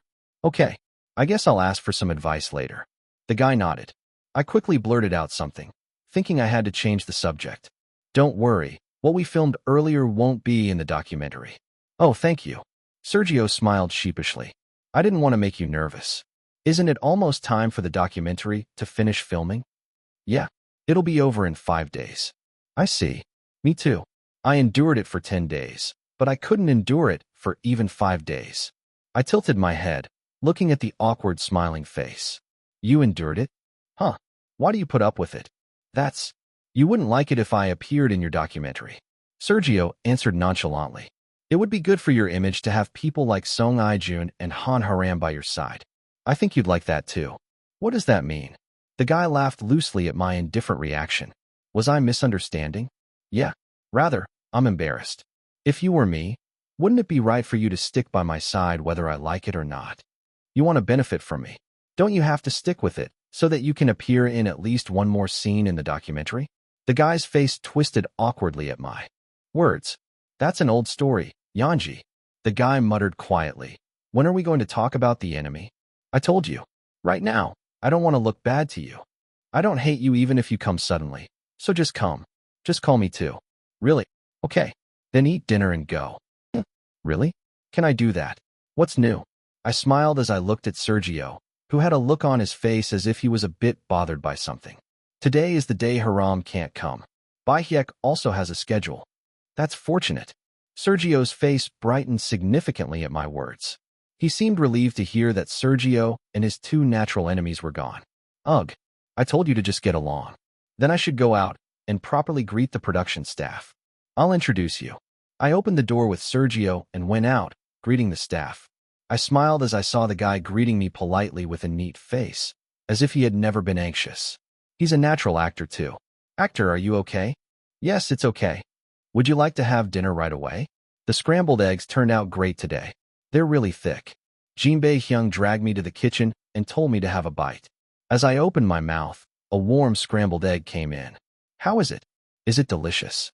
Yes, it's really delicious. Jinbei smiled proudly. I smiled at the sight. Thank you, bro. It's just scrambled eggs. What is it?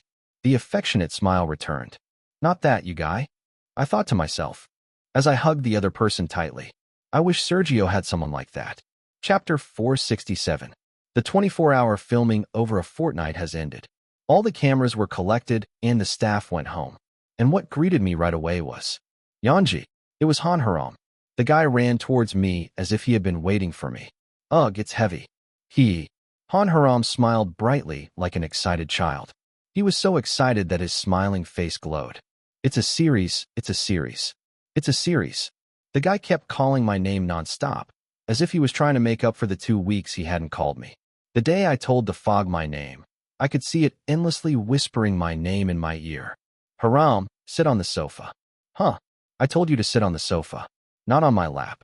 Okay, but the guy sat on my lap like a fool. This kid. But it was impossible to beat those sparkling eyes. Oh me. I lost. Do whatever you want. Han Haram must have read the permission in my smile as he smiled bashfully and hugged me. It's warm. The warmth that touched my chest felt warm. Naturally, my heart also became warm. That guy had that power. The power to disarm people. Yanji's fingers are pretty too. Thank you. You're pretty too. The guy was playing with my fingers while he was in my arms. I looked down at the round head quietly. Now it's time to start preparing. Filming for Spider-Man will officially be over soon. With Spider-Man filming done, it's time to move on to filming a musical. That means the time to leave for America is approaching. While Han Haram was distracted by my right hand, he opened my left palm and looked at it. The palm of his hand was torn several times during the process of stopping Agent Choi. The scar that had once been quite gruesome had now turned into a faint trace. Money is good, right? Thanks to the consistent treatment I received, the scar was fading day by day. It'll all be gone by the time I get to America. That was fortunate, because it doesn't have any influence on the filming of the musical film. But there was no guarantee that this kind of luck would follow him next time. This time it was the palm of my hand, so it's a good thing. Looks like the scar is on your face, not your palm. With filming a movie and everything else, he must have had to worry about retirement first. We need to prepare countermeasures. I will completely remove the black stone, and I will find a way to do it. But I couldn't just keep counting the days until that day came. Before going to the United States, I had to prepare countermeasures for side effects. I have many solutions in mind. I wanted to do it right away, but I found it difficult to bring myself to say it. It wasn't something I could do alone without Fogg's help, and more than anything, I was worried that it might have a negative effect on Fogg. What if something happens to him? Of course, I knew it was a pitiful worry. No matter how important the fog is, I can't just evade it when my life is in danger. But what can I do about my worries? Honestly, I couldn't help but hesitate. The fog wasn't in particularly good shape even then. Yanji, what's on my hand? What's wrong? No. I quickly put down Han Haram's hand, which I had been touching without realizing it. The guy's hand was fine. It was also evidence that this place was not a black space, but reality. In the black space, both of the guy's hands were dyed completely black. Why is it getting dark? First of all, I had to find out the reason.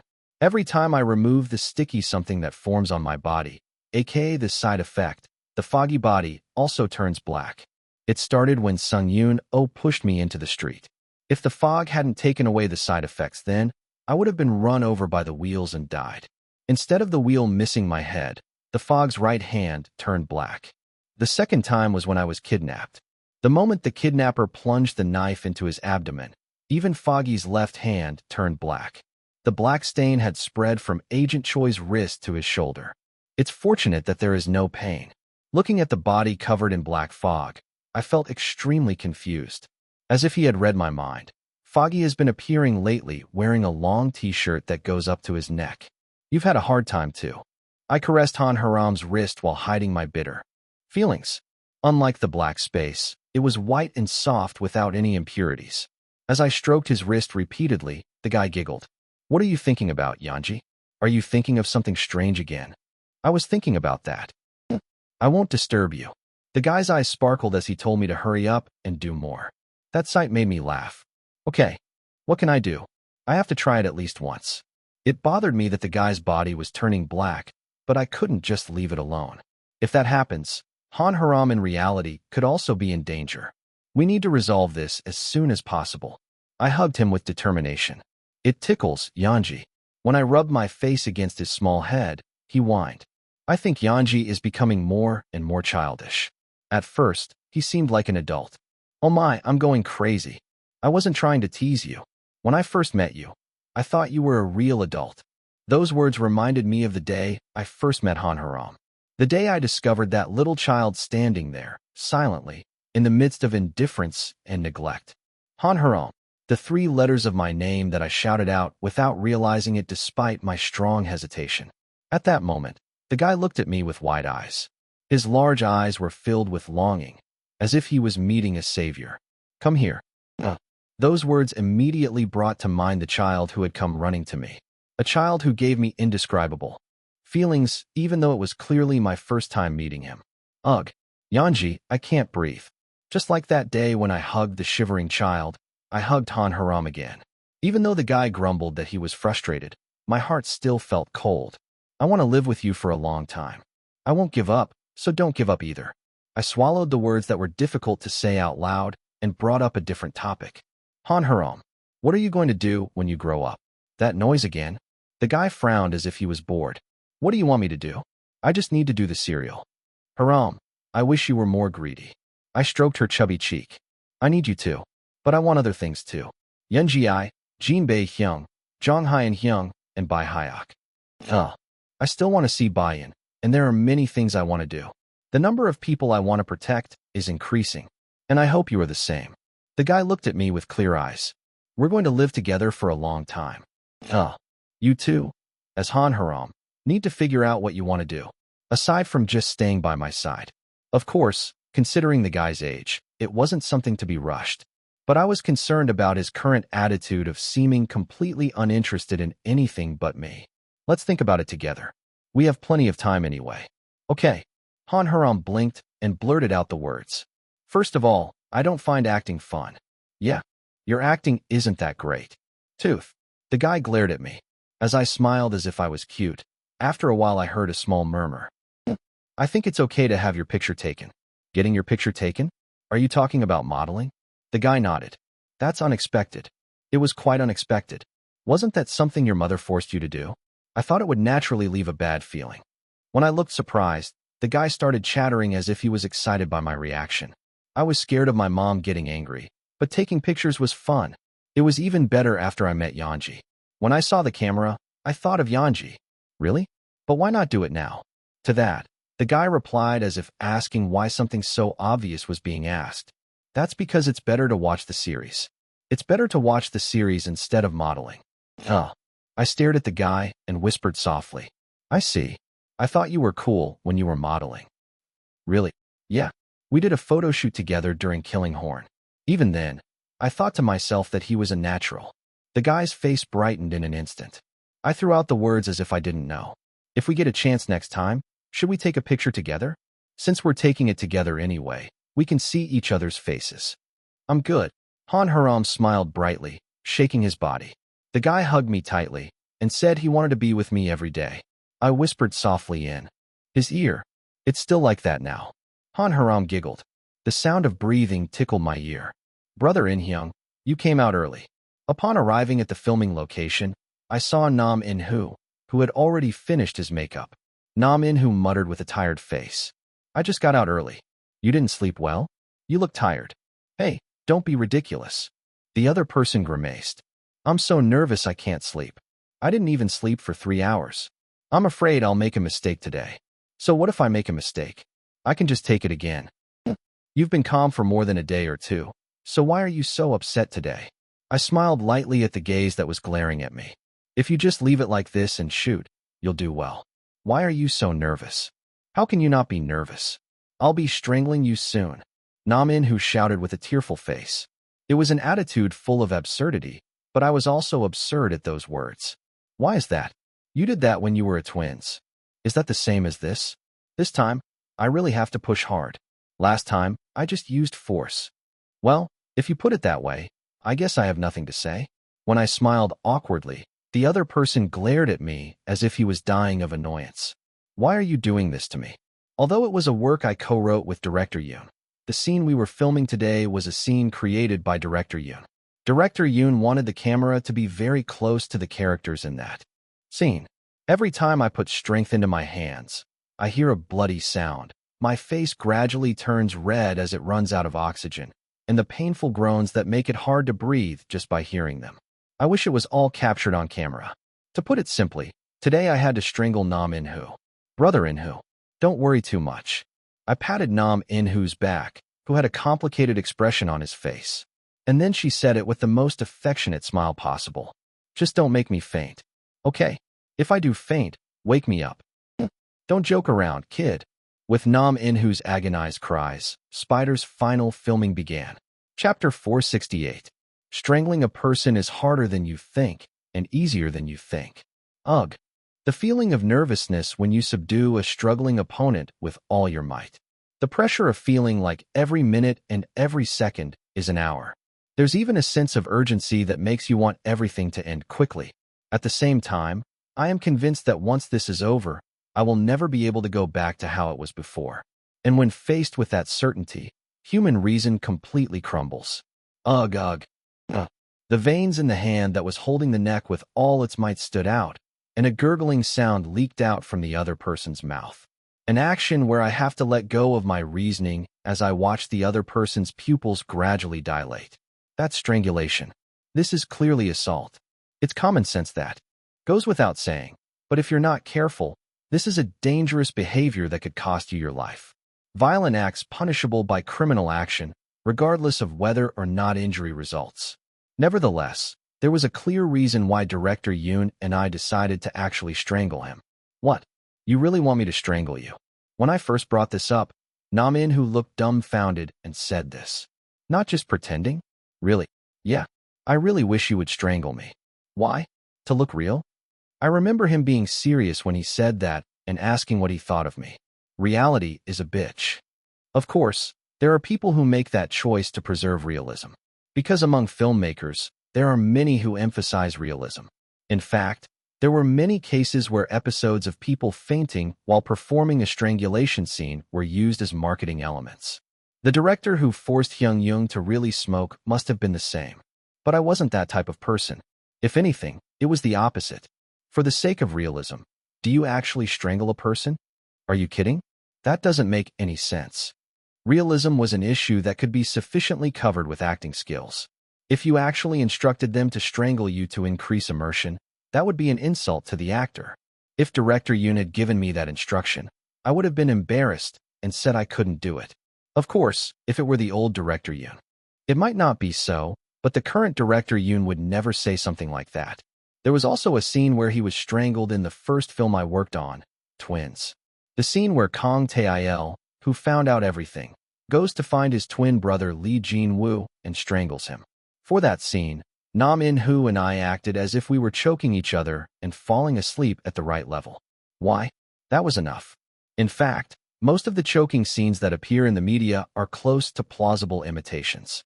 There was no need to insist on crossing human lines when acting, directing, and editing could have made it seem realistic enough. That's just an excuse for people with an art disease. But there was one limitation to this reasonable decision. The point is, editing is absolutely necessary to make it look plausible. A realistic scene could only be completed if the sound gradually increased and the scene transitions changed without pause. And that's why Director Yoon and I decided to really go for it. What are you talking about? Am I the only one who doesn't understand right now? Nam In-hoo frowned. I answered clearly to the face that said I didn't understand at all. I decided to release the choking god unedited. Without changing angles or scenes for over 30 seconds straight. No matter how good the acting is, there are areas that cannot be covered without editing. A phenomenon in which the skin is pushed away and turns red due to the force applied to the hand. In order to capture the physical changes clearly and in close-up, the act had to be performed for real. Of course, if you mix in scene changes or camera movements here, you could get away with just splicing together short cuts. But Director Yoon wanted to create a more weighty scene than that. I understand. I can't help but be greedy. The scene where Choi Sung-in strangles Spider was the highlight of the movie.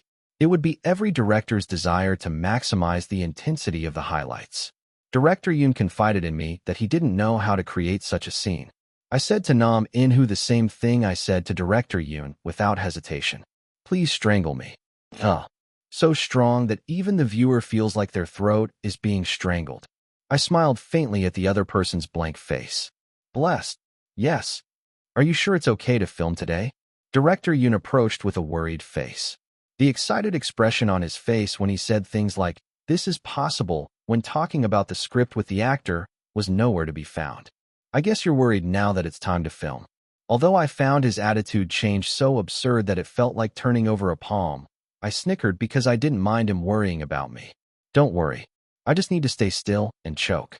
What's the big deal? Don't joke around. You know if you do this wrong you'll be in real trouble, right? Yes, I know. I'll be. Careful. By the way, you know you shouldn't show it to the director, right? What am I? I'll act better later. Don't worry too much. Director Yoon let out a soft sigh. I get it. I'm really me. You are you too. What kind of actor tells a director to act? The person standing in front of the director now. This doesn't make any sense. Get ready to shoot. Director Yoon turned his back in anger. I had a hard time holding back my laughter at that sight. It's fun to tease. It's a completely different feeling from when I teased Song Ai-jun. He was so cute and lovable even when teased, but director Yoon was like a barking small dog. Well, I'm the one who made the small dog act. The acting that director Yoon asked me to do was nothing special. Even if I'm actually struggling with my choking, don't come running or worry too much. I'll just treat him as an actor who got so absorbed in acting that he choked a little. What this means is that the only people who actually strangled him are me, Nam In-hoo, and director Yoon. It must not remain a precedent. If this becomes a precedent, it will be easy for other directors to exploit it. Even actors like Lee Yun-jae can do it. So why can't you? They'll say things like it's because you're not sincere in your acting. And on top of that, I was a minor. If it becomes known, it will only cause controversy. Because of this, we reduced the number of staff participating in today's filming to the minimum, but in reality, it didn't mean much. After all, there are no eternal secrets. When 3 or more people gather, rumors start and spread. This is human nature. There is ultimately only one way to completely prevent this. I have to fool the staff too. I joked with Nam In-hoo not to make him faint, but he really shouldn't have fainted. Of course, I shouldn't show that I was having a hard time. The staff probably don't even realize that I'm actually strangling them. I need to take better care of my breathing. As soon as I stop acting as the main character with the sound of cut, I have to immediately start acting as the person who is not strangled. Smoke and more smoke. Even one of them is a secret act. That sounds fun. The corners of my mouth went up involuntarily, just before filming started. Actor, please eat this. Jinbei handed me a vitamin drink with a stern face. Oh, there's one more. Aside from director Yoon and Nam In-hoo, there is someone who knows that I will really be strangled. It was none other than Jinbei. Your expression is too dark. Last night, I explained to Jinbei in detail why I made this decision. Naturally, Jinbei asked if this made sense. He argued that at least the staff should be notified so that they can respond more quickly to emergencies. And I replied like this. But you know, Hyung, I'm doing this because I know that if something happens to me, you'll help me right away. If something really happens, please help me. I have developed bad habits, sir. I had to swallow my laughter as I watched Jinbei Hyung washing his face with his hands. Isn't it too late to regret that? Although Jinbei had many complaints, he eventually respected my position. Of course I didn't go in barehanded. Jinbei was promised that the number of rescue workers waiting on site would be doubled and that he would receive throat treatment for a while after all filming was over. I knew that even if I were Jinbei, he would be worried, so I nodded obediently. What's wrong with the atmosphere today? I feel really nervous. Isn't that because you took a highlight video? I don't know. It's just that the atmosphere is a bit tense. I tried hard to ignore the staff members chattering next to me. Sorry. That's probably because of Jinbei Hyung's gaze. Brother, please lighten your expression. I looked at Jinbei, who had a serious expression on his face since morning. Don't worry. Don't you trust me? I'll do my best. I know you'll do well, actor. But I'm still worried. I'm sorry for always bothering you. I was sincere. It wouldn't have been pleasant for this kind person to have to suffer because of me. Still, I smiled because I was glad to have you by my side. I like you a lot, Hyung. I'll take good pictures today without getting hurt. I will believe you. Jinbei frowned and ended up patting me on the back, with a small whisper telling me not to get hurt. I'll take the shot. I jumped up from my chair at the staff shout. Naman, who was seen standing with a pale face. Director Yoon in the director's seat was also giving it a lot of strength. Perhaps because of that influence, the staff also moved quietly in silence, unlike usual. Okay, everyone get ready. Ready? I slowly closed my eyes, feeling everyone's eyes on me. My heart, which had been calmly beating, gradually began to beat faster. Action! I opened my eyes like that. Chapter 469. You crazy bastard, you're a real fucking idiot. The other person muttered, shivering. I smiled broadly. I know. I'm crazy. At some point, I realized it. Well, a lot of people around me told me about it. He asked with a shrug. You? When did you realize it? At my words, Choi Sung-in's eyes immediately became sharp. I was momentarily dumbfounded by the sight of him glaring at me as if he was going to kill me at any moment. No way you. Oh my God. I immediately shut my mouth. Still, I couldn't stop the laughter from bursting out. Pohak. Hey, Choi Sung-in. Haha. Adult. Come on. You're crazy too. As I held my stomach and burst out laughing, Choi Sung-in gritted his teeth. Shut up. Wow, how could I not know that? At least I understand the topic. Phew, X-foot, shut up. Choi Sung-in pushed me hard. I fell backwards without any resistance and fell to the floor, but I couldn't stop laughing. What a crazy kid. You're amazing too. How don't you know that? You're trash who doesn't know that you're trash.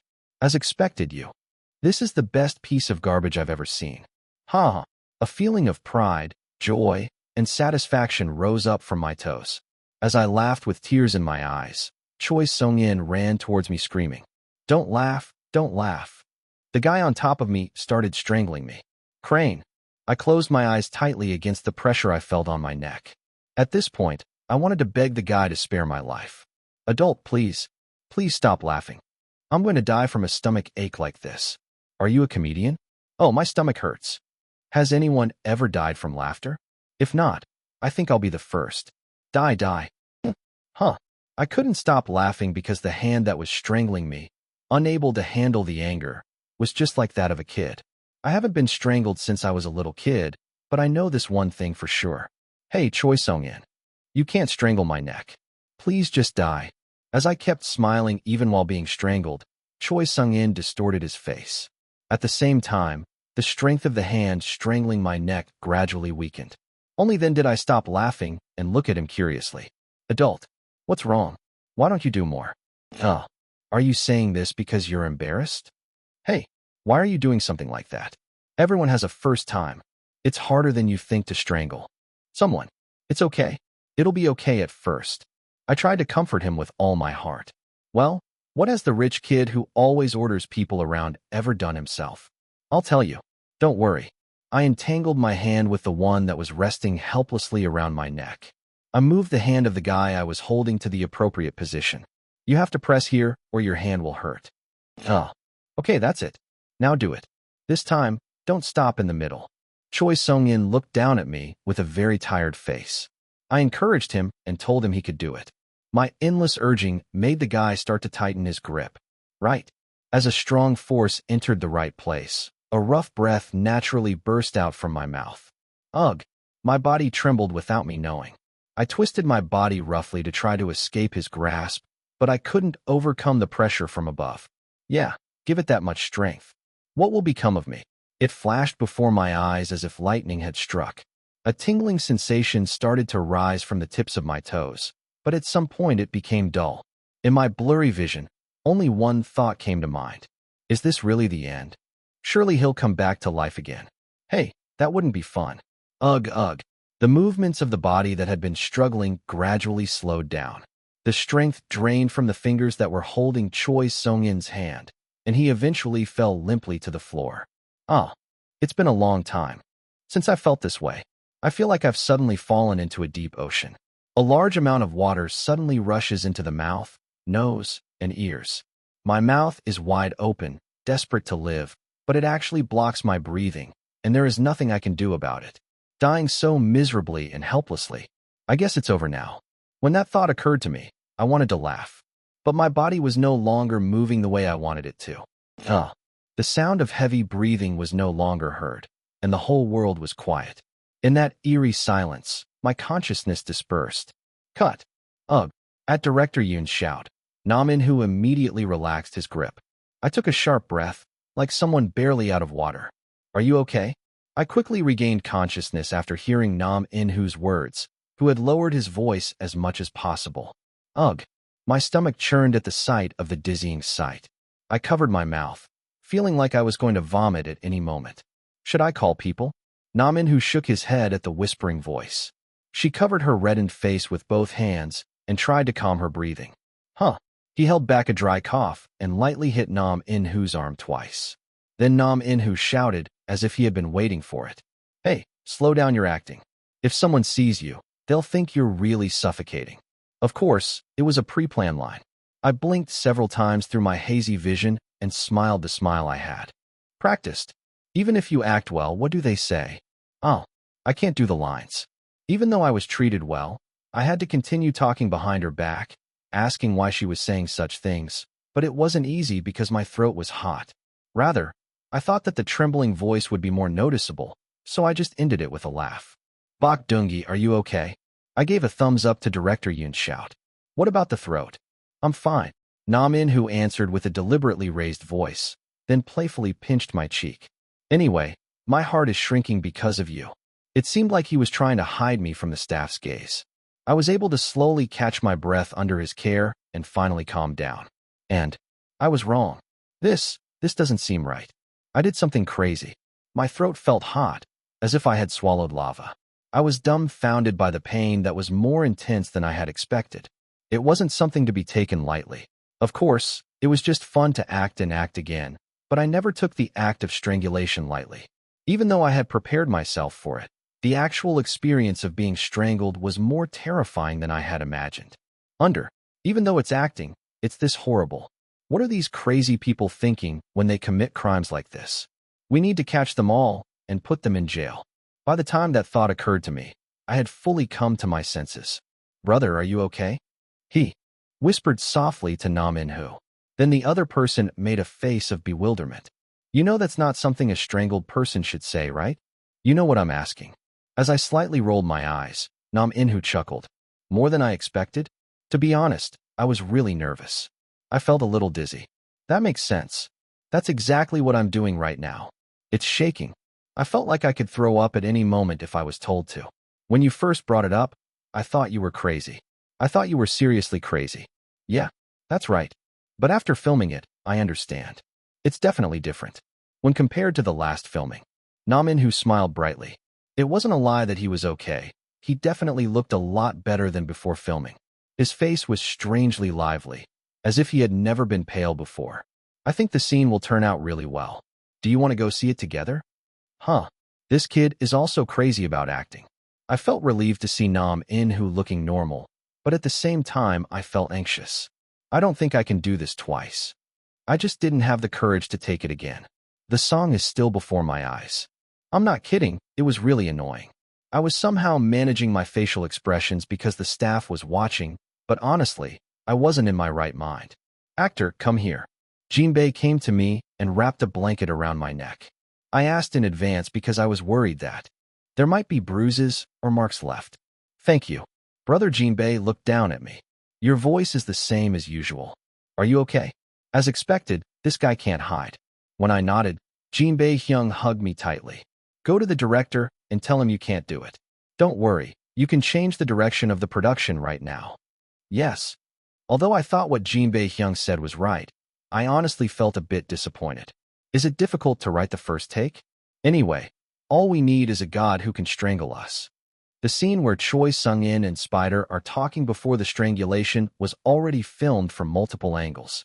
The only scene I had to film today was a 30-second strangling scene. I wish I could save the photos I already took. Ugh, no matter what, it'll be hard to go with the first take. As I was thinking that, a loud shout came from the director's seat. Okay, let's go with this. What? It ended in one go. Wow, really? The staff members murmured at Director Yoon's okay sign. It was a natural reaction from people who had no idea that they were actually strangling someone. Aside from the fact that Director Yoon is an incredibly picky director, it's safe to do at least 2 takes considering the editing. What? I also looked at Director Yoon in a dazed state. Director Yoon approached me with a blank expression. You've worked hard, Bok Dong-ah. Thank you for your hard work. Director Yoon patted my shoulder. It was a light pat, but the force in his hand was strong. You're acting. As promised, he seemed to be trying not to worry me too much. I noticed it right away as soon as I read Director Yoon's eyes. You know, he noticed that I wasn't okay. How can that be? Among these many people, I didn't know anyone except Jinbei and Director Yoon. Even Nam In-hoo, who acted with me, was taken in by my facial expressions. How well do you both know me? You really can't fool 2 people. I smiled awkwardly. Of course, it wasn't just awkwardness. I really thought you were going to choke. How do you act so well? The staff burst into laughter, saying they were surprised. Even though there was no change in angle, I thought you would take it twice. But I understand why you said okay at first. Wow, this was really a hit. The most amazing thing for me was the blushing. How did your face get so red? Among the staff members chatting, I was drinking lemon tea alone. It's good. The refreshing scent calmed my stomach, which had been feeling nauseous. My sore throat had also gotten a lot better. Now it's perfect as long as you don't get dizzy. There were so many staff members around that I couldn't get a good look at the neck. I have to check it as soon as I get in the car.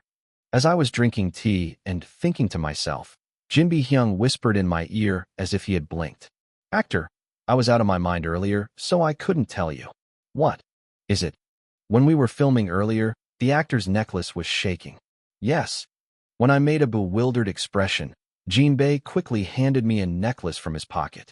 The necklace in my brother's hand was the one that Han Haram had given me. A side effect notification necklace made by Fog. I tried my best to keep it on 24 hours a day, but I had no choice but to take it off during filming. As always, I left the filming to Jin Bi-hyung and started filming. Does this originally have a vibration function? Actor.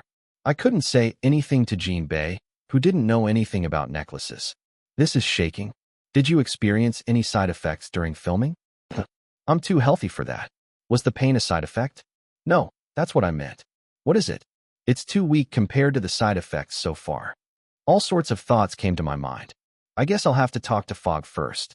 I urged Jinbei, who didn't even know English, to hurry and get into the car. Seatbelt, sir. Oh yes. As I was hurriedly pulling up my belt, I felt a hot sensation in my chest. And then he immediately vomited something out. Actor. Despite Jin Bi-hyung's screams, I kept my eyes tightly shut and continued to vomit. I wanted to stop, but I couldn't stop. Oh really? Even in the midst of my confusion, I felt annoyed. Didn't the nausea get better? Why are you making a fuss so late? I should have held the envelope. Even if you regret it. Later, it's already too late. Your Majesty, Jin Bi-hyung was yelling next to me, and I was constantly complaining. After what felt like millions of years, the vomiting finally stopped. I was left reeling from the feeling that I had poured everything out. What should I do with the dirty car seats? I have to get them cleaned. The thoughts that had been filling my head evaporated as soon as I opened my eyes. What's this?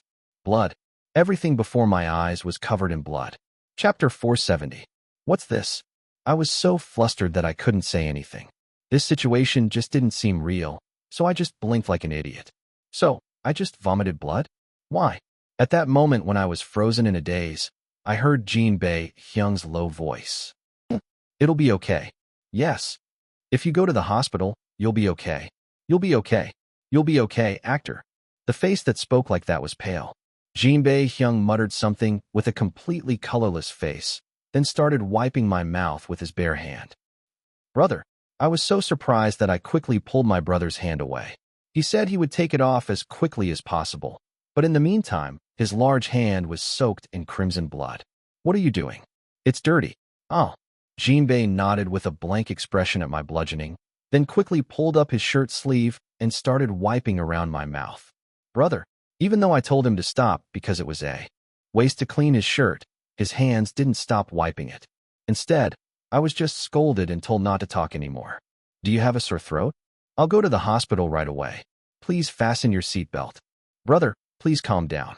Just calm down for a moment. How do I calm down? The other person's eyes were red. I froze for a moment at the sudden shout, then quickly grabbed my brother's hand. Brother, Jin Bi-hyung. His large hands were trembling. I looked into Jinbei's eyes, which seemed slightly out of focus. I know you were very surprised. I was surprised too. I'm really sorry for surprising you. Don't misunderstand. I'm going to the hospital.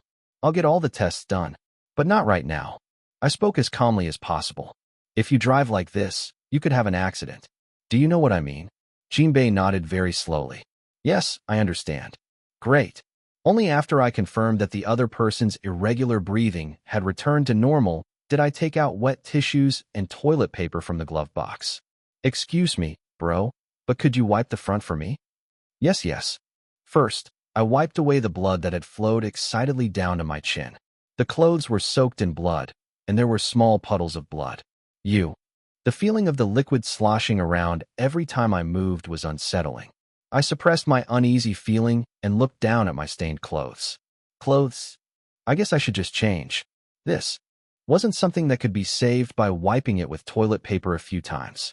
While Jinbei was taking out emergency clothes from the back seat, I took off my clothes and put them all in a bag. TSK. Blood is splattered here too. If someone saw it, They would mistake it for a murder scene. It's a good thing the car has good tinting. I was so absent-mindedly wiping the bloody area that I ended up using up an entire pack of wet tissues. What's going on? Even while I was cleaning up my surroundings, my head was filled with questions. Why on earth did this happen? Because of the choking during the filming earlier? That's ridiculous. If you cough up blood, you might not notice anything. The amount of blood I just vomited was enough to require a blood transfusion. Even though I'm not a medical professional, I knew that what just happened had nothing to do with the strangulation. Then why? You said your necklace was shaking during filming. Is it that the side effect that should have appeared then just appeared a little later? What the heck? Wait for a sec. The moment I was racking my brain, I realized I had missed the most important thing. Whatever the cause of this is, what matters now is, it doesn't hurt. It means that your body is fine. No, it was more than okay. It was refreshing. It's hard to believe that he vomited so much blood. Does this make sense? It didn't make sense. I can't remember the last time I threw up, but I've never forgotten that the feeling of vomiting is never pleasant. The sensation of pouring the refluxed liquid out of the mouth was clearly a sensation bordering on discomfort. Tears that form naturally, a sore nose, a sore throat from stomach acid, and a dry mouth. After throwing up all over my body, I was so exhausted that I could only sit there in a daze. Compared to those past experiences, I was so fine now. My condition is also fine. I felt fine, except for a slight, unpleasant feeling in my mouth. Even the slight pain that had remained from the strangulation earlier had completely disappeared. I wonder if the fog knows why. I was itching to go and ask right away, but I had to put out the urgent fire first. After tying the envelope tightly, I looked at Jinbei. I'm going to the hospital now. From the moment the doctor looked at the test results with a troubled expression on his face, I expected some gossip. There is nothing wrong. I am in very good health. As expected, despite my quick nod, Jinbei asked back harshly as if he had heard something he couldn't believe. You vomited so much blood. How could there be nothing wrong? I'm also confused. You said that the blood was particularly black. Yes. Sometimes, the blood vessels in the esophagus swell and bleed. If the varices burst, symptoms such as hematemesis, in which black blood is vomited, appear. The doctor explained that as soon as he heard that the patient had vomited blood, he suspected varicose veins and performed an endoscopy right away. But look at this. It's so clean. The doctor, who was displaying the endoscopic image on the monitor, let out a slow sigh. Honestly, if another doctor had seen this photo, he would have suspected that the patient was lying. But it's not a lie. I know very well that you are not the type of person to lie. The doctor smiled bitterly. This doctor, who called Jinbei Hyung master, was someone I had seen several times before. Sometimes, when he wanted to get in to relieve his fatigue but didn't have time to go to the hospital, Jinbei would call this doctor to his house. I've known him since I was little. That was also the reason I came here rather than to a hospital affiliated with my company. Confidentiality must be maintained.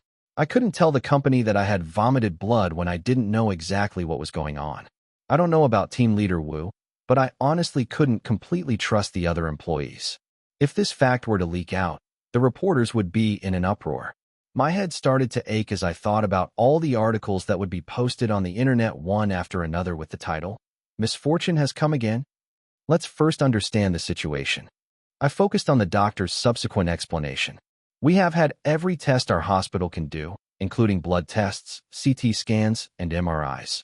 But none of the tests showed any noticeable results. Okay. The doctor examined my neck, where the handprint was clearly visible. You said earlier that you had a strangulation shot, but other than the bruises, there's nothing particularly unusual. Of course, we'll have to wait a bit longer to see if there's any brain damage. How long does it take for a bruise to go away? It's different for everyone, so it's hard to say. But if it's like this, it'll go away within a week. Thank God. I breathed a sigh of relief. If anything happens, please contact me immediately. Yes. Thank you, teacher. He bowed his head and got up. On the other hand, Jinbei Hyung stood there with a look of obvious displeasure on his face. Brother, let's go to my house. I'm tired. Let's go and rest, okay? As I grabbed his bloody sleeve and shook it gently, Jinbei sighed deeply. Okay, go home. I'll get back to you later. Come in, young master. Jinbei Hyung nodded to the doctor and came out. I was completely exhausted as I walked back to my car, avoiding everyone's gaze. Brother, is anyone home? I understand that actor Jong Hyun has no schedule today. Ugh. Then, before you go home, go change your shirt. Are you trying to keep it a secret from actor Jong Hyun? I will tell you someday. Honestly, I wanted to keep it a secret forever. But where can there be eternal secrets? I'll talk to Fog first, and then I'll tell you when the timing is right. Until then, please just listen to me. Jinbei nodded with a sigh. Okay, then I'll change my shirt in the parking lot and come up. Thank you. But even if you pretend that the blood you vomited never happened, how are you going to explain that? What is it? This one. Jinbei's fingers brushed my neck. Ah, he answered with an awkward smile. I have an excuse in mind. I don't know if it will work or not, though. We're here. Are you here? As soon as I opened the front door, I heard someone running quickly into the hallway. Not long after, Hyung Jong Hyun's face suddenly appeared. Why are you so late? I thought I was going to die because I missed you so much. The face in front of me smiled affectionately. A voice full of laughter popped out. I guess you had a good rest. The softly curved eyes looked particularly pleasant. After filming was over, I went out to play with Jinbei Hyung. Really? Call me too, okay. A look of doubt crossed his eyes that had been looking at me affectionately. The place where his gaze landed was my neck. To be precise, I looked at the handkerchief tied tightly around my neck. What? Why a handkerchief? Oh, I think I have a cold. I was just doing it just in case. A sore throat? This summer, Hyung Jong Hyun, who knew me well, tilted his head as he never experienced even the common body aches. Ahem. Every time his puzzled eyes brushed the handkerchief, a cold sweat ran down my back. Please. Just move on. Please. Please. There's something wrong. I'll turn on the humidifier and sleep later. Done. Hyung Jong Hyun patted my back affectionately. Yes. I'll definitely turn it on and go to sleep. Oh my, I guess I really do have a sore throat. Your voice sounds a little raspy. Really? It seems the same. No, it's definitely different from the morning. Sweat was pouring down. Why is this guy so perceptive? In the midst of all that, my guilt grew even more as I looked at his worried eyes. I'm really sorry, Hyung. I won't lie again. I was secretly trying to act cute, asking her to just let me off the hook this time. While walking back to the living room, Hyung Jong Hyun, who was hugging me, said, Ouch. Haram is in your room right now. Right now? Yeah, around noon. It's already been a few hours since I got here. Jung Hyun said in a voice that said he didn't understand either. When I told him that it was time for him to be at school, he turned pale and said that he had left school early. Where does it hurt? Are you able to speak? No, go to the hospital. Calm down, Yanji. It doesn't look like there's anything wrong. I'll just wait until you come. Hyung Jong Hyun pointed to the door with his chin. Come in quickly. For a moment, the blood-soaked clothes floated up above the tightly closed door. I swallowed without realizing it and slowly walked away. Click. I opened the door carefully. Chapter 471. Haram, the boy, was sitting quietly on the bed. The guy who raised his head at my call smiled weakly. Hello, Yanji. I quickly looked at Han Haram's eyes. I didn't cry. As Hyung Jong Hyun said, his face was pale, but he didn't seem to be hurt or in pain. I walked cautiously. Han Haram remained silent until I sat down next to him. My mouth went dry at the sight of him so out of character. Let's calm down. There was one thing I wanted to ask right away, but I didn't want to startle the child. I have plenty of time anyway. I tried not to rush and opened my mouth slowly. Haram, can I ask you one thing? First, let's start with the most curious and important question. Are you okay? After a moment of silence, a small laugh escaped the guy's mouth. Then he turned his head and looked straight at me. Her gentle eyes were filled with all sorts of emotions, including longing, sadness, and resentment. Wait for a sec. Resentment? I blinked in confusion for a moment, and in that short moment, the guy's gaze changed. Yeah, I'm fine. Han Haram smiled brightly as if he had never looked at me so sadly before. I found myself frowning at that subtle look. Really? Don't lie. There's really nothing that hurts. I'm fine. Thank God. As I let out a sigh of relief, I felt eyes staring at me. Does serialization really matter whether I'm okay? What? Shouldn't you check Yanji's physical condition first? Why are you asking if? I'm okay first. The guy raised the corners of his mouth. The corners of his lips, which had been artificially raised, trembled. Why do you care about me so much? If you think about it, everything that's happening to you right now is my fault. It's fog. You would have lived happily without me. You're fine without me. But why do you take care of me? Why all of a sudden I? The story couldn't be continued, because the hand that was stretched out to comfort the guy just brushed the air. The guy who reflexively dodged back hastily stepped back. Don't touch. Don't touch me, please. My heart ached at the sight of her seemingly wary expression. I quickly lowered my head at the emotions that suddenly rose up. Suddenly, I asked with a trembling voice, my fists clenched. Why are you doing that? You should tell me why. If you suddenly say something like that, I'll get upset. Fog. An indescribable emotion filled my throat. When I barely raised my head, Han Haram was looking at me with a complicated expression. That's because you're not okay. You idiot Yanji. Am I okay? Am I dying? Don't die. Don't say things like that. The guy shouted with a tearful face. I smiled faintly, thinking that I had finally returned to the fog I knew. Then explain. What happened today, from beginning to end? Why did my necklace shake when I was taking the strangling shots? I wonder if the side effect was a sore throat or vomiting. Blood. What is the reason for the side effects appearing in a different pattern than before? You know everything, right? Han Haram nodded, as if he was confused. The guy who had been blinking his eyes slowly raised his hand. The place where the white fingers touched was the handkerchief wrapped around my neck. This is Yanji. The man unwrapped the handkerchief and carefully touched the handprint left on my neck. This is a misfortune of your own making. What? It was not fate that you were strangled today. What does that mean? As I looked puzzled, the guy started explaining it to me step by step. At the point when I started filming the neck massage, I felt something sticky next to the black stone embedded in my body. The guy merged his consciousness 100% into fog to get rid of it. And in the process, Han Haram became the kid who suddenly fainted during class. It is said that regardless of whether the students next to Han Haram screamed or not, the fog immediately tried to rip off the side effects. So, you took it off for me. The guy who stopped talking for a moment muttered softly. I couldn't take it off. I stretched out my hand like I always did, but I couldn't catch it. No matter how hard I tried, I couldn't catch it. Then it just came out of your mouth. Oh, this is unexpected. You're saying that vomiting was a side effect?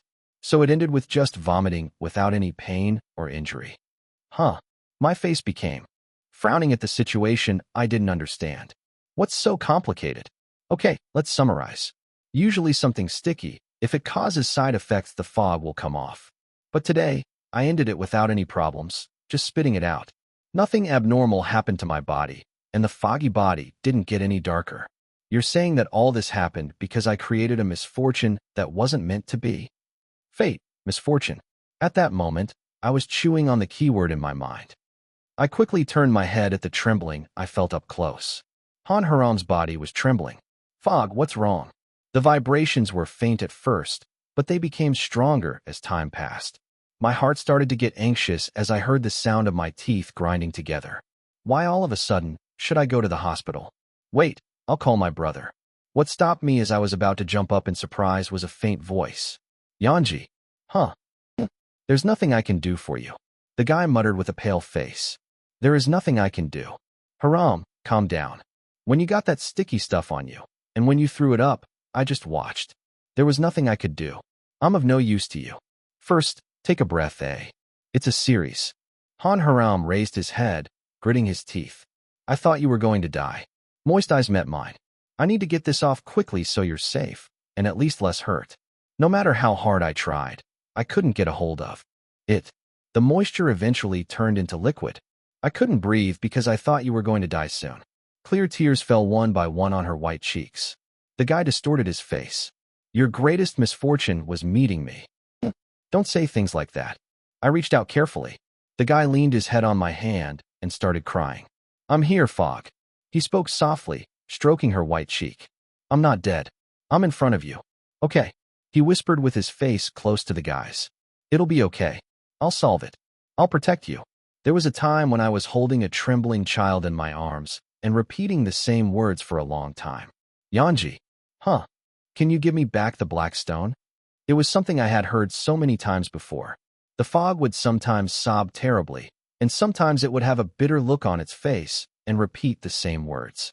I said no, as always, and this time I tore the guy out of my arms to give him the same answer. And the moment I saw the fog, all my thoughts stopped. At first, it was nice just to be able to be with you even for a little while. No matter how short it is, I thought it would be okay as long as I was with you.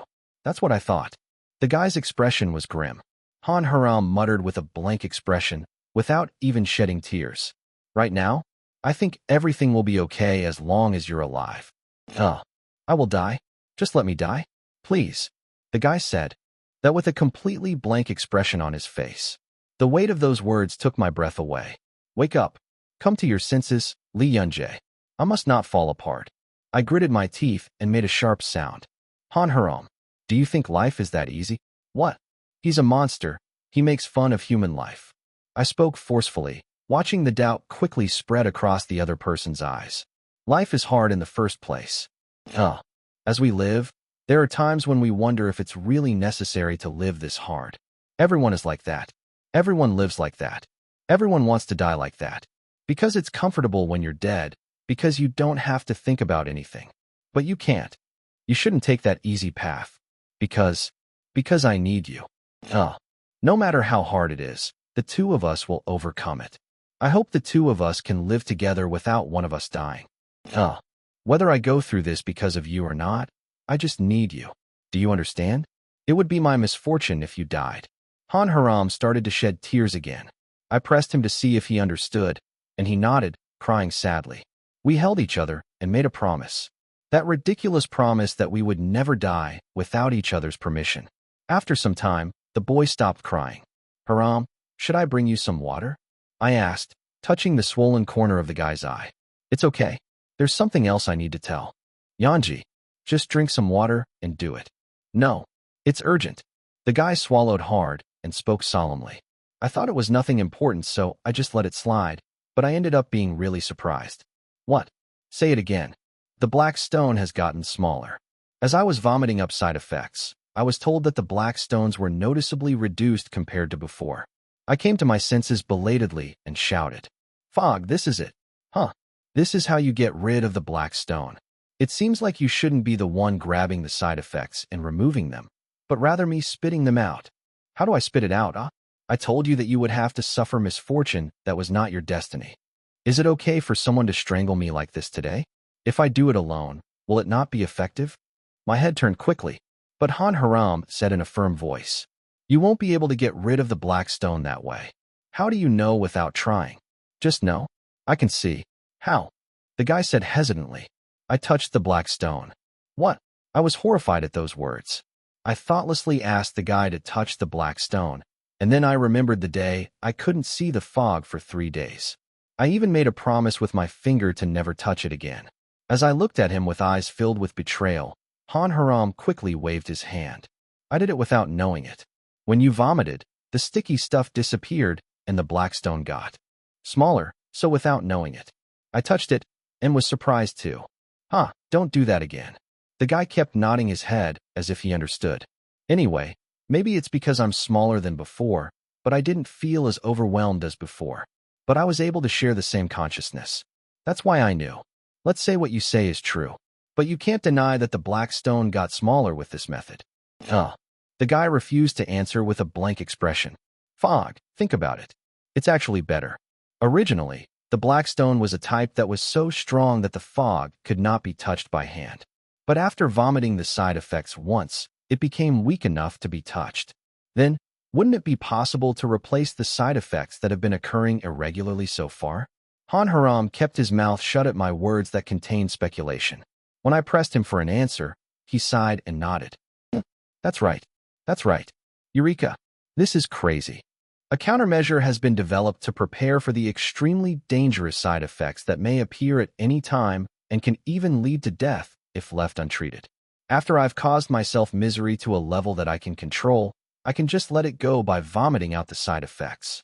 The body of fog will never get any darker. Even the size of the black stone is said to have shrunk. Crazy. I barely managed to hold back the urge to scream. What? It's my birthday today. Chapter 472. In the end, I found a way to get rid of the black stone. And I still can't believe it even though you said it. The corners of his mouth slowly rose. Yes, this is life. It was at that moment that I was finally able to breathe and was laughing heartily. Are you laughing now? Han Haram grumbled with a pouty expression. Why are you saying something when you're smiling? That's not a laughing matter. Have you forgotten all the blood you vomited today? I still grabbed the guy's cheek with a smiling face. How could you forget that? Thanks to that, I found a way. That's why it's funny. Idiot cereal. Han Haram looked at me like I was a child who couldn't understand what I was saying. It was really frustrating to have to receive such looks from a child, but it was okay. Why? Because it might even get rid of the black stone. They say that even a mouse hole will get a chance to see the sun. Black stone has always been an unknown territory to me. A synonym for helplessness and hopelessness, something that was once something you shouldn't even be curious about. Is it possible to get rid of such black stones? To be honest, I felt like cheering loudly. I had been determined to get rid of the black stone for a long time, but no matter how many times I tried, I was at a loss as there was no way to do it. At least I thought I should prepare countermeasures for side effects before going to the US. It's said that even black stones can be removed as a side effect. This is what is meant by double eyelid surgery. I felt like I was going to fly away. It's Yanji. But Han Haram clung to me with a sad face. Let's think again. This isn't right. What are you thinking about again? If I were to do as you say, I would have to create misfortune myself. I would even have to spit out the side effects. It's not really my blood, so what does it matter? It's not like anything is wrong with my body. Huh, what should I do with you? Han Haram looked at me and sighed deeply. Oh my, this kid is trying to act like a grown man. It was at that moment that I was about to pinch the guy's cheek hard. Dripping. There was a knock on the door and Zhang Haiyan's voice was heard. Guys, I'll leave some fruit in front of the door. No, come in. As soon as I heard the affectionate voice, I shouted. While Han Haram glared from the side, the door opened carefully with a click. In the meantime, young Zhang Haiyan's face was sticking out. Can I really come in? Sure. Really? Come in quickly. Young Zhang Haiyan came inside only after I urged him to do so by waving my hand. Sorry for interrupting your conversation. No, it's over now. Even though Zhang Haiyan saw Han Haram's puffy eyes, he didn't say anything. Instead, he put down the plate, fussing over how sweet and delicious the apples were. Brother Jinbei cut it. Anyone could tell that the apple was cut by Jinbei Hyung, because the cross-section was smooth and without a single scratch. If Hyung Zhang Haiyan had cut it, it wouldn't have remained in such a perfect shape. You guys have had a hard time. During the long time that Han Haram and I talked, I felt touched by my brothers who had waited silently. Thank you for taking care of me, Hyung. Really, it's cute. Eat it quickly. Hyung Zhang Haiyan, who was turning towards me, stopped. Hyung Zhang Haiyan's gaze was fixed on one side, and the corners of his affectionate lips naturally lowered. The gaze was aimed squarely at my neck. I was momentarily puzzled by the look in his eyes as if he was seeing something he shouldn't have seen, but I came to my senses later. I quickly put my hand to my neck, but there was no way I could grab the handkerchief that had just been loosened by the fog. Shit. As soon as I closed my eyes tightly, a tremendous scream came back. What the heck are you? Are you strangled? By who? What kind of a bastard? No, huh? You bastard. Come here. My head was pounding. What kind of lie can't last even a day? Zhang Haiyan said with a stiff face. I'll fix it. Even if it hurts, just bear with it. Yes. Immediately, I felt a cold sensation on my neck. It was the bruise cream that Hyung Zhang Haiyan had brought separately. They say that if you apply it to a bruise, the bruise will go away quickly or something. I glanced at Hyung Zhang Haiyan's face as he applied the cream with a stern expression. I don't know if I'm angry or not. He told me to just endure the pain. The way she actually applied it was delicate and careful. A hand that doesn't know what to do because it might hurt. Ugh. I watched my brother's expression for a while before speaking. Brother, you're really angry. Don't talk. Yes. You must be really angry. I straightened my back more.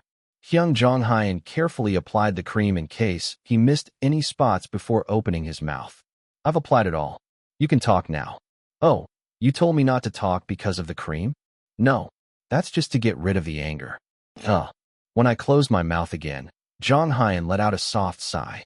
Yanji, I understand why you did that. Because I did that too. What can I do if others don't understand?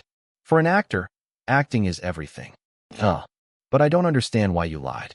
A sore throat? Why did you do that? Sorry. The voice was calmer than I thought, which made me feel even more guilty. He bowed his head as if he was going to sink into the ground. Is it because you don't like me worrying? Or is it because you find it annoying? Yes. I raised my head without realizing it. Then, I noticed Hyung Jonghyun's complicated expression. What do you mean, annoying? That's right. If you think about it, we're just close friends, but it's like I have some kind of authority. Bitterness lingered in his eyes that had always been kind. I get angry at you, scold you, and scold you. I can imagine that from your perspective, you might not like that. No, bro. It's not like that. Just be honest with me. Hyung Jonghyun smiled bitterly. I was suddenly scared by that sight. I didn't even have time to think about anything before I hugged my brother. Ugh, Yeonji cream. Brother, that's not true. Don't think like that. I'm sorry for lying. Okay, let's just let it go for now. It's Yeonji. I did it because I was worried you would worry. It's not because I'm annoyed. I'll never do it again. Okay, should I just let it go for now? Okay, and we're not just close friends. He put strength into the hand he was holding. And while the other person was hesitating at my words, I put strength into my whole body. Now that I think about it, I never told you that directly. I spoke without hesitation as I suddenly realized it. My brother is my family. So, you can scold me all you want. I'll just try harder. A whining voice came out without me knowing. As I rubbed my face against his shoulder, soon after, Hyung Jonghyun hugged me tightly too. Thank you for saying so. The hand patting my back was still affectionate. After patting my back for a while, Jonghyun muttered this. It's really hard to raise a son. It was only natural that not only me, but also Jinbae Hyung and Han Haram burst out laughing at those words. I had to reapply the cream because it got all over my clothes while I was hugging my brother. If it hurts, tell me. Yes, but it doesn't hurt. If it still hurts, tell me. Hyung Jonghyun once again carefully applied cream to my neck. I touched the bruise cream my brother had brought and asked him why he had something like that. It's a must-have for actors who film action movies. Oh, really? After you get wired, you'll be dizzy. It's even more amazing that you don't know this. I laughed awkwardly at the question of how I didn't know this when I've done several action films so far. Hyung Jonghyun looked at my smiling face for a moment, then tapped his nose with his finger. If you lie again next time, you'll really get in trouble. Yes, I really won't do it.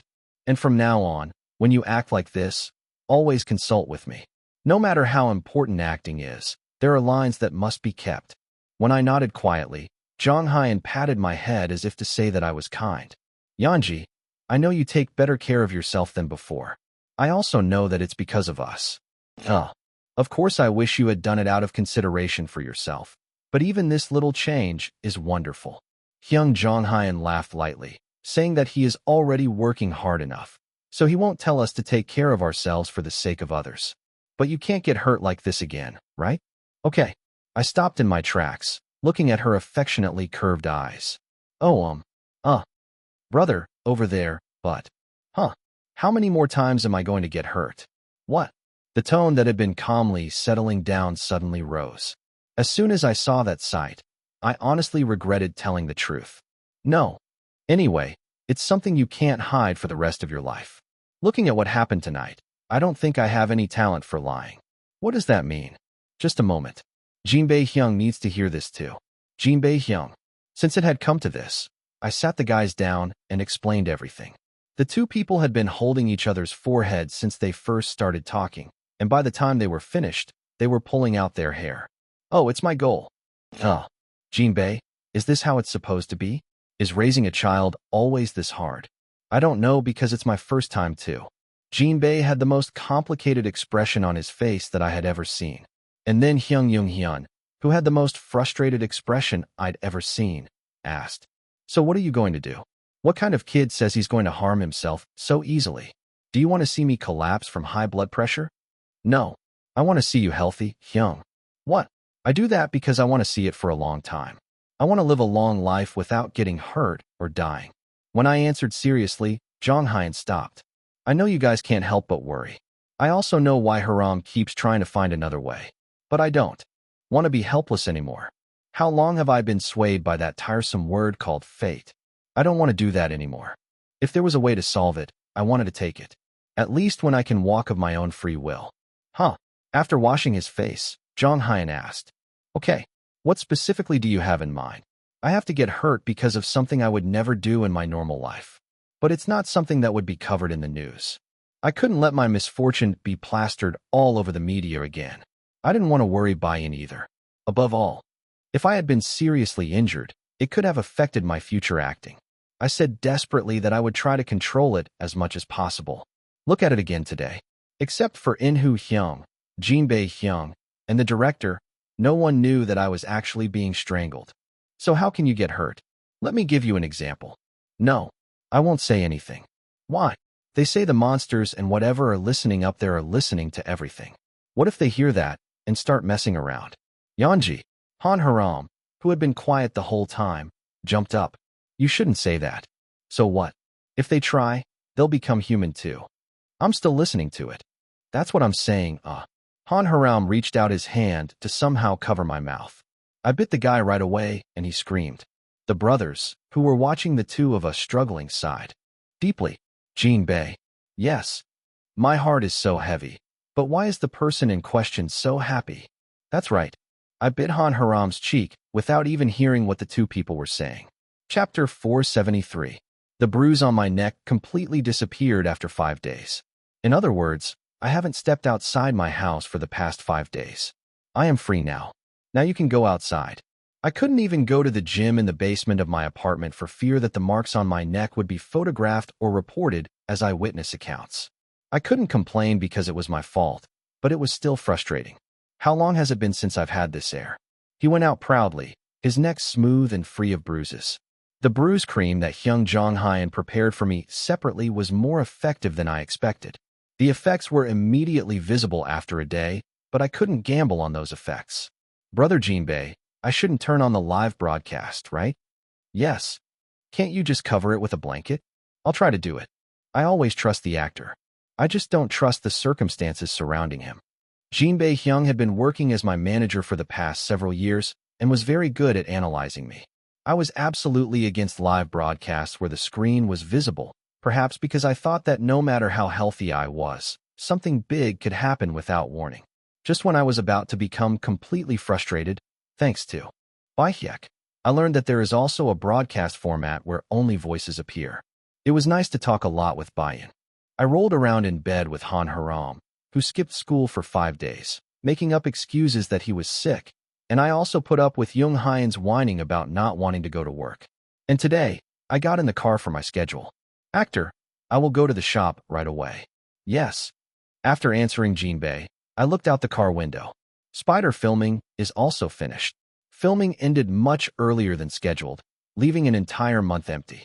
Of course, this problem could have been solved by increasing the musical instructor's class hours, but for some reason, the instructor begged with tears in his eyes, so we just ignored it.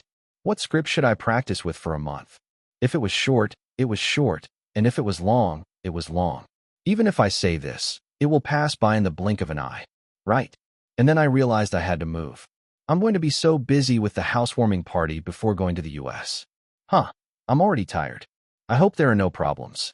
While filming the musical film in the United States, I had coordinated with the production team to come to Korea at least once every 3 weeks. This is because there are quite a few things that can only be done in Korea, such as school exams and various events. I guess I'll just have to meet the kids every time I come to Korea. Show your face to your brothers and check if the kids are hurt. Since the live broadcast with Bayan was going to be held in the US anyway, there wasn't really much of a difference. Good night. It's comfortable. There was nothing on my mind. I felt like the anxiety that always occupied a corner of my heart had subsided. Now I can leave with peace of mind. Of course, there was one mission left. When will I tell Baihyek? I talked to him on the phone once a day before going to bed, but I rarely saw him face to face. I thought about it for a moment and then shook my head. Don't worry about buying it for nothing. Anyway, I have a month left before I go to the US. What should I do? Before that, we should meet and explain the situation, and this time, we should respond well so that Baihyek doesn't get hurt or angry. Actor, we have arrived. Oh yes. While I was humming to myself, I arrived at the shop before I knew it. I changed into the casual suit I had chosen a few days ago and let the staff do my hair and face. Your eyelashes are really long and pretty. Is this why fans call him Bambi? Boss, you know what? Yanji doesn't even get pimples. Wow, really? Yes. I haven't seen it once in 3 years. Oh my god. Are you really human? I laughed awkwardly at the employee's gossip. Why are you all acting like that all of a sudden? Our series will be exciting. It's been a while since we've seen our fans, right? The corners of my mouth immediately went up at those words. I answered with a bashful smile without realizing it. Yes, it's been a really long time. We'll make it really pretty. Thank you. But can you do it nicely? Pahaha. Okay, don't worry. You can get off here. Be careful with the camera. I waited for the car door to open while listening to Jimby's words. As soon as the car door opened, a crazy shutter sound was heard, and the flash went off repeatedly, piercing my eyes. Ugh, my eyes. This is actress Lee Yun-jae, who received recognition at Cannes. We'll have a photo time. Please stand here for a moment. Yes, please stand there. I stood at the prepared photo wall, waved my hands vigorously, and struck poses as requested by the reporters. There was a banner above my head. Myungwoo Enterprise 20XX Dreams Come Campaign Charity Event. Myungwoo Enterprise. He was the advertiser for the bed commercial I had done before, and also the sponsor of the Maureen Daycare Center I attended. There were many celebrities I had seen on TV, and people dressed up in fancy clothes everywhere. There are so many people. I sat down in my assigned seat with as calm an expression as possible. I want to see the rain soon. On this hot summer night, the fans are standing outside, and I'm staying cool in the air conditioning. My conscience pricked me in the chest. You'll keep waiting until I get off work, right? As I studied about the NAID fandom, I realized that many fans get a lot of joy from the celebrity commute. It is said that a few insignificant words exchanged over a short period of time can convey great power. But as someone who belongs to that celebrity category, I wish the fans were in a warmer and more comfortable place. But what can I do? I was too stubborn to say anything about the relationship. I was originally a fan of that celebrity. It was at that time that I was laughing to myself while thinking to myself, Ms. Yanji. It was a voice that lingered in the corner of my memory. And as soon as I saw his face, the memory became clear. Director of Myungwoo Enterprise, Kim Min-hyuk. A person who came to visit Maureen Orphanage less than half a year after meeting Fogg. I remember him having a rather honest and candid expression on his face, considering he had the title of director. Hello, director. It's been a while. He quickly got up and said hello. It's been a long time, hasn't it? The last time I saw you was in that bed commercial. It's already that late. But didn't you feel comfortable speaking at that time? Hey, why are you bringing up old stories? Ahem. Then should I speak informally to you? I replied that I should keep a smiling face and be comfortable. Director Kim Min-hyuk was an easy person to deal with, except that he talked a lot. If there was something he wanted, it showed on his face right away, so it was easy to match his mood. I guess I've grown a lot in the meantime. I clearly remember looking up at the other person when we were filming the bed commercial. Now I felt like the opponent was slightly below my field of vision. There's no way the other person can't feel what I feel. Well, it would be bad if you got upset about this. I pretended to be pushed by people and naturally increased the distance between me and him. The distance between the legs was also slightly spread. Only then did I feel relieved at the equal perspective. Let's watch together from the opening show. Fortunately, the event started without incident and lasted for 2 hours. I was so nervous that my legs were shaking 30 minutes before the event ended. Of course, since Myungwoo Enterprise was constantly running recording cameras, they didn't show it. I'm just going crazy inside. Ugh. Please hurry up. Thank you so much for joining us at today's event. Clap, clap, clap. The announcer's comments and applause signaled the end of the event. But everyone seemed to have abandoned their Korean identity and sat without even looking towards the exit. The main purpose of this event seemed to be to broaden one's network by chatting with one another. While I was exchanging meaningless lines with a few people introduced by director Kim Min-hyuk, I just kept thinking, when should I go out and look polite? After 30 minutes, I was finally able to exit. Bambi! Oh my Bambi, Bambi! Over here. At the back of the event venue, cars are tangled together, so there is not enough space to even stand up straight. There was a coincidence there. Cute. It was really cute how he saw me and screamed for a moment, then quickly covered his mouth. Today was my first event since I started filming Spider. That means it's been months since I've seen Bayan in person. I couldn't control the emotions that filled my heart at that moment and just let them out. I missed you. I approached him with a bright smile. But I guess I was so excited that I didn't control the volume properly. Suddenly, everyone in the parking lot's eyes were fixed on me, and I flinched slightly. No, control your expression. What's important isn't other people. It's the romance right in front of you. When I smiled brightly, Bayan, who was in front of me, smiled shyly. Wasn't it hard today? I'm just sitting there, but it's 100 times harder for Bayan. I'm sorry for making you wait. We've been waiting to see you. And this is a gift. Oh, thank you. Bayan reached out and handed over some small snacks and a letter. I received them quickly so as not to miss even one. What should I do? It's really cute. They only eat snacks that look like their own. The box of cookies was labeled lemon lime flavor. The package looked quite appetizing, but unfortunately I couldn't eat it. Sorry. These days, there are so many cases of something burning without a trace in drinks that aren't even sealed, so the company itself has warned people not to eat it. But I still need to take a verification photo. At that time, I was wandering around with a happy heart. There was something particularly striking among the outstretched hands. When his eyes met with that thing, the said Bayan jumped up and down and screamed, Bambi, this. Can you choose one of these? You're not going to give it to me? Yeah, they're all rare items that I treasure. But since you're Bambi, I'll give you something special. Quick, choose one. Bayan lifted the object up to eye level with pride. The object in her fingers was none other than No by Hyok's photo card. Her. I never thought I'd receive a Nobihik Poka from Bayan. It was absurd, yet funny. More than anything, I liked the fact that he knew what I liked and took such great care of me. Thank you very much, but I don't think I can accept it. What? What? I smiled awkwardly and told him why I declined. I said it without thinking much, but the reaction I got was unexpected. What? I laughed lightly at that sight. I just thought, what a cute story. At the bodyguard's words that we must now go to the car, I had no choice but to move forward. Thank you so much for coming. Be careful on your way back. He waved his hand several times in the direction where the fans were. I only rolled up the window after the rain became a small dot. A sigh came out naturally. It was too short. Rather, it's exciting because it's short. I wish every day was my birthday. Then, you say you hold fan meetings every day? At that time, when all I had in my head was rain, the internet was in an uproar over an unexpected issue. Yanji Day at Yanji_Day. Lee Yunjae's Nade Leather Poka Incident. This is an incident where a fan of Lee Yunjae asked Lee Yunjae to choose which photo card she would like to have, and she smiled brightly and said, I have them all. What the hell is this? Is this real? You can already see the corners of his lips splitting apart. Really?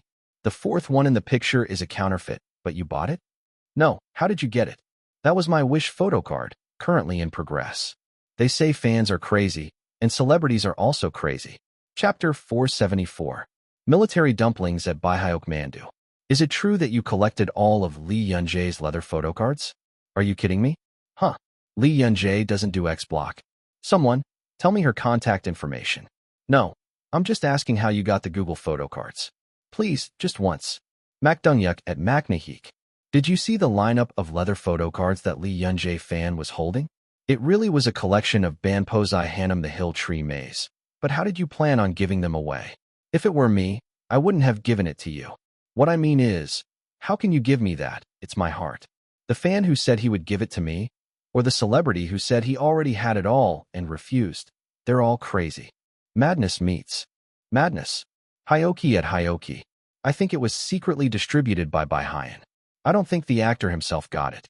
Oh, that's possible. But would you give something like that to a friend of the same sex? If it were me, I'd probably throw it away like, what the heck? Are you giving me trash? Please, Yanji, throw that trash away to me. Excuse me. I was the first one in.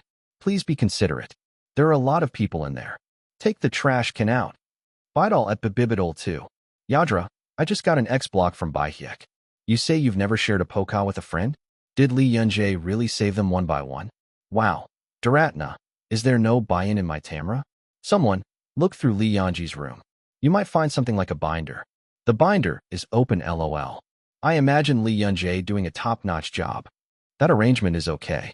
I even imagined Lee Yunjae taking a certification shot at HiXDO. Magne collector at 5615213. But why is Lee Yun-jae so handsome? I saw so many videos of Poca and Tamara that I watched it without thinking and was surprised. The last time I saw him properly was when he was a Zelkova tree, and he really grew so much. I think I can call him Appa now. Let's make a viral Gadnam. What a viral thing. I have 63 followers. Are you kidding me? Ah, okay. TLQKF. If you hurt me and apologize, that's all. Title: Please stop the videos of Lee Yun-jae on her way home from work. Even if you try not to watch it, the same video appears after about 3 shorts. But the funny thing is, I always watch it without realizing it. Wow, you're really handsome. Even a guy like you would think he's really handsome. Really, my face looks much more alive after I cut my hair short. This video is so damn addictive. The way he shouts at his fans to watch it and the way he laughs harmlessly is so great. Our Bambi is excited to see the fans' slightly smiling face. Fanatic, get out. No, but he's really handsome, lol. How old is he? Surely he's not Mija yet? It's Mija. There is still 1.5 years left until becoming an adult. X-foot. She left, leaving only swear words. Title: When I see Lee Yun-jae in person, I feel like she's older than me. Is it because he is tall and speaks softly? I originally went to see the main event, but I ended up taking a video with the fans without knowing it. Even though he was a freshman in college, I proudly called him Yanji Appa, haha. Hey, to be honest, I just called you Appa because I wanted to. Yes, I know. But, aren't you embarrassed to call a kid Appa? Even Lee Yun-jae would probably get goosebumps. I won the event. What is your address? Title: all of them are gone. If you were originally handsome, you would all be my brother. I wish I was your older brother. This night, when will you become an adult? Why are you taller than me but younger than me? Someone tell him to grow up quickly. Please. Drink 3 liters of milk a day. Hurry up and make the pager sound. What on earth does milk have to do with age? More than that, Lee Yun-jae probably doesn't know what a pager is. I really like Lee Yun-jae. Title: But it seems like Lee Yun-jae has lost a lot of awareness of the camera. Not nervous, but conscious. If you look for interviews from when I debuted, it felt a bit stiff, as it was neat and tidy.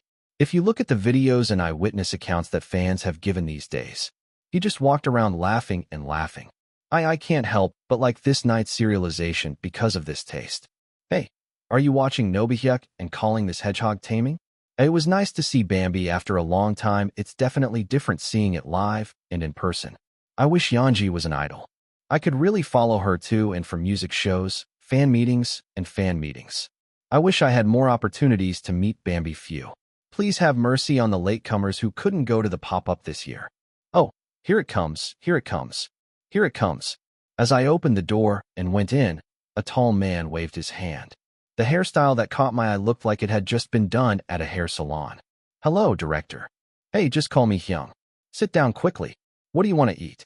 Myungwoo Enterprises director Kim Min-hyuk smiled brightly. After the charity event held last week, I received a call from director Kim Min-hyuk asking if we could meet privately. I hesitated for a moment and then said, okay. Well, I had many excuses to refuse. Honestly, I didn't feel like refusing.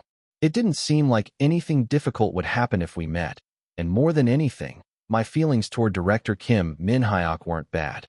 Things went well after I met this person. The day director Kim Min-hyuk visited Maureen Orphanage, I learned that I could disrupt the unhappy factor through acting and was offered a role as an extra in a drama. It was at the filming location that I got to meet Hyung Jong. In a way, he's a benefactor. From that standpoint, I thought there was no need to refuse. When I looked at the documents in front of me, I felt a moment of regret. I guess I should have just declined. What do you think? Isn't it amazing? As soon as I saw the plan, I thought, this is for my close friend, okay? I should give it to you. Director Kim Min-hyuk was busy laughing without even knowing what I was thinking. The PR team members were really excited to hear your story. I see. When I told you that I was close with you, everyone was surprised. When I told them that I've known you for a long time, they didn't believe me. Seriously, doesn't everyone know at least one superstar around them? Director Kim Min-hyuk laughed heartily, as if he was satisfied. The document he handed me was a model proposal for a new clothing brand launched by Myungwoo Enterprise. Perhaps because he was the director's close younger brother. The contract terms were quite generous. From global ambassadors to guaranteed attendance at pop-up events and fashion shows. It wasn't a bad offer in terms of money, but it was just a business deal. What? The steam is really leaking out. Me again. I thought you called me because of the daycare work. If it was about work, you could have just contacted the company. I put the documents down in silence, feeling a little sad. Whether I said it or not, Director Kim Min-hyuk kept acting friendly to me. What do you think, brother? Are you going to do it? This is going to be a global release, so the response is going to be no joke. Director, I told you to call me Hyung instead of director. Why? No way. You don't like it? Is the pay too little? The other person's brow furrowed. Well, what should I do? I can't just openly say no. We can't just gloss over it and say we'll think about it. Even if you can get through it like that once, it'll be difficult the second or third time. How can we respond wisely? I stared at the other person's shiny skin, as if he had just come back from a visit to the dermatologist in the morning. And then, Director, no bro, I'm really having a hard time. Okay. When I cried, Director Kim Min-hyuk made a bewildered expression. While the other person was just blankly blinking, I quickly spoke. I said that back in the daycare, right? I wanted to be cool like my brother. But I'm not cool at all. What are you talking about? Why aren't you cool? You're the kind of person who can make suggestions and make decisions on your own. I can't do anything without the company's permission. I looked down at the floor and sighed deeply. The company told me not to do anything for a while. It's really pathetic. My brother gave me a good suggestion. I'm really sorry. No, what? What's so pathetic? Well, that could be the case. As I said, I'm a pathetic person who can't make any decisions without my company's permission. I'm trash. What the heck, hey? What are you talking about? If you put it that way, then your company is trash. Director Kim Min-hyuk, who had been trying to calm me down, lost his temper. I quickly sympathized with him as he got angry and asked why she would do that to her best brother. Right? Don't you think it's too much? That's too much, Inma. I understand. I'll contact the company, so don't worry about it. Director Kim Min-hyuk grumbled and stuffed the documents into his bag in a mess. Also, when things get tough, the company excuse is the best. By the way, Team Leader Wu also told me not to hesitate and to use his name if I ever run into any trouble. If I make an official proposal to the company, the employees will review it and let me know. At that time, I discussed it with Team Leader Wu, and if it would be helpful to me, I could just take a picture. I wish this guy would spread some rumors. Please spread the word that Lee Yun-jae is a person without any decision-making authority. Lately, I've been getting a lot of messages like, let's meet up, I'll buy you something delicious, and I'll introduce you to my friends. So do you want to come out? And it's been annoying. Some of them were on the list of people to avoid in the entertainment industry that Director Yoon had once told me about, which made me even more reluctant. Why doesn't everyone focus on their main job? If you're a singer, you should practice singing. And if you're an actor, you should practice acting. If we always hang out together, when will we ever practice? While I was clicking my tongue, Director Kim Min-hyuk shook his head. You've worked hard. I heard that Wayan Inter is tight, but it's really beyond my imagination. Still, I'm happy just being able to act. What's wrong with this little brat? You won't last long in this industry if you live so innocently. The other person vented his anger as if he was frustrated. I think I'm the innocent one. While swallowing the words, Director Kim Min-hyuk sighed. That's too bad. I thought you would take this for granted. The conditions are good. Since we were signing the contract, I was going to include a fan meeting for you during this festival. Yes. Fan meeting? What does that mean? When I asked, stuttering, Director Kim Min-hyuk shrugged his shoulders. Well, No. Every year around this time, we hold a festival. We invite a lot of celebrities and often have fan meetings. But it's such a shame. I want to do it. What? I want to do that. Please let me do it. The other person tilted his head as if he was puzzled. You said you can't decide anything without the company's permission? Oh. Should I call it a lie even now? Chapter 475. I guess I really have no talent for lying. I don't think it was like this originally. It's strange. Hey, Yun dashed. Is Team Leader Wu inside? Huh? Oh, he's inside. As soon as I parted ways with Director Kim Min-hyuk, I ran straight to the company. After bowing to the bewildered-looking employee, he barged into the team leader's office. Team Leader Wu. What dashed? I'm from Myungwoo Enterprise. I just met with Director Kim Min-hyuk, and he said he got the offer and that he would give it to the company. I don't know about anything else, but I want to have a fan meeting. So how can you handle that quickly? Uh, uh, just close the door and come in. Team leader Wu washed his face as if he had seen all sorts of strange things. It was only then that I realized that I had blurted out the words without even closing the door properly. I barely managed to ignore the gazes of the employees who were looking at me with curious faces, then closed the door. So what? Explain it in detail from the beginning. I just told Team Leader Wu everything I had been suggested to him. At first, he spoke calmly, but when he started talking about the fan meeting, his speech started to get faster, so Team Leader Wu quickly stopped him. Yanji, please. Calm down. Oh, I'm sorry. Why are you so excited today? Jinbei, why are you acting like this all of a sudden? Team Leader Wu looked behind me with a trembling expression. Jinbei Hyung spoke as if he had been waiting for it. I think he's excited because he'll be able to meet his fans again before going to the US. What? At those words, Team Leader Wu's face became even more bewildered. No, you should have told me earlier. How much does it cost to hold a fan meeting? You know the actor's personality. It's only been half a year since he held a fan meeting and opened a pop-up store, so he must have thought it was shameless to bring it up again. Uh-huh. Okay, I understand. Team Leader Wu nodded at the clear explanation.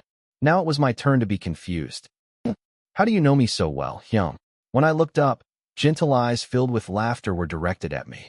Because I have no choice but to know. Don't joke around. Are you kidding me? Mr. Wu. At that moment, I was secretly glaring at Jinbei Hyung's smiling face. Oh, I got an email. Team Leader Wu muttered quietly while looking at the computer. You got a proposal? What do you think? Is the content okay? Okay. That's okay. Team Leader Wu checked the proposal several times. First of all, the new brand model is not something that can be decided right away. We need to have a meeting among ourselves. It was said that we should report separately to the CEO and then take our time to decide. I was fidgeting with my fingers the whole time Team Leader Wu was talking, and only after a while did I ask carefully. But the fan meeting is separate, right? Can you let me do that? Team Leader Wu chuckled at my anxious voice. Why? What if I say I won't do it? It was a laughter full of playfulness. But I didn't have time to interpret whether it was a joke or not. I don't think I have any talent for lying anyway. I just need to say what's on my mind. After I made up my mind, I said with a serious face, I brought my sleeping bag. I won't go home, and will sleep here until you give me permission. Team Leader Wu looked at me with a sour expression, then slowly turned his gaze back. Did you know? It was a message to Jinbei Hyung. I heard a low laugh behind me. I told you that you had no choice but to know. You two are great. You two are great. You're a match made in heaven. Got it. I'll give you my approval, so go home, kids. Team Leader Wu waved his hand with a weary look on his face, telling us to get out quickly. It was the moment when the unexpected fan meeting was confirmed. Then let's discuss this later. Are you listening? You're not listening to that one. Either. Team Leader Wu's words rang in my ears. Even though I tried to concentrate, my head was filled with only one thought. I see a rainbow. Not live broadcast, but in real life. Wow, what should I do? It's been so long. Honestly, the brief encounter I had on my way home from work last time doesn't count. It was the first time in half a year that we saw each other since the official fan meeting in January. Time doesn't pass by very quickly. My heart started pounding at the thought of seeing Bayan soon. After showering, I applied lotion more thoroughly than before. Okay. I have to take care of it. It's a festival. The festival held by Myungwoo Enterprise was actually closer to a kind of exhibition. It's an expo, but an expo where you can see a lot of celebrities? I heard that there are various experiential booths set up by companies that have received investment from Myungwoo Enterprise in the large stadium, and that performances are held at regular intervals on the stage in the middle of the stadium. Idols, dance crews, rappers. I felt anew as I looked at the list that filled the pamphlet. Certainly, Myungwoo Enterprise is a large corporation. Even though my schedule was hastily added just before the event, my name was neatly written on the pamphlet. Those who made this must have had a hard time. The design layout must have been redesigned and the order placed again. I'm sorry that I caused trouble to many people because I got involved late. I paused as I turned the pages of the pamphlet, thinking that I should definitely say thank you later. Injin Hyung is attending here too. I was secretly happy to see a familiar name on the actor fan meeting list. I almost got embarrassed by myself. The actor fan meeting will be held in a separate space, not in the middle of the stadium. During the 3-day festival, many actors hold fan meetings, and I decided to go on the last day and last time slot. Injin Hyung also does it on the last day. I nodded after confirming that it was written 2 times ahead of me. That's good. Since it's come to this, I should go in the morning. I have to go and see Injin Hyung's fan meeting too. Well, I'm curious about how Injin treats his fans. To be honest. Yeah, let's not lie. To be honest, I just wanted to meet Bayan sooner. I felt like putting on makeup and sneaking around. Wouldn't it be okay if I wrapped myself up tightly in a hat and mask? I thought it was a novel idea, one that came from a desire to see the performance in person rather than on stage. No. As soon as I brought it up, it was rejected by Jinbae Hyung. Speak sense, actor. You'll get caught in no time. How can you be so sure? You might not recognize me. What about Injin, who you recognized even when the actor was wearing a doll mask? I wanted to say something in rebuttal, but I couldn't bring myself to do it. Well, there was someone who recognized my identity just by looking at my gait. Let's just stay still. This is why, on the day of the fan meeting, I was quietly sitting on the top floor where only the staff could enter. There are really a lot of people. Yes, that's right. The stadium, seen from the top floor, was bustling with people. My heart raced at the thought that Bayan would be among them. Ugh, I want to see her soon. Actor up. When Jinbae Hyung put something in my mouth, I opened my mouth without realizing it.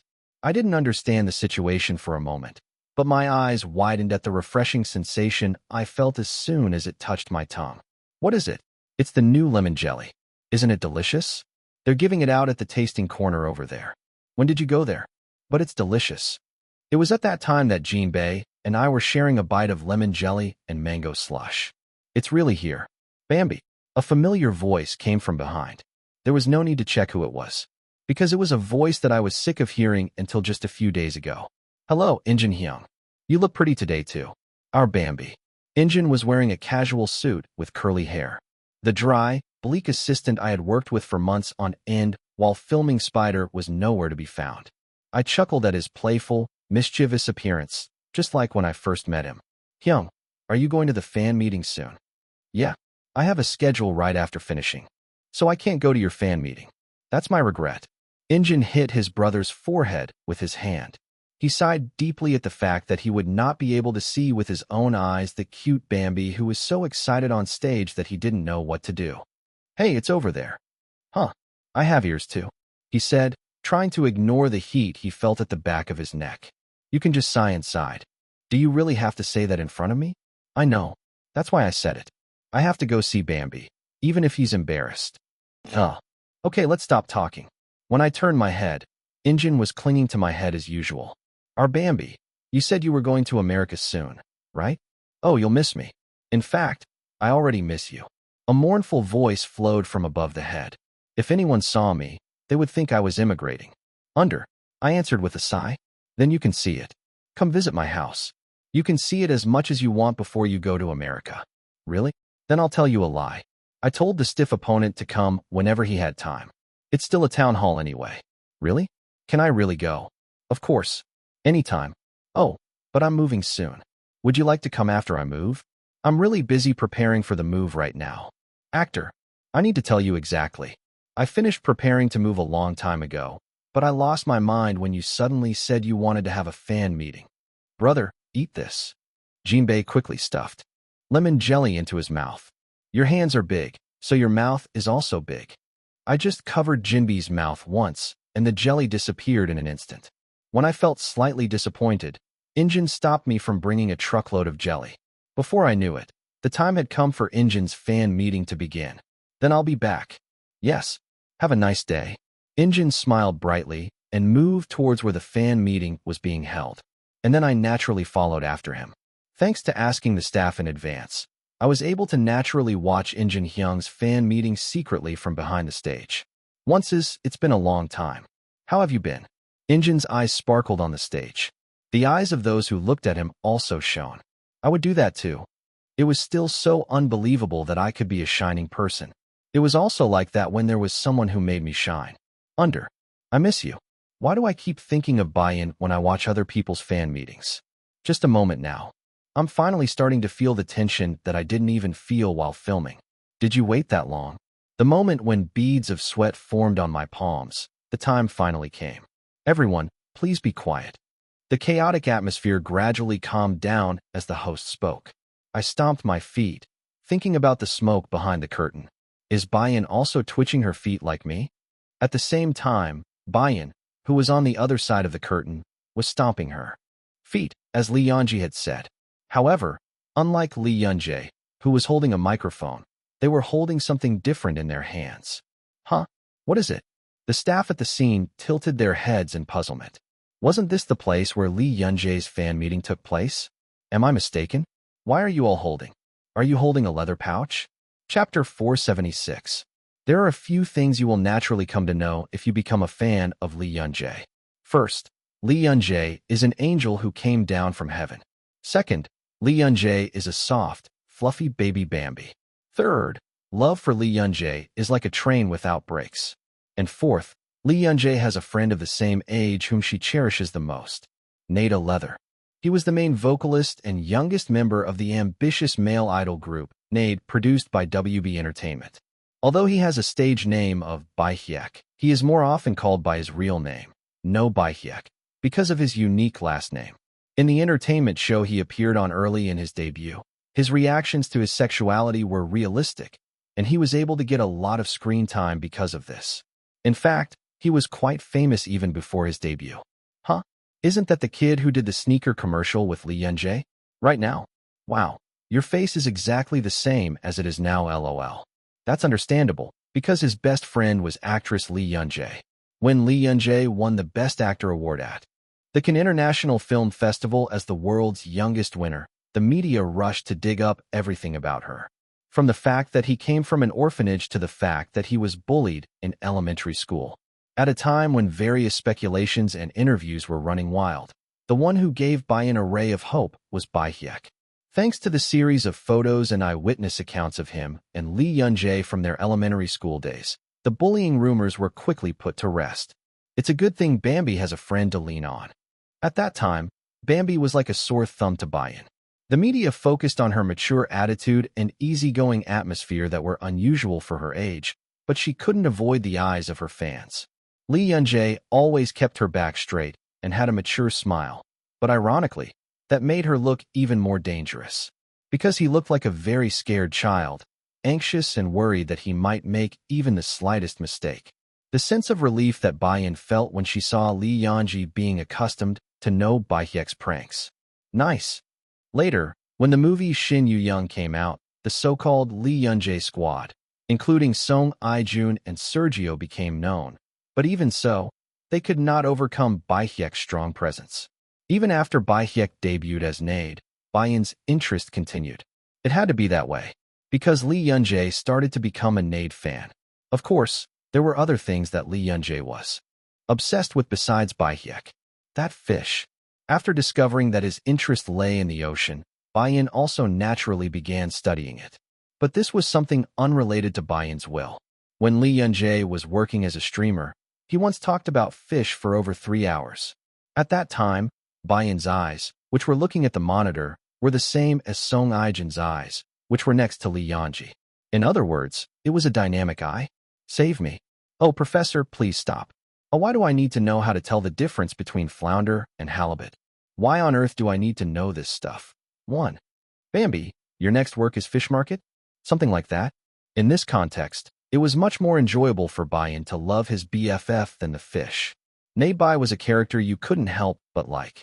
Every time he appeared on a variety show, the comments he made offhandedly had a sense of humor, and his bickering relationships with other members were also worth watching. When he debuted, he was still a child with baby fat, but now he has a much more mature appearance and is considered tall. Above all, he was the epitome of a male idol. Baihyek. I just finished practicing. Baihyek. Photo. Baihyek. When I see flowers, I think of Nadi. Let's take a couple picture together. Baihyek. I'm glad you like it. Baihyek. What are you all doing? He has done everything fans want from a male idol. The paid service. The communication app has recorded attendance since its debut and has continuously uploaded cover videos even during its active period. He takes such amazing selfies that the price of his photos keeps going up.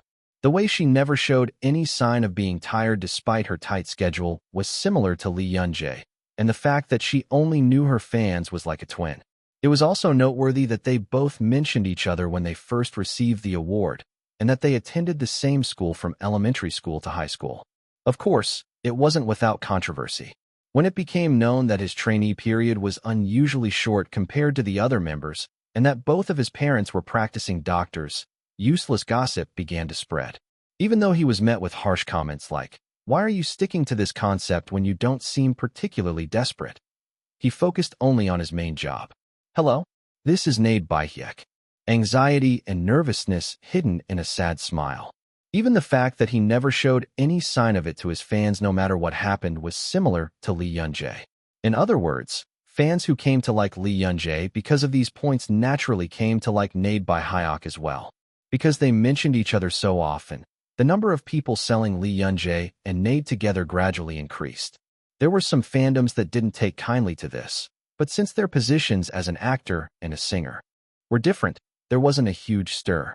Given this background, it is not surprising that many of the non-sex couples have leather jackets. But what if it's Lee Yun-jae? If that's the case, then the words are quite different, quite a bit different.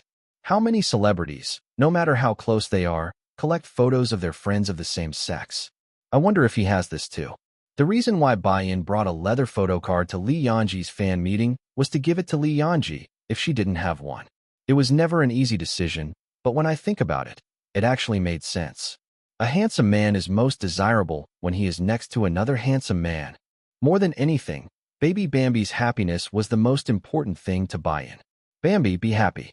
Of course, Baein also knew that Lee Yun-jae looked more comfortable than before.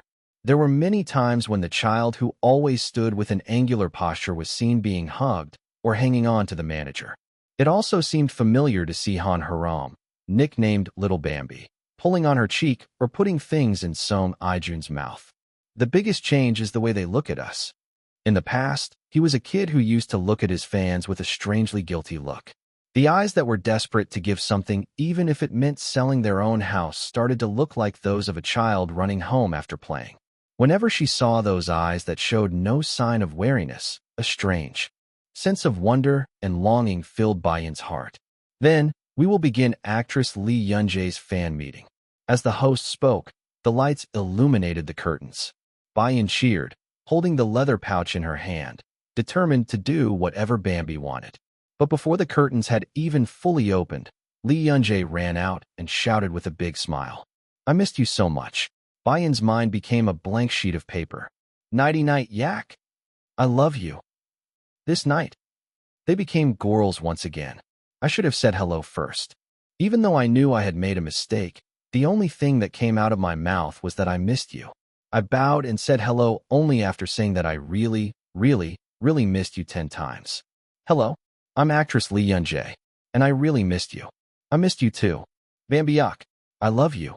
The voices that came back were different in pitch and tone, but the affection contained within them was all lovely. Unlike the fan meeting held in January, it was small in scale, so the fans' faces were clearly visible even from the stage. So it felt a bit more hazy and more solid. And I feel truly loved. Oh my God. I burst out laughing so hard I couldn't control my facial expression. The fan meeting organizers prepared a corner for us, but it didn't really have much meaning. Because I spent most of my time confessing my love. Stick it to someone's nose for an hour. I felt very unsatisfied with the schedule that ended with a one-on-one autograph session after about an hour of talk. "Yun-jae, I think it's time for you to sign now." Oh, I feel like I didn't even get to say half of what I had prepared. I was so heartbroken that I couldn't speak. As I headed to the chair with a look of despair, Baein, who had been crying at first, started smiling at me at some point. "Everyone is going too far. Bambi, can you write this for me?" "Okay, please. Where do you get something like this?" I wore the various hats, hairbands, and headbands that fans gave me without hesitation. I was wearing it on my head regardless of whether my hair was damaged or not. So at some point, Jin Bae-hyung came up on stage and fixed my hair. Of course, what Baein gave wasn't just a headband. What? There's this too. Yes, I have. Many fans were surprised to see Baehyuk holding a photo card. It was cute how his eyes would widen every time he nodded that he had it. Then what is this? Do you have this too? Oh yes. That's a limited edition, so I bought it separately. Do you like us? Do you like Baehyuk? I was a little taken aback by his serious return. Isn't that the question I should be asking? That doesn't sound like something someone would say if they brought another guy's photo card to my fan meeting. Of course, you brought it because you know I care about Baehyuk. I just wish you would focus more on me during that time. So from then on, regardless of whether Baehyuk gave him a gift or not, he focused on the face in front of him. Anyway, Baehyuk had collected all the poka without missing a single one. But this is not it. It's Eun-taek Hyung. Yeah, I think you and Eun-taek are on good terms. I see. I received the poker without thinking, and then I flinched without realizing it. Do you have this too? Should I take it? No. Nothing. That. Thank you. This was a photo shoot with the concept of Lee Eun-taek having a lip piercing. As soon as I saw the poker, I wanted to throw it away, but I gritted my teeth and held it in. But it was given to me by Baehyuk. After placing the poker as far away from the desk as possible, I focused on Baehyuk again. The fan meeting ended in an instant. It's too short. I don't think this is it. On the way home, I couldn't stand it any longer and ran to work. When I asked Team Leader Wu if I could provide a communication app service, he immediately said no. Why? With that sleeping bag. Jinbei, bring me that sleeping bag. I'll throw it outside. Please tell me why it won't work. Team Leader Wu clicked his tongue as if asking why something so obvious was being asked. If you do that, you'll be on your phone 24 hours a day. You'll be sending it every time you take a bite of food. That's what I'm trying to do. You're a human too. How many days do you think that'll last? The entertainment industry is all about comparing the number of messages and cursing. Don't throw bait at me for no reason. People who want to curse will curse anyway. I don't care. Above all, doesn't it have any effect on the company's stock price or my image as an actor? I didn't understand, so I tried to refute it again, but the outcome was already decided. Would your fans care? They'd be super stressed out. I'll go home. So I returned home without any results. The moment I suppressed my frustration and opened the front door. Lee Eun-jae, you little brat, hey. How can you do this to me? Ah, bro. I told you to stop. He must have his own circumstances. Does he have his own way of thinking? A very angry Lee Eun-taek and a smiling No Baehyuk were waiting for me. Huh. Just do well at work. Chapter 477. Title. Did you see the difference in Lee Eun-jae's expression when she received the photo card from Baehyuk and Eun-taek? GIF. Isn't this seriously too much? Oh, I'm so hurt. This is discrimination. You should report it to the Ministry of Labor. Lee Eun-jae was your employer? I don't think Bambi meant it that way, slightly smiling face. I guess he meant to be strong. Then what about Baehyuk? Can he grow weakly? Agari. These three are cute when put together, but you have to be prepared for blood to flow from your ears. When the three of us turn on the live broadcast, earphones are absolutely essential. If Lee Eun-taek doesn't get angry, he's pretty quiet. But you're always angry. Agari. Title, Lee Eun-taek. Was it really that disappointing? I just turned on the live broadcast and cursed at Lee Eun-jae for 30 minutes. But Lee Eun-jae is also a bad guy. He didn't even care when someone openly swore at him right next to him. Baehyuk is the worst. It's so funny how no matter what you do, people will say he must have put in some effort too, and shield you. Is that a shield? Are you kidding me? LOL. He is truly enjoying the fandom of a friend of the same age. This Bambi is a legend, quietly reading a script in that mess. Eun-taek tells him not to discriminate in the future, but he doesn't respond until the end. That's amazing. You have perseverance. That's good, haha. Wow, you're covering this up with determination. You're a fanatic, after all. I'm not buying I'm a fan of Eun-taek. I said I like Lee Eun-jae's appearance because it's just like Eun-taek. My kid is also really stubborn. I'm also a fan of Eun-taek, but honestly, I have no right to say anything to Eun-jae. She doesn't listen to what Leader Hyung says. Title. I became a fan after seeing Baehyuk smile. Haha, I was trying to do Tal K-pop. Am I destined to live like this for the rest of my life? In that sense, let's go and release Baehyuk's legendary meme comment. Oh, your smile is so cute. You were particularly cute and funny in the live broadcast yesterday. That smile that is a mix of pride, satisfaction, and joy is so cute. Even if I were like that, Would be nice if my friend collected and took care of only my Pocos. I know, but I don't like people saying that Baihyek is cute, so keep that in mind. He hates it because he thinks he looks like a kid. But you're a kid? What I'm saying is, let's respect the child's human rights and do it as much as we want behind our backs. Okay, I respect the cute Hyuk. Title: Lee Yun-jae was finally mentioned in today's Nade Labang. I've organized the stories that the members have shared. 1. Lee Yun-jae has been protecting Baihyek since he was a trainee. 2. He said he took care of the members and gave them nutritional supplements. 3. If you look for Baihyek during break time, there are 90% cases where he is communicating with Yeonji Lee. 4.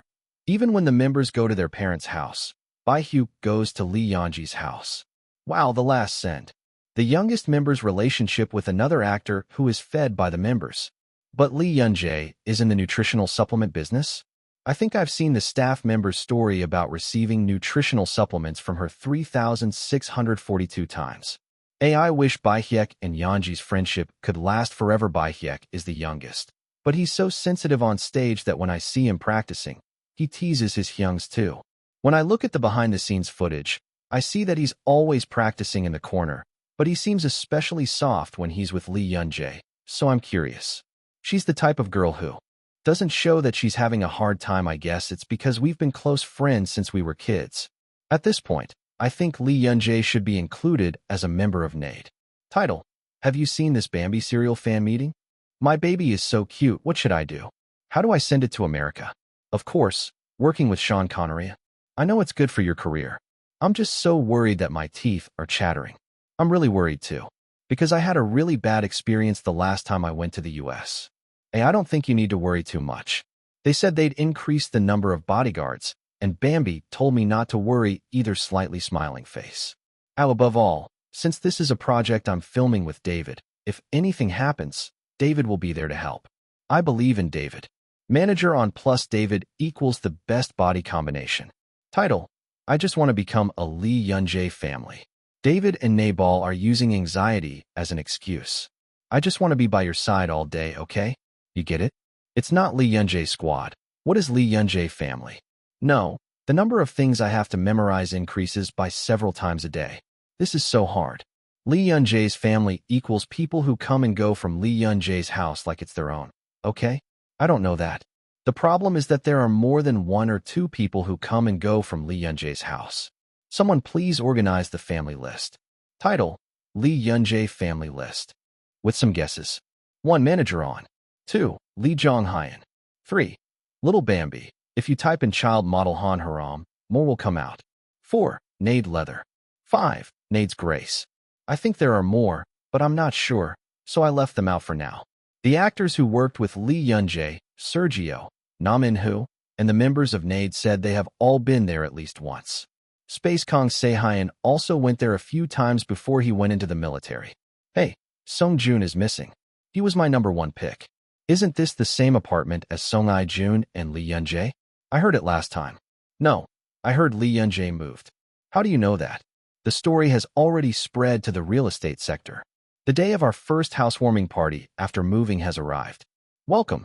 When I opened the door, I saw many faces. What? Why do you like this house so much? Baby, you've succeeded. You're all grown up. All grown up. Yeonji, I bought some fruit here. No by Hyok, Lee Eun-taek, and Song I-joon came in one after another. No by Hyok, who was looking around the house with a surprised face, said, "Wow, it really looks like a house where a celebrity lives. Awesome. Did you forget that you're a celebrity too? You're talking nonsense." As soon as I motioned for him to come inside, No by Hyok looked into the living room and jumped up. "Wow, this is crazy. Guys, come here quickly. The living room is huge." "Baihyek, don't run. You'll fall if you do." The new place I moved into was not an apartment, but a single-family home. The house, surrounded by high walls, had everything. Fitness room, study, movie room, etc. It's definitely nice to have a home. I really liked where I lived before, but my new place was beyond my expectations. At a time when I was thinking, no matter how much the company takes care of me, isn't this a loss? I heard that Hyun Jong-hyun had sold his original house. In other words, he chose a house for me to live in with my older brother, Jong-hyun. If it was Hyun Jong, He would have been a top star who could have been called the signboard of Wayne Entertainment. In a way, this level of investment is only natural for such a top star. Thanks to my brother, I'm living comfortably. When Hyung Jong-hyun said that we should merge our houses, I was a little nervous. Of course, it's almost like we're living together now, but merging houses is a different matter. Even when I told him to think about it more seriously, Jong-hyun didn't pay any attention. Rather, he laughed at the fact that he was taking care of the house while Jinbei and I were in the US. There's someone who goes abroad more often than me. Anyway, that's what happened. A total of 3 people, including me, Jinbei Hyung, and Jeongyeon Hyung, are planning to live in this house, but only officially. I don't need to include Haram since he's going to sleep with me anyway. Han Haram, who currently has little contact with his parents, was also scheduled to live in this house. While I was in the US, Hyun said he would take care of me. Yeonji, they say even a tiger will come if you call it. As I was lost in thought, I heard the sound of someone running towards me and hugging me from behind. Who could it be? There could only be one person who would do something like this. Why? Do you want to eat cookies? I turned my back and gently grabbed Han Haram's cheek. The gentle pupils dilated slightly. How did you know? You always say you want to eat snacks around this time. Hey, can I have some snacks? Eat only half. If you leave food behind like yesterday, you won't be able to eat tomorrow. Huh? I looked at Han Haram running straight to the kitchen and then stepped inside. Is this the guest room? What kind of room is that? That's a guest room too. And the room next to it. Huh? When I answered no by Hyok's question, the guy asked in a bewildered manner. Why are there so many guest rooms? Even the rooms are nice. Are you going to do some kind of Airbnb or something? You're going to sleep the most, so be quiet. Yes. No by Hyok hastily pretended to put a lock on his mouth. As I snickered at that sight, Taek Lee looked at the two of us with a face that said he was sick of us. If anyone saw you, they'd think you were family. Honey, is your brother here? He's ignoring that again. I pretended not to hear Lee. Taek grumbling. When I looked to see what Song I-jun was doing, he was smiling brightly while looking at the numerous guest rooms. At this point, we can all go to sleep. Surely you're not really planning on sleeping over.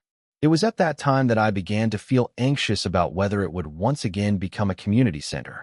Hey, No by Hyok poked my cheek. Can we talk alone for a moment?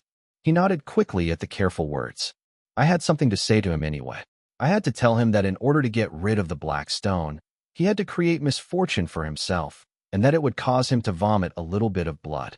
But the moment I entered No by Hyok's room, he was the first to speak. My mom and dad are getting divorced. That was a very unexpected statement. It took me a long time before I finally opened my mouth. Since it's by agreement, maybe 6 months? I think the paperwork will be processed around the time we turn 19. The expression on the face of the guy who said that was calm. Is it completely decided? Yeah, it's not surprising. I told you. It came up once when I was in elementary school. No by Hyok lay down on my bed. It's almost like we're divorced now. It's been years since the last time the 3 of us ate together. It won't be any different from now. Night? I guess so. I lay quietly next to him. I don't know. My parents never divorced either. That's true. The guy closed his eyes, looking disappointed. I know I have to console myself that nothing will change. But I couldn't speak carelessly about areas I had no experience with. Something might change. So I just said what I could. Bye Hyeka. Do you still plan on leaving the dorm and living with me? The guy turned his head and looked at me. The frowning guy replied as if asking something so obvious. Of course. I'm still the same. He nodded and continued speaking. At least that won't change. It wasn't long before a smile appeared in the gaze that had been staring at me. The guy muttered, "You're just like me," and started talking about a singer he's into these days. Isn't that the person you were talking about last time? Oh, that's right. I heard you've set up a label recently. The album is coming out next week. As we were talking like that, before I knew it, the guy was giggling. I couldn't bring myself to talk about side effects in this situation. I guess I'll just tell you next time. I still have time before I go to America, so I can tell you next time. I definitely thought so. That's what I was thinking. Ugh. Hey, what's wrong? Why all of a sudden? No by Hyok covered my mouth with a thoughtful expression. Hyung. Take Hyung. No, hurry up. The guy's hands were stained with the red blood from my mouth. No Bai Hyok was busy screaming and screaming, not knowing what to do. Mr. X, someone, come here quickly. I wanted to tell the guy that it was okay, but all that came out of my mouth was a series of clumps of blood. How did things turn out like this? Chapter 478. 3 hours before I started spitting blood out of my mouth. The atmosphere wasn't bad at that time. But you know what? Once you start laughing, you can just look at each other's faces and start laughing. I know. Once we started laughing, we couldn't stop. Everyone just kept laughing, so we ended up having to stop recording. No Bai Hyok and I were rolling around on the bed, chatting for a while. Before we knew it, the topic of conversation shifted to an incident that happened during the filming of this entertainment show. You must have gotten in big trouble with your manager. Don't be ridiculous. But even when you're getting scolded, there are times when you can laugh, right? Because of you guys, really. Oh, it's funny when I think about it. No Bai Hyok laughed heartily, even shedding tears. It was hard to believe that just a moment ago my parents were talking about getting a divorce. I really liked that. Dripping. Just as I was laughing along with the guy, the door opened wide with a nervous knock. What are you two doing here? It was Lee Yoon-taek. It's pouring down, pouring down. A disgruntled voice broke out. How can he be so dissatisfied with everything? That's talent too. Baby, if you invite someone to a housewarming party, you have to take care of them. No Bai Hyok is the only guest. Then what are we supposed to do? Just sit there blankly. Weren't you watching with Lee Junhyung? I came in because you were having fun. That kid, he's making me sad. Yoon-taek Lee strode towards me and put me in a headlock. It didn't really hurt because I didn't have any strength in my movements, but it was really annoying to be stuck. Hey, stop swearing. What are idols doing? When did I ever swear? I just said you were a kid. Why is that an insult? It's just my kid, without the might. Ugh, if you can't even speak. I slapped Lee Yoon-taek on the mouth with a disgusted feeling. The guy didn't give up and pushed my forehead. Hey, Lee Yoon-jae. No Bai Hyok, who had been quietly watching Lee Yoon-taek and I bickering, suddenly opened his mouth. I'm asking just in case. Are you sure you're not bringing Yoon-taek-hyung with you when we live together later? What? You guys are going to live together? Brother, stay quiet. After rebuking Yoon-taek Lee for interfering without notice, he suddenly asked why he was asking that. I'm prepared to face Jinbae-hyung, Jeongyeon-hyung, and Haram, right? What? You have your own circumstances, so I've been very lenient. But Yoon-taek-hyung. No Bai Hyok stopped speaking seriously and turned pale. Oh, absolutely not. Then there's no point in living independently. This kid is blatantly insulting people in front of them. So, are you guys really going to live together? Lee Yoon-jae, you really can't do this. I can't beat that guy. You have to take my side. Okay. Oh, you guys are going to live together? Let me join you too. Lee Yoon-taek and No Bai Hyok started talking on either side of me. Someone give me the tranquilizer gun. I should have bought it in advance. My ears are going to rip like this. Someone, please save me. As I was praying earnestly in my heart, the Savior finally appeared. What are you all doing here? It was Song I-jun. I jumped up out of bed, half asleep in the shower. Thank you, Hyung Lee-jun. After all, there is no one else like you. Let's go outside. Quickly. Song I-jun grabbed his arm and ran away urgently. As I went out to the living room, I saw Han Haram sitting on the sofa, eating a bag of snacks. As soon as I saw that sight, I shouted without realizing it. Han Haram. As soon as he saw me, he started stuffing the snack into his mouth like a squirrel. Oh, that greedy bastard. I quickly walked over and snatched the bag of chips from him. I told you to only eat half. When I shouted, the guy shouted with a look of injustice on his face. I'm just going to stay here. This is funny. The white bowl was plump and full of sweets. I told him to spit out what was left, but he covered his mouth with his hand and shook his head. I told you to spit it out quickly. Seer, aren't you? Standing there, a sudden chase broke out as Han Haram ran away from me. In the meantime, as No Bai Hyok and Lee Yoon-taek continued their argument, the chaos doubled. Hey, you know my taste in furniture? Furniture is always gray. Just for reference. What are you referring to? Just giggle, Hyung. Don't be tactless. You and me are hilarious. He and I are family. If we're going to live together, we should live together as a family. Does it make sense to live together with a friend? Does that make sense? Just don't interfere, really. When I returned to the living room, barely able to catch Han Haram, Song I-jun was calming them down. Guys, please stop fighting. At Song I-jun's embarrassed voice, Lee Eun-taek and No Bi-hyuk answered at the same time. We didn't fight. How is this fighting? This is just talking. Since we're on the same team, our teamwork is at least good.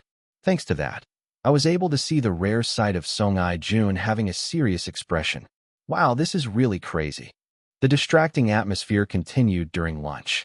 When Han Haram, who had filled his stomach with snacks, put down his plate, saying he was full, I whispered softly in his ear, "Burn all the cookies. Just eat it." Han Haram, who had been pouting, picked up his spoon again.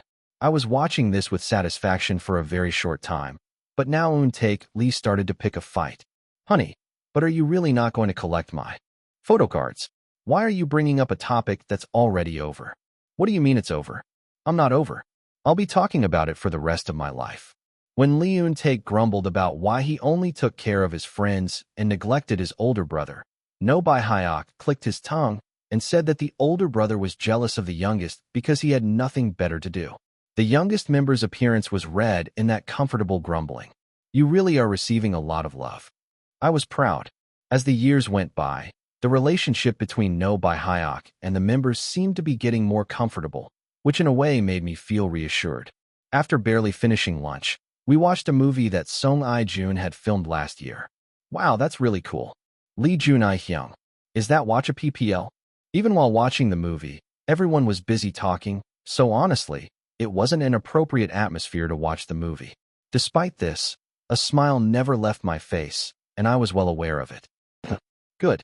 I was so lucky to have people I could talk to comfortably, without having to manage my image or question the true intentions behind their words. I slowly looked around at Song Jun-song, Eun-taek Lee, Bi-hyuk No, and Haram Han, who were sitting on the sofa.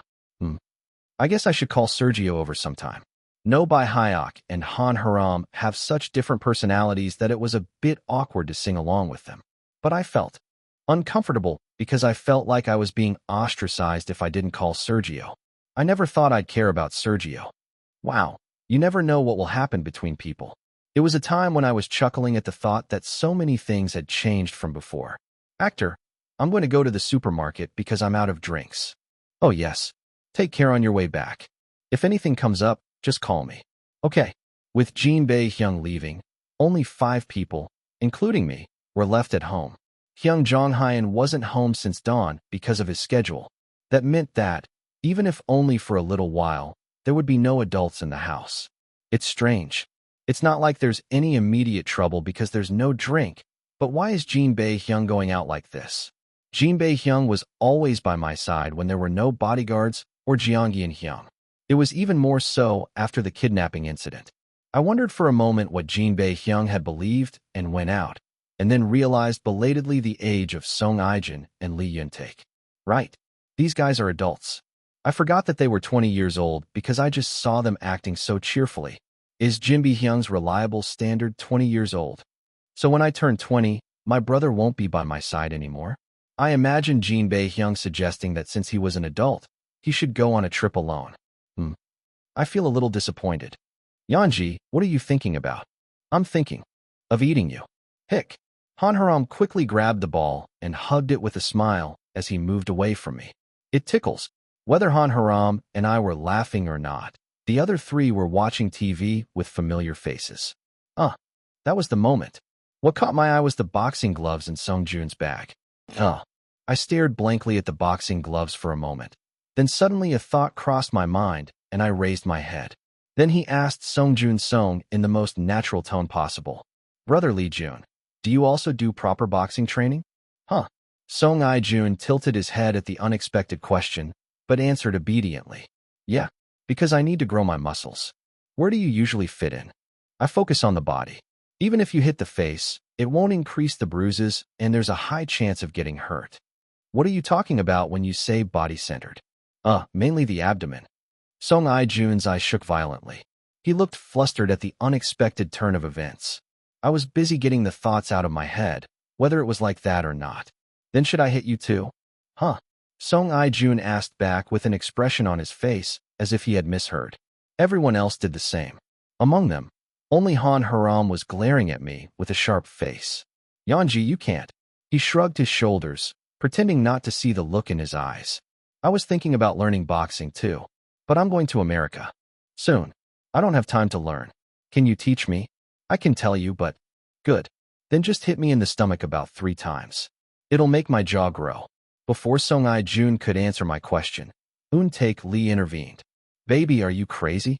Yeah. What are you talking about all of a sudden? Did you dream it? No Bai Hyok's voice was also filled with the feeling of not knowing English. Thanks to that, I became more confident. This is it. Hyung Hyun asked me, how can I bring misfortune upon myself? At the time, I avoided talking because I thought the monsters might hear, but in reality, I didn't have any grand plan. It's ambiguous whether it's fate or misfortune. How do I know what is fate and what is not? You create your own misery. In the end, you end up getting hurt by doing something you wouldn't normally do. I couldn't ask Nam In-hoo to strangle me again. However, I never even dreamed of the representative action of cutting my wrist with a knife. The body of an actor is an asset. What if there are scars? Above all, it was obvious that if I did that, the people around me would be upset. Yanji, why are you acting so uncharacteristically? Song Ai-jun's words made me even more confident. Yeah, this isn't like me. Song Ai-jun let out an ambiguous remark, despite my growing confidence. I'm not even joking when I say that. I'm not joking. I want to experience it for real. Song Junai's face became even more pale as he read my sincerity in my expression. Then I'll ask the instructor. You shouldn't be doing something like this without an expert. Song Ai-jun firmly warned that if you just hit the boat without any preparation, it will only cause an accident. It is said to be a training exercise to eliminate the fear of being hit when the abs are toned and the body is somewhat in shape. It was not wrong to say that if done wrong, it could lead to vomiting, and in severe cases, it could even lead to a hernia. But there was one thing that Song Ai-jun didn't know. I know what you're worried about, Hyung, but if you're careful, it'll be okay. Above all, I lifted the t-shirt with my hands. He calmly announces that he already has abs. Chapter 479. It's been a long time since I've had abs on my stomach. Because physical strength comes first. Even if it's not acting, doing something for more than a few hours a day requires a lot of stamina. I was someone who practiced acting for at least 4 hours a day, and I also spent more than an hour at the gym every day for this purpose. There's just nowhere to show it right now. It means that the body is well made in its own way. This was something that Jinbei, who works out with me every day, already knew, and honestly, it wasn't that surprising. The 3 people who are here will all be there anyway. There have been many opportunities to see Song Ai-jun's abs. When I went swimming in the entertainment show Shin Yu-young Returns, when I went camping with David, etc. He had been playing tennis consistently before learning boxing, so he had a naturally strong body. There's no need to mention Lee Eun-taek or No Bai Hyok. Idols basically have different physical strength than ordinary people. It makes no sense that kids who have endured intense training since they were very young don't have abs. So, for these 3 to know that they have abs wasn't some kind of boast or brag, it was a kind of proof. The basis for saying that you can hit without any worries. But Song Jun, I pulled down my t-shirt as if he was embarrassed even after seeing it in person. Yanji, what's wrong? Seriously. No, you might have to have abs. When I made a look of indignation, No Bai Hyok clicked his tongue and intervened. Yes, Lee Yunjae. Can't you see that your brother is in trouble?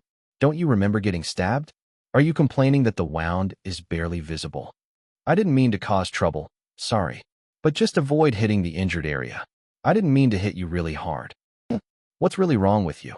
Why are you being so stubborn when you shouldn't be? The faces in front of me had expressions of incomprehension. Of course you wouldn't understand, but I was desperate too. I'm going to America in 2 weeks. It would have been safer to vomit blood once before going. Last time I strangled myself, nothing happened. Honestly, there's no guarantee that this will work. When Nam In-hoo strangled me, it was so painful that my eyes turned yellow. If he had been hit in the stomach with that much pain, it could have caused serious problems, just as Song Jun said. Song Ai-jun isn't the kind of person who would hit someone like that. Above all, he hadn't even given No Bai Hyok a proper explanation. In that situation, I had no intention of forcing myself to expand the work. Let's just check if this works. Song Jun, I put on boxing gloves as if he had no choice but to face my continued stubbornness. Yanji, can I not do this? Han Haram spoke to me with a sad face, but I held on strong. No Bai Hyok was looking at me with a face that said he couldn't understand at all, and Lee Eun-taek was staring at me as if he was looking at me like I was a fool. I thought I was doing this because I wanted to be like this. While I was swallowing a sigh, Song Ijin hesitated and lightly hit my stomach. Pick. Hyung, even if Haram hits, it'll be stronger than this. Song Ijun frowned slightly. The words he had said to provoke a nerve worked, as the punch he threw afterwards had just a little more force. Even so, I didn't feel anything. I guess this won't work. The abdominal muscles are muscles that protect the internal organs, and the more you train them, the stronger they become. I received similar training at the action school I attended to film action scenes. I've never done it with friends at home. I just stared at Song Jun, swinging his fist like a cat. Song I-jun read my silence and calmly increased the intensity. Puck, are you okay? Yeah, it's okay. I felt moderately stimulated. But it's strange. I can definitely feel the strength in my stomach. If you keep doing it, you'll get used to it. It was a little weird for me at first too. It seems doable if you just avoid the forehead and hit. How many sets do you usually do? As I deliberately asked several questions, the worry gradually disappeared from Song I-jun's face. Song I-jun, who had become serious before I knew it, pointed to my stomach and even started teaching me breathing techniques. If you get it wrong here, it really hurts. So you have to manage your breathing well before you get it. Yeah. You'll have to hold your breath at first. Do you want to follow along? Maybe it was because there were no boxers around him, but he seemed quite excited just by me asking him questions about this and that. After a few minutes of boring training, Eun-taek, Lee, and Bai Hyok turned their attention back to the TV. It was at that time that only Han Haram stared at me without blinking an eye. Puck. Hey, are you okay? Wow, that was spot on. A sharp pain ran up my spine as I was struck by the fist that had just entered. But there was a sensation that was more vivid than the pain I felt in my abdomen. Jing. The vibration of the necklace. And, is this real? If I hadn't coughed continuously, I would have been amazed without realizing it. It wasn't like I got hit that hard.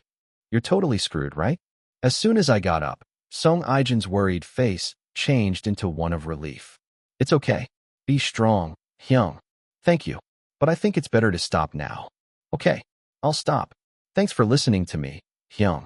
When I nodded obediently, Song I-jun sighed in relief and smiled. How was it? Was it fun? Right? I think it would be good if we learned boxing together. Oh, really? That would be so great for me. It would be fun if the two of us made a boxing movie. I laughed lightly at the voice that seemed so excited that it didn't know what to do. Wow, it really hurts. I felt a warm sensation in my abdomen. The shock of a bruise that I feel for the first time in a long time. Are you feeling dizzy? If anything seems even a little strange, you should tell me right away. Yeah, but it's really okay. You don't have to worry. The pain was so mild that it couldn't be compared to the last time I was strangled, so I was a little disappointed. The necklace's vibration time was too short. At this point, even if I vomit, I'll just vomit a little. It was a shame, but it was a great learning experience just to know that this method existed. Haram fell asleep? While Song I-jun was untying the t-shirt that was tied around his forehead, he found Han Haram lying face down on the sofa. You went to get the side effects removed. Just like last time, I created the misfortune myself, and this is a side effect. So I'm probably suffering because I didn't remove it with my own hands this time either. When I regain consciousness, I'll have to ask if the black stone has gotten smaller. I gently rubbed Han Haram's slightly frowned forehead with my hand. I guess you're tired. Should we part ways for today? I asked Lee Eun-taek and Song I-jun to move Han Haram to the guest room bed. The time it took for me to get strangled and vomit blood last time was about 2 hours. There was still plenty of time, but you never know. Let's send it out quickly without letting our guard down. Well, I have to get it all out within 20 minutes at the latest. While I was texting Jinbae Hyung to come quickly, No Bai Hyek poked my cheek. Hey, are you really okay? Yeah, it really wasn't that hard. You know Lee Jun-hyung's personality. I know that, but really, why are you like that? You're not interested in boxing. No Bai Hyek's eyebrows rose. I see. I snickered and told him I'd definitely explain it to him later. You don't have any plans for the day after tomorrow, do you? Can you come home alone? I'll come. Is there something I can't say right now? Right now? Because of my brothers. But I'll definitely tell you the day after tomorrow. No Bai Hyok nodded at the words that they should part ways for today. Okay, just pack my bag. I left it in your room. Let's go. Together. I headed to my room with No Bai Hyok. I'll have to wait in the bathroom as soon as I get the kids out. It was the moment when No Bai Hyok picked up his bag and received Jinbei's reply that he would come straight home. Hey, just in case, I'll tell Jinbei Hyung. Ugh. As soon as No Bai Hyok spoke, blood poured out of my mouth. No Bai Hyok's eyes widened and hardened. I also froze, but that only lasted for a moment. Ugh. Crimson blood pours out every time I open my mouth. And I unconsciously looked up while vomiting blood. Amazing. You guys are really evil, ex-bastards. It hasn't even been 2 minutes since the necklace fell off. You fucking monsters. Hey, what's wrong? Why all of a sudden? No Bai Hyok covered my mouth with a thoughtful expression. Hyung. Take Hyung. No, hurry up. The guy's hands were stained with the red blood from my mouth. No Bai Hyok was busy screaming and screaming, not knowing what to do. Mr. X, someone, come here quickly. I wanted to tell the guy that it was okay, but all that came out of my mouth was a series of clumps of blood. Why the noise, huh? Lee Eun-taek and Song I-jun, who quickly ran over upon hearing No Bai Hyok's shouts, were also seen to be shocked. Help me quickly. Oh, I see. Call 11-119. I call. Song I-jun picked up his cell phone, trembling. At that moment, the blood that was pouring out of my mouth helplessly stopped. I stretched out my hand with all my might to stop Song I-jun. Don't be angry. You don't have to. Serial, I'm fine. Seriously, don't do it. Please. Don't do it. Knock, knock. A series of loud coughs came out. I covered my mouth with both hands, but the blood flowed back out and dripped onto the floor. I instinctively realized that this was the last blood. The quantity is definitely less than last time. Unlike last time when it had poured so much that it formed a puddle on my clothes, this time it was just a little bit of blood mixed in. Do the times and amounts vary depending on the intensity of the misfortune? No, then you should have told me in advance. I was very embarrassed by the sudden bloody show. When I faced Song I-jun's pale face, my embarrassment turned into guilt. Damn it. It's because of me. Because I just hit you. Brother, that's not it. Surgery, the surgical site, burst. Absolutely not, Hyung. This has nothing to do with you. I'm really fine. I know. How unbelievable it would seem for someone who just vomited blood to say they're fine. But it's really okay. It was the same feeling as when I vomited blood last time. The dull pain that had been lingering in my stomach had completely disappeared, and my condition had improved significantly. How do I explain this? Even the world's greatest order wouldn't be able to resolve this situation. I roughly pulled the blanket over me to wipe the blood, flowing down my chin. I'm really sorry for startling you. But I'm really okay, right? I know you don't believe me. I'll explain everything. I'm sorry. I'm so sorry. Song I-jun and Lee Eun-taek's expressions were so terrified that it was beyond words. The sight made me feel unbearably guilty. I was too impulsive. Even though my thoughts were short, they were too short. I can explain. I'm really sorry. I took a bite of the apple a bit later, but it didn't really mean anything. That crazy kid. That crazy guy. It's too late to regret. The problem was that I didn't think this would actually work. If it was No Bai Hyok, he had no plans to tell Song I-jun and Lee Eun-taek about the unfortunate factor. Of all people, it's none other than Lee Eun-taek. How can I bring up Ji Hyun-hyung's story again? How can I bring it up again? What should I do? How do I handle this situation? I was holding my head, which felt like it was going to explode, and trying to catch my breath as calmly as possible. Suddenly, I noticed No Bai Hyok standing stiffly out of the corner of my eye. Bai Hyeka. I somehow managed to grab the guy and make eye contact, but we just couldn't meet. Bai Hyek, breathe. Gasp. The guy's body began to tremble, and before he knew it, even his breathing had become a mess. Bai Hyek. Hey, Hyung, give me the envelope. Where? It's in the second drawer. Hurry. Up. It was only after I looked at the guy in complete panic that I realized what a fucking piece of shit I had done. I really am the worst person ever. Chapter 480. No Bai-hyuk looked at Lee Yun-jae, who was putting an envelope in his mouth. Even with her heavy breathing and hazy vision, the blood that had stained Lee Yun-jae's face red was clearly visible. Why are you doing that? No Bai-hyuk wanted to cry. Although Lee Yun-jae looked surprisingly normal for someone who had just vomited blood, he was clearly in a state of panic. When No Bai-hyuk was suffering from difficulty breathing properly, Lee Yun-jae also clung to him desperately, not knowing what to do. Ironically, I felt alive from that appearance. Okay. No Bai-hyuk slowly opened his eyes and thought back. It's different. That's not the situation. The Lee Yun-jae in front of you right now is alive. She is not dead. No Bai-hyuk did his best to recognize that he was different from Lee Yun-jae, who was crushed under the truck. Hyuka. Huff. But my body wouldn't move as I wanted it to. This is driving me crazy. Since I couldn't breathe properly, my thoughts couldn't flow rationally. No matter how hard I tried, the image of Lee Yun-jae vomiting blood remained vivid before my eyes like an afterimage. Crash. The moment Lee Yun-jae vomited blood, an image I had seen a few years ago overlapped with it. When he left his uneasy feeling behind and entered the karaoke building, when everyone turned around to look at the loud car horn, No Bai-hyuk went back the way he came because he had an inexplicable sense of premonition. And Lee Yun-jae was crushed under a large truck. Gaya! People were screaming, and crimson blood was splattered on the pitch-black road. Lee Yun-jae had her eyes closed as if she was sleeping. When emergency personnel asked No Bai-hyuk what his relationship was with the rescuer, he replied, "I'm a friend." But there was no answer to the question of what happened. No Bai-hyuk has always played that role. The person who watches Lee Yun-jae get hurt. There are few people who know as much about Lee Yun-jae as No Bai-hyuk. But strangely enough, he had almost no memory of ever helping Lee Yun-jae. And yet, No Bai-hyuk shamelessly maintained his position as Lee Yun-jae's best friend. Where did it go wrong? If you think about it, it was basically doomed from the start. When No Bai-hyuk heard the news that Lee Yun-jae was filming a drama, he put his arm around her shoulder and smiled without hesitation. Of course, that was a long time ago, a thing of the past. Although he would laugh it off with Lee Yun-jae and say, "That's how it was," the memory of that time actually gnawed at No Bai-hyuk and tormented him endlessly. There was a time when, early in her debut, whenever she appeared on a variety show, questions about Lee Yun-jae would automatically follow. No. Bai-hyuk would answer with a smile every time.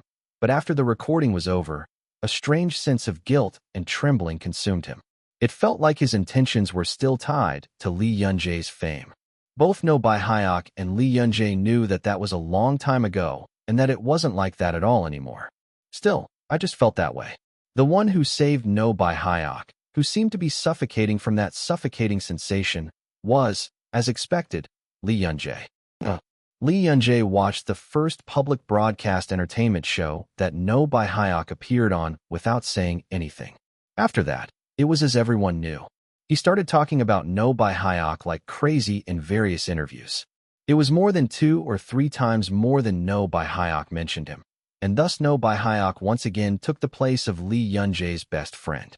If Lee Yun-jae hadn't done that, No Bai-hyuk might have been criticized as a rookie who can't even say a single line well, because he always mumbled his words. Lee Yun-jae has always been that kind of person, a person who somehow solves problems with a calm face. He confessed everything to No Bai-hyuk about the unrealistic things that were happening to him, just because he had promised. He was a person who valued trust in relationships that much. No Bai-hyuk won Lee Yun-jae's affection and attention simply by having good timing. He was well aware of the excess, and the more so, he did his best for Lee Yun-jae. My first meeting with Lee Yun-jae left an indelible mark, but now that trace has noticeably faded. From some point on, No Bai-hyuk was able to speak confidently. He said he was Lee Yun-jae's best friend. No Bai-hyuk would show an indifferent expression to his agency staff, managers, and even members, but he would cry like a child in front of Lee Yun-jae. Now, so much time has passed. Lee Yun-jae. At some point, he stopped being No Bai-hyuk's best friend. The first person that comes to mind when you hear the news of your parents' divorce. In some ways, it's more like a family than a family. Family. Yes, Lee Yun-jae was No Bai-hyuk's family. I've never said it out loud because it's so annoying, but I've said several times that I'd like to live with her once I get my own place. So Yanji, Lee must be aware of my true intentions. I knew full well that Lee Yunjae was putting in enough effort, because he's always the one who does his best. Knowing how much he cared for him, No Bai Hyok shouldn't have gotten upset about this situation. What I meant was that I shouldn't just get angry at Lee Yunjae for always being hurt, on the verge of death, and coughing up blood, but still acting like it was someone else's problem. Because No Bai Hyok was the one who knew why Lee Yunjae was doing that. One of the few people who know his secret. There must be a reason. I don't know what's going on, but there must be a reason this time, too. So, No Bai Hyok shouldn't have been angry. No Bai Hyok had to calm himself down and take a deep breath, then comfort Lee Yunjae as affectionately as she had done to him. Bai Hyek, it's okay. I'm really okay. No Bai Hyok looked at Lee Yunjae, who was patting him on the back, and thought, And then he closed his eyes tightly. I was wrong after all. What the heck? Being affectionate. They're all exes. Ugh, this crazy little bastard. As soon as No Bai Hyok's breathing calmed down, he grabbed Lee Yunjae by the collar. Then he shouted as if he was going to kill his opponent at any moment. What did you say? Are you okay? What do you mean, are you okay? You little punk, for real. Hey, No Bai Hyuk. Guys, stop it. As No Bai Hyok was about to throw Lee Yunjae to the floor, Lee Eun-taek and Song I-jun were terrified and stopped him. Actor. At that moment, Jin Baeon returned home, and fortunately, Yanji Lee was barely able to avoid falling to the floor. However, No Bai Hyok did not let go of the collar he had grabbed, and a physical fight naturally ensued. Oh, let go? That kid is talking nonsense right now. You are the craziest right now. Come to your senses. As everyone was tossing and turning in excitement, the blood that Lee Yunjae had vomited got on everyone. No Bai Hyok didn't give Lee Yunjae any time to feel guilty. You crazy bastard. I can't live because of you. I can't live. X-foot, let's just die today and you die too. You bastard X. Living as an idol, he was busy shouting and using profanity that he had barely managed to suppress.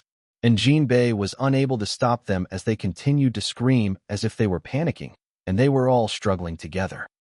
Is this a serial? Han Haram, who had just come to his senses, intervened. Everyone stopped in their tracks at the still childish voice and turned their heads at the same time. Han Haram looked around the room with a sour expression on his face, and after a while, he finally said something. Well, do it in moderation. Han Haram looked at the people with a pitiful expression. After receiving that kind of gaze from a kid who was only 11 years old, I came to my senses. The fight ended in vain as everyone started to get up one by one. No Bai Hyok quickly released the grip on my collar. Although his t-shirt was completely stretched out from the fight, I was more concerned about the guy's condition. Actor, what should I do? I blankly replied to what Jin Bae-hyung said. Everyone was so surprised because of me. It was all my fault. I have to explain. I have to apologize. But I'm not in my right mind. Despite the confusing explanation, Jin Bae found the gist. Does anything hurt? Yes. It's the same thing as last time. Jin Bae-hyung seemed to have immediately grasped the situation when he saw the blood scattered. Everywhere, the state of the enraged No Bai Hyok and the terrified Lee Eun-taek and Song I-jun. Okay, everyone, please calm down and change your clothes first. I know you're surprised, but you need to take a breather. The actor will explain it to you, so just wait a moment. Jinbi's low voice was so persuasive that even No Bai Hyok nodded. Of course, not everyone got over it. No, whether it's an explanation or a lie, you should go to the hospital first. I told you he just vomited blood? Eun-taek Lee grimaced with a face that clearly showed his disinterest. Brother, it's okay. There's no problem with my health. Shut up your mouth. You vomited blood like that. Are you a doctor? That is. I clenched and unclenched my fists, wondering what to say first. I didn't vomit blood because there was something wrong with my body. Then he turned his head towards Song I-jun. Hyung Lee-jun, I'm sorry for startling you. I'm really sorry. I have nothing to say. But really, this wasn't because of you. Song I-jun still had a pale complexion, but he looked better than Lee Eun-taek. He looked at me for a moment and then carefully opened his mouth. Are you sure it has nothing to do with me? Yeah, sure. I'll explain. First, let's talk about it with Bai Hyek. Do you have any illness? It's similar. I'll explain everything. Song Ijun nodded very slowly. Okay. First, talk to Baihyek. We'll go out and... Wait. What are you waiting for? Are you crazy? Take Lee shouted. Are you all crazy? Hey, I don't know what the illness is, but you just vomited blood. You need to go to the hospital first. At the moment when I was wondering how to calm down the excited Take Lee, it was an unexpected person who calmed him down. Take. Song Ijun grabbed Lee Take with an unusually calm voice. Let's wait until it's our turn. I know you're surprised. I'll be there for you. That's not it. Brother Jinbei is just sitting there. There must be something we don't know about. If it was something that really required going to the hospital, Brother Jinbei would have taken Yanji to the hospital a long time ago. There was an unexpected strength in the slightly trembling voice. Take Lee finally understood what was said and left the room with a deep sigh. Then call me when you're done talking. Jinbei Hyung closed the door while carrying Han Haram and the blanket stained with blood. A suffocating silence filled the room. I knew I should be the one to speak first, but I was too scared of the panic I just had, and it was hard to open my mouth. I was afraid that if I made even the slightest mistake in speaking, the kid might not be able to breathe again. Hey, that was when No Baihyok opened his mouth with a slightly deflated expression. If you really die, you know that you will die by my hand. I'm really going to kill you. Just try dying. Chapter 481. Baihyek, I'm not dying. After hesitating for a while, the words I spoke were immediately met with a sharp voice. You just vomited blood, and now you're saying that. The eyes of the guy looking at me are wide. It was better than when I had been so angry earlier, but my heart still thumped when I saw those red eyes. Sorry. In the end, all I could do was apologize. He just kept repeating in a crawling voice that he was truly sorry. I know it's not okay to say sorry, but I'm sorry. It only took about a minute for No Baihyok's breathing to return to normal. That 1 minute felt like 10 hours to me. How surprised I must have been. I know that he is much more complex and sensitive than he appears.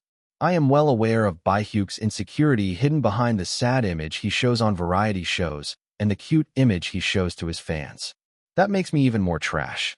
Even though I knew everything, I did this anyway. I will turn back. Hey, stop digging weird tunnels again. No Baihyok cut me off with a wave of his hand. I know you're sorry. Judging from Jinbei Hyung's reaction, it seems like it's related to that. Is that right? The black stone. It's a black stone. Either that or that. No Baihyok nervously ran his hand through his sweaty hair. What did you say when I told you my parents were getting a divorce? You said that our living together wouldn't change anything? What if? You show me your bleeding body? His thick eyebrows furrowed. I don't know what the circumstances are, but even if you don't really die, seeing you vomit blood is a completely different matter. Well, if you get hurt, it hurts me too. Do I really have to say such embarrassing things? The guy laughed playfully. It wasn't an acting face, but it would be foolish not to know that that smile wasn't entirely genuine. As I remained silent, the guy lowered the corners of his mouth and sighed. As you know, I'm a bit of an oddball. After some hesitation, No Baihyok confessed that he still does not feel like the members are family. I know it would be upsetting for Nadi to know, but I'm honest. My Hyungs probably know too. The members were sincere about their activities, so we could communicate with each other. No Baihyok said that he was faithful to the role of the youngest given to him, and that sometimes it became a habit and he would come out on his own even when the cameras were not on. If we spend time like this, maybe someday we can become more than just business. Anyway, right now, I feel like there's a wall. Do you understand? Yeah, I understand. Every time that happened, I would call you and call you on the phone. Of course, you knew that too. If you didn't know, you wouldn't have gone to such lengths to accept it. I was speechless at the words that hit the nail on the head. You really know everything. I think I had unknowingly forgotten about it because lately, all I saw was him whining and complaining to me. No Baihyok is a person whose true feelings are just as difficult to understand as Sergio. Whether he knew my complicated thoughts or not, the guy continued talking nonchalantly. Because you accepted everything, I became a bit spoiled. I guess you thought I was special to you. You're special, Baihyuk. Oh, I know. No Baihyok let out a tired sigh. It's just not what I want it to be. It's a bit unfair. You have in Gayak, Han Haram, Jin Bei Hyung, and Jong Hein Hyung. And Un Take Hyung, and wow, that's right. Even Sergio, No Bai Hyok ruffled his hair as if he was genuinely annoyed. You're lucky. There are so many people. I couldn't help but laugh at the sight of him grumbling about why he should care about Sergio. A few months ago, Sergio asked me this question. Why on earth is No Bai Hyok so special to you? I was annoyed that he was suddenly picking a fight, and he replied that his question was not intended to be a fight, but a genuine curiosity. The two of them don't even meet often.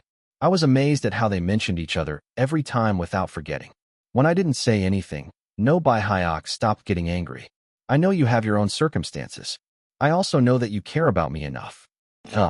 If you ask me why I act like a little kid when I'm all grown up, I have nothing to say. I'm just so surprised. I get a little anxious when I see you these days. Are you nervous? What? No Bai Hyok answered with a look on his face as if he should tell me this. Hey, how can you not be anxious when the person you're going to live with later gets hurt, sick, and even vomits blood all of a sudden? I know that. What do you know? I'm so frustrated. If only we were a real family. Oh shit. You finally said it. Just forget about what I just said. The guy's voice suddenly became quieter, incomparable to how irritating it had been until now. I looked at No Bai Hyok with an expression like an abandoned puppy. You too. I felt like I was caught in some kind of trap. But I opened my mouth obediently without even thinking about removing the trap attached to my ankle. Bai Hyeka. What? I looked into it. And it seems that even if they are the same age, if their date of birth is one day earlier, you can adopt them. No Bai Hyok looked at me with a frown. I know the guy's anxiety hidden behind his thick eyebrows and cool lips. I know how the guy who calls me every time it's time to call his family feels. I spoke very slowly, hoping that he would convey my true feelings without any distortion. We can be a family too. They say it only takes a day to process the adoption application. Of course, you need to get the consent of the adoptive parents, but I'll try to figure that out somehow. No Bai Hyok's eyebrows slowly furrowed. The corners of the mouth of the guy who let out a hollow laugh slowly rose. When did you ever find out about that? The guy who was now laughing completely lifted his finger and poked my cheek. I saw it in a book. Anyway, Byamsing, you're really amazing too. The smiling face was as playful as ever. The guy who had been giggling loudly stopped, wondering what was so funny. Wait a minute, but isn't your birthday earlier than mine? Yeah, I have to adopt you. No. No Bai Hyok pinched my cheek with a serious expression. No, I won't do it even if it kills me. Why don't you do it? It hurts a little more than that, but won't you let me go? The guy waved his hands wildly as if he didn't hear my gentle requests. My tongue hurts.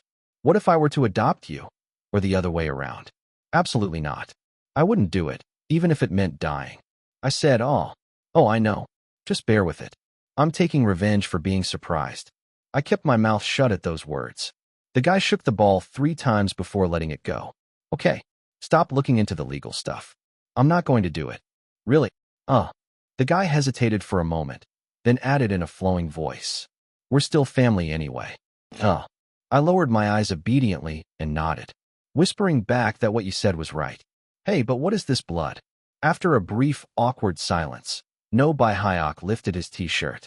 It seemed like there was blood on the guy's t-shirt from the intense scuffle just now. And, come to think of it, my face is no joke right now. A sudden thought occurred to me, and I quickly covered my face. I was just trying to set the mood. I felt a little embarrassed thinking about how I had been talking all this time with a bloody face. Before I explain, let's change our clothes first. I'll wash my face too. Hey, where are my clothes? In the 3rd drawer over there. After explaining to No Bai Hyok where the clothes were, I went into the bathroom attached to my room. Wow, it's brutal. The only good thing is that it doesn't look like a murder scene because he didn't vomit a lot of blood like last time. I carefully wiped the blood stain that was stuck to my chin. After changing into clean new clothes, I sat down across from No Bai Hyok. So the vomiting I just had was a side effect? Yeah. Every time you vomit, the black stone gets smaller. I told No Bai Hyok everything. After listening to the explanation with a serious expression for a while, the guy suddenly pinched my cheek. I'm going crazy because of you. Why are you deciding that on your own? You should have at least told me. Yeah, I was so selfish. I thought that if I could get rid of the black stone as soon as possible, the people around me would be at ease. I did something without thinking and caused great hurt to the people around me. Needless to say, No Bai Hyuk was in a state of panic, and Song I-jun, who had accepted my unreasonable request, was also in big trouble. He seemed calmer than I thought. Anyway, it wasn't a problem that could be judged by facial expressions. He's just more gentle than other kids, because Song I-jun was also an actor. Little did he know how much of a trauma this incident would leave for him. What if you quit boxing because of me? I felt a pang of guilt when I thought of the child who had been smiling so brightly hesitate when he extended his fist forward. This is the worst, really. I thought that even if this worked, I wouldn't have to vomit blood in front of them. It took 2 hours for the side effects to show up last time, so I thought if I moved quickly there wouldn't be any problems. Who knew I'd be spitting up blood in just 2 minutes, huh? Even so, it's just an excuse. Whatever it was my fault for doing it on my own without any consultation. Let's not do this again. I promise. From now on, we will discuss everything before proceeding. Huh. No Bai Hyuk released her hand only after she made the finger promise 5 times. His face looked tired as he sighed deeply, as if he was finally able to catch his breath. Bai Hyuk, how are you breathing? Are you okay? Oh, it's okay now. Wow, I was really surprised. I thought, this is something that a person shouldn't do. I'm really sorry. Oh, you were wrong. The guy poked my cheek and grinned. It's a little better that you brought the envelope right away. But why are you still carrying the envelope around? Has something like this happened recently? No, I didn't have any. I just brought it just in case. Is it true? You're not lying, are you? I won't lie to you. No Bai Hyuk nodded at my firm voice. I was prepared for it because I heard that idols have to go through panic attacks at least once. It's a good thing Nady didn't see it. In the meantime, I glared at the guy who was joking. When I scolded him not to say things like that, he smiled and said he understood. A comfortable laughter filled the space between us. Then what's left is... The guy continued talking with a much improved expression, then paused for a moment. Hey, what are you doing? I know. I had to try not to smile mischievously. Now all that was left was to explain to Song I-jun and Lee Yoon-taek. There are mountains beyond mountains. Chapter 482. Song I-jun often thought about this. What if the reality I live in is a world in a movie or drama? There is always a main character in movies and dramas. But even if he were to actually be in a movie or drama, Song I-jun thought that he would not be playing the main role. Since ancient times, weren't protagonists always people with a refreshing personality who solved problems without a hitch and charmed everyone around them? As the main character who has to convey charm to viewers beyond the screen, Song I-jun decided that someone else would be more suitable for the role than himself. If it's a series, it makes sense. Yes, if there is a main character, it becomes a series. Song I-jun thought so. There were times when it was hard to believe that Lee Yoon-jae had just turned 18, as she seemed like a master who had reached a certain level. There were times when I felt a strange sense of dissonance, as if I had lived 180 years instead of 18 years. A person who is at the center of various incidents and accidents, but always acts calmly, as if it were someone else's business. But he is the kind of person who causes a fuss by trying to solve other people's problems by himself.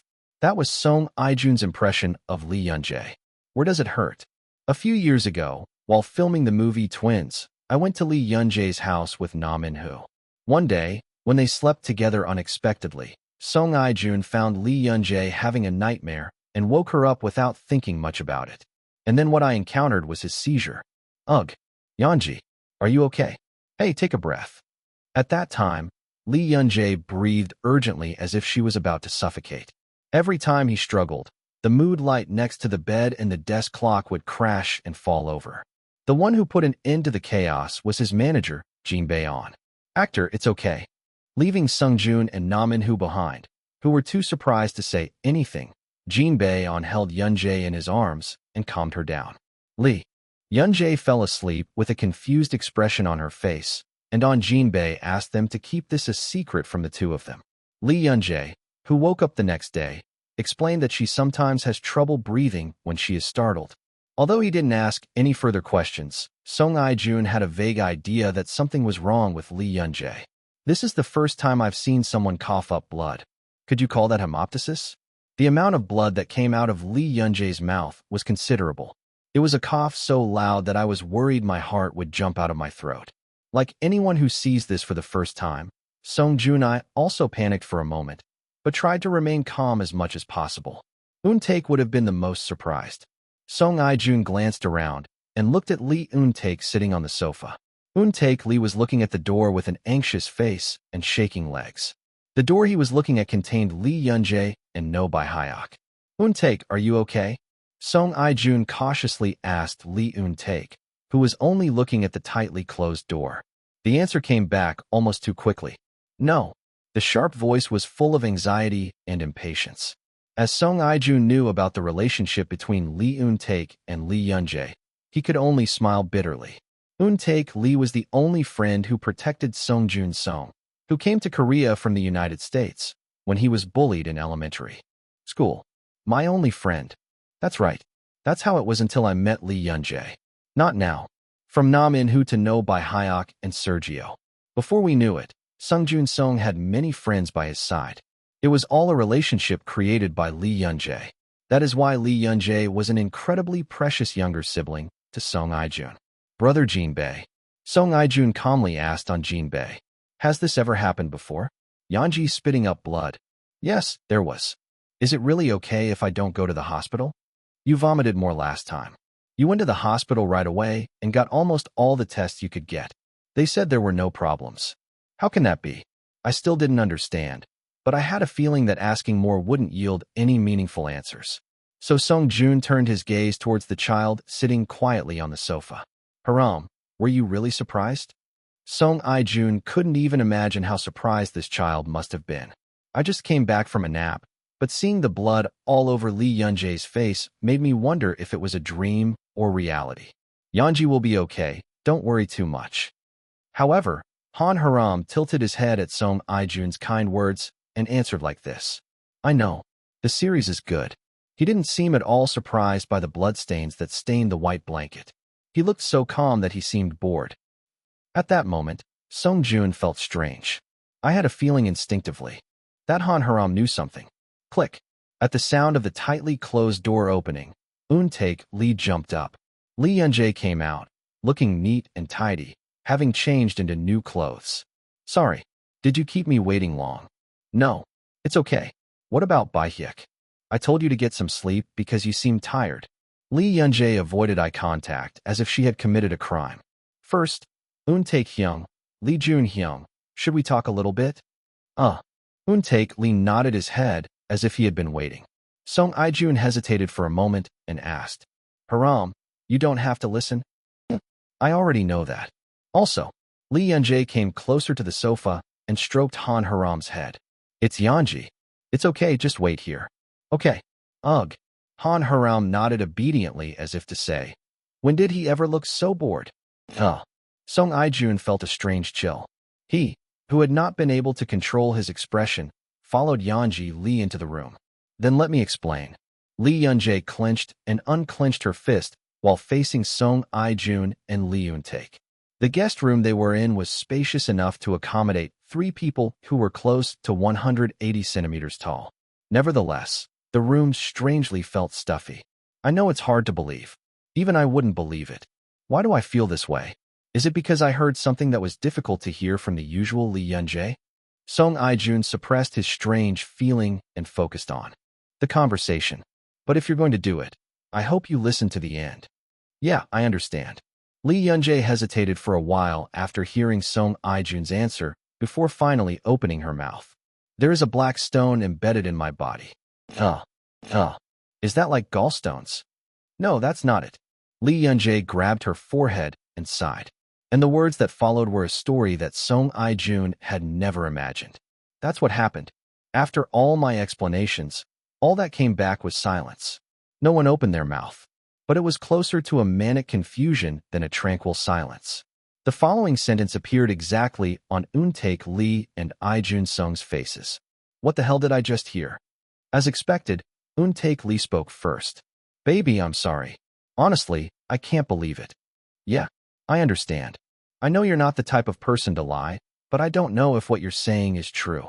His eyes, carefully watching whether I would be hurt by his words, were unusually meticulous for Lee Eun-taek. What about the wound? Rather, if I say that I feel reassured because it seems like you listened to what I said carefully, will you believe me? I answered with a much more relaxed expression. It's hard to believe. I'm a bit hesitant to say this, but I think you might need some psychological help. It's not that there's anything wrong with you. I know what you want to say, Hyung. When I smiled softly, Eun-taek Lee bit his lips as if he was anxious. Jihyun's incident was so shocking to you that you might have unconsciously thought that way without even realizing it. In self-defense, you know what I mean. Yeah, that could be the case. I nodded calmly, but the next words were spoken decisively. But like I said before, there is clear evidence that the fog exists. And Huram gave me the address when I was kidnapped. Baby. But I know why you do that, Hyung. In fact, I wish I was just crazy. He smiled bitterly. Why wouldn't it be so? I can't tell you how many times I've thought that the black stone and the bad luck factor in all of this was just my imagination and that I was just crazy.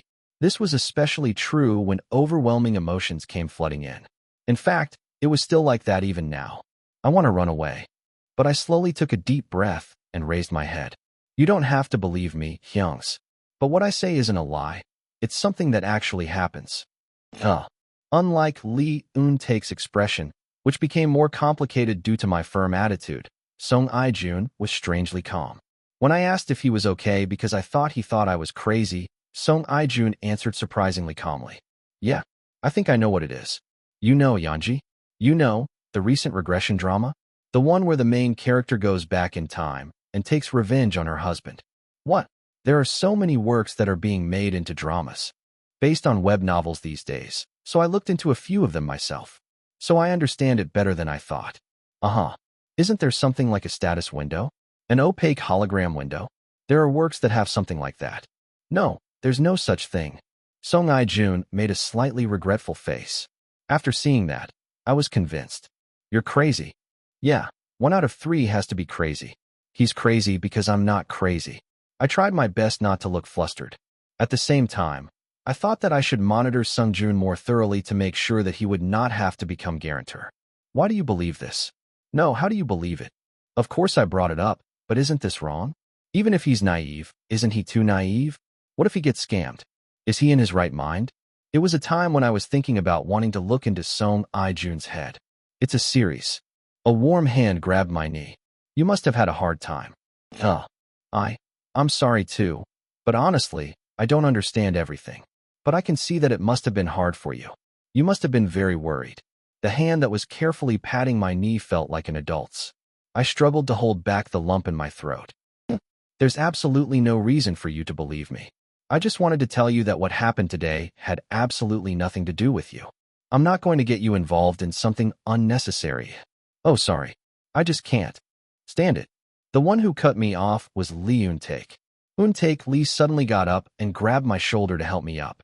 Hey bro. Sorry, I'm in a bit of a hurry. I moved with my body almost half lifted by the ominous force. I'm sorry for believing modern medicine over my brother's words. I know I'm trash, but I think you've done enough to endure it until now.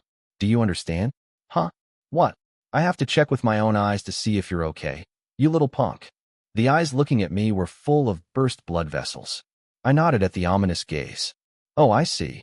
In the meantime, I felt a little wronged. Why don't you just tell him to go to the hospital like normal? You crazy idiot. Chapter 483. Before we knew it, it was night. The only university hospital open at this time was the emergency room. But luckily we had Jinbae Hyung. To be exact, there was a doctor who called Jinbae Hyung Master. Based on the test results, it looks like there is no problem. After doing some tests, the doctor said the same thing as last time. Does that make sense? Eun-taek Lee spoke angrily to a doctor he was meeting for the first time, and Song I-jun immediately pointed this out. Only then did the doctor smile warmly as he looked at Eun-taek Lee, who was apologizing with an, "Oh my. It's okay. It's nice to see you again after such a long time, master," as if you were a student. What? When I suddenly got up at those words, Jinbae quickly sat me down. Teacher, why are you suddenly saying that? Jinbae Hyung also looked as flustered as I was. I wanted to shut Jinbe's mouth when he asked me to explain the test results first. What is this? It's a black stone and a side effect. So what does that have to do with anything now? Did Jinbei Hyung act like Yintae Hyung when he was a student? What an insult.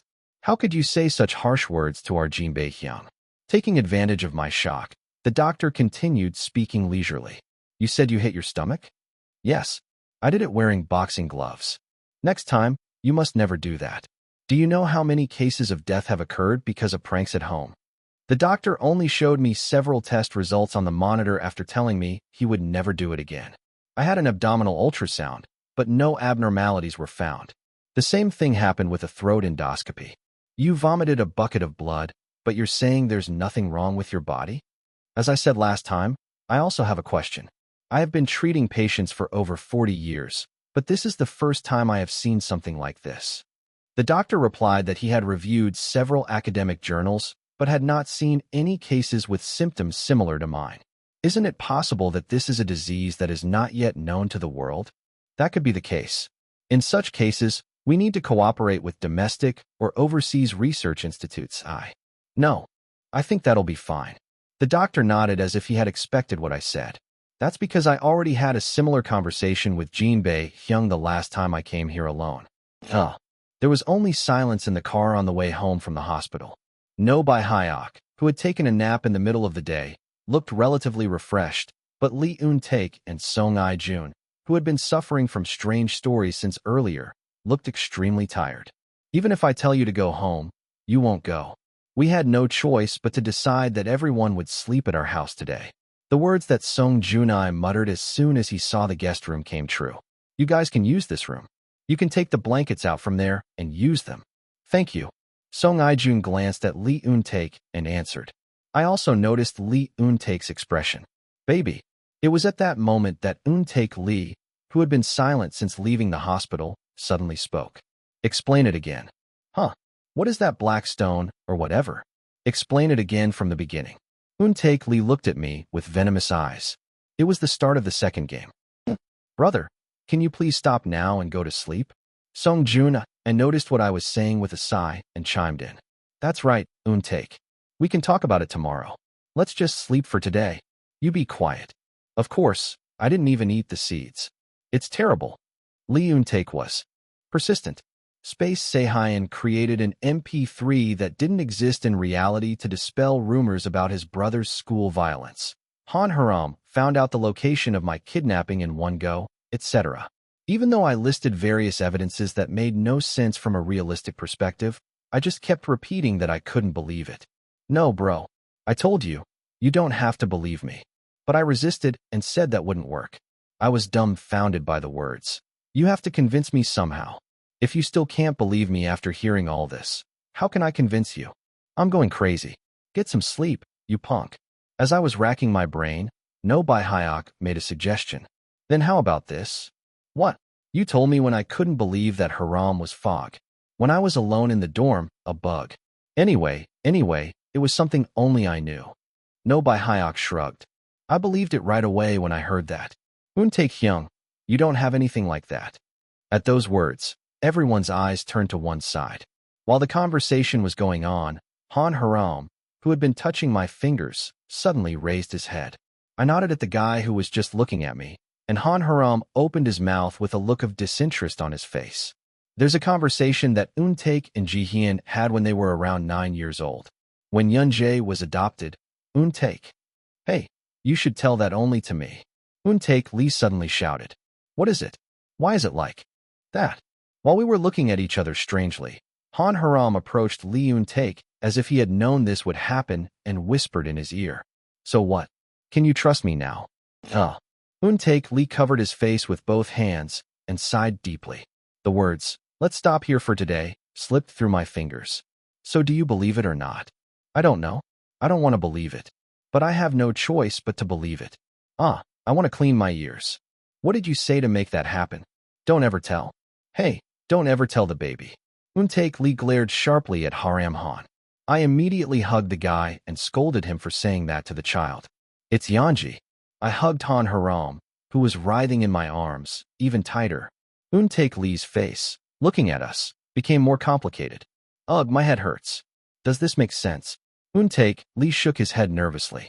He said honestly, he wanted to pretend not to hear me at all unless I started vomiting. That makes sense. If it weren't for Song Ijun, Eun-taek Lee would have no interest in dramas or science fiction. I was about to tell him to stop here for today because his face was so tired. But the more I think about it, the less I understand. Eun-taek Lee frowned and muttered, "What? Then you knew that before we met again. The reason why something unfortunate happened to you." However, Eun-taek Lee suddenly spoke, as if he had noticed the question mark on my face. "But why did you say that Ji-hyun died because of you? If it's true, then it's not your fault." I couldn't say anything. Eun-taek Lee started spewing out words without giving me time to prepare. No matter how much I think about it, I can't understand it. You're an unfortunate person, or something. In the end, you have no will at all. Why is it because of you that this happened? But it's true that it happened because of me. You're being ridiculous. Dude, it all happened as fate would have it. Eun-taek Lee frowned. Then it's fate. Seriously, those monster kids are so funny. Geez, you shouldn't say things like that. Shut up. No Bai Hyok narrowly stopped Han Haram from rushing at Lee Eun-taek. I couldn't say anything. As I was barely able to swallow my saliva, Song Ijun carefully got up and said that we should step aside so that the two of us could be left alone. I want to see Yeonji cry. Oh, me too. Guys, pay attention. Song Ijun gently persuaded Han Haram and No Bai Hyok and dragged them out. Thanks to those two reckless guys, the tears that were about to fall were all gone. Humph. As I was rubbing my stuffy nose with my hand for no reason, Eun-taek Lee hit me and asked why I wasn't answering. Am I right? If what you say is true, then the black stone should go back to Han Haram. I said it was a black stone. Oh, whatever. It was supposed to be that way, but it wasn't. Then what are we talking about now? Was this something that was supposed to happen? Or is this a new fate? Eun-taek Lee frowned fiercely. I think they just say whatever they want. There's no logic to it. Brother, speak more nicely. Although the expression was a bit rough, Lee Eun-taek's words were completely consistent with what I usually thought. Baby, if what you say is true, then it's not your fault at all. You're the most pitiful person, so why are you apologizing to others? From now on, just keep saying that it's your fault. Thank you.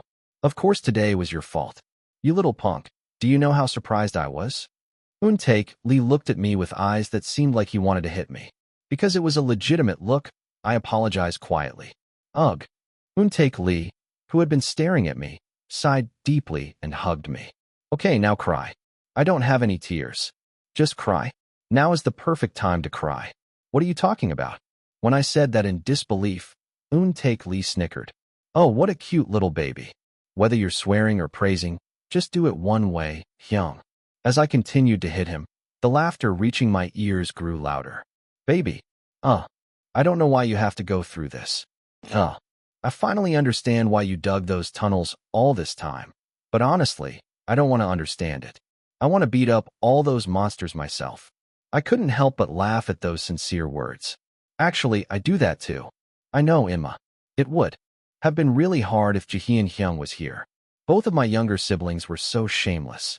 No, I would have played the role of the good youngest. This kid is getting away with it again. This time they both laughed. I felt strangely unfamiliar and escaped from his embrace. Eun-taek Lee quietly relaxed his strength and soon ruffled my hair. You've worked hard. Just work a little harder from now on. And from now on, tell me in advance. Don't startle people. I was thinking of doing that anyway. I'm so excited.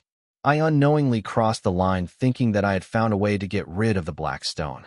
After being powerless for so long, I was overcome with the thought that I had to do one more thing while I had free time. In the fight against the black stone, winning or losing was important, but more important was whether the people around me were hurt. I shouldn't act so recklessly in the future. Let's make up our minds again. Eun-taek Lee tapped me and asked what I was thinking. Before you go to America, stop by my house. Mom keeps bringing up the topic of you. Yeah, I was going to go anyway. When asked how his relationship with his parents is these days, Lee Eun-taek scratched his head. Well, these days, all I talk about is you. It's a huge step forward, considering we didn't talk at all before. Don't hate your parents too much, Hyung. I know, but I don't know, am I immature? I still think Mom and Dad did something wrong to you and me. Brother, I know you did that because you were thinking of me, but there was no need to just cut me off so unilaterally. If you knew how desperate I was, You should have let me contact you at least once. You knew that. If you knew my contact information, my brother would somehow come and get me. What? Lee did not deny it, even though he had a sour expression on his face. A hollow laugh escaped my lips at that sight. I looked at the other person who didn't fall for me even after hearing the explanation about the unfortunate factor. We met after a long journey. At this point, wasn't it fate that we would meet somehow? A funny thought crossed my mind for a moment. Chapter 484. Baby. Huh. Do you remember when Ji-hyun and I went to the playground together? It was really fun back then. The conversation with Lee Eun-taek was comfortable. He casually brought up the topic of Ji-hyun Hyung, and I responded nonchalantly as well. Playground? What playground? Don't you remember? My brother brought me here because he said there was a new place in the neighborhood next door. Well, you were too young to remember. Oh, was that the time when you were riding the swing alone and fell over and cried? What the heck is memory? It's creepy. Eun-taek Lee lightly tapped my forehead, saying that he remembers everything. I swallowed my laughter as I looked at the guy with the sour expression. Thank you. I know it well. All of this conversation was possible thanks to Lee Eun-taek's consideration. It's not something you can talk about casually. It will always be like that when Ji-hyun talks about his brother. Because even after several years or even several decades, I will always feel the void my brother left behind. But it's okay. It wasn't just pretending to be okay, it was really okay. Why? I'm not alone, what? What Ji-hyun said about Hyung wasn't something trivial. But when I'm with Lee Eun-taek, at least the two of us can talk without any worries. Good. I liked this sense of stability. I quickly covered the corners of my lips that had gone up without me knowing with my hand. Brother, what did Haram say just now? What? There's a story that Ji-hyun and I told each other when I was adopted. What on earth did he say that made Lee Eun-taek believe in the black stone all at once? It was pure curiosity, but the other person frowned viciously. Why are you curious about that? I will never tell you, so wake up. When I was first adopted, my brother really hated me. It's obvious. Did Ji-hyun badmouth me to my brother? What are you talking about? It was my brother who swore at you. He said you were so ugly. He asked how someone could be that ugly, I think. Uh-huh. So that's what Ji-hyun Hyung said. Hey, at least pretend to believe me. Eun-taek Lee ran towards me with a face that looked like he was dying from hatred. I quickly ran away, avoiding the punch that had no strength whatsoever. The pointless game of tag continued for several minutes, and eventually I was the first to declare defeat. Enough is enough. I'm dying from exhaustion. Why are you so weak? Is it because you're short? What should I do? Brother, I'll be home soon, huh? Okay, let's not talk. I swallowed my words as I was about to say that I didn't have much left to reach 180 centimeters. What's the point of telling that to someone who's already over that height? This is ridiculous. Honestly, for someone like me, aren't I on the bigger side? If you look closely, Lee Eun-taek is unusually tall. Look, you can tell just by looking at the kids around you. First of all, no Bai-hyuk. Well, he has different genes, so leave that out. Then Song-i-jun. Take this one out too. NAID members, we have to take them out too. I don't know. Take them all out. Who's left? Huh. Jean Bai. Okay, that's it. Okay. Don't tell me. Because I'm lethal, really. Let's drink lots of milk. I was about to open my eyes, making a firm resolution in my mind. Eun-taek Lee tapped my forehead. I'm telling you a story. My growth plate hasn't closed yet. I'll grow taller from here. I can be taller than my brother. Huh. Grow up a lot. Lee Eun-taek tilted his head. The expression on his face that said he didn't know English was even more shocking. Huh. I'm the only one being wronged. Again. Why? What were you trying to say?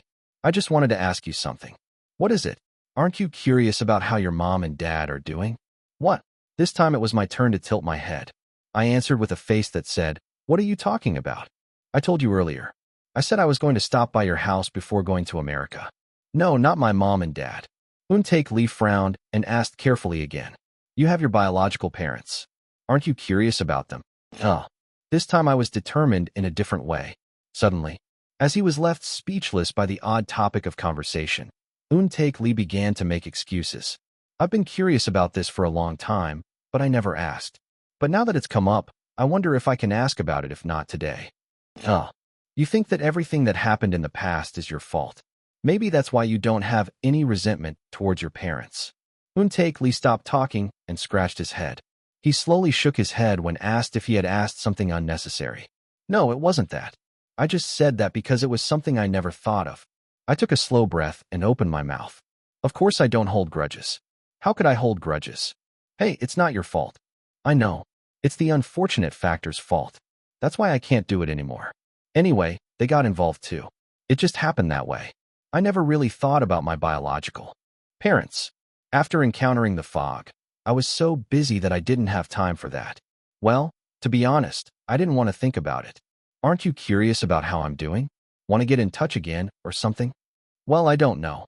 I deliberately kept a blank expression on my face. Lee Eun-taek made a puzzled face at my response, which was neither positive nor negative. What if I get in touch with my biological parents? Then, will we be fine again like our parents? I don't know. I think it'll be enough to think about it when I get there. What kind of kid are you talking like you're talking about someone else? It's not something you need to worry about buying. If you were curious about how your biological parents were living, you should have asked Fog a long time ago to find out. But is it really necessary to do that? I still have a lot of family. Just taking care of the people around me was overwhelming. This is even more so when you think about how to safely get rid of the black stone without bothering so many people. Have you heard anything? No, that's not it. I was just curious. Then let's think about it later. Should we go out now? Eun-taek Lee agreed to my words that everyone would wait. As I opened the door and went out, No Bai-hyuk, Han Haram, and Song I-jun were sitting in a row waiting. What? You didn't cry? That's too bad. As soon as he saw my face, he slapped No Bai-hyuk on the back while he was muttering. Like this. It hurts. I hit you because it hurt. He pushed the kids into their rooms, saying they should sleep for today and talk about it tomorrow. Well, time has passed quickly. I felt a bit tired. Eun-taek Lee and Junai Song went into their room on their own, and Haram Han slyly glared at Bai-hyuk. No. I'll just let you see me today. Han Haram, who had been mumbling like that, entered the guest room alone. I'll wash first. Ugh. No Bai-hyuk, who followed me into my room, quickly changed his clothes. While I was diligently applying lotion to avoid getting scolded by Jinbei, No Bai-hyuk came over and shook his wet hair. How is it? It's like what I said to Eun-taek and Junai. It doesn't feel real. I think I would do the same. But isn't this level of reaction okay? I nodded silently. Yes, that was a fairly mild reaction. I don't know if you'll really believe what I say. That was their business, it wasn't my concern. As I was about to apply the lotion, I felt a hand poking my cheek. Why? I just feel a little bit like that. What? When I turned my head, No Bai-hyuk was making a pouty expression. Well, I guess Jinbei and Jeongyeon are your guardians, so let's leave that aside. I thought I would be the only one who knew from now on. The guy grumbled, saying that it was ridiculous that two people had gotten involved out of nowhere. Bai-hyuk. I snickered and poked the guy in the same way. Thank you for today. Okay, you know it. No Bai-hyuk smiled broadly and lay down on the bed. Bai-hyuk, you should dry your hair and go to bed. I told you it'll dry up on its own. Stop nagging me. If you sleep without drying your hair properly, you'll lose your hair.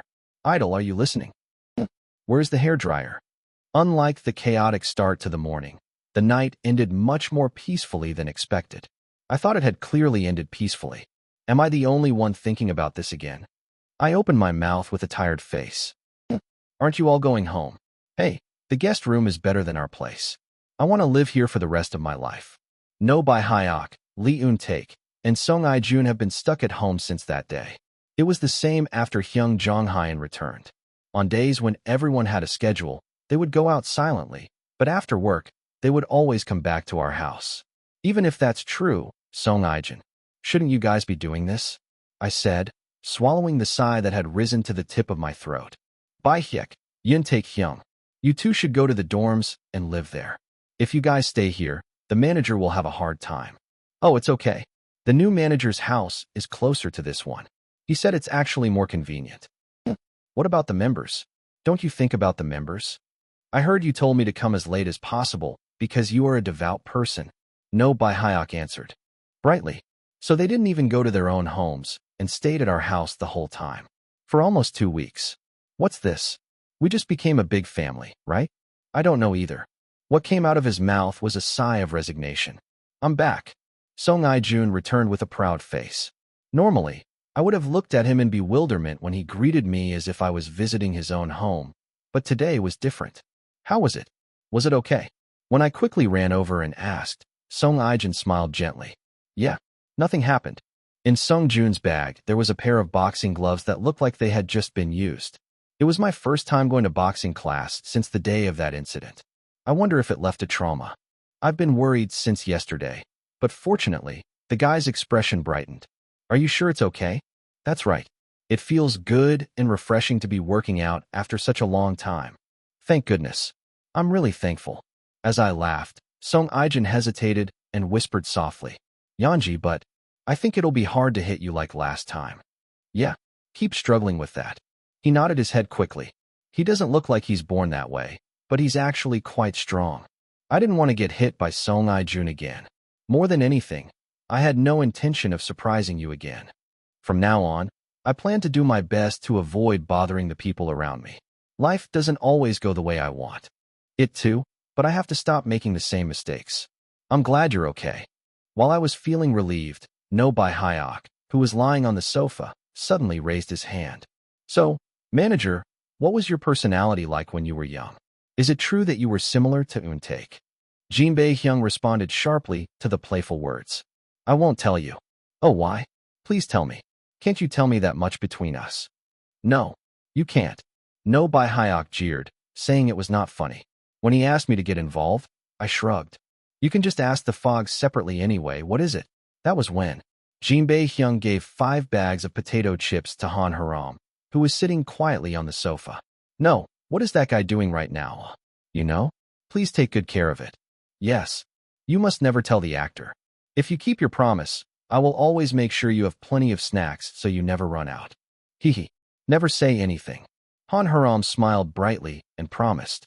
I had to look at the guy who betrayed me for just a few cookies. As I was shaking with a sense of betrayal, that day arrived before I knew it.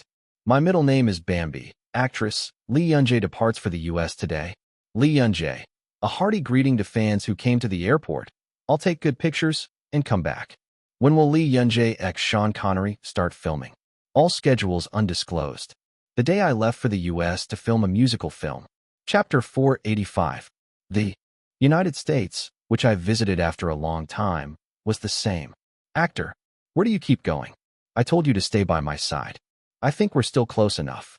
No, please stick closer. This means that Jin Bae-hyung's protection was consistent. Perhaps because of his brilliant record of kidnapping, Jin Bae-hyung was even more sharp. A gentle person is suffering needlessly because of me. I felt sorry and carefully patted his large back. You can move this way. Oh yes. Thank you. Of course, Jin Bae-hyung wasn't the only one by my side. Thanks to the company doubling its security services, there were plenty of bodyguards around. By the way, teachers, I really appreciate you watching over me. I can't see anything in front of me. It was an exotic landscape, and the only thing that caught my eye was a black suit. Because of that, I couldn't tell whether this was the southern United States or Namyangju, Gyeonggi Province. Can't I just ask you to step away from me a little bit? I'd like to take a look too. I debated whether to say something or not, but decided not to bother the people who were working hard, so I just stayed quiet. Actor, we have arrived. As I was walking, looking only at the black suit, I found myself inside a hotel room. You can think of this as your accommodation while filming a movie. Jinbei unpacked his luggage in a familiar manner. By the way, the security guards will work separately from the hotel security company, so you must tell them where you are going. Got it. You can't even go for a walk. Brother, who pays for the accommodation here? Why are you curious about that? You don't have to worry about it, actor. It's because it's so flashy. I looked around the room without hiding my trembling expression. That's too much. The rooms were too many and too big for Jinbei and I to stay in. Surely you didn't use Jinbei's personal money, did you? At that moment, I was thinking that if that was the case, I should change rooms immediately, even if it meant staging a one-person protest. Dripping. The door burst open with a loud knock. Long time no see, Ethan. How have you been? David approached with a big smile on his face. My guess turned into certainty as I saw him enter my house, without any hesitation, as if it were his own. David paid for my lodging here. What? It's been months since I've seen you. What are you talking about? You don't even say hello? Hello? Long time no see. Nice to meet you. So, did David pay for your accommodation here? What kind of kid doesn't say a word? Tisk. David flopped down on the sofa with a bored expression on his face. Yes, I paid for it. No, to be exact, the production company paid for it. He's the only lead actor, so shouldn't they take care of it? I appreciate that, but I think it's too much. I'm not going to stay here for a day or two, and it's going to cost too much. Oh, stop. Nagging, David grumbled, asking why nothing had changed. The other actors were asking what kind of room this was and asking for a room upgrade right away. You're really weird. He shook his head and then spoke urgently. Okay, let's take a break and then go check out the studio. Say hello to the actors you'll be filming with. Everyone's waiting for you. It's already been a year since I first met David. You could tell just by looking at his trembling eyes that he had just said that to change the subject. But, go right now. There was also a set answer that I could give. Anyway, David knows me too well. The musical film that David invested in and Sean Connery directed had a completely different vibe from the works I had made so far. A bright and cheerful movie from beginning to end. In any movie, in order to achieve a storyline of introduction, development, climax, turn, and conclusion, the main character experiences a crisis. But in this movie, even the crisis was set up so that it could be viewed lightly without much emotional consumption. I've already said that I play a fairy. In addition, the main setting was the lush forest of a fantasy world. That's amazing. I've done quite a few works so far, but this is the first time I've played a character with such a flawless appearance. Wasn't Yu Hyan's first role, the butterfly riding the Zelkova tree, full of wrinkles? The abandoned crown prince who was not chosen even by his first love. In addition, there are the test subject Han, who was used by those around him and died, and the patient Ethan, who took his own life instead of dying from an incurable disease, etc. The differences were even more evident when compared to the characters I had played in the past. Without killing anyone, and without dying. You don't even need to wear makeup that's soaked in blood, right? There wasn't even a drop of blood, let alone a whole lot of blood. It's amazing. As I was filming, all sorts of things happened. But the strangeness didn't end there. Hello, this is Lee Yun-jae. I ask for your help in the future. Nice to meet you. I missed you so much. Wow, the photo doesn't capture the real thing. How am I going to fit you in the same frame? I'm already at a loss. The actors I appeared with welcomed me more than I expected. Honestly, I thought there would be some degree of prejudice. In this musical film, there are many supporting actors besides me, the main character. However, most of them appeared as supporting roles, and David was the only supporting actor with a solo number. That means I have to sing a significant number of the numbers that are inserted into this film. There are numbers that I sing alone, but there are also many numbers that I sing in harmony or in a group dance with other cast members. Since the casting was confirmed, I had been practicing alone in Korea the whole time, so I wondered if I could fit in well with the group that had been practicing together for the past few months. However, I think I understand why director Sean insisted so strongly on Yanji. I mean, you sing much better than what I saw in the video. How much practice did you have? This is really great. Every time I sang a song in sync, I received a series of compliments. I smiled shyly and said thank you, but my mind was quickly spinning. Something is strange. It's definitely not a tax. But what should I call this? I felt strangely uncomfortable whenever the actors gave me compliments. It would be better if the compliments were natural, but I felt a sense of obligation when the compliments were poured out without context and without thought. Could this be this person's influence? I just rolled my eyes and looked at the person next to me. David has been right next to me ever since he came into the studio. There is at least one person here who doesn't know that he is both an actor in this film and a huge investor. Since he was so openly using nicknames like My Ethan and Honey, it seemed like everyone was naturally watching me closely. I nodded, now understanding the situation. The lead role had not been decided for over a year, and then suddenly an actor who wasn't even a candidate got involved. Well, the casting was eventually done thanks to director Sean Connery and David's push. In simple terms, it means that I am nothing more or less than a rolling stone to the actors who were confirmed to appear a long time ago. David, who knows that, seems to be marking his territory by saying, "Don't touch this guy." But that only lasts for a day or two. David's cover was appreciated, but I couldn't rely on it completely. The longer the coercive atmosphere persisted, the more likely it was that it would lead to negative results and create strange rumors. So on the first day after my studio tour, I told David that he didn't have to be by my side anymore. Are you sure it's okay? David was quick-witted, after all. Instead of interpreting my words as just telling me to go about my business, he immediately understood what I meant. Even if it's not okay, what can I do? I have to endure it. You can say that because you haven't experienced it. I guess so, but it's not something we can avoid forever. David sighed as I shrugged. I get it. They have their moments, so they won't harass you openly. But they'll likely secretly tease you. Are you really okay with that? Yes. I will try. I know you're mature for your age, but I'm worried. More than anything, you. David paused. I saw that he was hesitating whether to bring up that word or not. So I smiled and answered instead. You're Asian? Yeah. You're the only Asian actor here. Since racial discrimination is such a sensitive issue, I don't think they'd do anything stupid. But there was a lot of worry in there. Words that the words they unconsciously said could scratch me. It was surprising that a white man at the pinnacle of privilege could be so thoughtful. That must mean you care about me that much. I was so grateful for that I laughed out loud. Thank you for your concern. I told you to stop laughing and listen seriously. If you hear anything tomorrow, call me right away. Okay.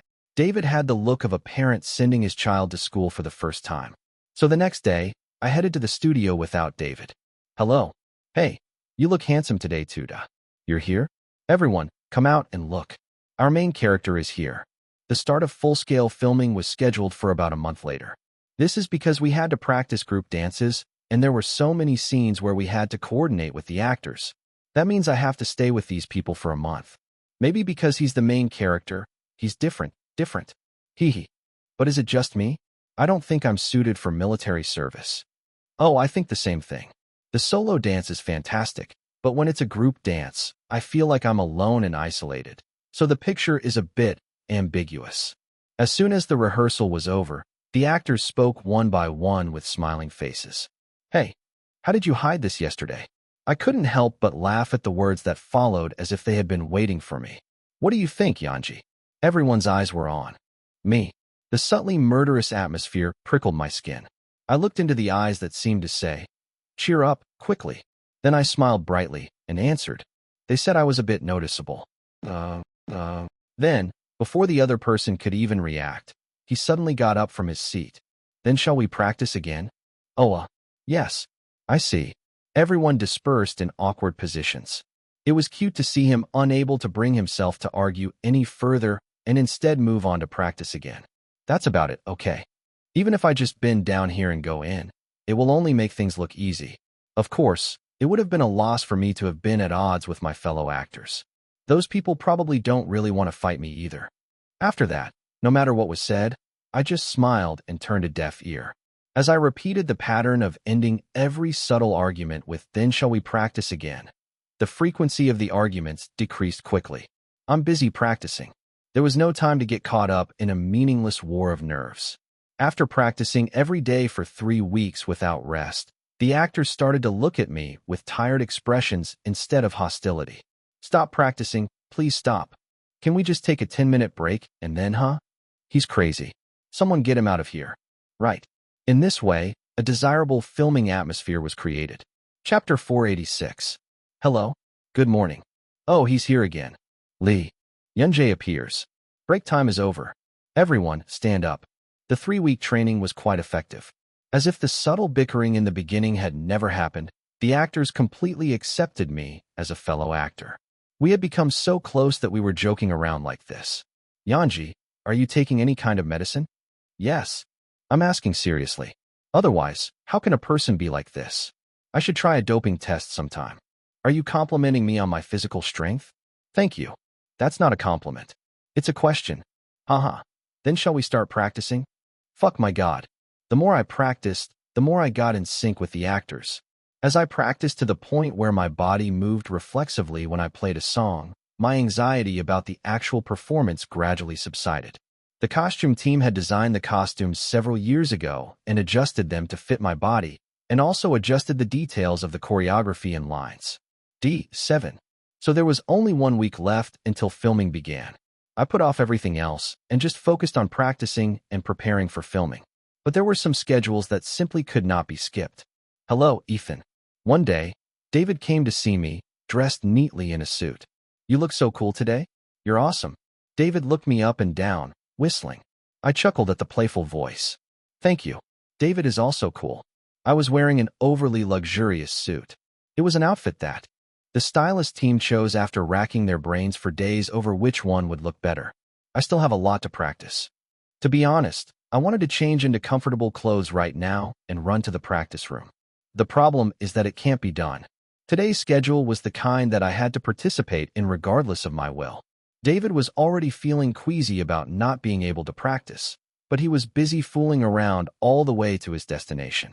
David, shall we play a game where we stay quiet for 10 minutes? Oh, why? I'm doing this to make you relax.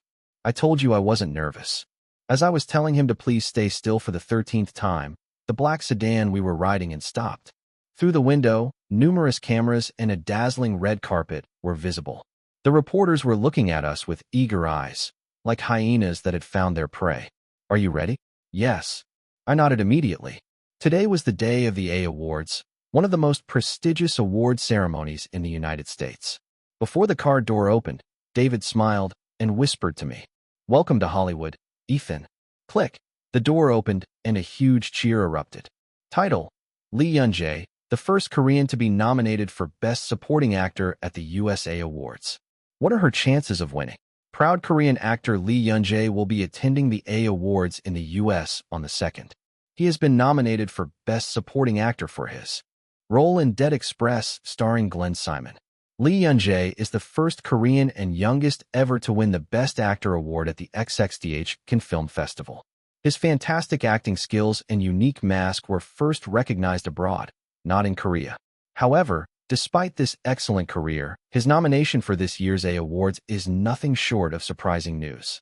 The A Awards ceremony, known as the most prestigious in the American television and film industry, is based entirely on the United States. The Cannes Film Festival is an international film festival aimed at screening films and is different from local awards ceremonies aimed at awarding prizes. Also, unlike the Cannes Film Festival, where a small jury determines the winners, the A Awards are decided through voting by the association members from the nomination stage. Unlike international film festivals that target international works, only those that are recognized as popular in the United States can be nominated. Lee Young-jae made her Hollywood debut last year in the medical drama Atlas Dilemma as the terminally ill patient Ethan, and then she garnered a lot of attention by playing the delinquent teenager Jake in Dead Express. Lee Young-jae's reputation as an actress quickly grew both domestically and internationally. He was recently cast as the lead in director Sean Connery's new film and is now nominated for the American A Awards. This shows that actor Lee Young-jae has established himself as a notable actor not only in Korea, but also in Hollywood. But not everyone sees it positively. Given that the awards show has been embroiled in controversy over racial discrimination over the years, some have questioned whether the show is trying to avoid controversy by nominating as many actors of color as possible. The A Awards ceremony has been known to give awards to white actors, excluding Asian or Black actors. Whether this year's A Awards ceremony can completely escape the racial discrimination controversy is a new question. Although its status has declined compared to the past, the A Awards is still one of the most prestigious awards ceremonies in the United States. If you don't look at it in a biased way, it's a positive thing that a Korean actor was nominated for this award ceremony. No one knows whether actor Lee Young-jae will end up being nominated for the Best Supporting Actor award or whether she will actually win the award. The A Awards ceremony is exclusively broadcast live on the domestic channel. You can also watch it live on the channel app, so let's check it out for ourselves on the 2nd. This is crazy.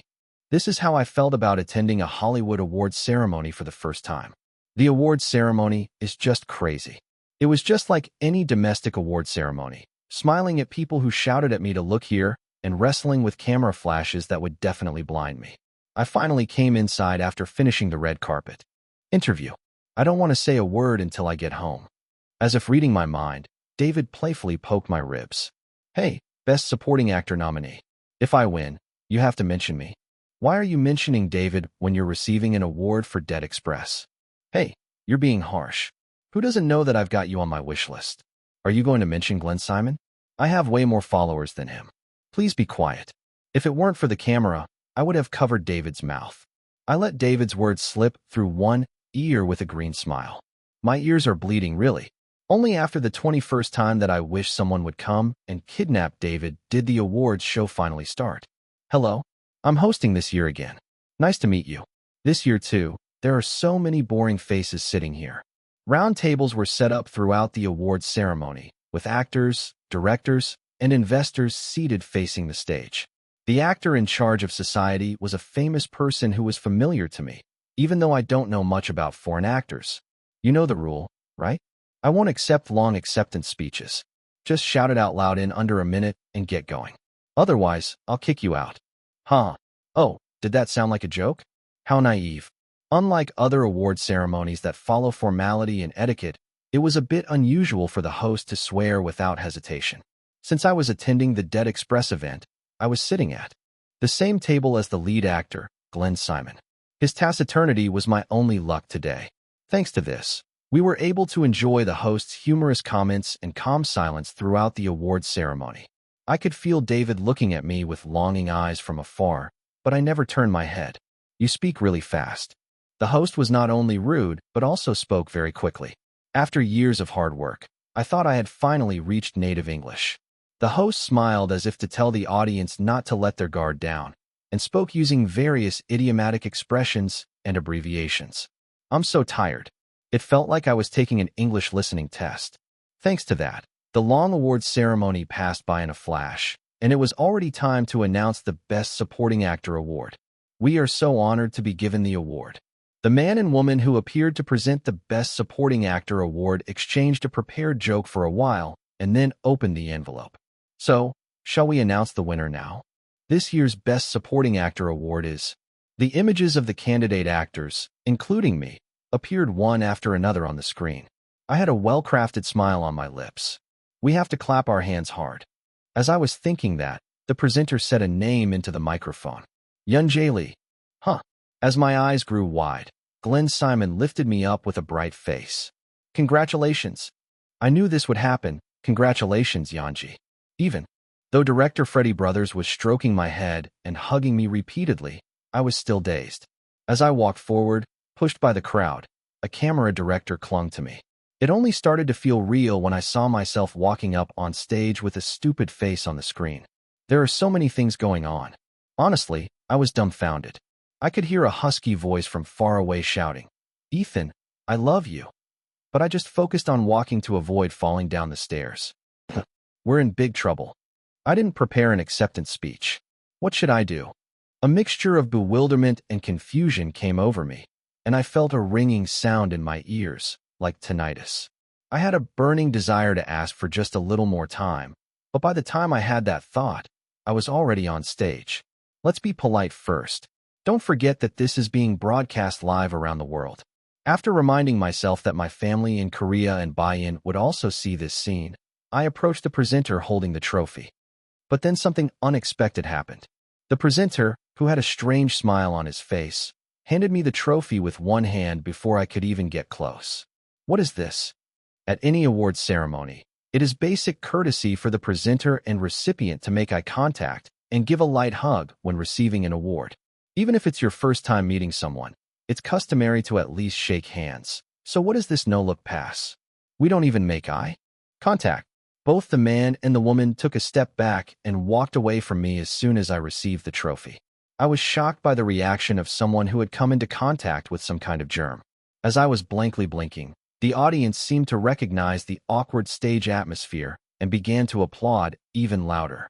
I couldn't help but laugh out loud. Is this how it comes out? Chapter 487. What? Even though I don't know much about foreign cultures, I know this much. Just now, 2 award presenters blatantly ignored me. Why on earth?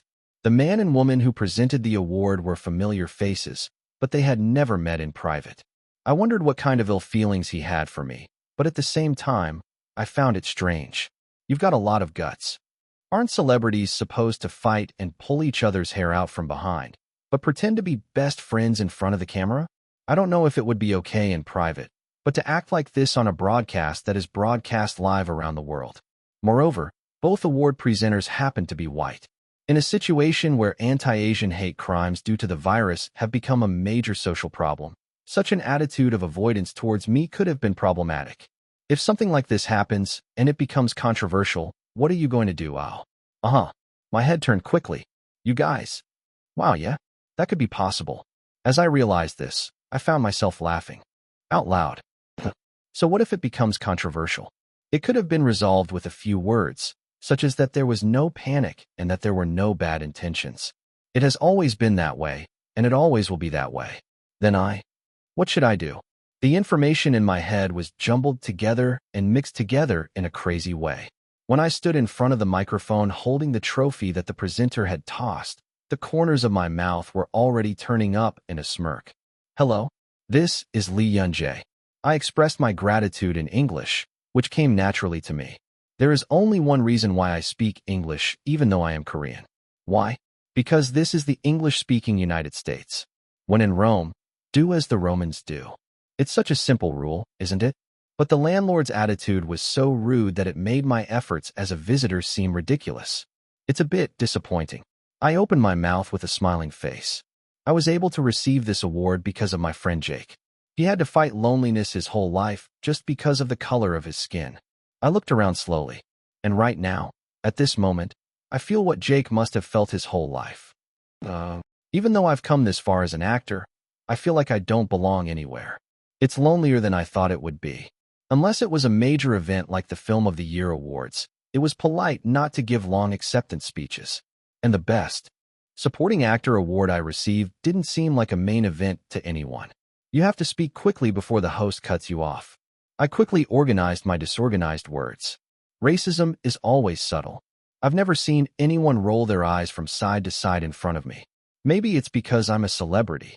I wonder what it would have been like if I hadn't been a celebrity. If I had just been Lee Yun-jae instead of actress Lee Yun-jae, I wonder if I would be standing here. For the past 3 weeks, I've been receiving subtle criticism and flirting from my fellow actors.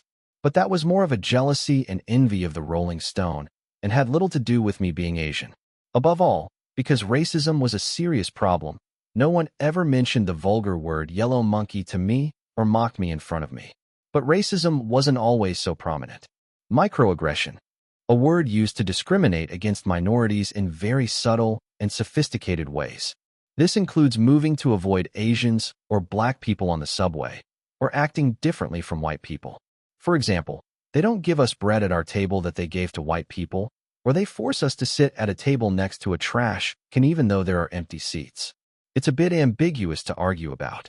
I felt strangely bad, but I couldn't protest. Even if I protested, I thought the response would be that I was being victimized, and I myself couldn't tell whether this was an unusual thing or not. That's why I was grateful to the award presenter who gave me this award. A suffocating silence filled the room. I took a calm breath and opened my mouth.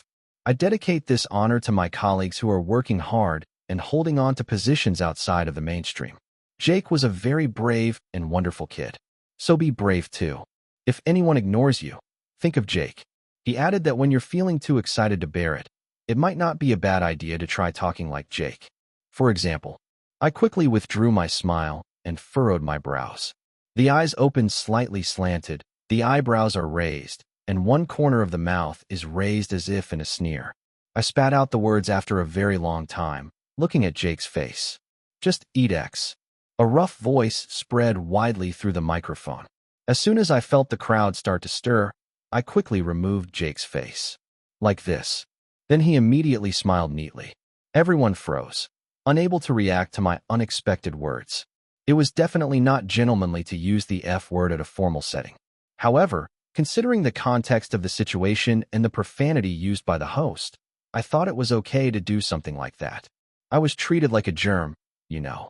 Wouldn't it be so unfair if you couldn't even say something like this? After a brief moment of such subtle silence, someone began to applaud loudly. You are the best, Ethan. It was David. As he jumped up and clapped, the other actors also stood up and started clapping.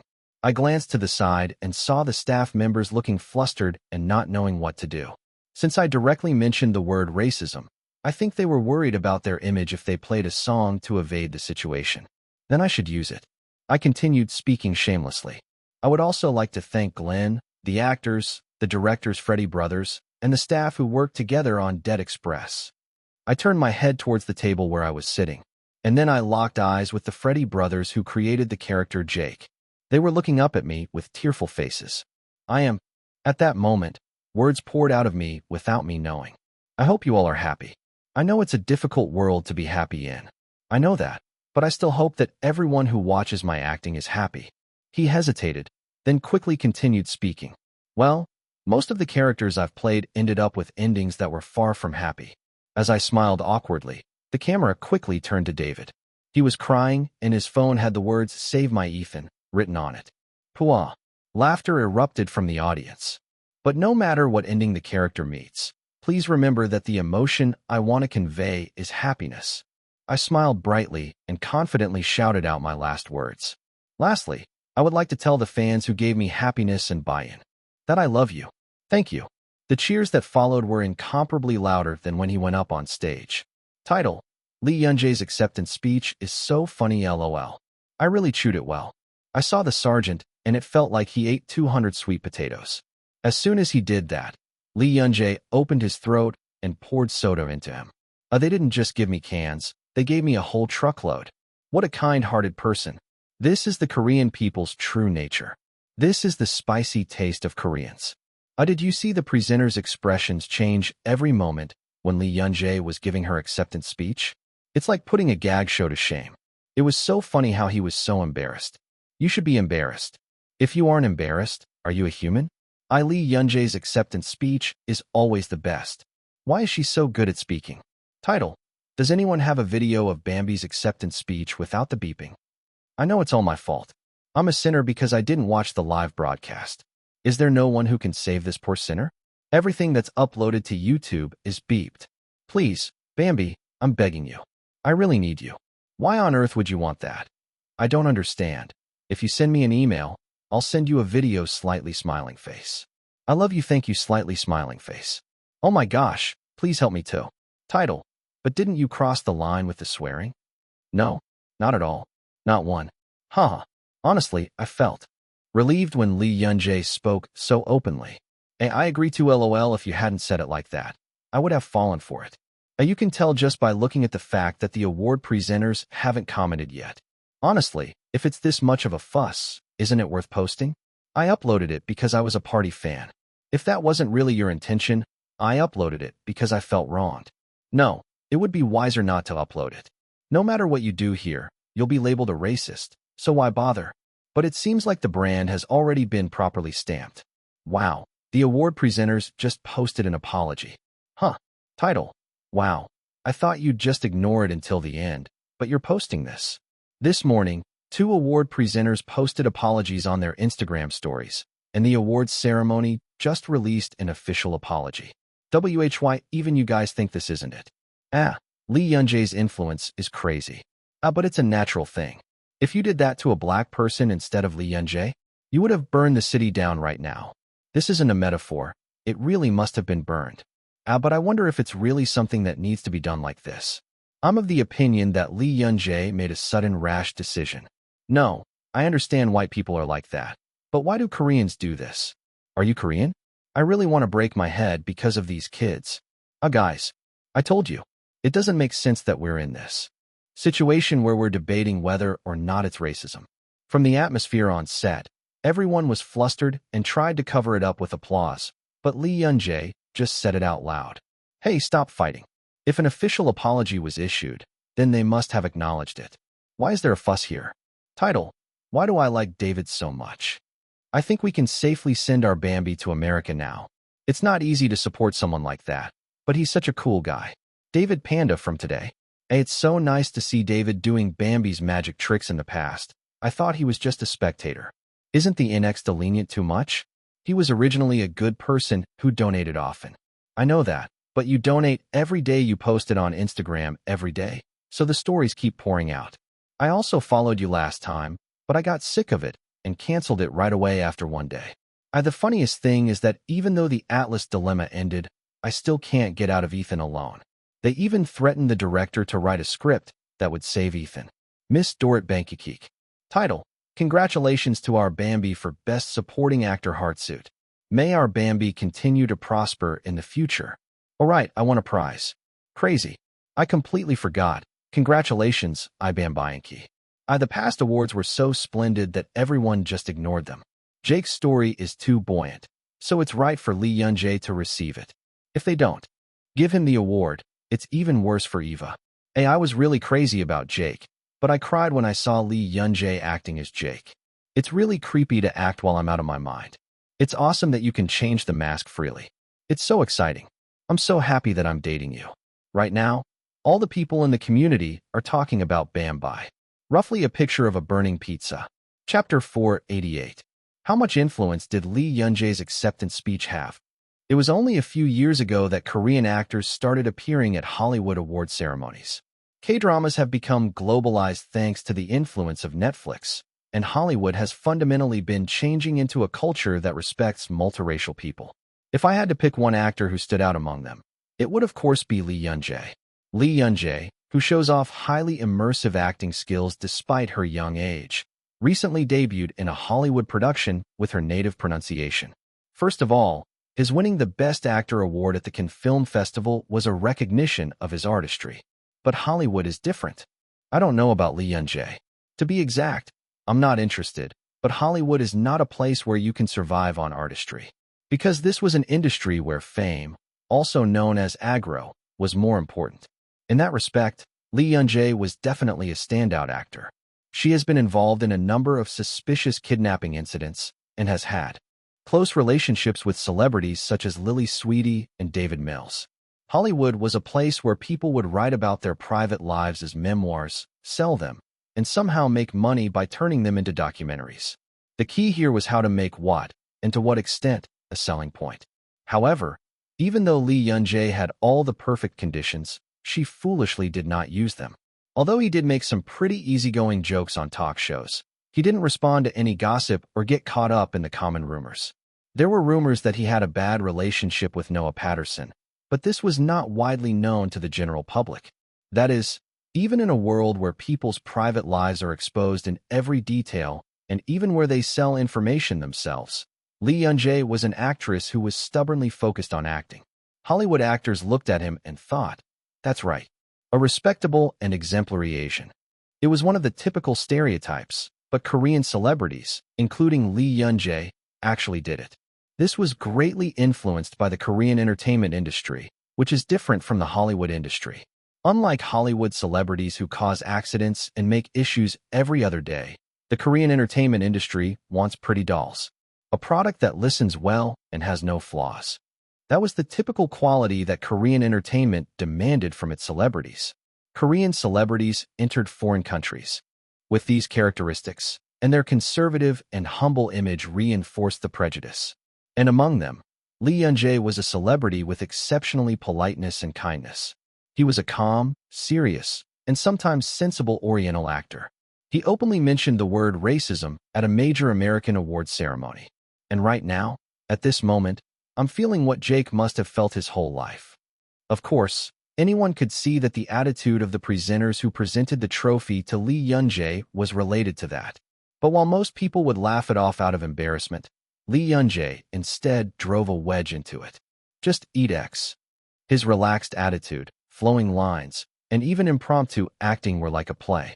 The repercussions of that polite protest were beyond imagination. It was a shameful moment for me to be of the same race as them slightly frowning face. Are you crazy? You're saying that in the glorious place where you hand out trophies? The lesson this incident taught me, don't show off your stupidity. As soon as the awards ceremony ended, all social media blew up. Since the person in question directly mentioned the word discrimination, it was impossible to respond by saying, that wasn't my intention. The presenter's facial expressions, gestures, and even their backsteps were captured and taxidermied in nanoscale units. The awards ceremony, which had not made an official response despite the numerous controversies in the past, quickly released a statement. The racist attitude of the award presenters is very contrary to the values that the awards ceremony seeks to uphold. In short, The controversy was a very personal matter that occurred during a live broadcast and had nothing to do with them. People were outraged at the perfect tail cut. Since the presenters had already posted apologies, the target of the anger turned to the awards ceremony itself. There was a controversy when a video was circulated of instances of Asians unilaterally playing a song whenever they gave their opinions. In the end, the A Awards ceremony went through several more iterations of deleting and editing several sentences in the statement before finally issuing an apology for something they were unable to control. I hope this incident doesn't end as a controversy, and that all award ceremonies take note and learn from it. These are the rich people who make thousands of dollars a year and act like that in public? Seriously, they need to go back to school. Actress Lee Yoon-jae said something really good. I'm grateful that he mentioned his colleagues. How brave is it for a young actor who grew up in Korea to stand at the top of Hollywood and say something like that? I admire that. Am I the only one who found sweet the line, "I hope everyone is happy," in his acceptance speech? XD, he seems like such a sweet person. The internet was literally turned upside down. What was Lee Yoon-jae doing in this chaotic situation? I'll beg. You like this, okay? Please stop now. Let's stop now. Everyone.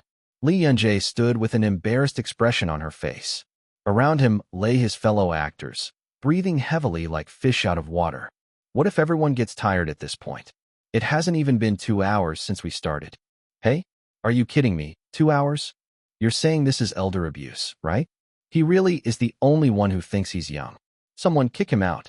The fellow actors shouted with furious faces. Yes, that's right. Lee Yoon-jae was doing Lee Yoon-jae. I think I need to increase my practice time. I looked at my watch to calm my anxious mind.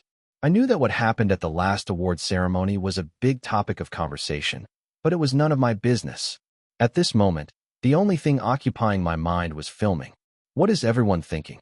The day after the awards ceremony, as soon as I arrived at the practice room, the actors ran towards me with their cell phones in hand. He said something that was either an insult or a compliment, like, "What a crazy, great kid," and then started asking me all sorts of questions. Well, I ran away right away when they asked me if I wasn't going to practice. It's all in the past. The award recipients were contacted separately. When he said he was truly sorry, I said I understood, and when he said he wanted to buy me a meal, I made up an excuse that I didn't have time because of practice. I'm dying from exhaustion. I think I should have stopped at this point, but my fellow actors were amazing. It was surprising how whenever he had a moment to catch his breath, he would immediately start talking about the awards ceremony. What are you so curious about? I thought hard on my own, but I couldn't come up with an answer, and in the end, the only person left for me was Jin Bae-hyung. I think everyone is not focusing enough on practice. Haha. As soon as I got in the car, I started grumbling and heard a low laugh. What do you not like so much? It's already a story from the past, so I wonder why you're so curious. There's no follow-up story, right? Even though I was just concentrating on practicing, it was annoying that he kept talking about other things during busy times. Knowing my feelings, Jin Bae continued speaking with a smile. This is an industry that is always full of question marks. They say that if you just say a few words to someone you know, they'll immediately give you a few $100s. Since the actor doesn't give interviews at all, the media must be desperate right now.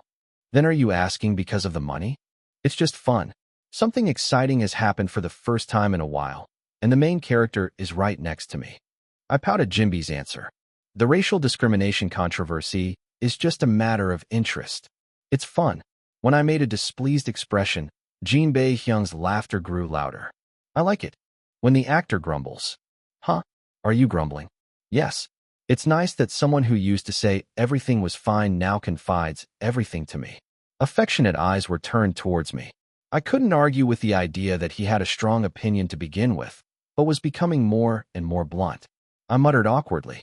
I guess I secretly have a bad temper. Do you know that now? Don't tease me. Let's look at the driver's seat. Jin Bae-hyung chuckled quietly. Don't worry. I like that kind of actor too. Do you think the company thinks that way too? You know our company's position. We told you to do whatever you want. So just do whatever you want. The soft words made me want to grumble for no reason. Why do you always take my side? What if I get even worse here? Yes. Jin Bae responded, as if it was absurd. I wish he would become a little more ill-mannered. And I don't think the actor said that at the awards ceremony because he was ill-mannered. Sure, it's not like you did it without thinking about the consequences. It's hard to defeat someone who knows the power of words. They say that a person who is usually reserved is more fearsome when he opens his mouth. So it tickled my ears to hear the words, "Well done." When people around me said, "It was cider," or "It was cool," I didn't think much of it. Listening to Jinbei Hyung, I felt like I had become something great. What a kind person. Along with the feeling of being softened, a sense of responsibility came over me. I have to do better. As Jinbei said, if I were someone who knew the power of words, I should have been more careful in my actions from now on. In the first place, all of this was possible because CEO Zhang Weiyun invested in me as if I were a stock, not a product of the company. It'll be better if you leave it alone. I guess I can act more proactively thanks to what Representative Zhang said. Still, I realized that accepting the award was a good thing when Team Leader Wu called me with a broad smile on his face. "Yanji, advertising offers are pouring in." They're pouring in. According to Team Leader Wu, I'm being bombarded with advertising offers like crazy. The proposals came from groups that spread anti-racist messages and from several large corporations that support them. I'm so busy filming the movie that I'm out of my mind. I was a little worried about whether I could film a commercial in this condition, but Team Leader Wu spoke so clearly that it seemed pointless. "Don't worry, I'm not planning on taking pictures anyway. I just said it to make you feel better." "Really? That's a pretty good offer. Do you really have to do it?" "You'll do better here anyway. They'll give you a better offer later, so just take it then." "How can you be so confident?"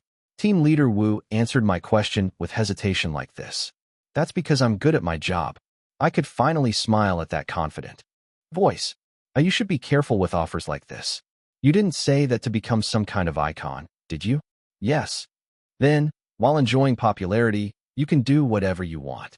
For now, focus on the movie." It was comfortable to have someone who was good at their job next to me. With everything going smoothly, there was only one thing left to bother me. As soon as, "Wow, crazy. It's so pretty. It's my masterpiece." "Actor, just a moment. I need to take a picture of this and send it to actor Zhang Haiyan." While the chaos was going on around me, I looked in the mirror and sighed. I touched my wig with a heavy heart. The ends of her hair swayed and touched her waist. How do I ride the wire with this? The fairy I was playing this time had long hair. That too, long hair that reaches down to the waist. Chapter 489. My hair is now a short length that barely escapes the sports hairstyle. Because I kept my hair short the whole time I was filming the movie Spider. It was nice and cool. Of all the characters I've played so far, this one was the one that particularly revealed the forehead and the back of the head. It was so cool that I even felt a sense of liberation. Who knew that feeling of liberation would only last so long? "Isn't your hair too long?" I stroked the end of my wig absent-mindedly. Even Jake's hair wasn't this long. Jake from the American TV series Dead Express also had long hair, but he could only tie it up at the back of his head. I remember not being able to do anything because my bangs would fall out whenever I tied my hair up. Of course, except for the latter half, he was wearing a beanie every time, so his long hair didn't mean much.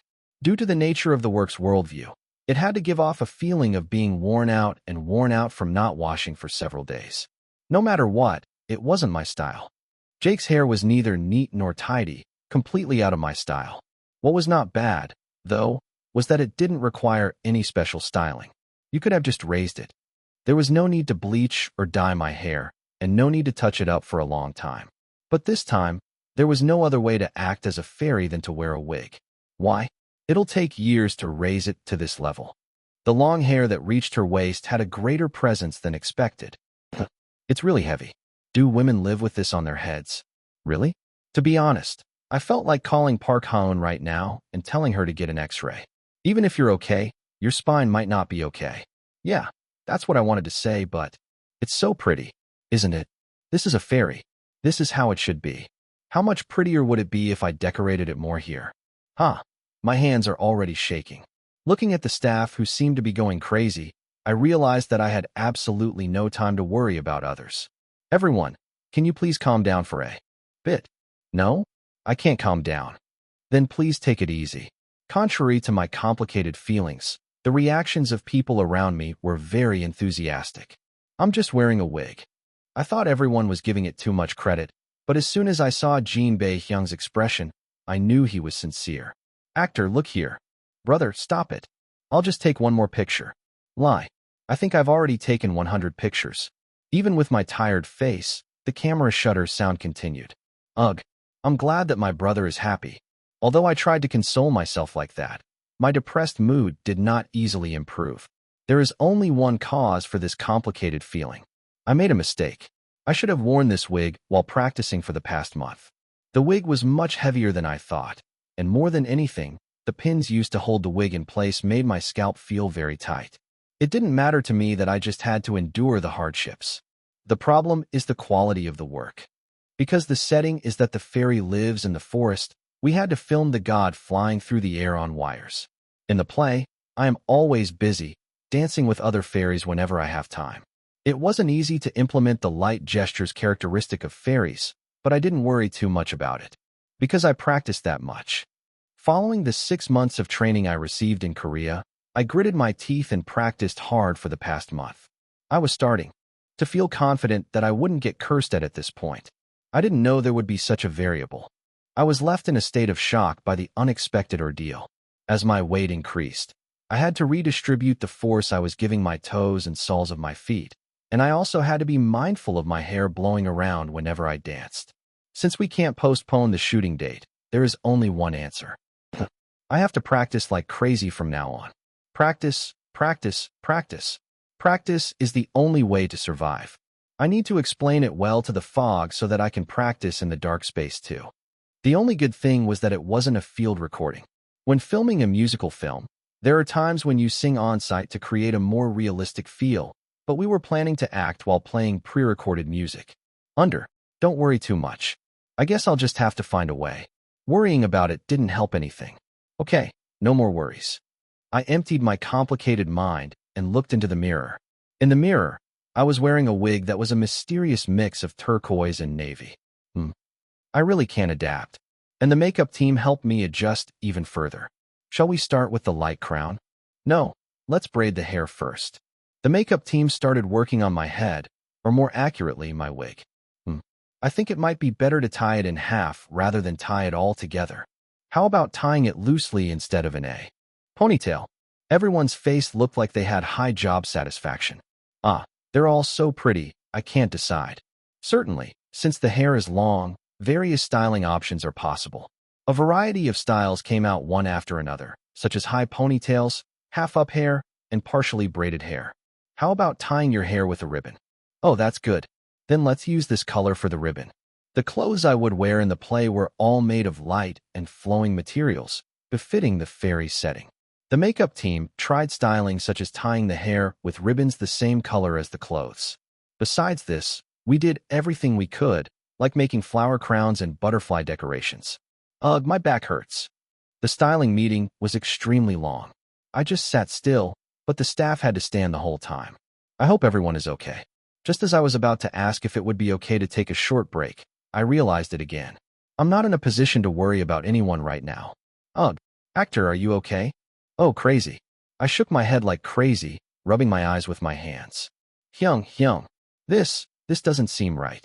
Are you in a lot of pain? It really hurts. It hurts so much. In the dark, I somehow reached out to grab Jinbei Hyung. The big hand touched me straight away, but the pain still persisted. Please bear with it for a little longer, actor. It is said that it is very uncomfortable when you first put on contact lenses. It's not uncomfortable. It's just painful. No kidding. My eyes felt like they were burning. Is this right? Is this feeling really right? I looked back at the staff, thinking something was wrong, but they had an expression on their face like this was your fate. That's how it is. At first, the foreign feeling is no joke. Foreign body sensation? Can this be expressed as a foreign feeling? Aren't you being rude to the word foreign body? How is it? It's much better, right? That's right. But as the staff said, I quickly got used to it after a while. It was so embarrassing that I was making a fuss by myself. But it really hurt. Why isn't the pain of putting in contact lenses for the first time considered a misfortune? It was quite a bit unfair. While I was internally complaining loudly, the staff started applying makeup. Your eyelashes are so thick that they go well with your lenses. I think you should keep your eye makeup light. How about adding a little red tone to the underside? As I was finishing up my makeup, the the sun was already setting. It was my first time having makeup done for so many hours. Coup done. Yanji, you can look in the mirror. I raised my head along with the staff's proud voice. As soon as I checked myself in the mirror, I let out a gasp without realizing it. And, what do you think? Do you like it? What are you asking? The answer is written on the manager's face. Huh. I was so surprised that I couldn't hear the staff talking so loudly for a moment. In the mirror, there was someone else. The power of makeup is truly amazing. For an actor to transform into a character, styling is just as important as great acting skills. I've known this for a long time, but this is the first time I've felt it so horribly. Actor, look here. Jinbei Hyung started taking pictures like crazy again, and the staff members looked at me with proud faces. There was a moment when I too was looking into the mirror with a curious mind. It's not like it's not over yet, is it? The film's director, Sean Connery, came in. He had a slightly tired look on his face, and as soon as he saw me, he froze. Oh my God. Then he covered his mouth with both hands and started screaming. What is going on? Isn't it so pretty, director? They're not just pretty. They're like a completely different species. What the heck, this is? I've seen all sorts of fairies in my life. It was such a compliment that it made my ears burn. I just smiled awkwardly at the words that poured out one after another. Director Sean calmed down only after several minutes of intense reactions. Then he said this with a smiling face. Nice to meet you, Ilya. Calling out the title of this movie and the name of the main character I will be playing. Ilya, the only child born as a half-human and half-fairy in a forest where fairies live together. As he grew up, he realized that he was different from other fairies, but the difference did not feel strange. That's because the fairies were all bright and positive and lived in a world where any hardship was sublimated into song and dance. It was the same with Ilya. He sang and danced when the weather was sunny because it was sunny, and when it rained because it rained. Dense forests, clear rivers, and lush green grass. Ilya, who lived in a truly beautiful nature, one day discovers a human who has sneaked in to take away the fairy forest. Hey, don't move. The humans are wary of Ilya who suddenly appears, but Ilya welcomes him without knowing anything. The movie Ilya is a story about a greedy man who meets Ilya and lets go of his greed. Here, the actor who plays the human role is David, and I play Ilya, a pure fairy who changes his mind. It wasn't a movie that conveyed any message or had any social meaning. As Sean has said before, the goal was to make a visually beautiful and pleasing film. But that's Sean's opinion. I had to create one character regardless of the goal of the film. A fairy who finds complete happiness in small things, even loving humans who try to destroy and take her forest. Humans always live with a goal in mind. To climb higher, to make more money. For a human who has only run countless times towards a goal, meeting Ilya means more than experiencing a day in the life of a fairy. It was not just an area of